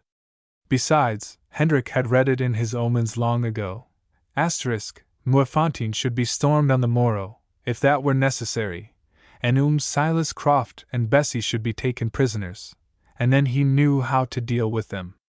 His talk about shooting on the previous night had been no idle threat. She should yield herself to him, or the old man must die, and then he would take her. There could be no legal consequences now that the British government was in the act of surrender. It would be a meritorious deed to execute a rebel Englishman. Yes, it was all plain sailing now. How long had it needed to win her? 3 years. He had loved her for 3 years. Well, he would have his reward, and then, his passion satisfied, he would turn his mind to those far-reaching, ambitious schemes, whereof the end was something like a throne. Chapter 27. Silas is convinced. At first Bessie was utterly prostrated by the blow that had fallen on her, but as time went on she revived a little, for hers was an elastic and a sanguine nature. Troubles sink into the souls of some like water into a sponge, and weight them down almost to the grave. From others they run off as the water does if poured upon marble, merely wetting the surface. Bessie belonged to either of these classes, but was of a substance between the two, a healthy, happy-hearted woman, full of beauty and vigor, made to bloom in the sunshine, not to languish in the shadow of some old grief. Women of her stamp do not die of broken hearts, or condemn themselves to lifelong celibacy as a sacrifice to the shade of the departed. If unfortunately number one is removed, as a general rule they shed many a tear and suffer many a pang, and after a decent interval very sensibly turn their attention to number two. Still it was but a pale-faced, quiet Bessie who went to and fro about the place after the visit of the one-eyed Kaffir. All her irritability had left her now. She no longer reproached her uncle because he had dispatched John to Pretoria. Indeed, on that very evening after the evil tidings came, he began to blame himself bitterly in her presence for having sent her lover away, when she stopped him. "It is God's will, uncle," she said quietly. "You only did what it was ordained that you should do." Then she came and laid her sunny head upon the old man's shoulder and cried a little, and said that they two were all alone in the world now, and he comforted her in the best fashion that he could. It was a curious thing that they either of them thought much of Jess when they talked thus of being alone. Jess was an enigma, a thing apart even from them. When she was there she was loved and allowed to go her own way. When she was not there she seemed to fade into outer darkness. A veil came down between her and her belongings. Of course they were both very fond of her, but simple-natured people are apt to shrink from what they cannot understand, and these two were no exception to the rule. For instance, Bessie's affection for her sister was a poor thing compared to the deep and self-sacrificing, though often secret love that her sister showered upon her. She loved her old uncle far more dearly than she loved Jess, and it must be owned that he returned her attachment with interest, and in those days of heavy trouble they drew nearer to each other than ever they were before. But as time went on they began to hope again. No confirmation of John's death reached them. Was it not possible then, after all, that the story was an invention? They knew that Frank Muller was not a man to hesitate at a lie if he had a purpose to gain, and they could guess in this case what that purpose was. His furious passion for Bessie was no secret from either of them, and it occurred to them as possible that the tale of John's death might have been invented to forward it. This was scarcely probable, it is true, but it might be so, and however cruel suspense may be, it is at least less absolutely crushing than the dead weight of certainty. One Sunday, it was just a week since the letter came, Bessie was sitting after dinner on the veranda, when her quick ears caught what she took to be the booming of heavy guns far away on the Drakensberg. She rose, and leaving the house, climbed the hill behind it. On reaching its top she stood and looked at the great solemn stretch of mountains. Away, a little to her right, was a square precipitous peak called Majuba, which was generally clothed in clouds. Today, however, there was no mist, and it seemed to her that it was from the direction of this peak that the faint rolling sounds came floating on the breeze. But she could see nothing. The mountain seemed as tenantless and devoid of life as on the day when it first towered up upon the face of things created. Presently the sounds died away, and she returned, thinking that she must have been deceived by the echoes of some distant thunderstorm. Next day they learned from the natives that what she had heard was the roar of the big guns covering the flight of the British troops down the precipitous sides of Majuba Mountain. After these tidings old Silas Croft began to lose heart a little. The run of disaster was so unrelieved that even his robust faith in the invincibility of the English arms was shaken. "It is very strange, Bessie," he said. "Very strange, but never mind, it is bound to come right at last. Our government is not going to knock under because it has suffered a few reverses." Then followed a long 4 weeks of uncertainty. The air was thick with rumors, most of them brought by natives, and 1 or 2 by passing Boers, to which Silas Croft declined to pay any attention. Soon, however, it became abundantly clear that an armistice was concluded between the English and the Boers, but what were its terms or its object they were quite unable to decide. Silas Croft thought that the Boers, overawed by the advance of an overwhelming force, meant to give in without further fighting. Wink with a frown asterisk. But Bessie shook her head. One day, it was the same on which John and Jess left Pretoria, a Kaffir brought the news that the armistice was at an end, that the English were advancing up to the neck in thousands, and were going to force it on the morrow and relieve the garrisons, a piece of intelligence that brought some of the old light back to Bessie's eyes. As for her uncle, he was jubilant. "The tide is going to turn, at last, my love," he said, "and we shall have our innings. Well, it is time we should, after all the disgrace, loss and agony of mind we have gone through. Upon my word, for the last 2 months I have been ashamed to call myself an Englishman. However, there is an end of it now. I knew that they would never give in and desert us." And the old man straightened his crooked back and slapped his chest, looking as proud and gallant as though he were 25 instead of 70 years of age. The rest of that day passed without any further news, and so did the following 2 days, but on the 3rd, which was March 23rd, the storm broke. About 11 o'clock in the forenoon Bessie was employed upon her household duties as usual, or rather she had just finished them. Her uncle had returned from his usual after-breakfast round upon the farm, and was standing in the sitting-room, his broad felt hat in one hand and a red pocket handkerchief in the other, with which he was polishing his bald head, while he chattered to Bessie through the open door. "No news of the advance, Bessie dear?" "No, uncle," she replied with a sigh, her blue eyes filling with tears, for she was thinking of one of whom there was also no news. "Well, never mind. These things take a little time, especially with our soldiers, who move so slowly. I dare say that there was some delay waiting for guns or ammunition or something. I expect that we shall hear by tonight.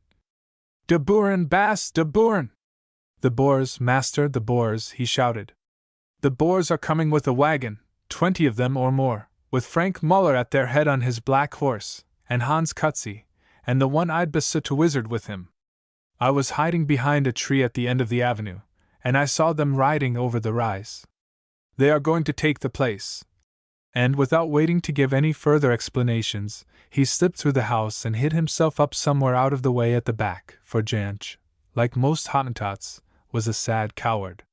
The old man stopped rubbing his head and stared at Bessie, who stood pale and trembling in the doorway. Just then he heard the patter of running feet on the drive outside, and looked out of the window.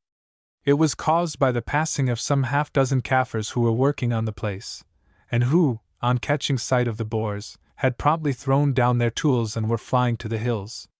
Even as they passed, a shot was fired somewhere from the direction of the avenue, and the last of the Kaffirs, a lad of about 12, suddenly threw up his hands and pitched forward onto his face, with a bullet between his shoulder blades. Bessie heard the shout of Good shot, good shot! The brutal laughter that greeted his fall, and the tramping of the horses as they came up the drive. Oh, uncle, she said, what shall we do?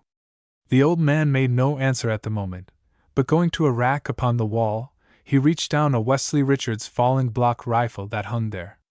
Then he sat down in a wooden armchair that faced the French window opening on to the veranda, and beckoned to her to come to him. We will meet them so, he said. They shall see that we are not afraid of them. Don't be frightened, dear, they will not dare to harm us. They will be afraid of the consequences of harming English people. The words were scarcely out of his mouth when the cavalcade began to appear in front of the window, led, as Jansch had said, by Frank Muller on his black horse, accompanied by Hans Cutsey on the fat pony, and the villainous-looking Hendrik, mounted on a nondescript sort of animal, and carrying a gun and an assegai in his hand. Behind these were a body of about 15 or 16 armed men, among whom Silas Croft recognized most of his neighbors, by whose side he had lived for years in peace and amity. Opposite the house they stopped and began looking about. They could not see into the room at once, on account of the bright light outside and the shadow within. I fancy you will find the birds flown, nephew, said the fat voice of Hans Cutsey. They have got warning of your little visit. They cannot be far off, answered Muller. I have had them watched, and know that they have not left the place. Get down, uncle, and look in the house, and you too, Hendrik.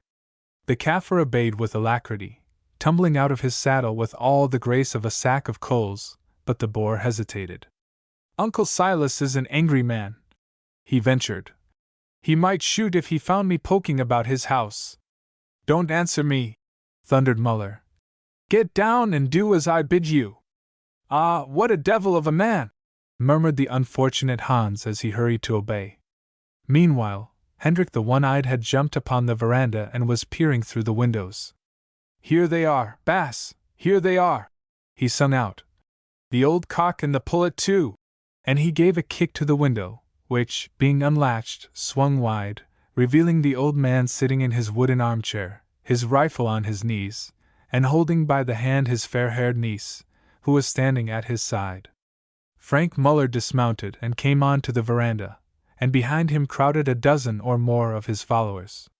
What is it that you want, Frank Muller, that you come to my house with all these armed men?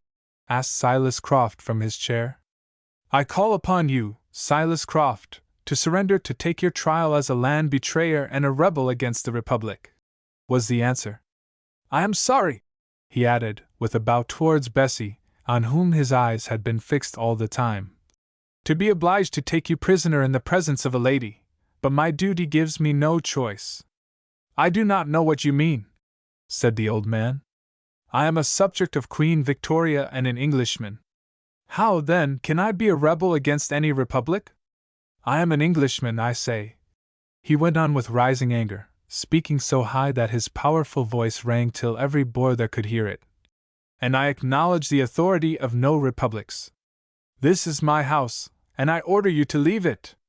I claim my rights as an Englishman. Here, interrupted Muller coldly. Englishmen have no rights, except such as we choose to allow to them. Shoot him, cried a voice. Treat him as Buskies treated Van der Linden at Potchefstroom, cried another. Yes, make him swallow the same pill that we gave to Dr. Barber, put in a third. Silas Croft, are you going to surrender? Asked Muller in the same cold voice. No, thundered the old man in his English pride. I surrender to no rebels in arms against the Queen. I will shoot the first man who tries to lay a finger on me. And he rose to his feet and lifted his rifle. Shall I shoot him, Bass? Shall I shoot him? Asked the one-eyed Hendrik, smacking his lips at the thought, and fiddling with the rusty lock of the old fowling piece he carried. Muller, by way of answer, struck him across the face with the back of his hand. Hans Cutsey, he said, go and arrest that man. Poor Hans hesitated, as well he might. Nature had not endowed him with any great amount of natural courage, and the sight of his old neighbor's rifle barrel made him feel positively sick. He hesitated and began to stammer excuses. Are you going, uncle, or must I denounce you to the general as a sympathizer with Englishmen? Asked Muller in malice, for he knew the old fellow's weakness and cowardice, and was playing on them. I am going. Of course I am going, nephew. Excuse me, a little faintness took me, the heat of the sun, he babbled. Oh, yes, I am going to seize the rebel. Perhaps one of these young men would not mind engaging his attention on the other side. He is an angry man, I know him of old, and an angry man with a gun, you know, dear cousin. Are you going? Said his terrible master once more. Oh, yes. Yes, certainly, yes. Dear Uncle Silas, pray put down that gun, it is so dangerous. Don't stand there looking like a wild ox, but come up to the yoke. You are old, Uncle Silas, and I don't want to have to hurt you. Come now, come, come! And he held out his hand towards him as though he were a shy horse that he was endeavoring to beguile. Hans Cutsey, traitor and liar that you are, said the old man. If you draw a single step nearer, by God, I will put a bullet through you. Go on, Hans, chuck a reim over his head, get him by the tail, knock him down with a yokeski, turn the old bull on his back, shouted the crowd of scoffers from the window, taking very good care, however, to clear off to the right and left in order to leave room for the expected bullet. Hans positively burst into tears, and Muller, who was the only one who held his ground, caught him by the arm, and putting out all his strength, swung him towards Silas Croft. For reasons of his own, he was anxious that the latter should shoot one of them, and he chose Hans Cutsey, whom he disliked and despised, for the sacrifice. Up went the rifle, and at that moment Bessie, who had been standing bewildered, made a dash at it, knowing that bloodshed could only make matters worse. As she did so it exploded, but not before she had shaken her uncle's arm, for, instead of killing Hans, as it undoubtedly would have done, the bullet only cut his ear and then passed out through the open window place. In an instant the room was filled with smoke. Hans Cutsey clapped his hand to his head, uttering yells of pain and terror, and in the confusion that ensued 3 or 4 men, headed by the Kaffir Hendrik, rushed into the room and sprang upon Silas Croft, who had retreated to the wall and was standing with his back against it, his rifle, which he had clubbed in both his hands, raised above his head. When his assailants were close to him they hesitated, for, aged and bent as he was, the old man looked dangerous. He stood there like a wounded lion, and swung the rifle stock about. Presently one of the men struck at him and missed him, but before he could retreat Silas brought down the stock of the rifle on his head, and down he went like an ox beneath a poleaxe. Then they closed on him, but for a while he kept them off, knocking down another man in his efforts. At that moment the witch-doctor Hendrik, who had been watching his opportunity, brought down the barrel of his old fowling piece upon Silas's bald head and felled him. Fortunately the blow was not a very heavy one, or it would have broken his skull. As it was, it only cut his scalp open and knocked him down. Thereon, the whole mass of Boers, with the exception of Muller, who stood watching, seeing that he was now defenseless, fell upon Silas, and would have kicked him to death had not Bessie precipitated herself upon him with a cry, and thrown her arms about his body to protect him. Then Frank Muller interfered, fearing lest she should be hurt. Plunging into the fray with a curse, he exercised his great strength, throwing the men this way and that like ninepins, and finally dragging Silas to his feet again. "Come!" he shouted. "Take him out of this!" And accordingly, with taunts, curses, and obloquy, the poor old man, whose fringe of white locks was red with blood, was kicked and pushed on to the veranda, then off it on to the drive.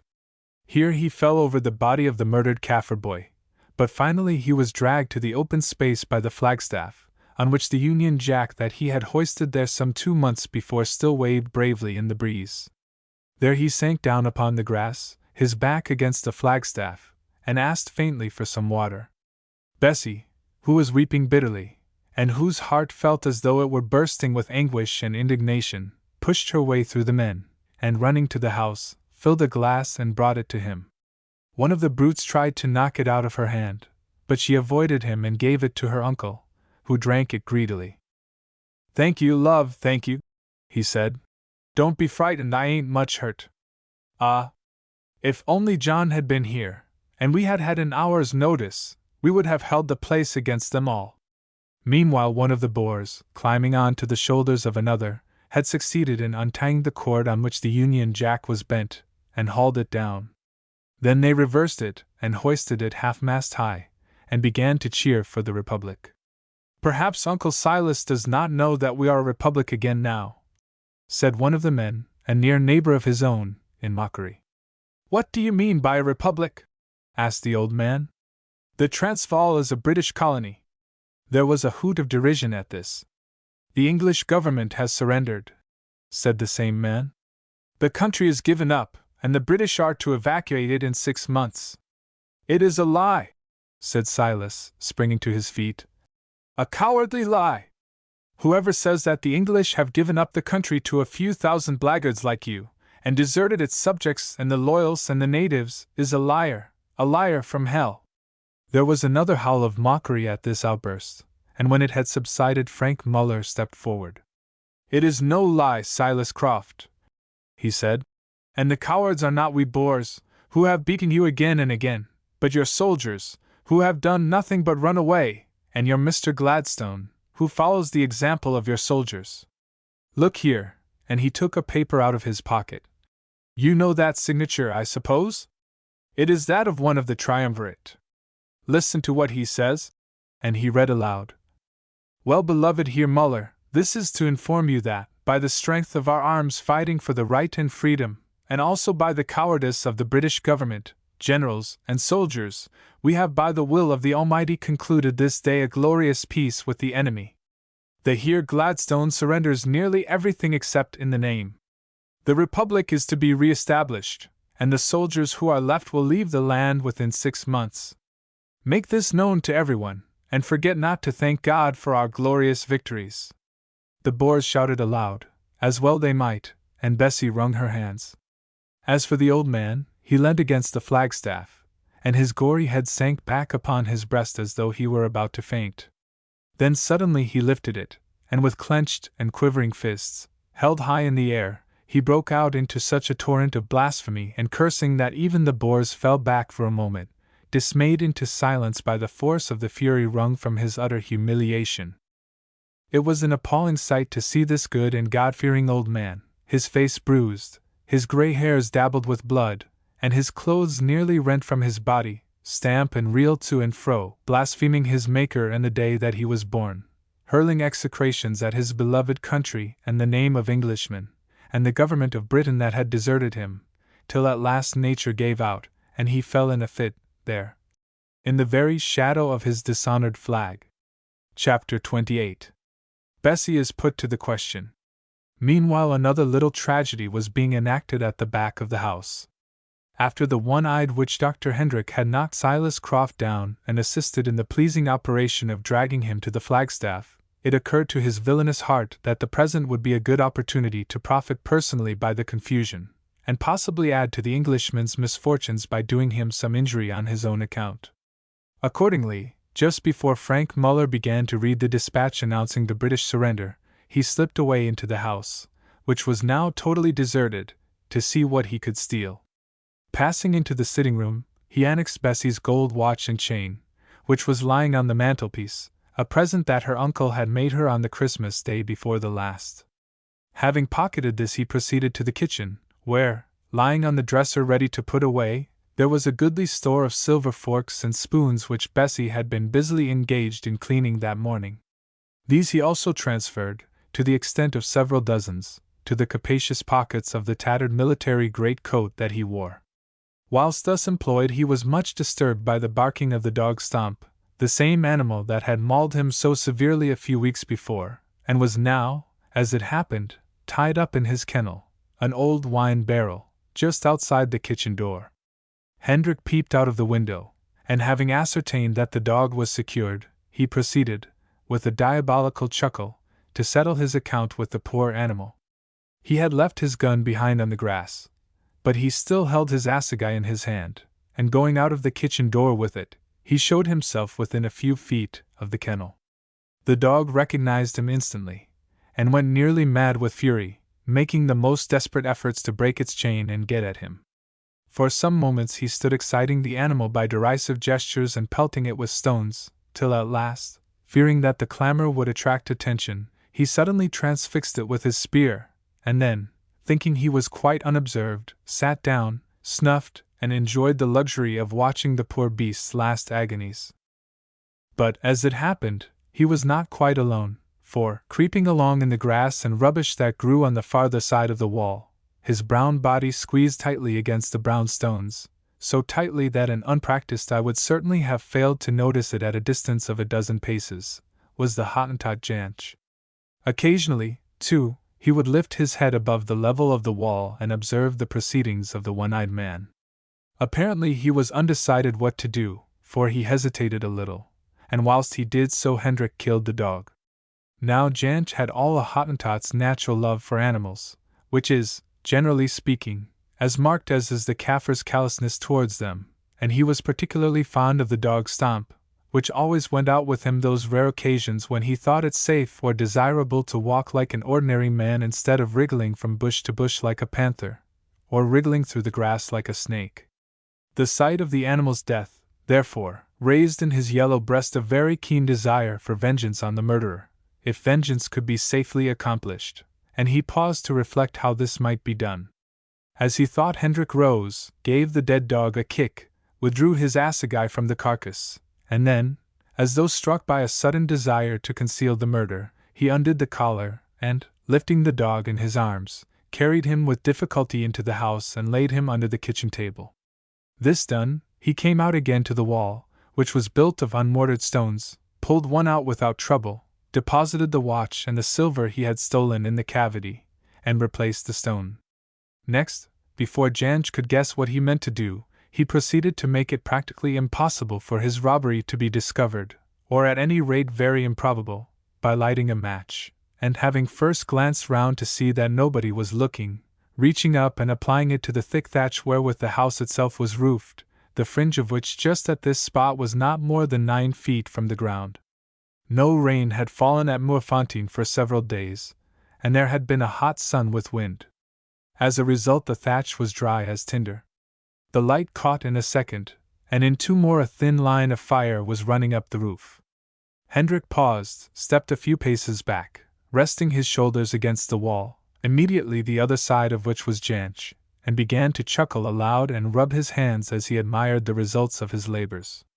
This proved too much for the Hottentot behind him. The provocation was overmastering, and so was the opportunity. Janch carried with him the thick stick on which he was so fond of cutting notches.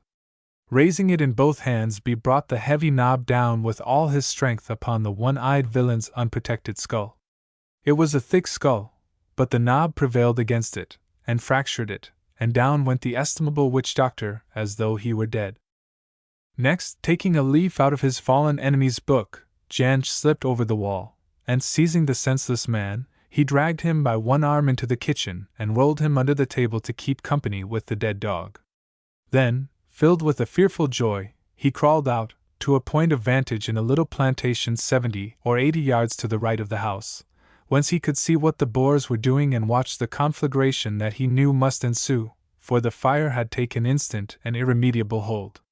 10 minutes or so afterwards that amiable character Hendrik partially regained his senses, to find himself surrounded by a sea of fire, in which he perished miserably, not having power to move, and his feeble cries being totally swallowed up and lost in the fierce roaring of the flames. Such was the very appropriate end of Hendrik, and of the magic of Hendrik. Down by the flagstaff the old man lay in his fit, while Bessie tended him and a posse of Boers stood round, smoking and laughing or lounging about with an air of lordly superiority, well worthy of victors in possession. "Will none of you help me to take him to the house?" she cried. "Surely you have ill-treated an old man enough." Nobody stirred, not even Frank Muller, who was gazing at her tear-stained face with a fierce smile playing round the corners of his clean-cut mouth, which his beard was trimmed to show. "It will pass, Miss Bessie," he said. "It will pass. I have often seen such fits. They come from too much excitement, or too much drink." Suddenly he broke off with an exclamation, and pointed to the house, from the roof of which pale curls of blue smoke were rising. "Who has fired the house?" he shouted. "By heaven! I will shoot the man." The boars wheeled round staring in astonishment, and as they gazed the tinder-like roof burst into a red sheet of flame that grew and gathered breadth and height with an almost marvelous rapidity. Just then, too, a light breeze sprang up from over the hill at the rear of the house, as it sometimes did at this time of the day, and bent the flames over towards them in an immense arch of fire, so that the fumes and heat and smoke began to beat upon their faces. "Oh, the house is burning down!" cried Bessie, utterly bewildered by this new misfortune. "Here, you!" shouted Muller to the gaping boars. "Go and see if anything can be saved. Phew! We must get out of this."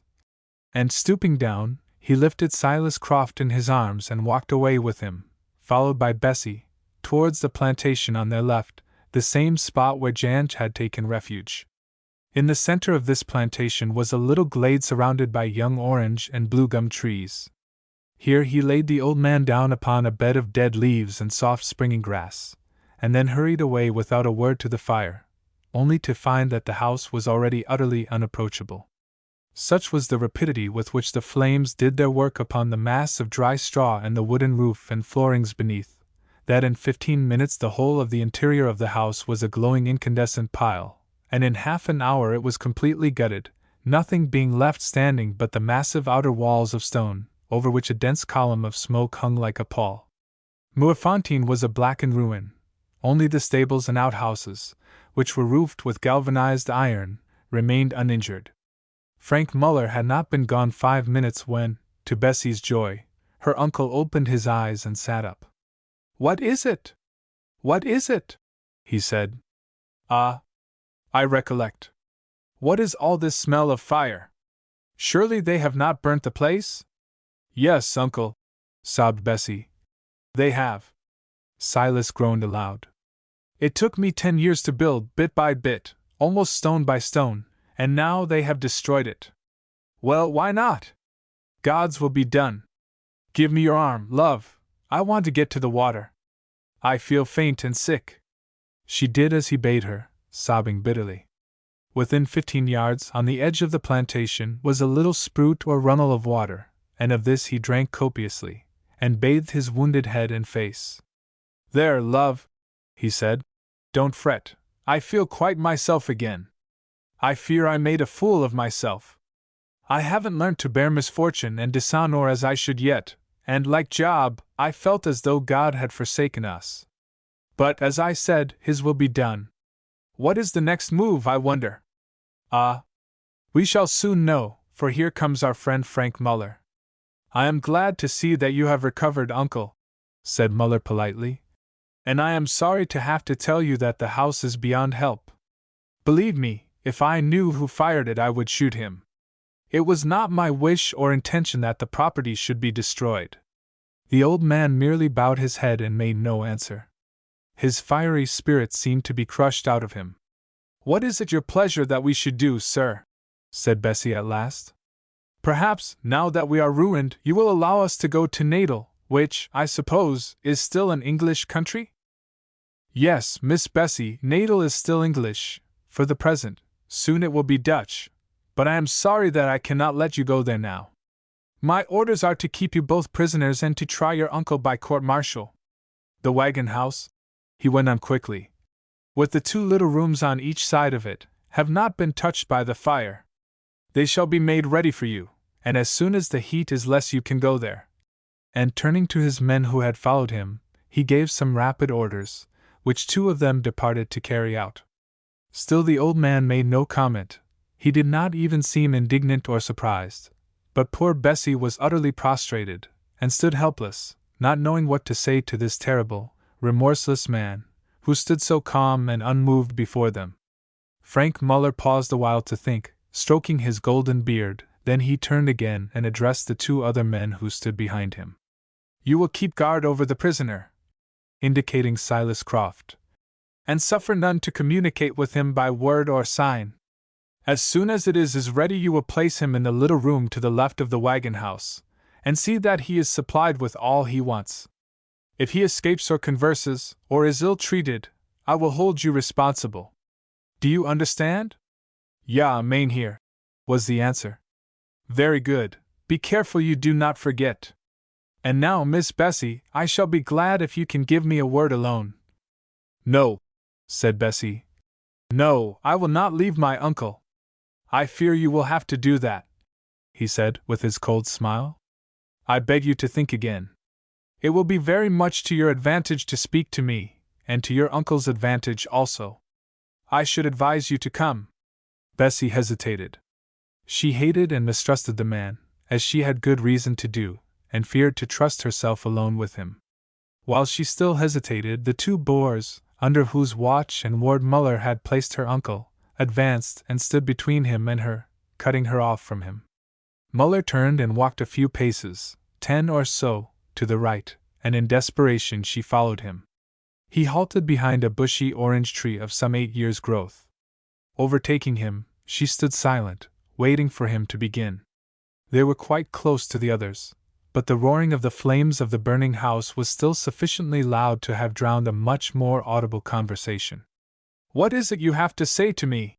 she said at length, pressing her hand against her heart to still its beating. Her woman's instinct told her what was coming, and she was trying to nerve herself to meet it. "Miss Bessie," he said slowly, "it is this. For years I have loved you and wanted to marry you. I again ask you to be my wife." "Mr. Frank Muller," she answered, her spirit rising to the occasion, "I thank you for your offer, and the only answer that I can give you is that I once and for all decline it." "Think," he said. "I love you as women are not often loved. You are always in my mind by day and by night too. Everything I do, every step I go up the ladder, I have said and say to myself, I am doing it for Bessie Croft, whom I mean to marry. Things have changed in this country. The rebellion has been successful. It was I who gave the casting vote for it that I might win you.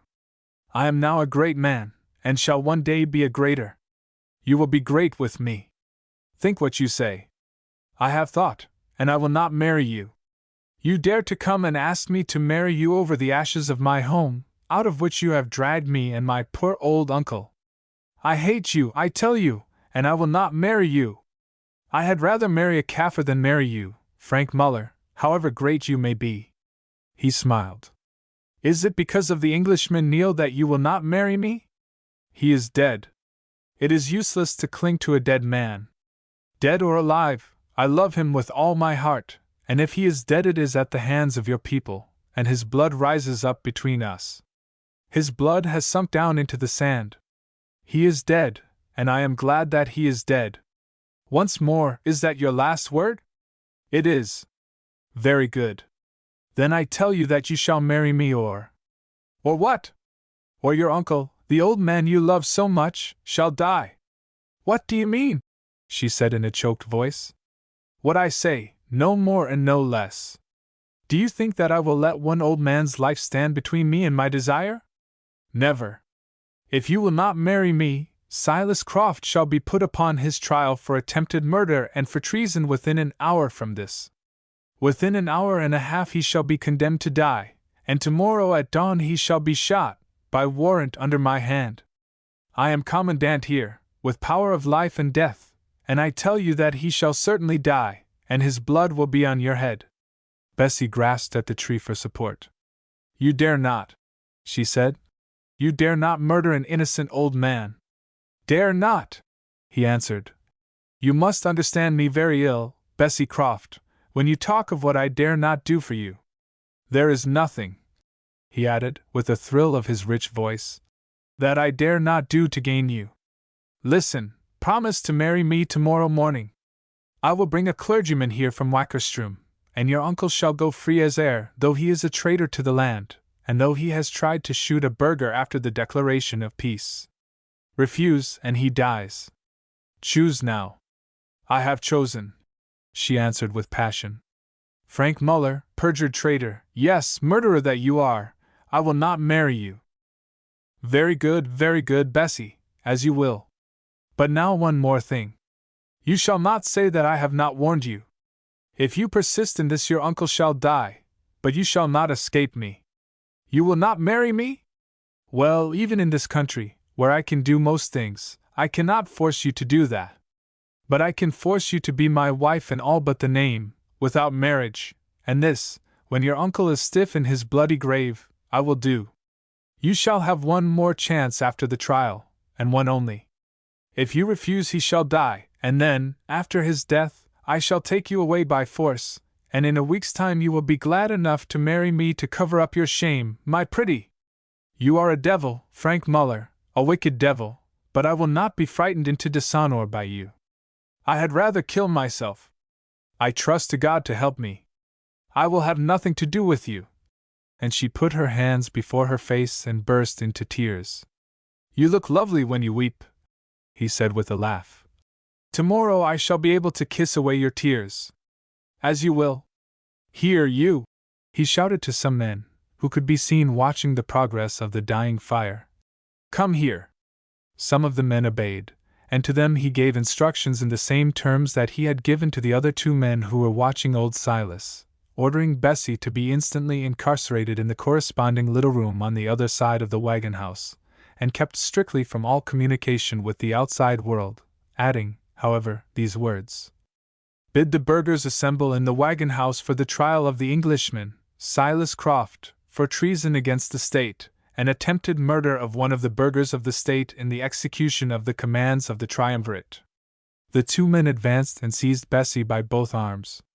Then, faint and overpowered, she was led through the little plantation, over a gap in the garden wall, down past the scorched syringa trees which lined the roadway that ran along the hillside at the back of the still burning house, till they reached the wagon house with the two little rooms which served respectively as a store and a harness room.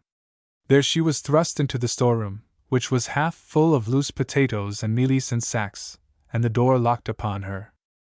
There was no window to this room, and the only light in it was such as found its way through the chinks of the door and an air-hole in the masonry of the back wall. Bessie sank on a half-emptied sack of mealies and tried to reflect. Her first thought was of escape, but soon she came to the conclusion that this was a practical impossibility. The stout yellow wood door was locked upon her, and a sentry stood before it. She rose and looked through the air-hole in the rear wall, but there another sentry was posted. Then she turned her attention to the side wall that divided the room from the wagon house. It was built of 14-inch green brickwork, and had cracked from the shrinkage of the bricks, so that she could hear everything that went on in the wagon house, and even see anybody who might be moving about in it. But it was far too strong for her to hope to be able to break through, and even if she did, it would be useless, for armed men were there also. Besides, how could she run away and leave her old uncle to his fate? Chapter 29.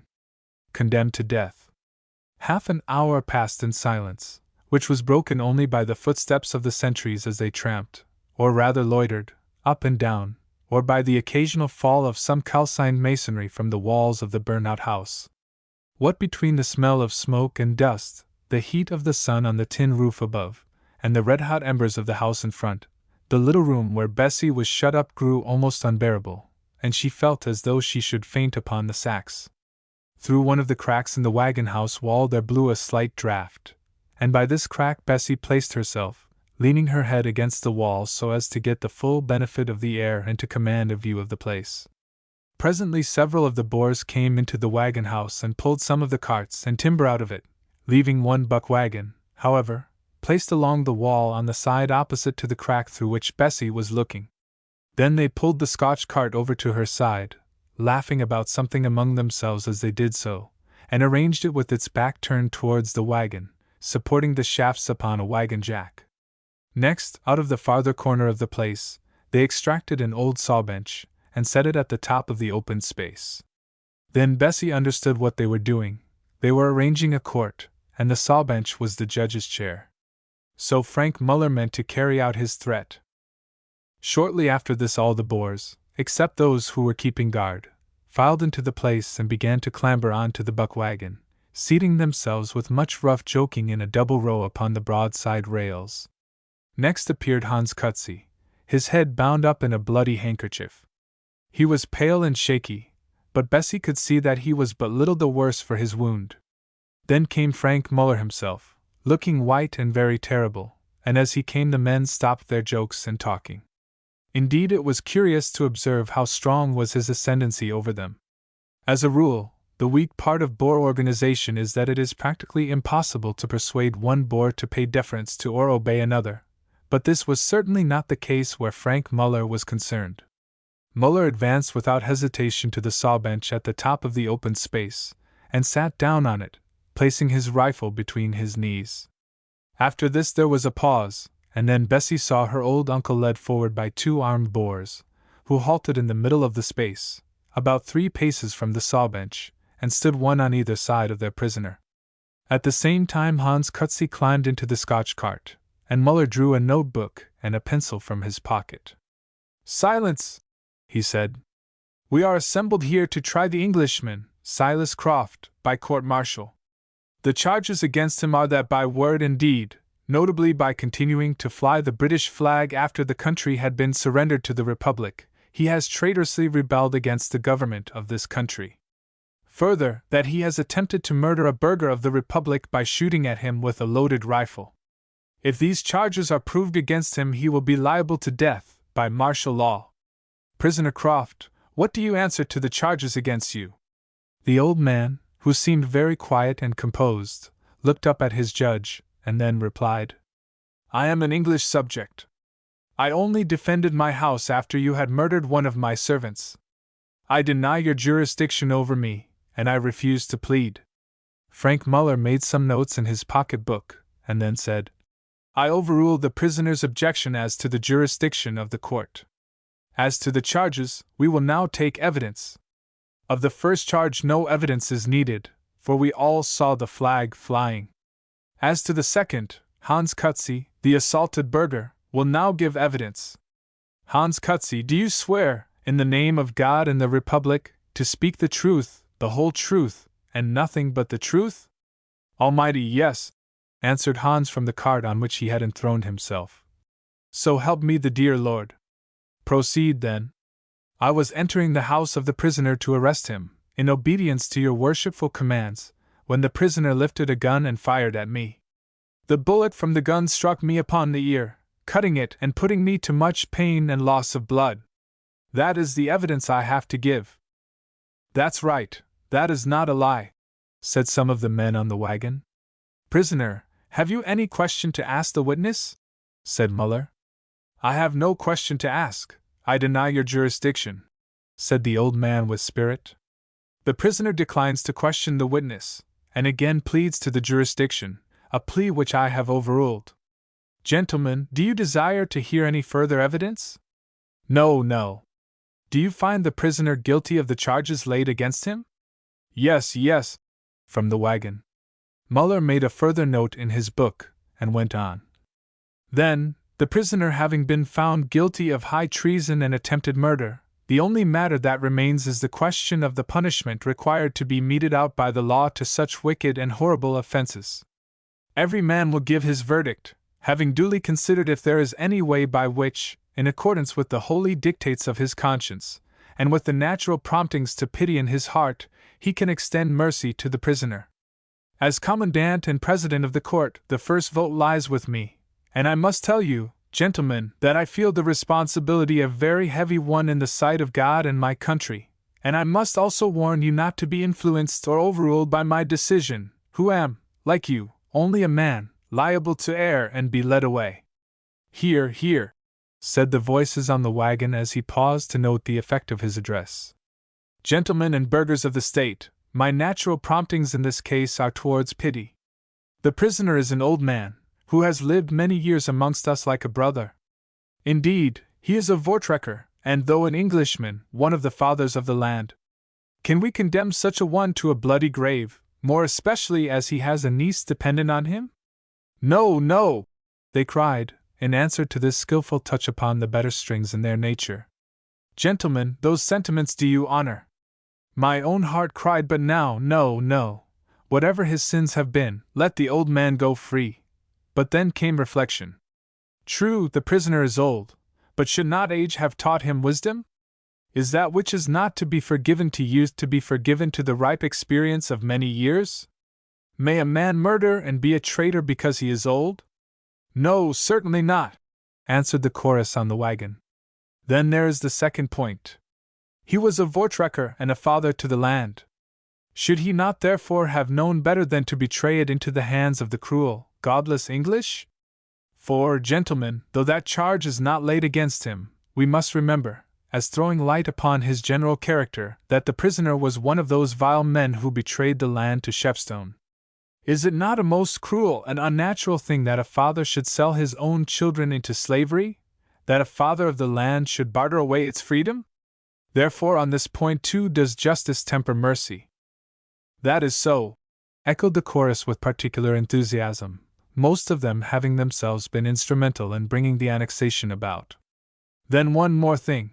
This man has a niece, and it is the care of all good men to see that the young shall not be left destitute and friendless, lest they should grow up bad and become enemies to the well-being of the state. But in this case that will not be so, for the farm will go to the girl by law, and indeed she will be well rid of so desperate and godless an old man.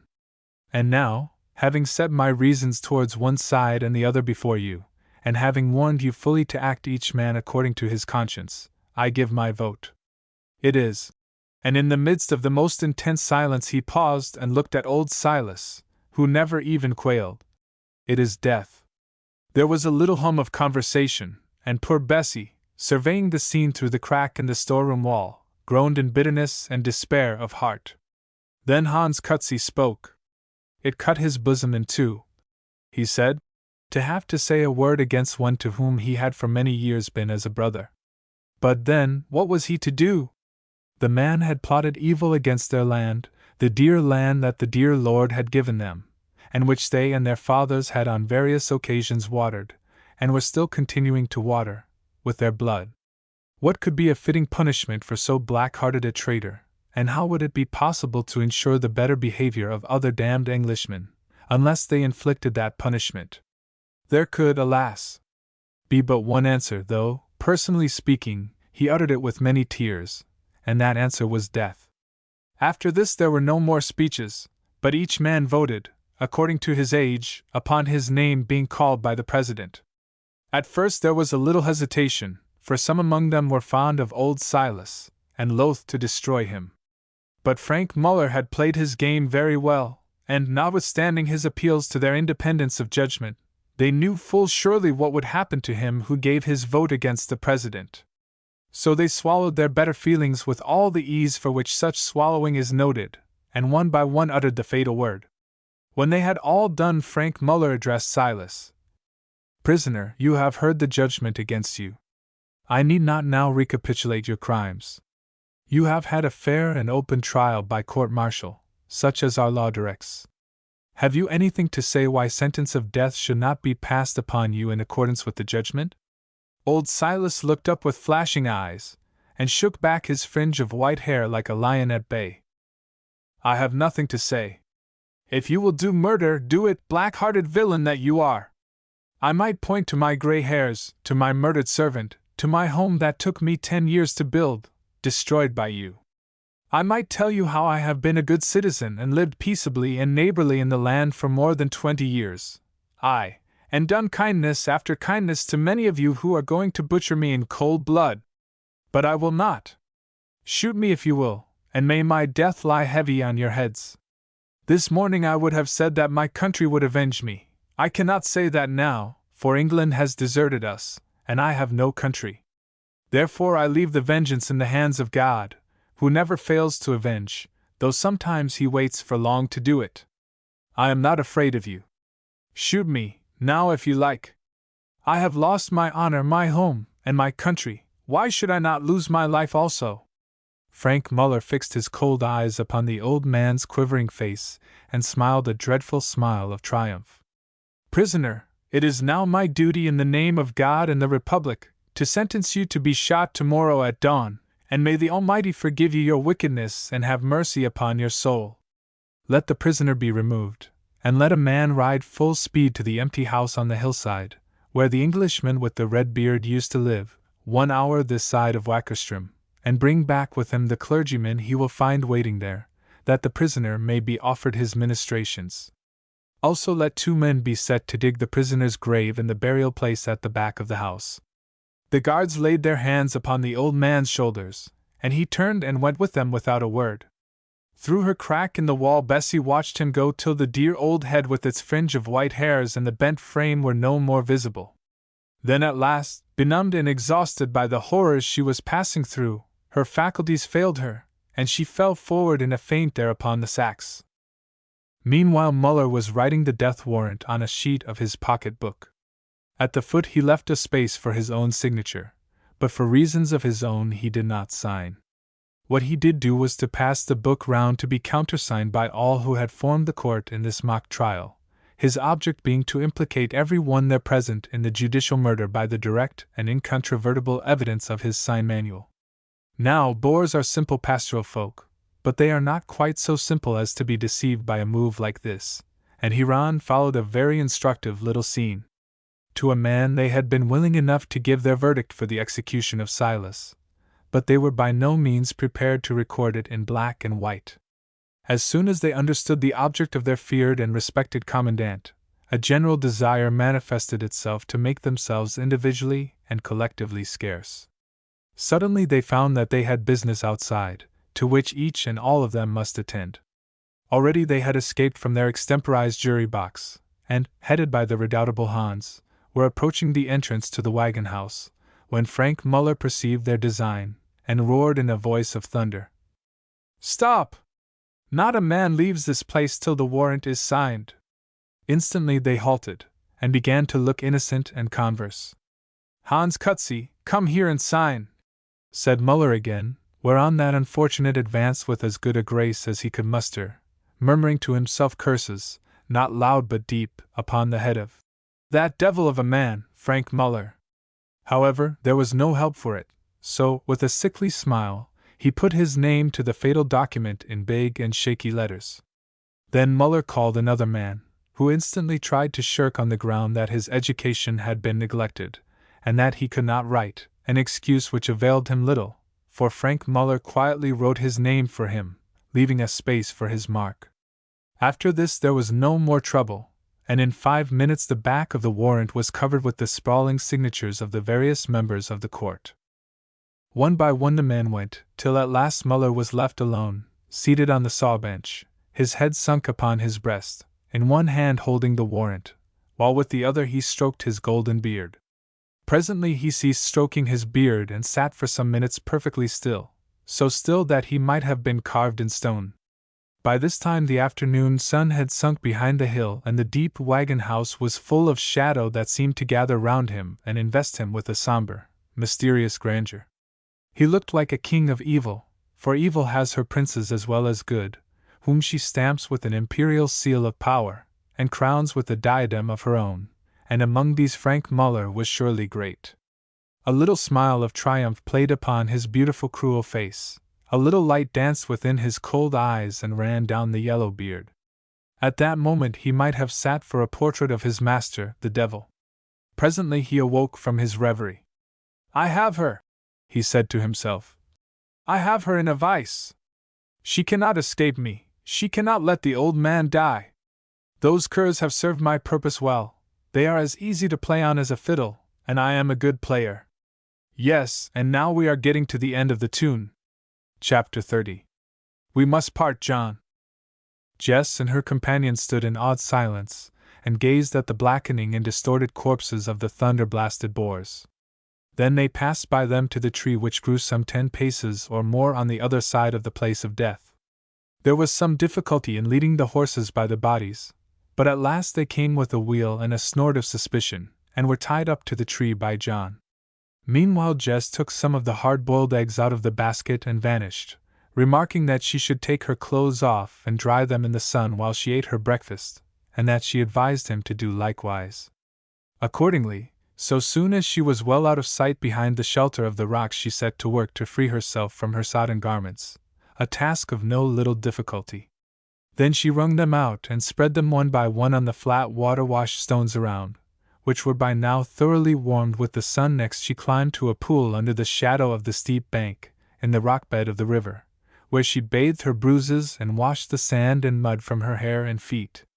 Her bath finished, she returned and sat herself on a slab of flat stone out of the glare of the sun, and ate her breakfast of hard-boiled eggs, reflecting meanwhile on the position in which she found herself. Her heart was very sore and heavy, and almost could she wish that she were lying deep beneath those rushing waters. She had counted upon death, and now she was not dead. Indeed, she with her shame and trouble might yet live for many a year. She was as one who in her sleep had seemed to soar on angel's wings far into the airy depths, and then awakened with a start to find that she had tumbled from her bed. All the heroic scale, all the more than earthly depth of passion, all the spiritualized desires that sprang into being beneath the shadow of the approaching end, had come down to the common level of an undesirable attachment, along which she must drag her weary feet for many a year. Nor was this all. She had been false to Bessie. More, she had broken Bessie's lover's troth. She had tempted him and he had fallen, and now he was as bad as she. Death would have justified all this. Never would she have done it had she thought that she was doomed to live. But now death had cheated her, as is his fashion with people to whom his presence is more or less desirable, leaving her to cope with the spirit she had invoked when his sword was quivering over her. What would be the end of it in the event of their escape? What could be the end except misery? It should go no farther, far as it had gone, that she swore. No, not if it broke her heart, and his too. The conditions were altered again, and the memory of those dreadful and wondrous hours when they two swung upon the raging river and exchanged their undying troth, with the grave for an altar, must remain a memory and nothing more. It had risen in their lives like some beautiful yet terrible dream image of celestial joy, and now like a dream it must vanish.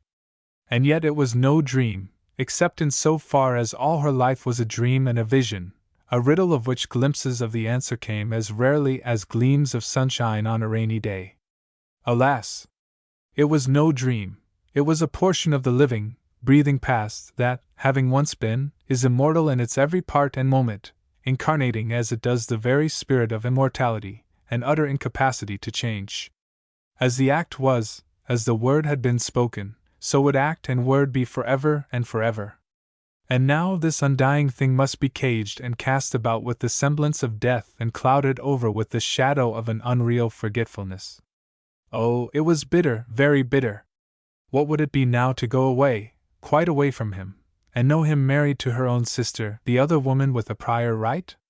What would it be to think of Bessie's sweetness slowly creeping into her empty place and filling it, of Bessie's gentle constant love covering up the recollection of their wilder passion, pervading it, and covering it up as the twilight slowly pervades and covers up the day, till at last perhaps it was blotted out and forgotten in the night of forgetfulness?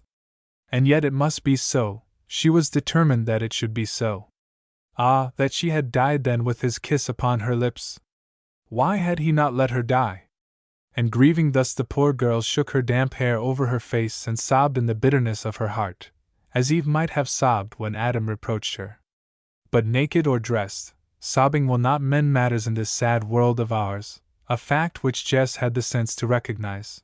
So presently she wiped her eyes with her hair, having nothing else at hand to wipe them with, and set to work to struggle into her partially dried garments again, a process calculated to irritate the most fortunate and happy-minded woman in the whole wide world. Certainly in her present frame of mind those damp, bullet-torn clothes drove Jess frantic. So much so that had she been a man she would probably have sworn, a consolation that her sex denied her. Fortunately she carried a traveling comb in her pocket, with which she made shift to do her curling hair, if hair can be said to be done when one has not a hairpin or even a bit of string wherewith to fasten it. Then, after a last and frightful encounter with her sodden boots, that seemed to take almost as much out of her as her roll at the bottom of the Val, Jess rose and walked back to the spot where she had left John an hour before.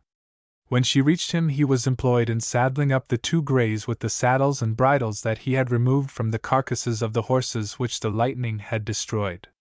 "Why, Jess, you look quite smart. Have you dried your clothes?" he said. "I have after a fashion." "Yes," she answered. He looked at her. "Dearest, you have been crying. Come, things are black enough, but it is useless to cry. At any rate, we have escaped with our lives so far." "John," said Jess sharply, "there must be no more of that. Things have changed. We were dead last night. Now we have come to life again. Besides, she added, with a ghost of a laugh. Perhaps you will see Bessie tomorrow. I should think that we ought to have come to the end of our misfortunes. John's face fell as a sense of the impossible and most tragic position in which they were placed, physically and morally, swept into his mind. Jess, my own Jess, he said. What can we do? She stamped her foot in the bitter anguish of her heart. I told you, she said, that there must be no more of that. What are you thinking about? From today we are dead to each other. I have done with you and you with me. It is your own fault. You should have let me die. Oh, John, she wailed out. Why did you not let me die? Why did we not both die? We should have been happy now, or asleep. We must part, John, we must part. And what shall I do without you? How shall I live without you? Her distress was very poignant, and it affected him so much that for a moment he could not trust himself to answer her. Would it not be best to make a clean breast of it to Bessie? He said at last. I should feel a villain for the rest of my life, but upon my word I have a mind to do it. No, no, she cried passionately. I will not allow it. You shall swear to me that you will never breathe a word to Bessie. I will not have her happiness destroyed. We have sinned, we must suffer, not Bessie, who is innocent, and only takes her right. I promised my dear mother to look after Bessie and protect her, and I will not be the one to betray her, never, never. You must marry her, and I must go away. There is no other way out of it. John looked at her, not knowing what to say or do. A sharp pang of despair went through him as he watched the passionate pale face and the great eyes dim with tears. How was he to part from her? He put out his arms to take her in them, but she pushed him away almost fiercely. Have you no honor? She cried. Is it not all hard enough to bear without your tempting me? I tell you it is done with. Finish saddling that horse and let us start. The sooner we get off the sooner it will be over, unless the boars catch us again and shoot us, which for my own part one devoutly hope they may. You must make up your mind to remember that I am nothing but your sister-in-law. If you will not remember it, then I shall ride away and leave you to go your road and I will go mine. John said no more. Her determination was as crushing as the cruel necessity that dictated it. What was more, his own reason and sense of honor approved it, whatever his passion might prompt to the contrary. As he turned wearily to finish saddling the horses, with Jess he almost regretted that they had not both been drowned. Of course the only saddles that they had were those belonging to the dead boars, which was very awkward for a lady.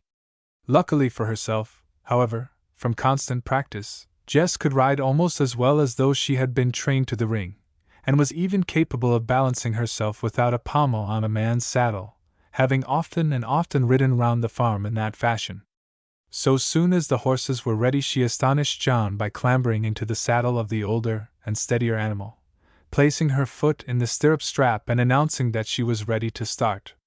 You had better ride some other way, said John. It isn't usual, I know, but you will tumble off so. You shall see, she said with a cold little laugh, putting the horse into a canter as she spoke. John followed her on the other horse, and noticed with amazement that she sat as straight and steady on her slippery seat as though she were on a hunting saddle, keeping herself from falling by an instinctive balancing of the body which was very curious to notice. When they were well on to the plain they halted to consider their route, and turning, Jess pointed to the long lines of vultures descending to feast on their would-be murderers. If they went down the river it would lead them to Standerton, and there they would be safe if they could slip into the town, which was garrisoned by English. But then, as they had gathered from the conversation of their escort, Standerton was closely invested by the Boers, and to try and pass through their lines was more than they dared to do. It was true that they still had the pass signed by the Boer general, but after what had occurred not unnaturally they were somewhat skeptical about the value of a pass, and certainly most unwilling to put its efficacy to the proof. So after due consideration they determined to avoid Standerton and ride in the opposite direction till they found a practicable ford of the Vaal.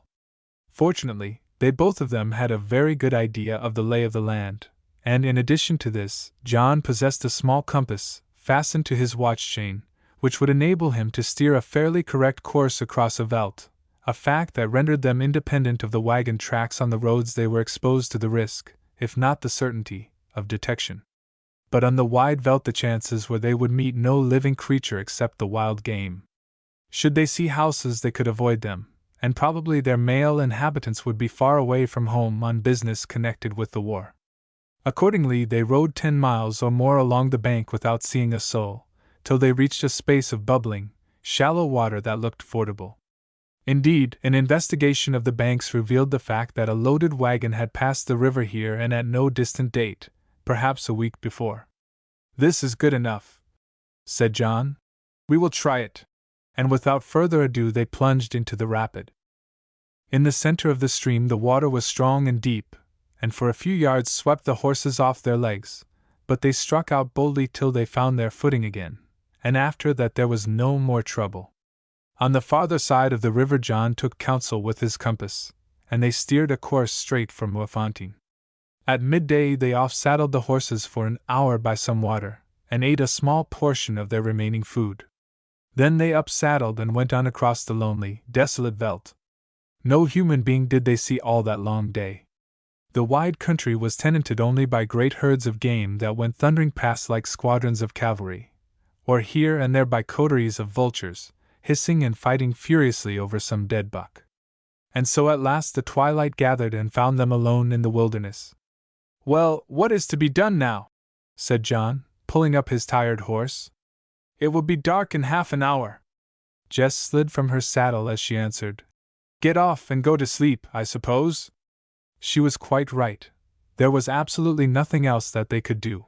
So John set to work and hobbled the horses, tying them together for further security, for it would be a dreadful thing if they were to stray. By the time that this was done the twilight was deepening into night, and the two sat down to contemplate their surroundings with feelings akin to despair. So far as the eye could reach there was nothing to be seen but a vast stretch of lonely plain, across which the night wind blew in dreary gusts, causing the green grass to ripple like the sea. There was absolutely no shelter to be had, nor any object to break the monotony of the veldt, except 2 ant-heaps set about 5 paces apart. John sat down on one of the ant-heaps, and Jess took up her position on the other, and there they remained, like pelicans in the wilderness, watching the daylight fade out of the day. "Don't you think that we had better sit together?" suggested John feebly. "It would be warmer, you see." "No, I don't," answered Jess snappishly. "I am very comfortable as I am." Unfortunately, however, this was not the exact truth, for already poor Jess's teeth were chattering with cold. Soon, indeed, weary as they were, they found that the only way to keep their blood moving was to tramp continually up and down. After an hour and a half of this exercise, the breeze dropped and the temperature became more suitable to their lightly clad, half-starved, and almost exhausted bodies. Then the moon came up, and the hyenas, or wolves, or some such animals, came up also and howled round them, though they could not see them. These hyenas proved more than Jess's nerves would bear, and at last she condescended to ask John to share her ant-heap, where they sat, shivering in each other's arms, throughout the livelong night. Indeed, had it not been for the warmth they gathered from each other, it is probable that they might have fared even worse than they did, for, though the days were hot, the nights were now beginning to be cold on the high veldt, especially when, as at present, the air had recently been chilled by the passage of a heavy tempest. Another drawback to their romantic situation was that they were positively soaked with the falling dew. There they sat, or rather cowered, for hour after hour without sleeping, for sleep was impossible, and almost without speaking, and yet, notwithstanding the wretchedness of their circumstances, not altogether unhappy, since they were united in their misery. At last the eastern sky began to turn gray, and John rose, shook the dew from his hat and clothes, and limped off as well as his half-frozen limbs would allow to catch the horses, which were standing together some yards away, looking huge and ghost-like in the mist. By sunrise he had managed to saddle them up, and they started once more. This time, however, he was obliged to lift Jess on to the saddle. About 8 o'clock they halted and ate their little remaining food, and then went on, slowly enough, for the horses were almost as tired as they were, and it was necessary to husband them if they were to reach Moerfontein by dark. At midday they rested for an hour and a half, and then, feeling almost worn out, continued their journey, reckoning that they could not be more than 16 or 17 miles from Moefontein. It was about 2 hours after this that the catastrophe happened. The course they were following ran down the side of one land wave, then across a little swampy slough, and up the opposite slope. They crossed the marshy ground, walked their horses up to the crest of the opposite rise, and found themselves face to face with a party of armed and mounted boars. Chapter 31. Jess finds a friend. The boars swooped down on them with a shout, like hawks on a sparrow. John pulled up his horse and drew his revolver. Don't! Cried Jess. Our only chance is to be civil. Whereon, thinking better of the matter, he replaced it, and wished the leading boar good day. What are you doing here? Asked the Dutchman, whereon Jess explained that they had a pass, which John promptly produced, and were proceeding to Moefontein. Crofts, said the boar as he took the pass. You are likely to meet a burying party there. But at the time Jess did not understand what he meant. He eyed the pass suspiciously all over, and then asked how it came to be stained with water. Jess, not daring to tell the truth, said that it had been dropped into a puddle. The boar was about to return it when suddenly his eye fell upon Jess's saddle. How is it that the girl is riding on a man's saddle? He asked. Why, I know that saddle. Let me look at the other side. Yes, there is a bullet hole through the flap. That is Swart Dirk's saddle. How did you get it?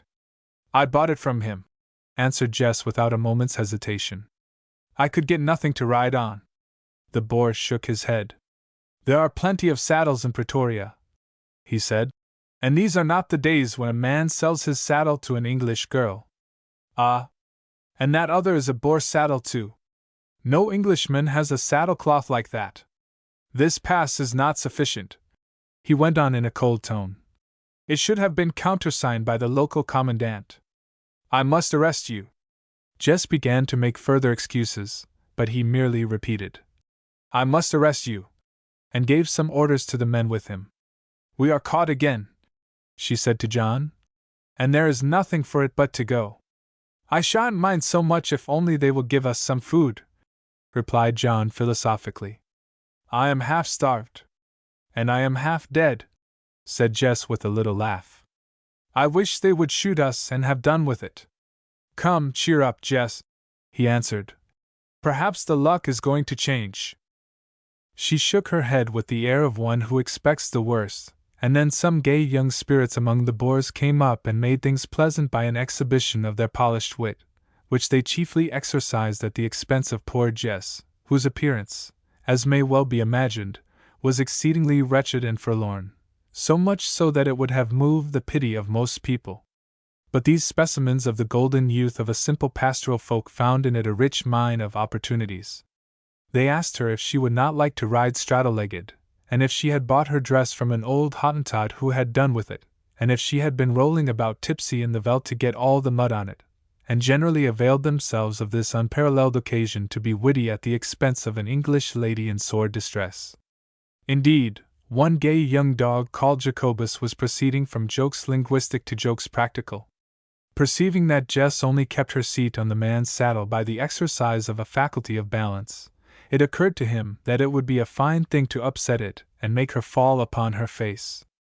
Accordingly, with a sudden twist of the rein he brought his horse sharply against her wearied animal, nearly throwing it down, but she was too quick for him, and saved herself by catching at the mane. Jess said nothing. Indeed, she made no answer to her tormentors, and fortunately John understood little of what they were saying.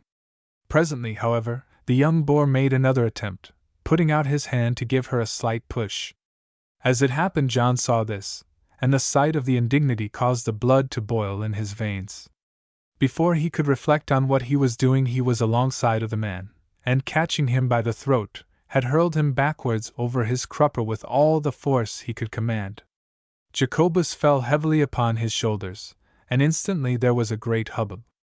John drew his revolver, and the other boars raised their rifles, so that Jess thought there was an end of it, and put her hand before her face, having first thanked John for avenging the insult with a swift flash of her beautiful eyes. And indeed in another second it would have been all over had not the elder man who inspected the pass interposed. In fact, he had witnessed the proceedings which led to his followers' discomfiture, and being a decent person at bottom, strongly disapproved of them. "Leave them alone and put down those guns!" he shouted. It served Jacobus right. He was trying to push the girl from her horse. Almighty! It is not wonderful those English call us brute beasts when you boys do such things. Put down your guns, I say, and one of you help Jacobus up. He looks as sick as a buck with a bullet through it. Accordingly the rope passed over, and the playful Jacobus, whom Jess noted with satisfaction seemed exceedingly ill and trembled in every limb, was with difficulty hoisted onto his horse, to continue his journey with not a single bit of fun left in him. A little while after this Jess pointed out a long low hill that lay upon the flat veldt, a dozen miles or so away, like a stone upon a stretch of sand. "Look," she said, "there is Muafontein at last." "We are not there yet," remarked John sadly. Another weary half-hour passed, and then on passing over a crest suddenly they saw Hans Kutzi's homestead lying down by the water in the hollow. So that was whither they were being taken.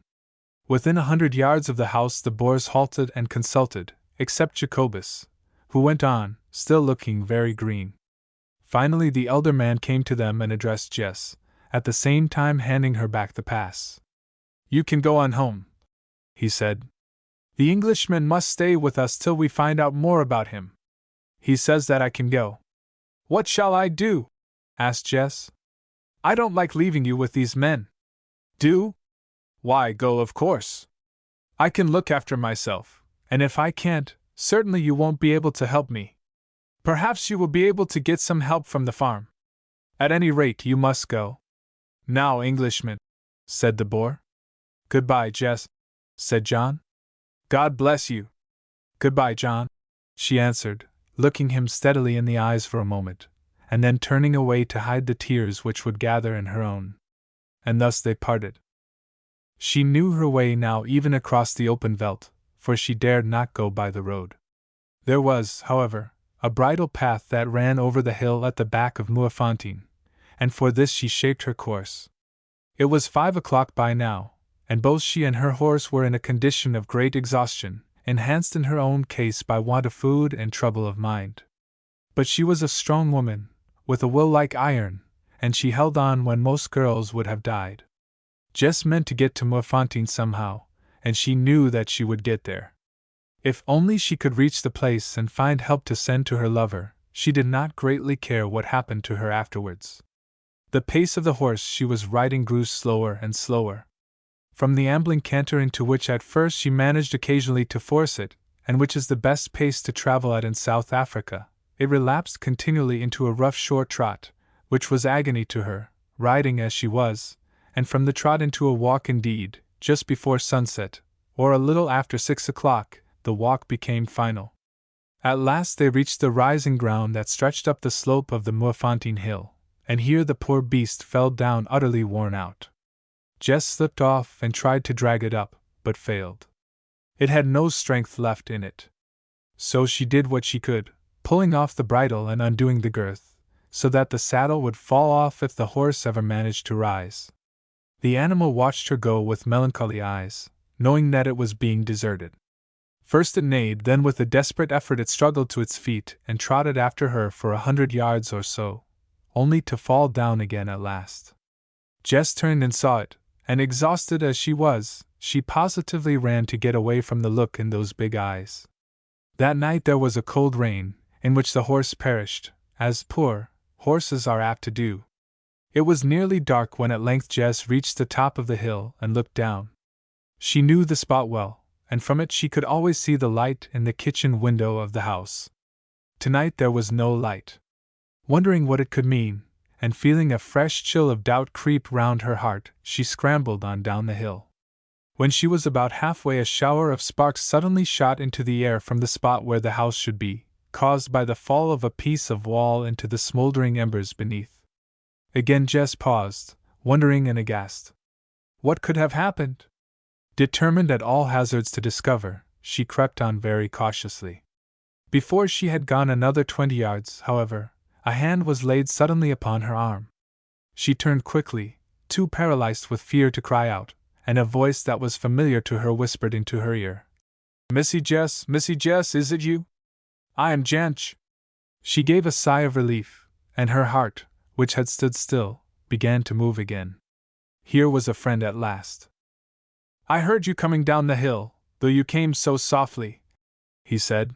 But I could not tell who it was, because you jumped from rock to rock and did not walk as usual. But I thought it was a woman with boots. I could not see, because the light all falls dead against the hill, and the stars are not up. So I got to the left of your path, for the wind is blowing from the right, and waited till you had passed and winded you. Then I knew who you were for certain, either you or Missy Bessie. But Missy Bessie is shut up, so it could not be her. Bessie shut up! Ejaculated Jess, not even pausing to marvel at the dog-like instinct that had enabled the Hottentot to identify her. What do you mean? This way, Missy, come this way, and I will tell you. And he led her to a fantastic pile of rocks in which it was his wild habit to sleep. Jess knew the place well, and had often peeped into, but never entered, the Hottentot's kennel. Stop a bit, Missy. I will go and light a candle. I have some in there, and they can't see the light from outside. And accordingly he vanished. In a few seconds he returned, and taking her by the sleeve, led her along a winding passage between great boulders till they came to a bee-hole in the rocks, through which she could see the light shining. Going down on his hands and knees, Janch crept through, and Jess followed him. She found herself in a small apartment, about 6 feet square by 8 high, formed for the most part by the accidental falling together of big boulders, and roofed in with one great natural slab. The place, which was lighted by an end of candle stuck upon the floor, was very dirty, as might be expected of a Hottentot's den, and in it were collected an enormous variety of odds and ends. As, discarding a 3-legged stool that Janch offered her, Jess sank down on a pile of skins in the corner, her eye fell upon a collection worthy of an old rag and bone shop. The sides of the chamber were festooned with every imaginable garment, from the white full-dress coat of an Austrian officer down to a shocking pair of corduroys, lifted by Janch from the body of a bushman, which he had discovered in his rambles. All these clothes were in various stages of decay, and obviously the result of years of patient collecting. In the corners again were sticks, carries, and 2 assegais, a number of queer-shaped stones and bones, handles of broken table knives, bits of the locks of guns, portions of an American clock, and various other articles which this human jackdaw had picked up and hidden away. Altogether it was a strange place, and vaguely it occurred to Jess, as she sank back upon the dirty skins, that, had it not been for the old clothes and the wreck of the American clock, she would have made acquaintance with a very fair example of the dwellings of primeval man. Stop before you begin, she said. Have you anything to eat here? I am nearly starving. Janch grinned knowingly, and grubbing in a heap of rubbish in the corner, drew out a gourd with a piece of flat sheet iron, which once had formed the back plate of a stove, placed on the top of it. It contained moss, or curdled buttermilk, which a woman had brought him that very morning from a neighboring kraal, and it was destined for Janch's own supper. Hungry as he was himself, for he had tasted no food all day, he gave it to Jess without a moment's hesitation, together with a wooden spoon, and squatting on the rock before her, watched her eat it with guttural exclamations of satisfaction. Not knowing that she was robbing a hungry man, Jess ate the moss to the last spoonful, and was grateful to feel the sensation of gnawing sickness leave her. No, she said. Tell me what you mean. Thereon Janch began at the beginning and related the events of the day so far as he was acquainted with them. When he came to where the old man was dragged, with kicks and blows and ignominy, from his own house, Jess's eyes flashed, and she positively ground her teeth with indignation. And as for her feelings when she learned that he was condemned to death and to be shot at dawn on the morrow, they are simply indescribable. Of the Bessie complication Janch was quite ignorant, and could only tell her that Frank Muller had an interview with her sister in the little plantation, after which she was shut up in the storeroom, where she still remained. But this was quite enough for Jess, who knew Muller's character better, perhaps, than anybody else, and was not by any means ignorant of his designs upon Bessie. A few moments' thought put the key of the matter into her hand. She saw now what was the reason of the granting of the pass, and of the determined and partially successful attempt at wholesale murder of which they had been the victims. She saw, too, why her old uncle had been condemned to death. It was to be used as a lever with Bessie. The man was capable even of that. Yes, she saw it all as clear as daylight, and in her heart she swore, helpless as she seemed to be, that she would find a way to prevent it. But what way? What way? Ah, if only John were here! But he was not, so she must act without him if only she could see the road to action. She thought first of all of going down boldly to face Muller and denounce him as a murderer before his men, but a moment's reflection showed that this was impracticable. For his own safety he would be obliged to stop her mouth somehow, and the best she could expect would be to be incarcerated and rendered quite powerless. If only she could manage to communicate with Bessie! At any rate, it was absolutely necessary that she should know what was happening. She might as well be 100 miles away as 100 yards. "Janch," she said, "tell me where the Boers are." "Some are in the wagon house, missy, some are on sentry, and the rest are down by the wagon they brought with them and outspanned behind the gums there. The cart is there, too, that came just before you did, with the clergyman in it." "And where is Frank Muller?" "I don't know, missy, but he brought a round tent with him in the wagon, and it is pitched between the two big gums. Janch, I must go down there and find out what is going on, and you must come with me. You will be caught, missy. There is a sentry at the back of the wagon house, and 2 in front. But," he added, "perhaps we might get near. I will go out and look at the night." Presently he returned and said that a small rain had come on, and the clouds covered up the stars so that it was very dark. "Well, let us go at once," said Jess. "Missy, you had better not go," answered the Hottentot. "You will get wet, and the Boers will catch you. Better let me go. I can creep about like a snake, and if the Boers catch me it won't matter. You must come too, but I am going. I must find out." Then the Hottentot shrugged his shoulders and yielded, and having extinguished the candle, silently as ghosts they crept out into the night. Chapter 32. He shall die. The night was still and very dark. A soft cold rain, such as often falls in the Wackerstrom and New Scotland districts of the Transvaal, and which more resembles a true North Country mist than anything else, was drizzling gently but persistently.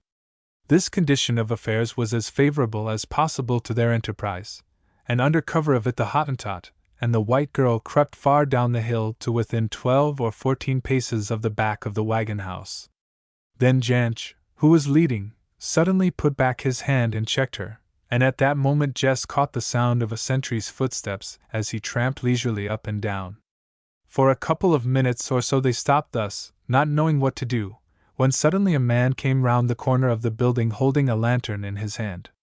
On seeing the lantern, Jess's first impulse was to fly, but Janch by a motion made her understand that she was to stop still. The man with the lantern advanced towards the other man, holding the light above his head, and looking dim and gigantic in the mist and rain. Presently he turned his face, and Jess saw that it was Frank Muller himself. He stood thus for a moment waiting till the sentry was near to him. "You can go to your supper," he said. "Come back in half an hour. I will be responsible for the prisoners till then." The man growled out an answer, something about the rain, and then departed round the end of the building, followed by Muller. "Now then, come on," whispered Janch. "There is a hole in the storeroom wall, and you may be able to speak to Missy Bessie." Jess did not require a second invitation, but slipped up to the wall in 5 seconds. Passing her hand over the stonework, she found the air-hole, which she remembered well, for they used to play bo-peep there as children, and was about to whisper through it, when suddenly the door at the other end opened, and Frank Muller entered, bearing the lantern in his hand. For a moment he stood on the threshold, opening the slide of the lantern in order to increase the light. His hat was off, and he wore a cape of dark cloth thrown over his shoulders, which seemed to add to his great breadth. Indeed, the thought flashed through the mind of Jess as she looked at him through the hole, and saw the light strike upon his face and form, glinting down his golden beard, that he was the most magnificent specimen of humanity whom she had ever seen.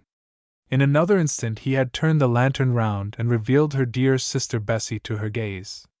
Bessie lay upon one of the half-empty sacks of mealies, apparently half asleep, for she opened her wide blue eyes and looked round apprehensively like one suddenly awakened. Her golden curls were in disorder and falling over her fair forehead, and her face was very pale and troubled, and marked beneath the eyes with deep blue lines. Catching sight of her visitor, she rose hurriedly, and retreated as far from him as the pile of sacks and potatoes would allow. "What is it?" she asked in a low voice. "I gave you my answer. Why do you come to torment me again?" He placed the lantern upon an upright sack of mealies, and carefully balanced it before he answered. Jess could see that he was taking time to consider. "Let us recapitulate," he said at length, in his full rich voice. "The position is this. I gave you this morning the choice between consenting to marry me tomorrow and seeing your old uncle and benefactor shot. Further, I assured you that if you would not consent to marry me, your uncle should be shot, and that I would then make you mine, dispensing with the ceremony of marriage. Is that not so?" Bessie made no answer, and he continued, his eyes fixed upon her face, and thoughtfully stroking his beard. "Silence gives consent. I will go on. Before a man can be shot according to law, he must be tried and condemned according to law. Your uncle has been tried and has been condemned." "I heard it all, cruel murderer that you are," said Bessie, lifting her head for the first time. "So! I thought you would through the crack. That is why I had you put into this place. It would not have looked well to bring you before the court." And he took the light and examined the crevice. "This wall is badly built," he went on in a careless tone. "Look, there is another space there at the back." And he actually came up to it, and held the lantern close to the air hole in such fashion that its light shone through into Jess's eyes and nearly blinded her. She shut them quickly so that the gleam reflected from them should not betray her, then held her breath and remained still as the dead. In another second Muller took away the light and replaced it on the mealie bag. "So you say you saw it all? Well, it must have shown you that I was in earnest. The old man took it well, did he not? He is a brave man, and I respect him. I fancy that he will not move a muscle at the last. That comes of English blood, you see. It is the best in the world, and I am proud to have it in my veins." "Cannot you stop torturing me, and say what you have to say?" asked Bessie. "I had no wish to torture you, but if you like I will come to the point. It is this. Will you now consent to marry me tomorrow morning at sun-up, or am I to be forced to carry the sentence on your old uncle into effect?" "I will not! I will not! I hate you and defy you." Muller looked at her coldly, and then drew his pocket-book from his pocket and extracted from it the death warrant and a pencil. "Look, Bessie," he said. "This is your uncle's death warrant. At present it is valueless and informal, for I have not yet signed, though, as you will see, I have been careful that everybody else should. If once I place my signature there it cannot be revoked, and the sentence must be carried into effect. If you persist in your refusal I will sign it before your eyes." And he placed the paper on the book and took the pencil in his right hand. "Oh, you cannot be such a fiend!" wailed the wretched woman, wringing her hands. "I assure you that you are mistaken. I both can and will. I have gone too far to turn back for the sake of one old Englishman. Listen, Bessie. Your lover Neil is dead, that you know." Here Jess behind the wall felt inclined to cry out. "It is a lie!" But, remembering the absolute necessity of silence, she checked herself. "And what is more," went on Muller, "your sister Jess is dead too. She died 2 days ago." "Jess dead! Jess dead! It is not true. How do you know that she is dead?" "Never mind, I will tell you when we are married. She is dead, and except for your uncle, you are alone in the world. If you persist in this, he will soon be dead too, and his blood will be upon your head, for you will have murdered him. And if I were to say yes, how would that help him?" she cried wildly. "He is condemned by your court-martial. You would only deceive me and murder him after all." "On my honor, no. Before the marriage I will give this warrant to the pastor, and he shall burn it as soon as the service is said. But Bessie, don't you see that these fools who tried your uncle are only like clay in my hands? I can bend them this way and that, and whatever song I sing they will echo it. They do not wish to shoot your uncle, and will be glad indeed to get out of it.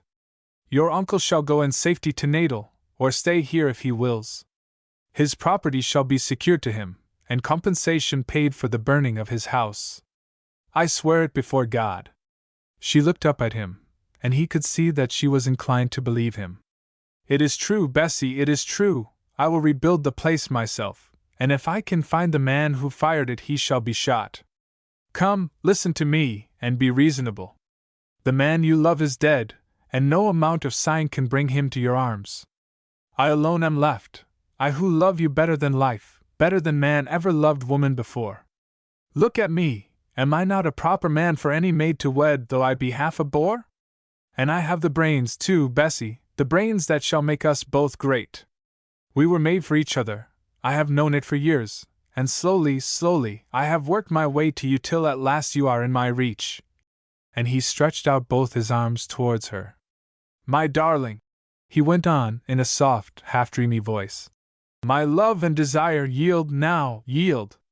Do not force this new crime upon me. I want to grow good for your sake, and have done with bloodshed. When you are my wife I believe that the evil will go out of me, and I shall grow good. Yield, and never shall woman have had such a husband as I will be to you. I will make your life soft and beautiful to you as women love life to be. You shall have everything that money can buy and power bring. Yield for your uncle's sake, and for the sake of the great love I bear you. As he spoke he was slowly drawing nearer Bessie, whose face wore a half-fascinated expression.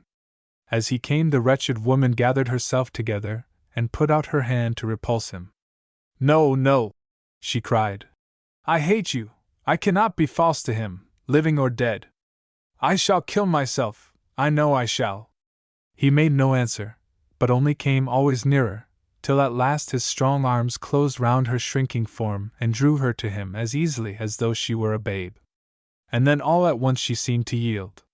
That embrace was the outward sign of his cruel mastery, and she struggled no more, mentally or physically.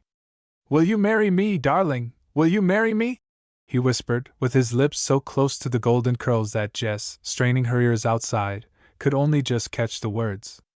Oh, I suppose so, but I shall die, it will kill me. He strained her to his heart, and kissed her beautiful face again and again, until Jess heard the heavy footsteps of the returning sentry, and saw Muller leave go of her. Then Janj caught Jess by the hand, dragging her away from the wall, and presently she was once more ascending the hillside towards the Hottentot's kennel. She had desired to find out how matters stood, and she had found out indeed. To attempt to portray the fury, the indignation, and the thirst to be avenged upon this fiend who had attempted to murder her and her lover, and had bought her dear sister's honor at the price of their innocent old uncle's life, would be impossible. Her weariness had left her, she was mad with all she had seen and heard, with the knowledge of what had been done and of what was about to be done.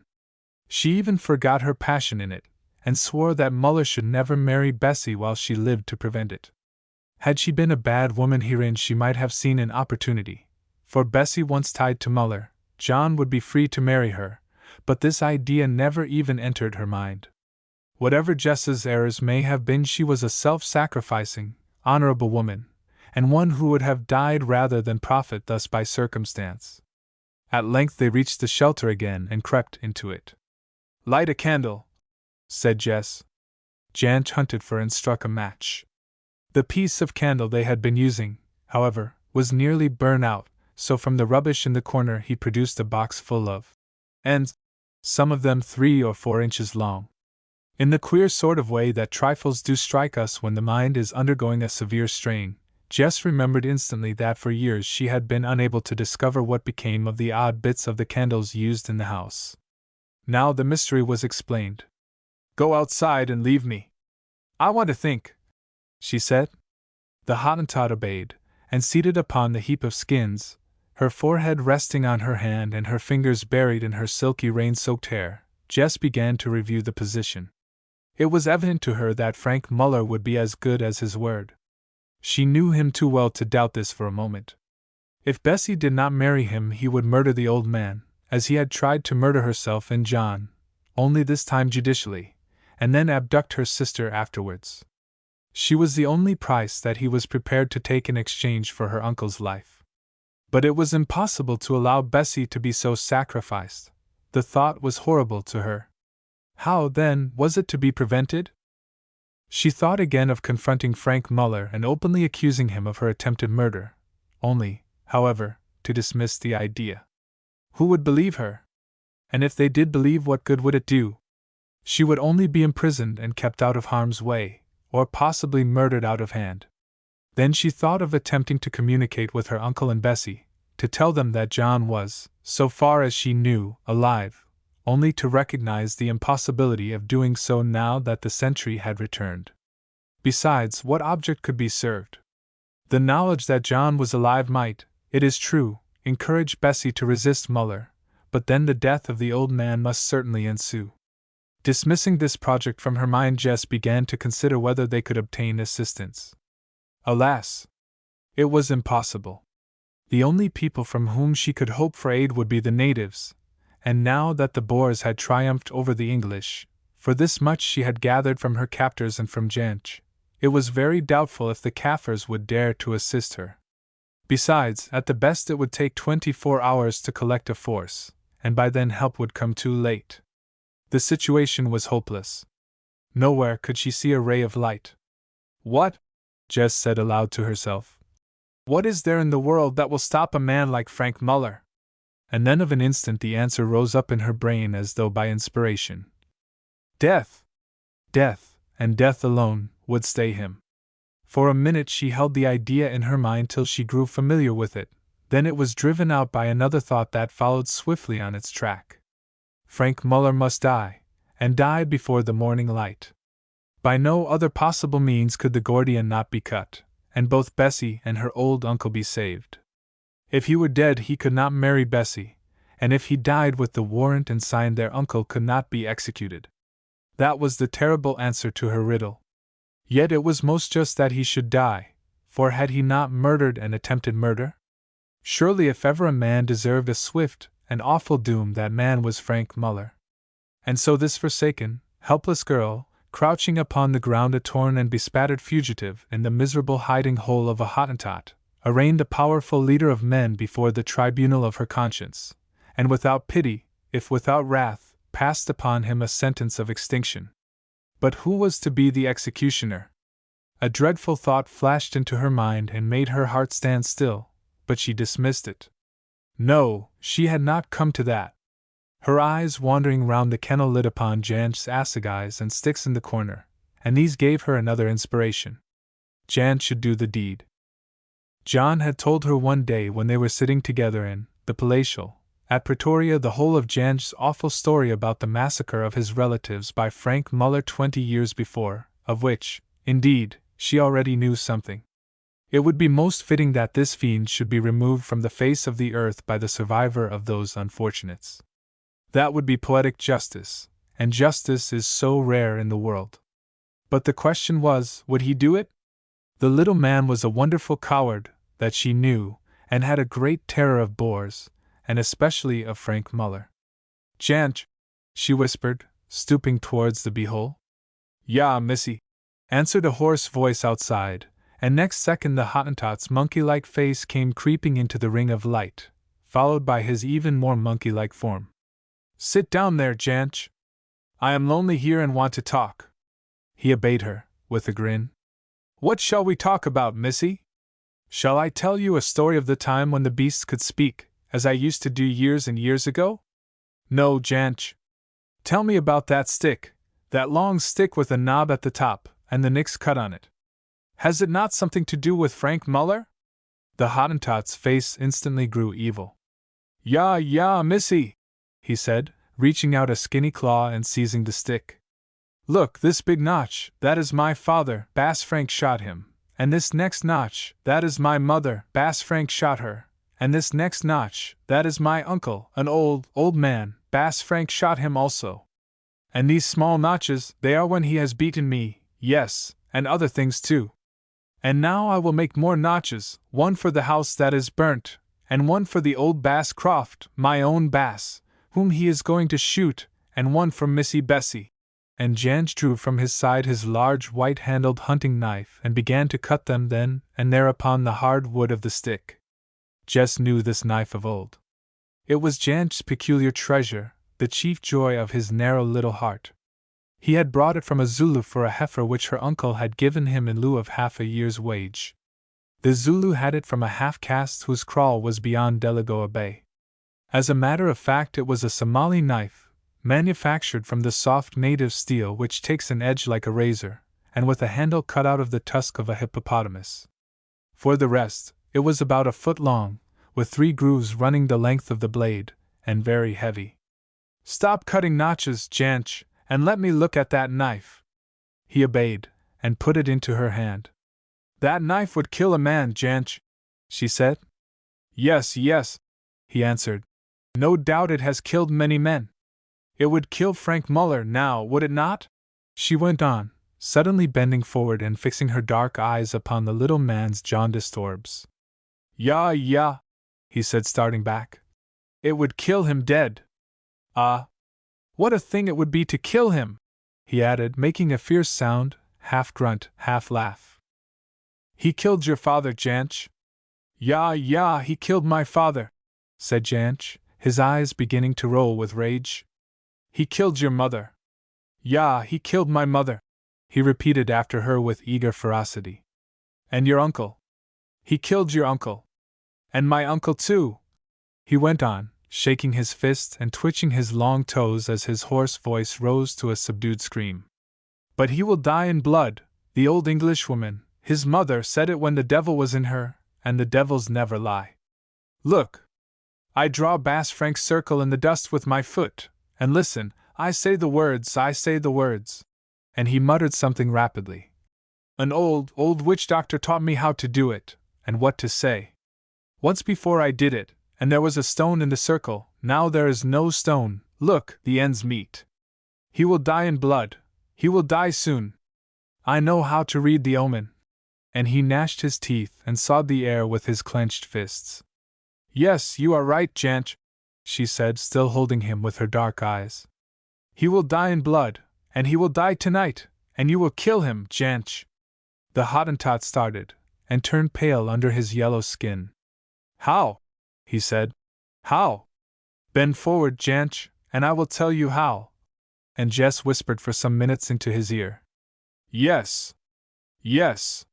Yes," he said when she had done. "Oh, what a fine thing it is to be clever like the white people! I will kill him tonight, and then I can cut out the notches, and the spooks of my father and my mother and my uncle will stop howling round me in the dark as they do now, when I am asleep." Chapter 33. Vengeance. For 3 or 4 minutes more Jess and Janch whispered together, after which the Hottentot rose and crept away to find out what was passing among the Boers below, and watched when Frank Muller retired to his tent. So soon as he had marked him down, it was agreed that he was to come back and report to Jess. When he was gone, Jess gave a sigh of relief.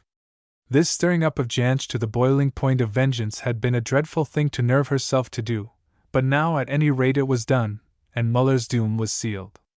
But what the end of it would be none could say. Practically she would be a murderess, and she felt that sooner or later her guilt must find her out, and then she could hope for little mercy. Still she had no scruples, for after all Frank Muller's would be a well-merited fate. But when all was said and done, it was a dreadful thing to be forced to steep her hands in blood, even for Bessie's sake. If Muller were removed, Bessie would marry John, provided that John escaped the Boers, and be happy, but what would become of herself?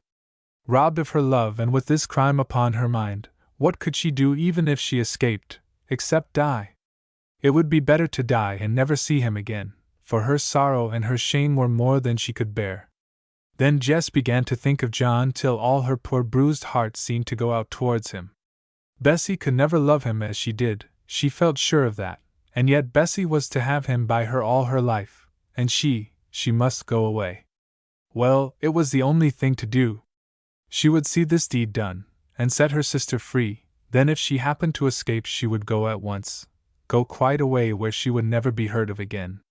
Thus at any rate she would have behaved like an honorable woman. She sat up and put her hands to her face.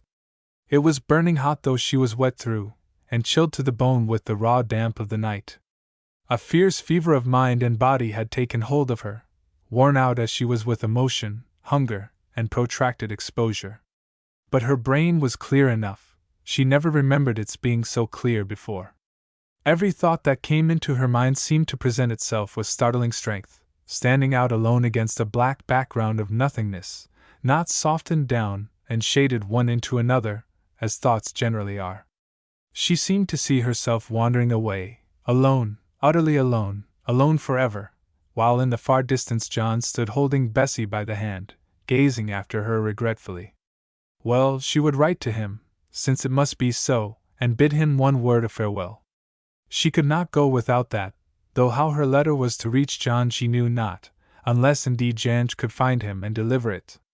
She had a pencil, and in the breast of her dress was the Boer pass, the back of which, stained as it was with water, would serve the purpose of paper. She found it, and bending forward towards the light, placed it on her knees. "Goodbye," she wrote. "Goodbye. We can never meet again, and it is better that we never should in this world. I believe that there is another. If there is, I shall wait for you there if I have to wait 10,000 years. If not, then goodbye forever. Think of me sometimes, for I have loved you very dearly, and as nobody will ever love you again, and while I live in this or any other existence and am myself, I shall always love you and you only. Don't forget me. I never shall be really dead to you until I am forgotten. J. She lifted the paper from her knee, and without even rereading what she had written thrust the pass back into her bosom and was soon lost in thought. 10 minutes later Janj, like a great snake in human form, came creeping in to where she sat, his yellow face shining with the raindrops. "Well," whispered Jess, looking up with a start. "Have you done it?" "No, missy, no. Bass Frank has but now gone to his tent. He has been talking to the clergyman, something about Missy Bessie, I don't know what. I was near, but he talked low, and I could only hear the name." "Are all the Boers asleep?" "All, missy, except the sentries." "Is there a sentry before Bass Frank's tent?" "No, missy, there is nobody near." "What is the time, Janch?" "About 3 hours and a half after sundown. 10:30. "Let us wait half an hour, and then you must go." Accordingly they sat in silence. In silence they sat facing each other, and their own thoughts. Presently Janj broke it by drawing the big white-handled knife and commencing to sharpen it on a piece of leather. The sight made Jess feel sick. "Put the knife up," she said quickly. "It is sharp enough." Janj obeyed with a feeble grin, and the minutes passed unheavily. "Now, Janj," she said at last, speaking huskily in her struggle to overcome the spasmodic contractions of her throat. "It is time for you to go." The Hottentot fidgeted about, and at last spoke. "Missy must come with me." "Come with you?" answered Jess, starting. "Why?" "Because the ghost of the old Englishwoman will be after me if I go alone." "You fool!" said Jess angrily, then recollecting herself she added, "Come, be a man, Janch. Think of your father and mother, and be a man." "I am a man," he answered sulkily, "and I will kill him like a man, but what good is a man against the ghost of a dead Englishwoman? If I put the knife into her she would only make faces, and fire would come out of the hole. I will not go without you, missy." "You must go," she said fiercely. "You shall go." "No, missy, I will not go alone," he answered. Jess looked at him, and saw that Janch meant what he said. He was growing sulky, and the worst dispositioned donkey in the world is far, far easier to deal with than a sulky Hottentot. She must either give up the project or go with the man. Well, she was equally guilty one way or the other, and being almost callous about detection, she might as well go. She had no power left to make fresh plans. Her mind seemed to be exhausted. Only she must keep out of the way at the last. She could not bear to be near then. "Well," she said, "I will go with you, Janch." Good, missy, that is all right now. You can keep off the ghost of the dead Englishwoman while I kill Bass Frank. But first he must be fast asleep. Fast asleep. Then slowly and with the uttermost caution once more they crept down the hill. This time there was no sound to be heard except the regular tramp of the sentries. But their present business did not take them to the wagon house. They left that on their right, and went on towards the Blue Gum Avenue. When they were nearly opposite to the first tree they halted in a patch of stones, and Janch slipped forward to reconnoiter. Presently he returned with the intelligence that all the Boers who were with the wagon had gone to sleep, but that Muller was still sitting in his tent thinking.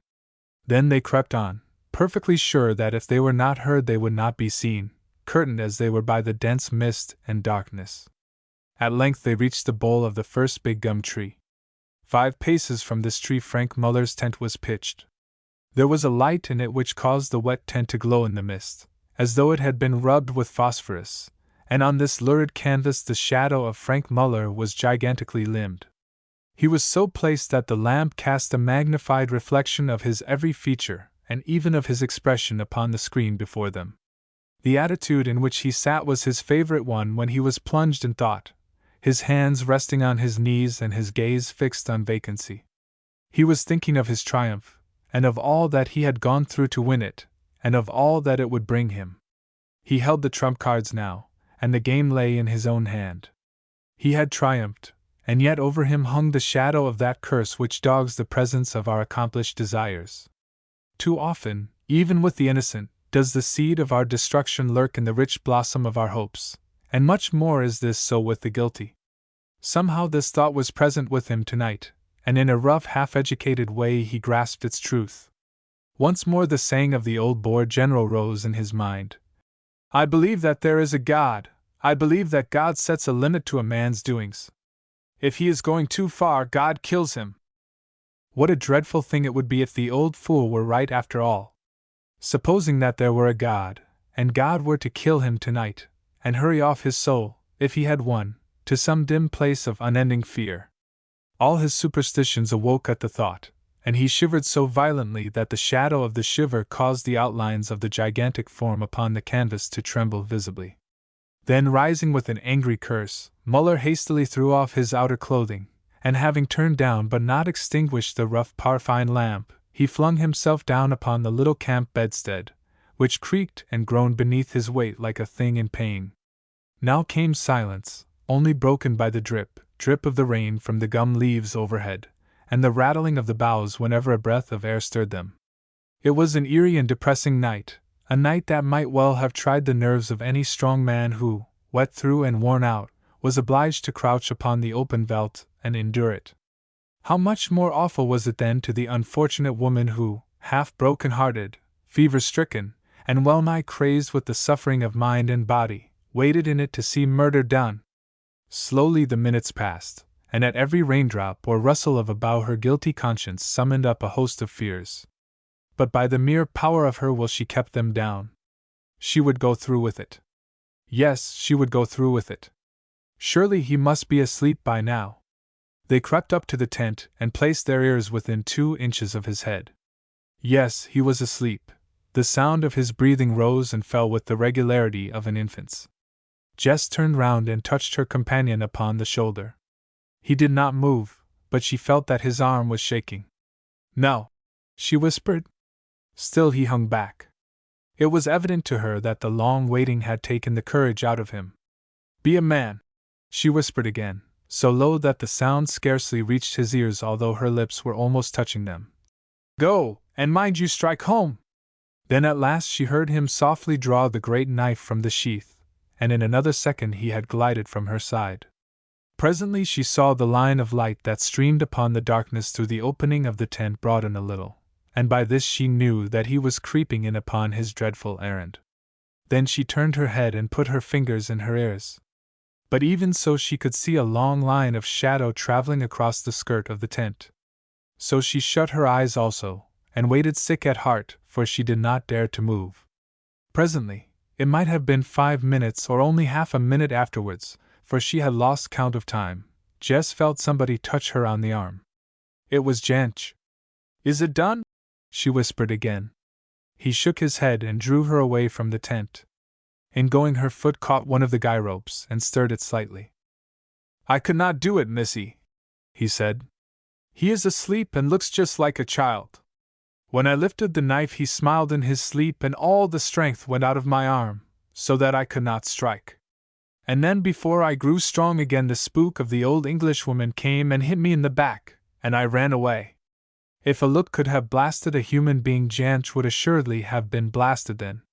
The man's cowardice maddened Jess, but whilst she still choked with wrath, a diker buck, which had come down from its stony home to feed upon the rose bushes, suddenly sprang with a crash almost from their feet, passing away like a grey gleam into the utter darkness. Jess started, then recovered herself, guessing what it was, but the miserable Hottentot, overcome with terror, fell upon the ground groaning out that it was the spook of the old Englishwoman. He had dropped the knife as he fell, and Jess, seeing the imminent peril in which they were placed, knelt down, found it, and hissed into his ear that if he were not quiet she would kill him. This pacified him a little, but no earthly power could persuade him to enter the tent again. What was to be done? What could she do? For 2 minutes or more she buried her face in her wet hands and thought wildly and despairingly. Then a dark and dreadful determination entered her mind. The man Muller should not escape. Bessie should not be sacrificed to him. Rather than that, she would do the deed herself. Without a word she rose, animated by the tragic agony of her purpose and the force of her despair, and glided towards the tent, the great knife in her hand. Now, all too soon, she was inside of it, and stood for a second to allow her eyes to grow accustomed to the light. Presently she began to see, first the outline of the bed, then the outline of the manly form stretched upon it, then both bed and man distinctly. Janch had said that he was sleeping like a child. He might have been. Now he was not. On the contrary, his face was convulsed like the face of one in an extremity of fear, and great beads of sweat stood upon his brow. It was as though he knew his danger, and yet was utterly powerless to avoid it. He lay upon his back. One heavy arm, his left, hung over the side of the bed, the knuckles of the hand resting on the ground. The other was thrown back, and his head was pillowed upon it. The clothing had slipped away from his throat and massive chest, which were quite bare. Jess stood and gazed. For Bessie's sake, she murmured, then impelled by a force that seemed to move of itself she crept slowly, to the right-hand side of the bed. At this moment Muller woke, and his opening eyes fell full upon her face. Whatever his dream had been, what he now saw was far more terrible, for bending over him was the ghost of the woman he had murdered in the Vaal. There she was, risen from her river grave, torn, disheveled, water yet dripping from her hands and hair. Those sunken marble cheeks, those dreadful flaming eyes could belong to no human being, but only to a spirit. It was the spirit of Jess Croft, of the woman whom he had slain, come back to tell him that there was a living vengeance and a hell. Their eyes met, and no creature will ever know the agony of terror that he tasted of before the end came. She saw his face sinken and turn ashen gray while the cold sweat ran from every pore. He was awake, but fear paralyzed him, he could not speak or move. He was awake, and she could hesitate no more. He must have seen the flash of the falling steel, and Jess was outside the tent again, the red knife in her hand. She flung the accursed thing from her. That shriek must have awakened every soul within a mile. Already she could faintly hear the stir of men down by the wagon, and the patter of the feet of Janch running for his life. Then she too turned, and fled straight up the hill. She knew not whither, she cared not where. None saw her or followed her, the hunt had broken away to the left after Janch. Her heart was lead and her brain a rocking sea of fire, whilst before her, around her, and behind her yelled all the conscience-created furies that run murder to his lair. On she flew, one sight only before her eyes, one sound only in her ears. On over the hill, far into the rain and the night. Chapter 34. Tante Cutsy to the rescue. After Jess had been set free by the Boers outside Hans Cutsy's place, John was sharply ordered to dismount and off-saddle his horse.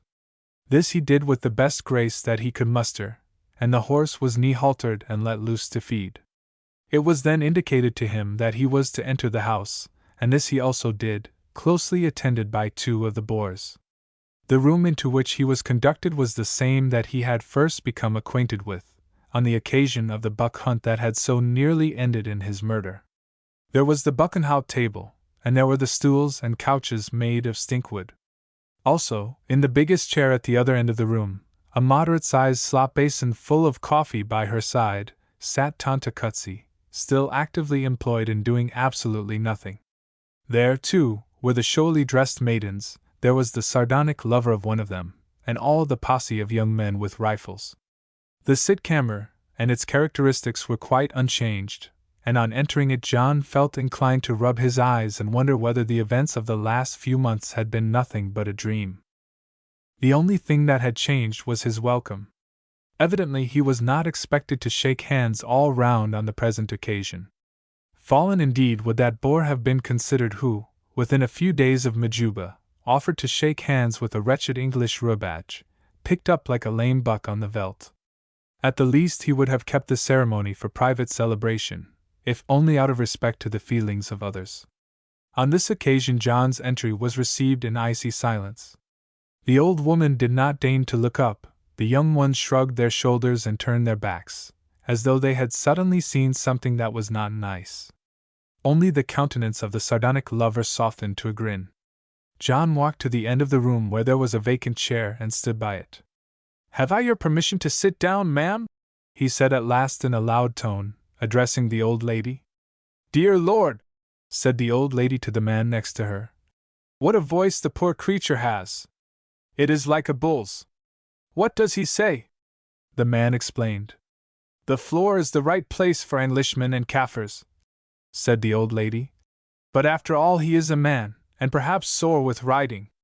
Englishmen always get sore when they try to ride." Then with startling energy she shouted out, "Sit!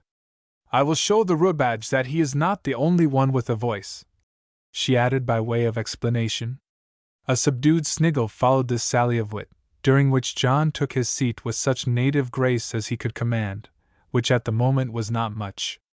"Dear me," she went on presently, for she was a bit of a humorist, "he looks very dirty and pale, doesn't he?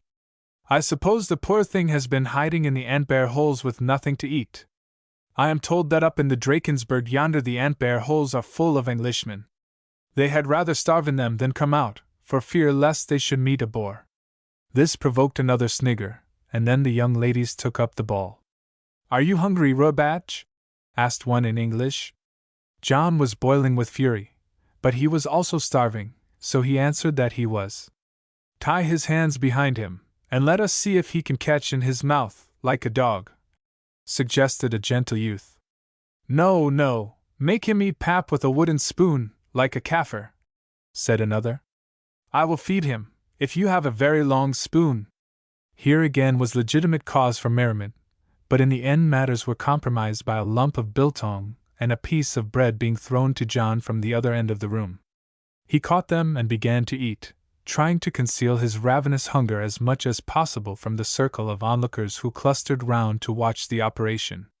"Carolus," said the old lady to the sardonic affianced of her daughter, "there are 3,000 men in the British Army." "Yes, my aunt." "There are 3,000 men in the British Army," she repeated, looking round angrily as though somebody had questioned the truth of her statement.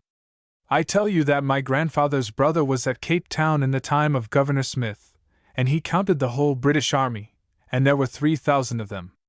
"That is so, my aunt," answered Carolus. "Then why did you contradict me, Carolus?" "I did not intend to, my aunt." "I should hope not, Carolus. It would vex the dear Lord to see a boy with a squint."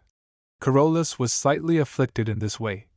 Contradict his future mother-in-law. "Tell me how many Englishmen were killed at Lang's Neck?" 900, replied Carolus promptly. "And at Indigo?" 620. "And at Majuba?" 1,000. "Then that makes 2,500 men, yes, and the rest were finished at Bronkers Spruit. Nephews, that rubach there," pointing to John, "is one of the last men left in the British Army." Most of her audience appeared to accept this argument as conclusive, but some mischievous spirit put it into the breast of the saturnine Carolus to contradict her, notwithstanding the lesson he had just received. "That is not so, my aunt. There are many damned Englishmen still sneaking about the Neck, and also at Pretoria and Wackerstrom." "I tell you it is a lie," said the old lady, raising her voice. "They are only Kaffirs and camp followers. There were 3,000 men in the British army, and now they are all killed except that Robatch. How dare you contradict your future mother-in-law, you dirty squint-eyed, yellow-faced monkey? There, take that!" And before the unfortunate Carolus knew where he was, he received the slop basin with its contents full in the face. The bowl broke upon the bridge of his nose, and the coffee flew all about him, into his eyes and hair, down his throat and over his body, making such a spectacle of him as must have been seen to be appreciated. "Ah," went on the old lady, much soothed and gratified by the eminent and startling success of her shot, "never you say again that I don't know how to throw a basin of coffee. I haven't practiced at my man Hans for 30 years for nothing, I can tell you. Now you, Carolus, I have taught you not to contradict. Go and wash your face and we will have supper." Carolus ventured no reply, and was led away by his betrothed half-blinded and utterly subdued, while her sister set the table for the evening meal. When it was ready the men sat down to meat and the women waited on them. John was not asked to join them, but one of the girls threw him a boiled mealie-cob, for which, being still very hungry, he was duly grateful, and afterwards he managed to secure a mutton bone and another bit of bread. When supper was over, some bottles of peach brandy were produced, and the Boers began to drink freely, and then it was that matters commenced to look dangerous for the Englishman. Suddenly one of the men remembered about the young fellow whom John had thrown backwards off the horse, and who was lying very sick in the next room, and suggested that measures of retaliation should be taken, which would undoubtedly have been done if the elderly Boer who had commanded the party had not interposed. This man was getting drunk like the others, but fortunately for John he grew amiably drunk. "Let him alone," he said. "Let him alone. We will send him to the commandant tomorrow. Frank Muller will know how to deal with him." John thought to himself that he certainly would. "Now for myself," the man went on with a hiccup. "I bear no malice. We have thrashed the British and they have given up the country, so let bygones be bygones, I say. Almighty, yes! I am not proud, not I. If an Englishman takes off his hat to me I shall acknowledge it." This staved the fellows off for a while, but presently John's protector went away, and then the others became playful. They took their rifles and amused themselves with leveling them at him, and making sham bets as to where they would hit him. John, seeing the emergency, backed his chair well into the corner of the wall and drew his revolver, which fortunately for himself he still had. "If any man interferes with me, by God, I'll shoot him," he said in good English, which they did not fail to understand. Undoubtedly as the evening went on it was only the possession of this revolver and his evident determination to use it that saved his life. At last things grew very bad indeed, so bad that John found it absolutely necessary to keep his eyes continually fixed, now on one and now on another, to prevent their putting a bullet through him unawares. He had twice appealed to the old woman, but she sat in her big chair with a sweet smile upon her fat face and refused to interfere. It is not every day that a Boer frau has the chance of seeing a real live English rubadge baited like an ant-bear on the flat. Presently, just as John in desperation was making up his mind to begin shooting right and left, and take his chance of cutting his way out, the saturnine Carolus, whose temper had never recovered the bowl of coffee, and who was besides very drunk, rushed forward with an oath and dealt a tremendous blow at him with the butt end of his rifle. John dodged the blow, which fell upon the back of the chair and smashed it to bits, and in another second Carolus's gentle soul would have departed to a better sphere, had not the old frau, seeing that the game had gone beyond a joke, waddled down the room with marvelous activity and thrown herself between them. There, she said, cuffing right and left with her fat fists. "Be off with you, everyone. I can't have this noise going on here. Come, off you all go, and get the horses into the stable. They will be right away by morning if you trust them to the Kaffirs." Carolus collapsed, and the other men also hesitated and drew back, whereupon, following up her advantage, the old woman, to John's astonishment and relief, bundled the whole tribe of them bodily out of the front door. "Now then, Rubat," said the old lady briskly when they had gone, "I like you because you are a brave man, and were not afraid when they mobbed you. Also, I don't want to have a mess made upon my floor here, or any noise or shooting.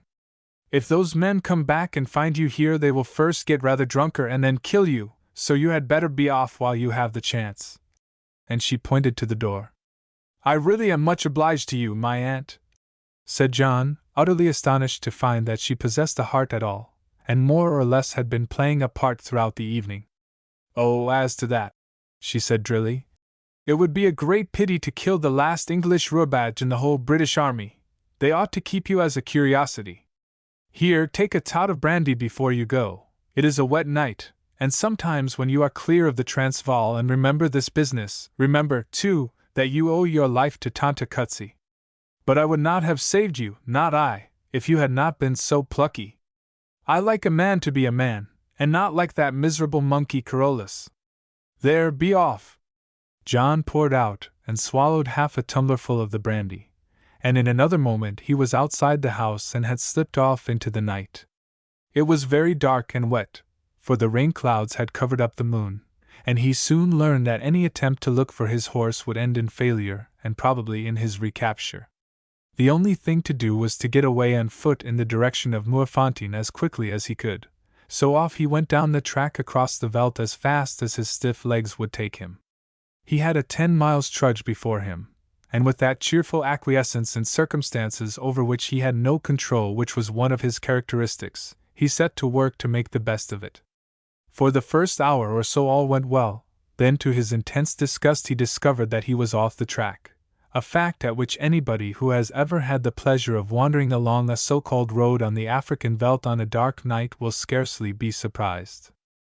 After wasting a quarter of an hour or more in a vain attempt to find the path, John struck out boldly for a dim mass that loomed in the distance, and which he took to be Moerfontein Hill. And so it was, only instead of keeping to the left, where he would have arrived at the house, or rather where the house had stood, unwittingly he bore to the right, and thus went half round the hill before he found out his mistake. Nor would he have discovered it then had he not chanced in the mist and darkness to turn into the mouth of the great gorge known as Leeuwin Kloof, where once, months ago, he had had an interesting talk with Jess just before she went to Pretoria. It was whilst he was blundering and stumbling up this gorge that at length the rain ceased and the moon revealed herself, it being then nearly midnight. Her very first rays lit upon one of the extraordinary pillars of balanced boulders, and by it he recognized the locality. As may be imagined, strong man though he was, by this time John was quite exhausted. For nearly a week he had been traveling incessantly, and for the last 2 nights he had not only not slept, but also had endured much mental excitement and bodily peril. Were it not for the brandy that Tante Cutsy gave him, he could never have tramped the 15 miles or so of ground which he had covered. Now he was quite broken down, and felt that the only thing which he could do, wet through as he was, would be to lie down somewhere, and sleep or die as the case might be. Then it was that he remembered the little cave near the top of the kloof, the same from which Jess had watched the thunderstorm. He had visited it once with Bessie after their engagement, and she had told him that it was one of her sister's favorite haunts. If he could but reach the cave, at any rate he would find shelter and a dry place to lie in. It could not be more than 300 yards away. So he struggled on bravely through the wet grass and over the scattered boulders, till at last he came to the base of the huge column that had been shattered by the lightning before Jess's eyes. 30 paces more and John was in the cave. With a sigh of utter exhaustion he flung himself down upon the rocky floor, and almost instantly was buried in a profound sleep. Chapter 35. The conclusion of the matter. When the rain ceased and the moon began to shine, Jess was still fleeing like a wild thing across the plain on the top of the mountain. She felt no sense of exhaustion now or even of weariness. Her only idea was to get away, right away somewhere, where she could lose herself and nobody would ever see her again. Presently she reached the top of Leeuwin Kloof, and recognizing the spot in a bewildered way she began to descend it. Here was a place where she might lie till she died, for no one ever came there, except now and again some wandering Kaffir herd. On she sprang, from rock to rock, a wild and eerie figure, well in keeping with the solemn and titanic sadness of the place. Twice she fell, once right into the stream, but she took no heed, she did not even seem to feel it. At last she was at the bottom, now creeping like a black dot across the wide spaces of moonlight, and now swallowed up in the shadow. There before her gaped the mouth of the little cave.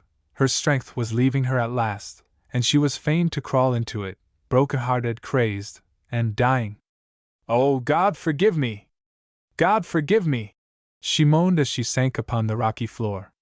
"Bessie, I sinned against you, but I have washed away my sin. I did it for you, Bessie love, not for myself. I had rather have died than kill him for myself. You will marry John now, and you will never, never know what I did for you. I am going to die. I know that. I am dying. Oh, if only I could see his face once more before I die, before I die." Slowly the westering moonlight crept down the blackness of the rock. Now at last it peeped into the little cave and played upon John's sleeping face lying within 6 feet of her. Her prayer had been granted. There was her lover by her side. With a start and a great sigh of doubt she recognized him. Was it a vision? Was he dead? She dragged herself to him upon her hands and knees and listened for his breathing, if perchance he still breathed and was not a wraith. Then it came, strong and slow, the breath of a man in deep sleep. So he lived. Should she try to wake him? What for? To tell him she was a murderess, and then to let him see her die. For instinct told her that nature was exhausted, and she knew that she was certainly going fast. No, 100 times no! Only she put her hand into her breast, and drawing out the pass on the back of which she had written her last message to him, she thrust it between his listless fingers. It should speak for her. Then she leant over him, and watched his sleeping face, a very incarnation of infinite, despairing tenderness, and love that is deeper than the grave. And as she watched, gradually her feet and legs grew cold and numb, till at length she could feel nothing below her bosom. She was dead nearly to the heart. Well, it was better so. The rays of the moon faded slowly from the level of the little cave, and John's face grew dark to her darkening sight. She bent down and kissed him once, twice, thrice. At last the end came. There was a great flashing of light before her eyes, and within her ears the roaring as of 1,000 seas, and her head sank gently on her lover's breast as on a pillow, and there Jess died and passed upward towards the wider life and larger liberty, or, at the least, downward into the depths of rest. Poor dark-eyed, deep-hearted Jess! This was the fruition of her love, and this her bridal bed. It was done. She had gone, taking with her the secret of her self-sacrifice and crime, and the night winds moaning amidst the rocks sang their requiem over her. Here she first had learned her love, and here she closed its book on earth. She might have been a great and a good woman. She might even have been a happy woman. But fate had ordained it otherwise. Women such as Jess are rarely happy in the world. It is not worldly wise to stake all one's fortune on a throw, and lack the craft to load the dice. Well, her troubles are done with. Think gently of her and let her pass in peace. The hours grew on towards the evening, but John, the dead face of the woman he had loved still pillowed on his breast, neither dreamed nor woke. There was a strange and dreadful irony in this situation, an irony which sometimes finds its counterpart in our waking life, but still the man slept, and the dead girl lay till the night turned into the morning and the earth woke up as usual. The sunbeams slid into the cave, and played indifferently upon the ashen face and tangled curls, and on the broad chest of the living man whereon they rested. An old baboon peeped round the rocky edge and manifested no surprise, only indignation, at the intrusion of humanity, dead or alive, into his dominions. Yes, the world woke up as usual, and recked not and troubled not because Jess was dead. It is so accustomed to such sights. At last John woke up also. He stretched his arms yawning, and for the first time became aware of the weight upon his breast. He glanced down, and saw dimly at first, then more clearly. There are some things into which it is wisest not to pry, and one of them is the first agony of a strong man's grief. Happy was it for John that his brain did not give way in that lonely hour of bottomless despair. But he lived through it, as we do live through such things, and was sane and sound after it, though it left its mark upon his life. 2 hours later a gaunt, haggard figure stumbled down the hillside towards the site of Moerfontein, bearing something in his arms. The whole place was in commotion. Here and there were knots of Boers talking excitedly, who, when they saw the man coming, hurried up to learn who it was and what he carried. But when they knew, they fell back awed and without a word, and John too passed through them without a word. For a moment he hesitated, seeing that the house was burnt down. Then he turned into the wagon shed, and laid his burden down on the saw bench where Frank Muller had sat as judge upon the previous day. Now at last John spoke in a hoarse voice. "Where is the old man?" One of them pointed to the door of the little room. "Open it," he said, so fiercely that again they fell back and obeyed him without a word. "John! John!" cried Silas Croft, rising amazed from his seat upon a sack. "Thank God, you have come back to us from the dead!" And trembling with joy and surprise he would have fallen on his neck. "Hush!" he answered. "I have brought the dead with me." And he led him to where Jess lay. During the day all the Boers went away and left them alone. Now that Frank Muller lay dead there was no thought among them of carrying out the sentence upon their old neighbor. Besides, there was no warrant for the execution, even had they desired so to do, for their commandant died leaving it unsigned. So they held an informal inquest upon their leader's body, and buried him in the little graveyard that was walled in on the hillside at the back of where the house had stood, and planted with the 4 red gums, one at each corner. Rather than be at the pains of hollowing another grave, they buried him in the very place that he had caused to be dug to receive the body of Silas Croft. Who had murdered Frank Muller was and remains a mystery among them to this day. The knife was identified by natives about the farm as belonging to the Hottentot Janch, and a Hottentot had been seen running away from the place of the deed and hunted for some way, but he could not be caught or heard of again. Therefore many of them are of the opinion that he is the guilty man. Others, again, believe that the crime rests upon the shoulders of the villainous one-eyed Kaffir, Hendrik, Muller's own servant, who had also vanished. But as they have never found either of them, and are not likely to do so, the point remains a moot one. Nor, indeed, did they take any great pains to hunt for them. Frank Muller was not a popular character, and the fact of a man coming to a mysterious end does not produce any great sensation among a rough people and in rough times. On the following day, old Silas Croft, Bessie, and John Neal also buried their dead in the little graveyard on the hillside, and there Jess lies, with some 10 feet of earth only between her and the man upon whom she was the instrument of vengeance. But they never knew this, or even guessed it. They never knew indeed that she had been near Moerfontein on that awful night. Nobody knew it except Janch, and Janch, haunted by the footfall of the pursuing Boers, was gone from the ken of the white man far into the heart of Central Africa.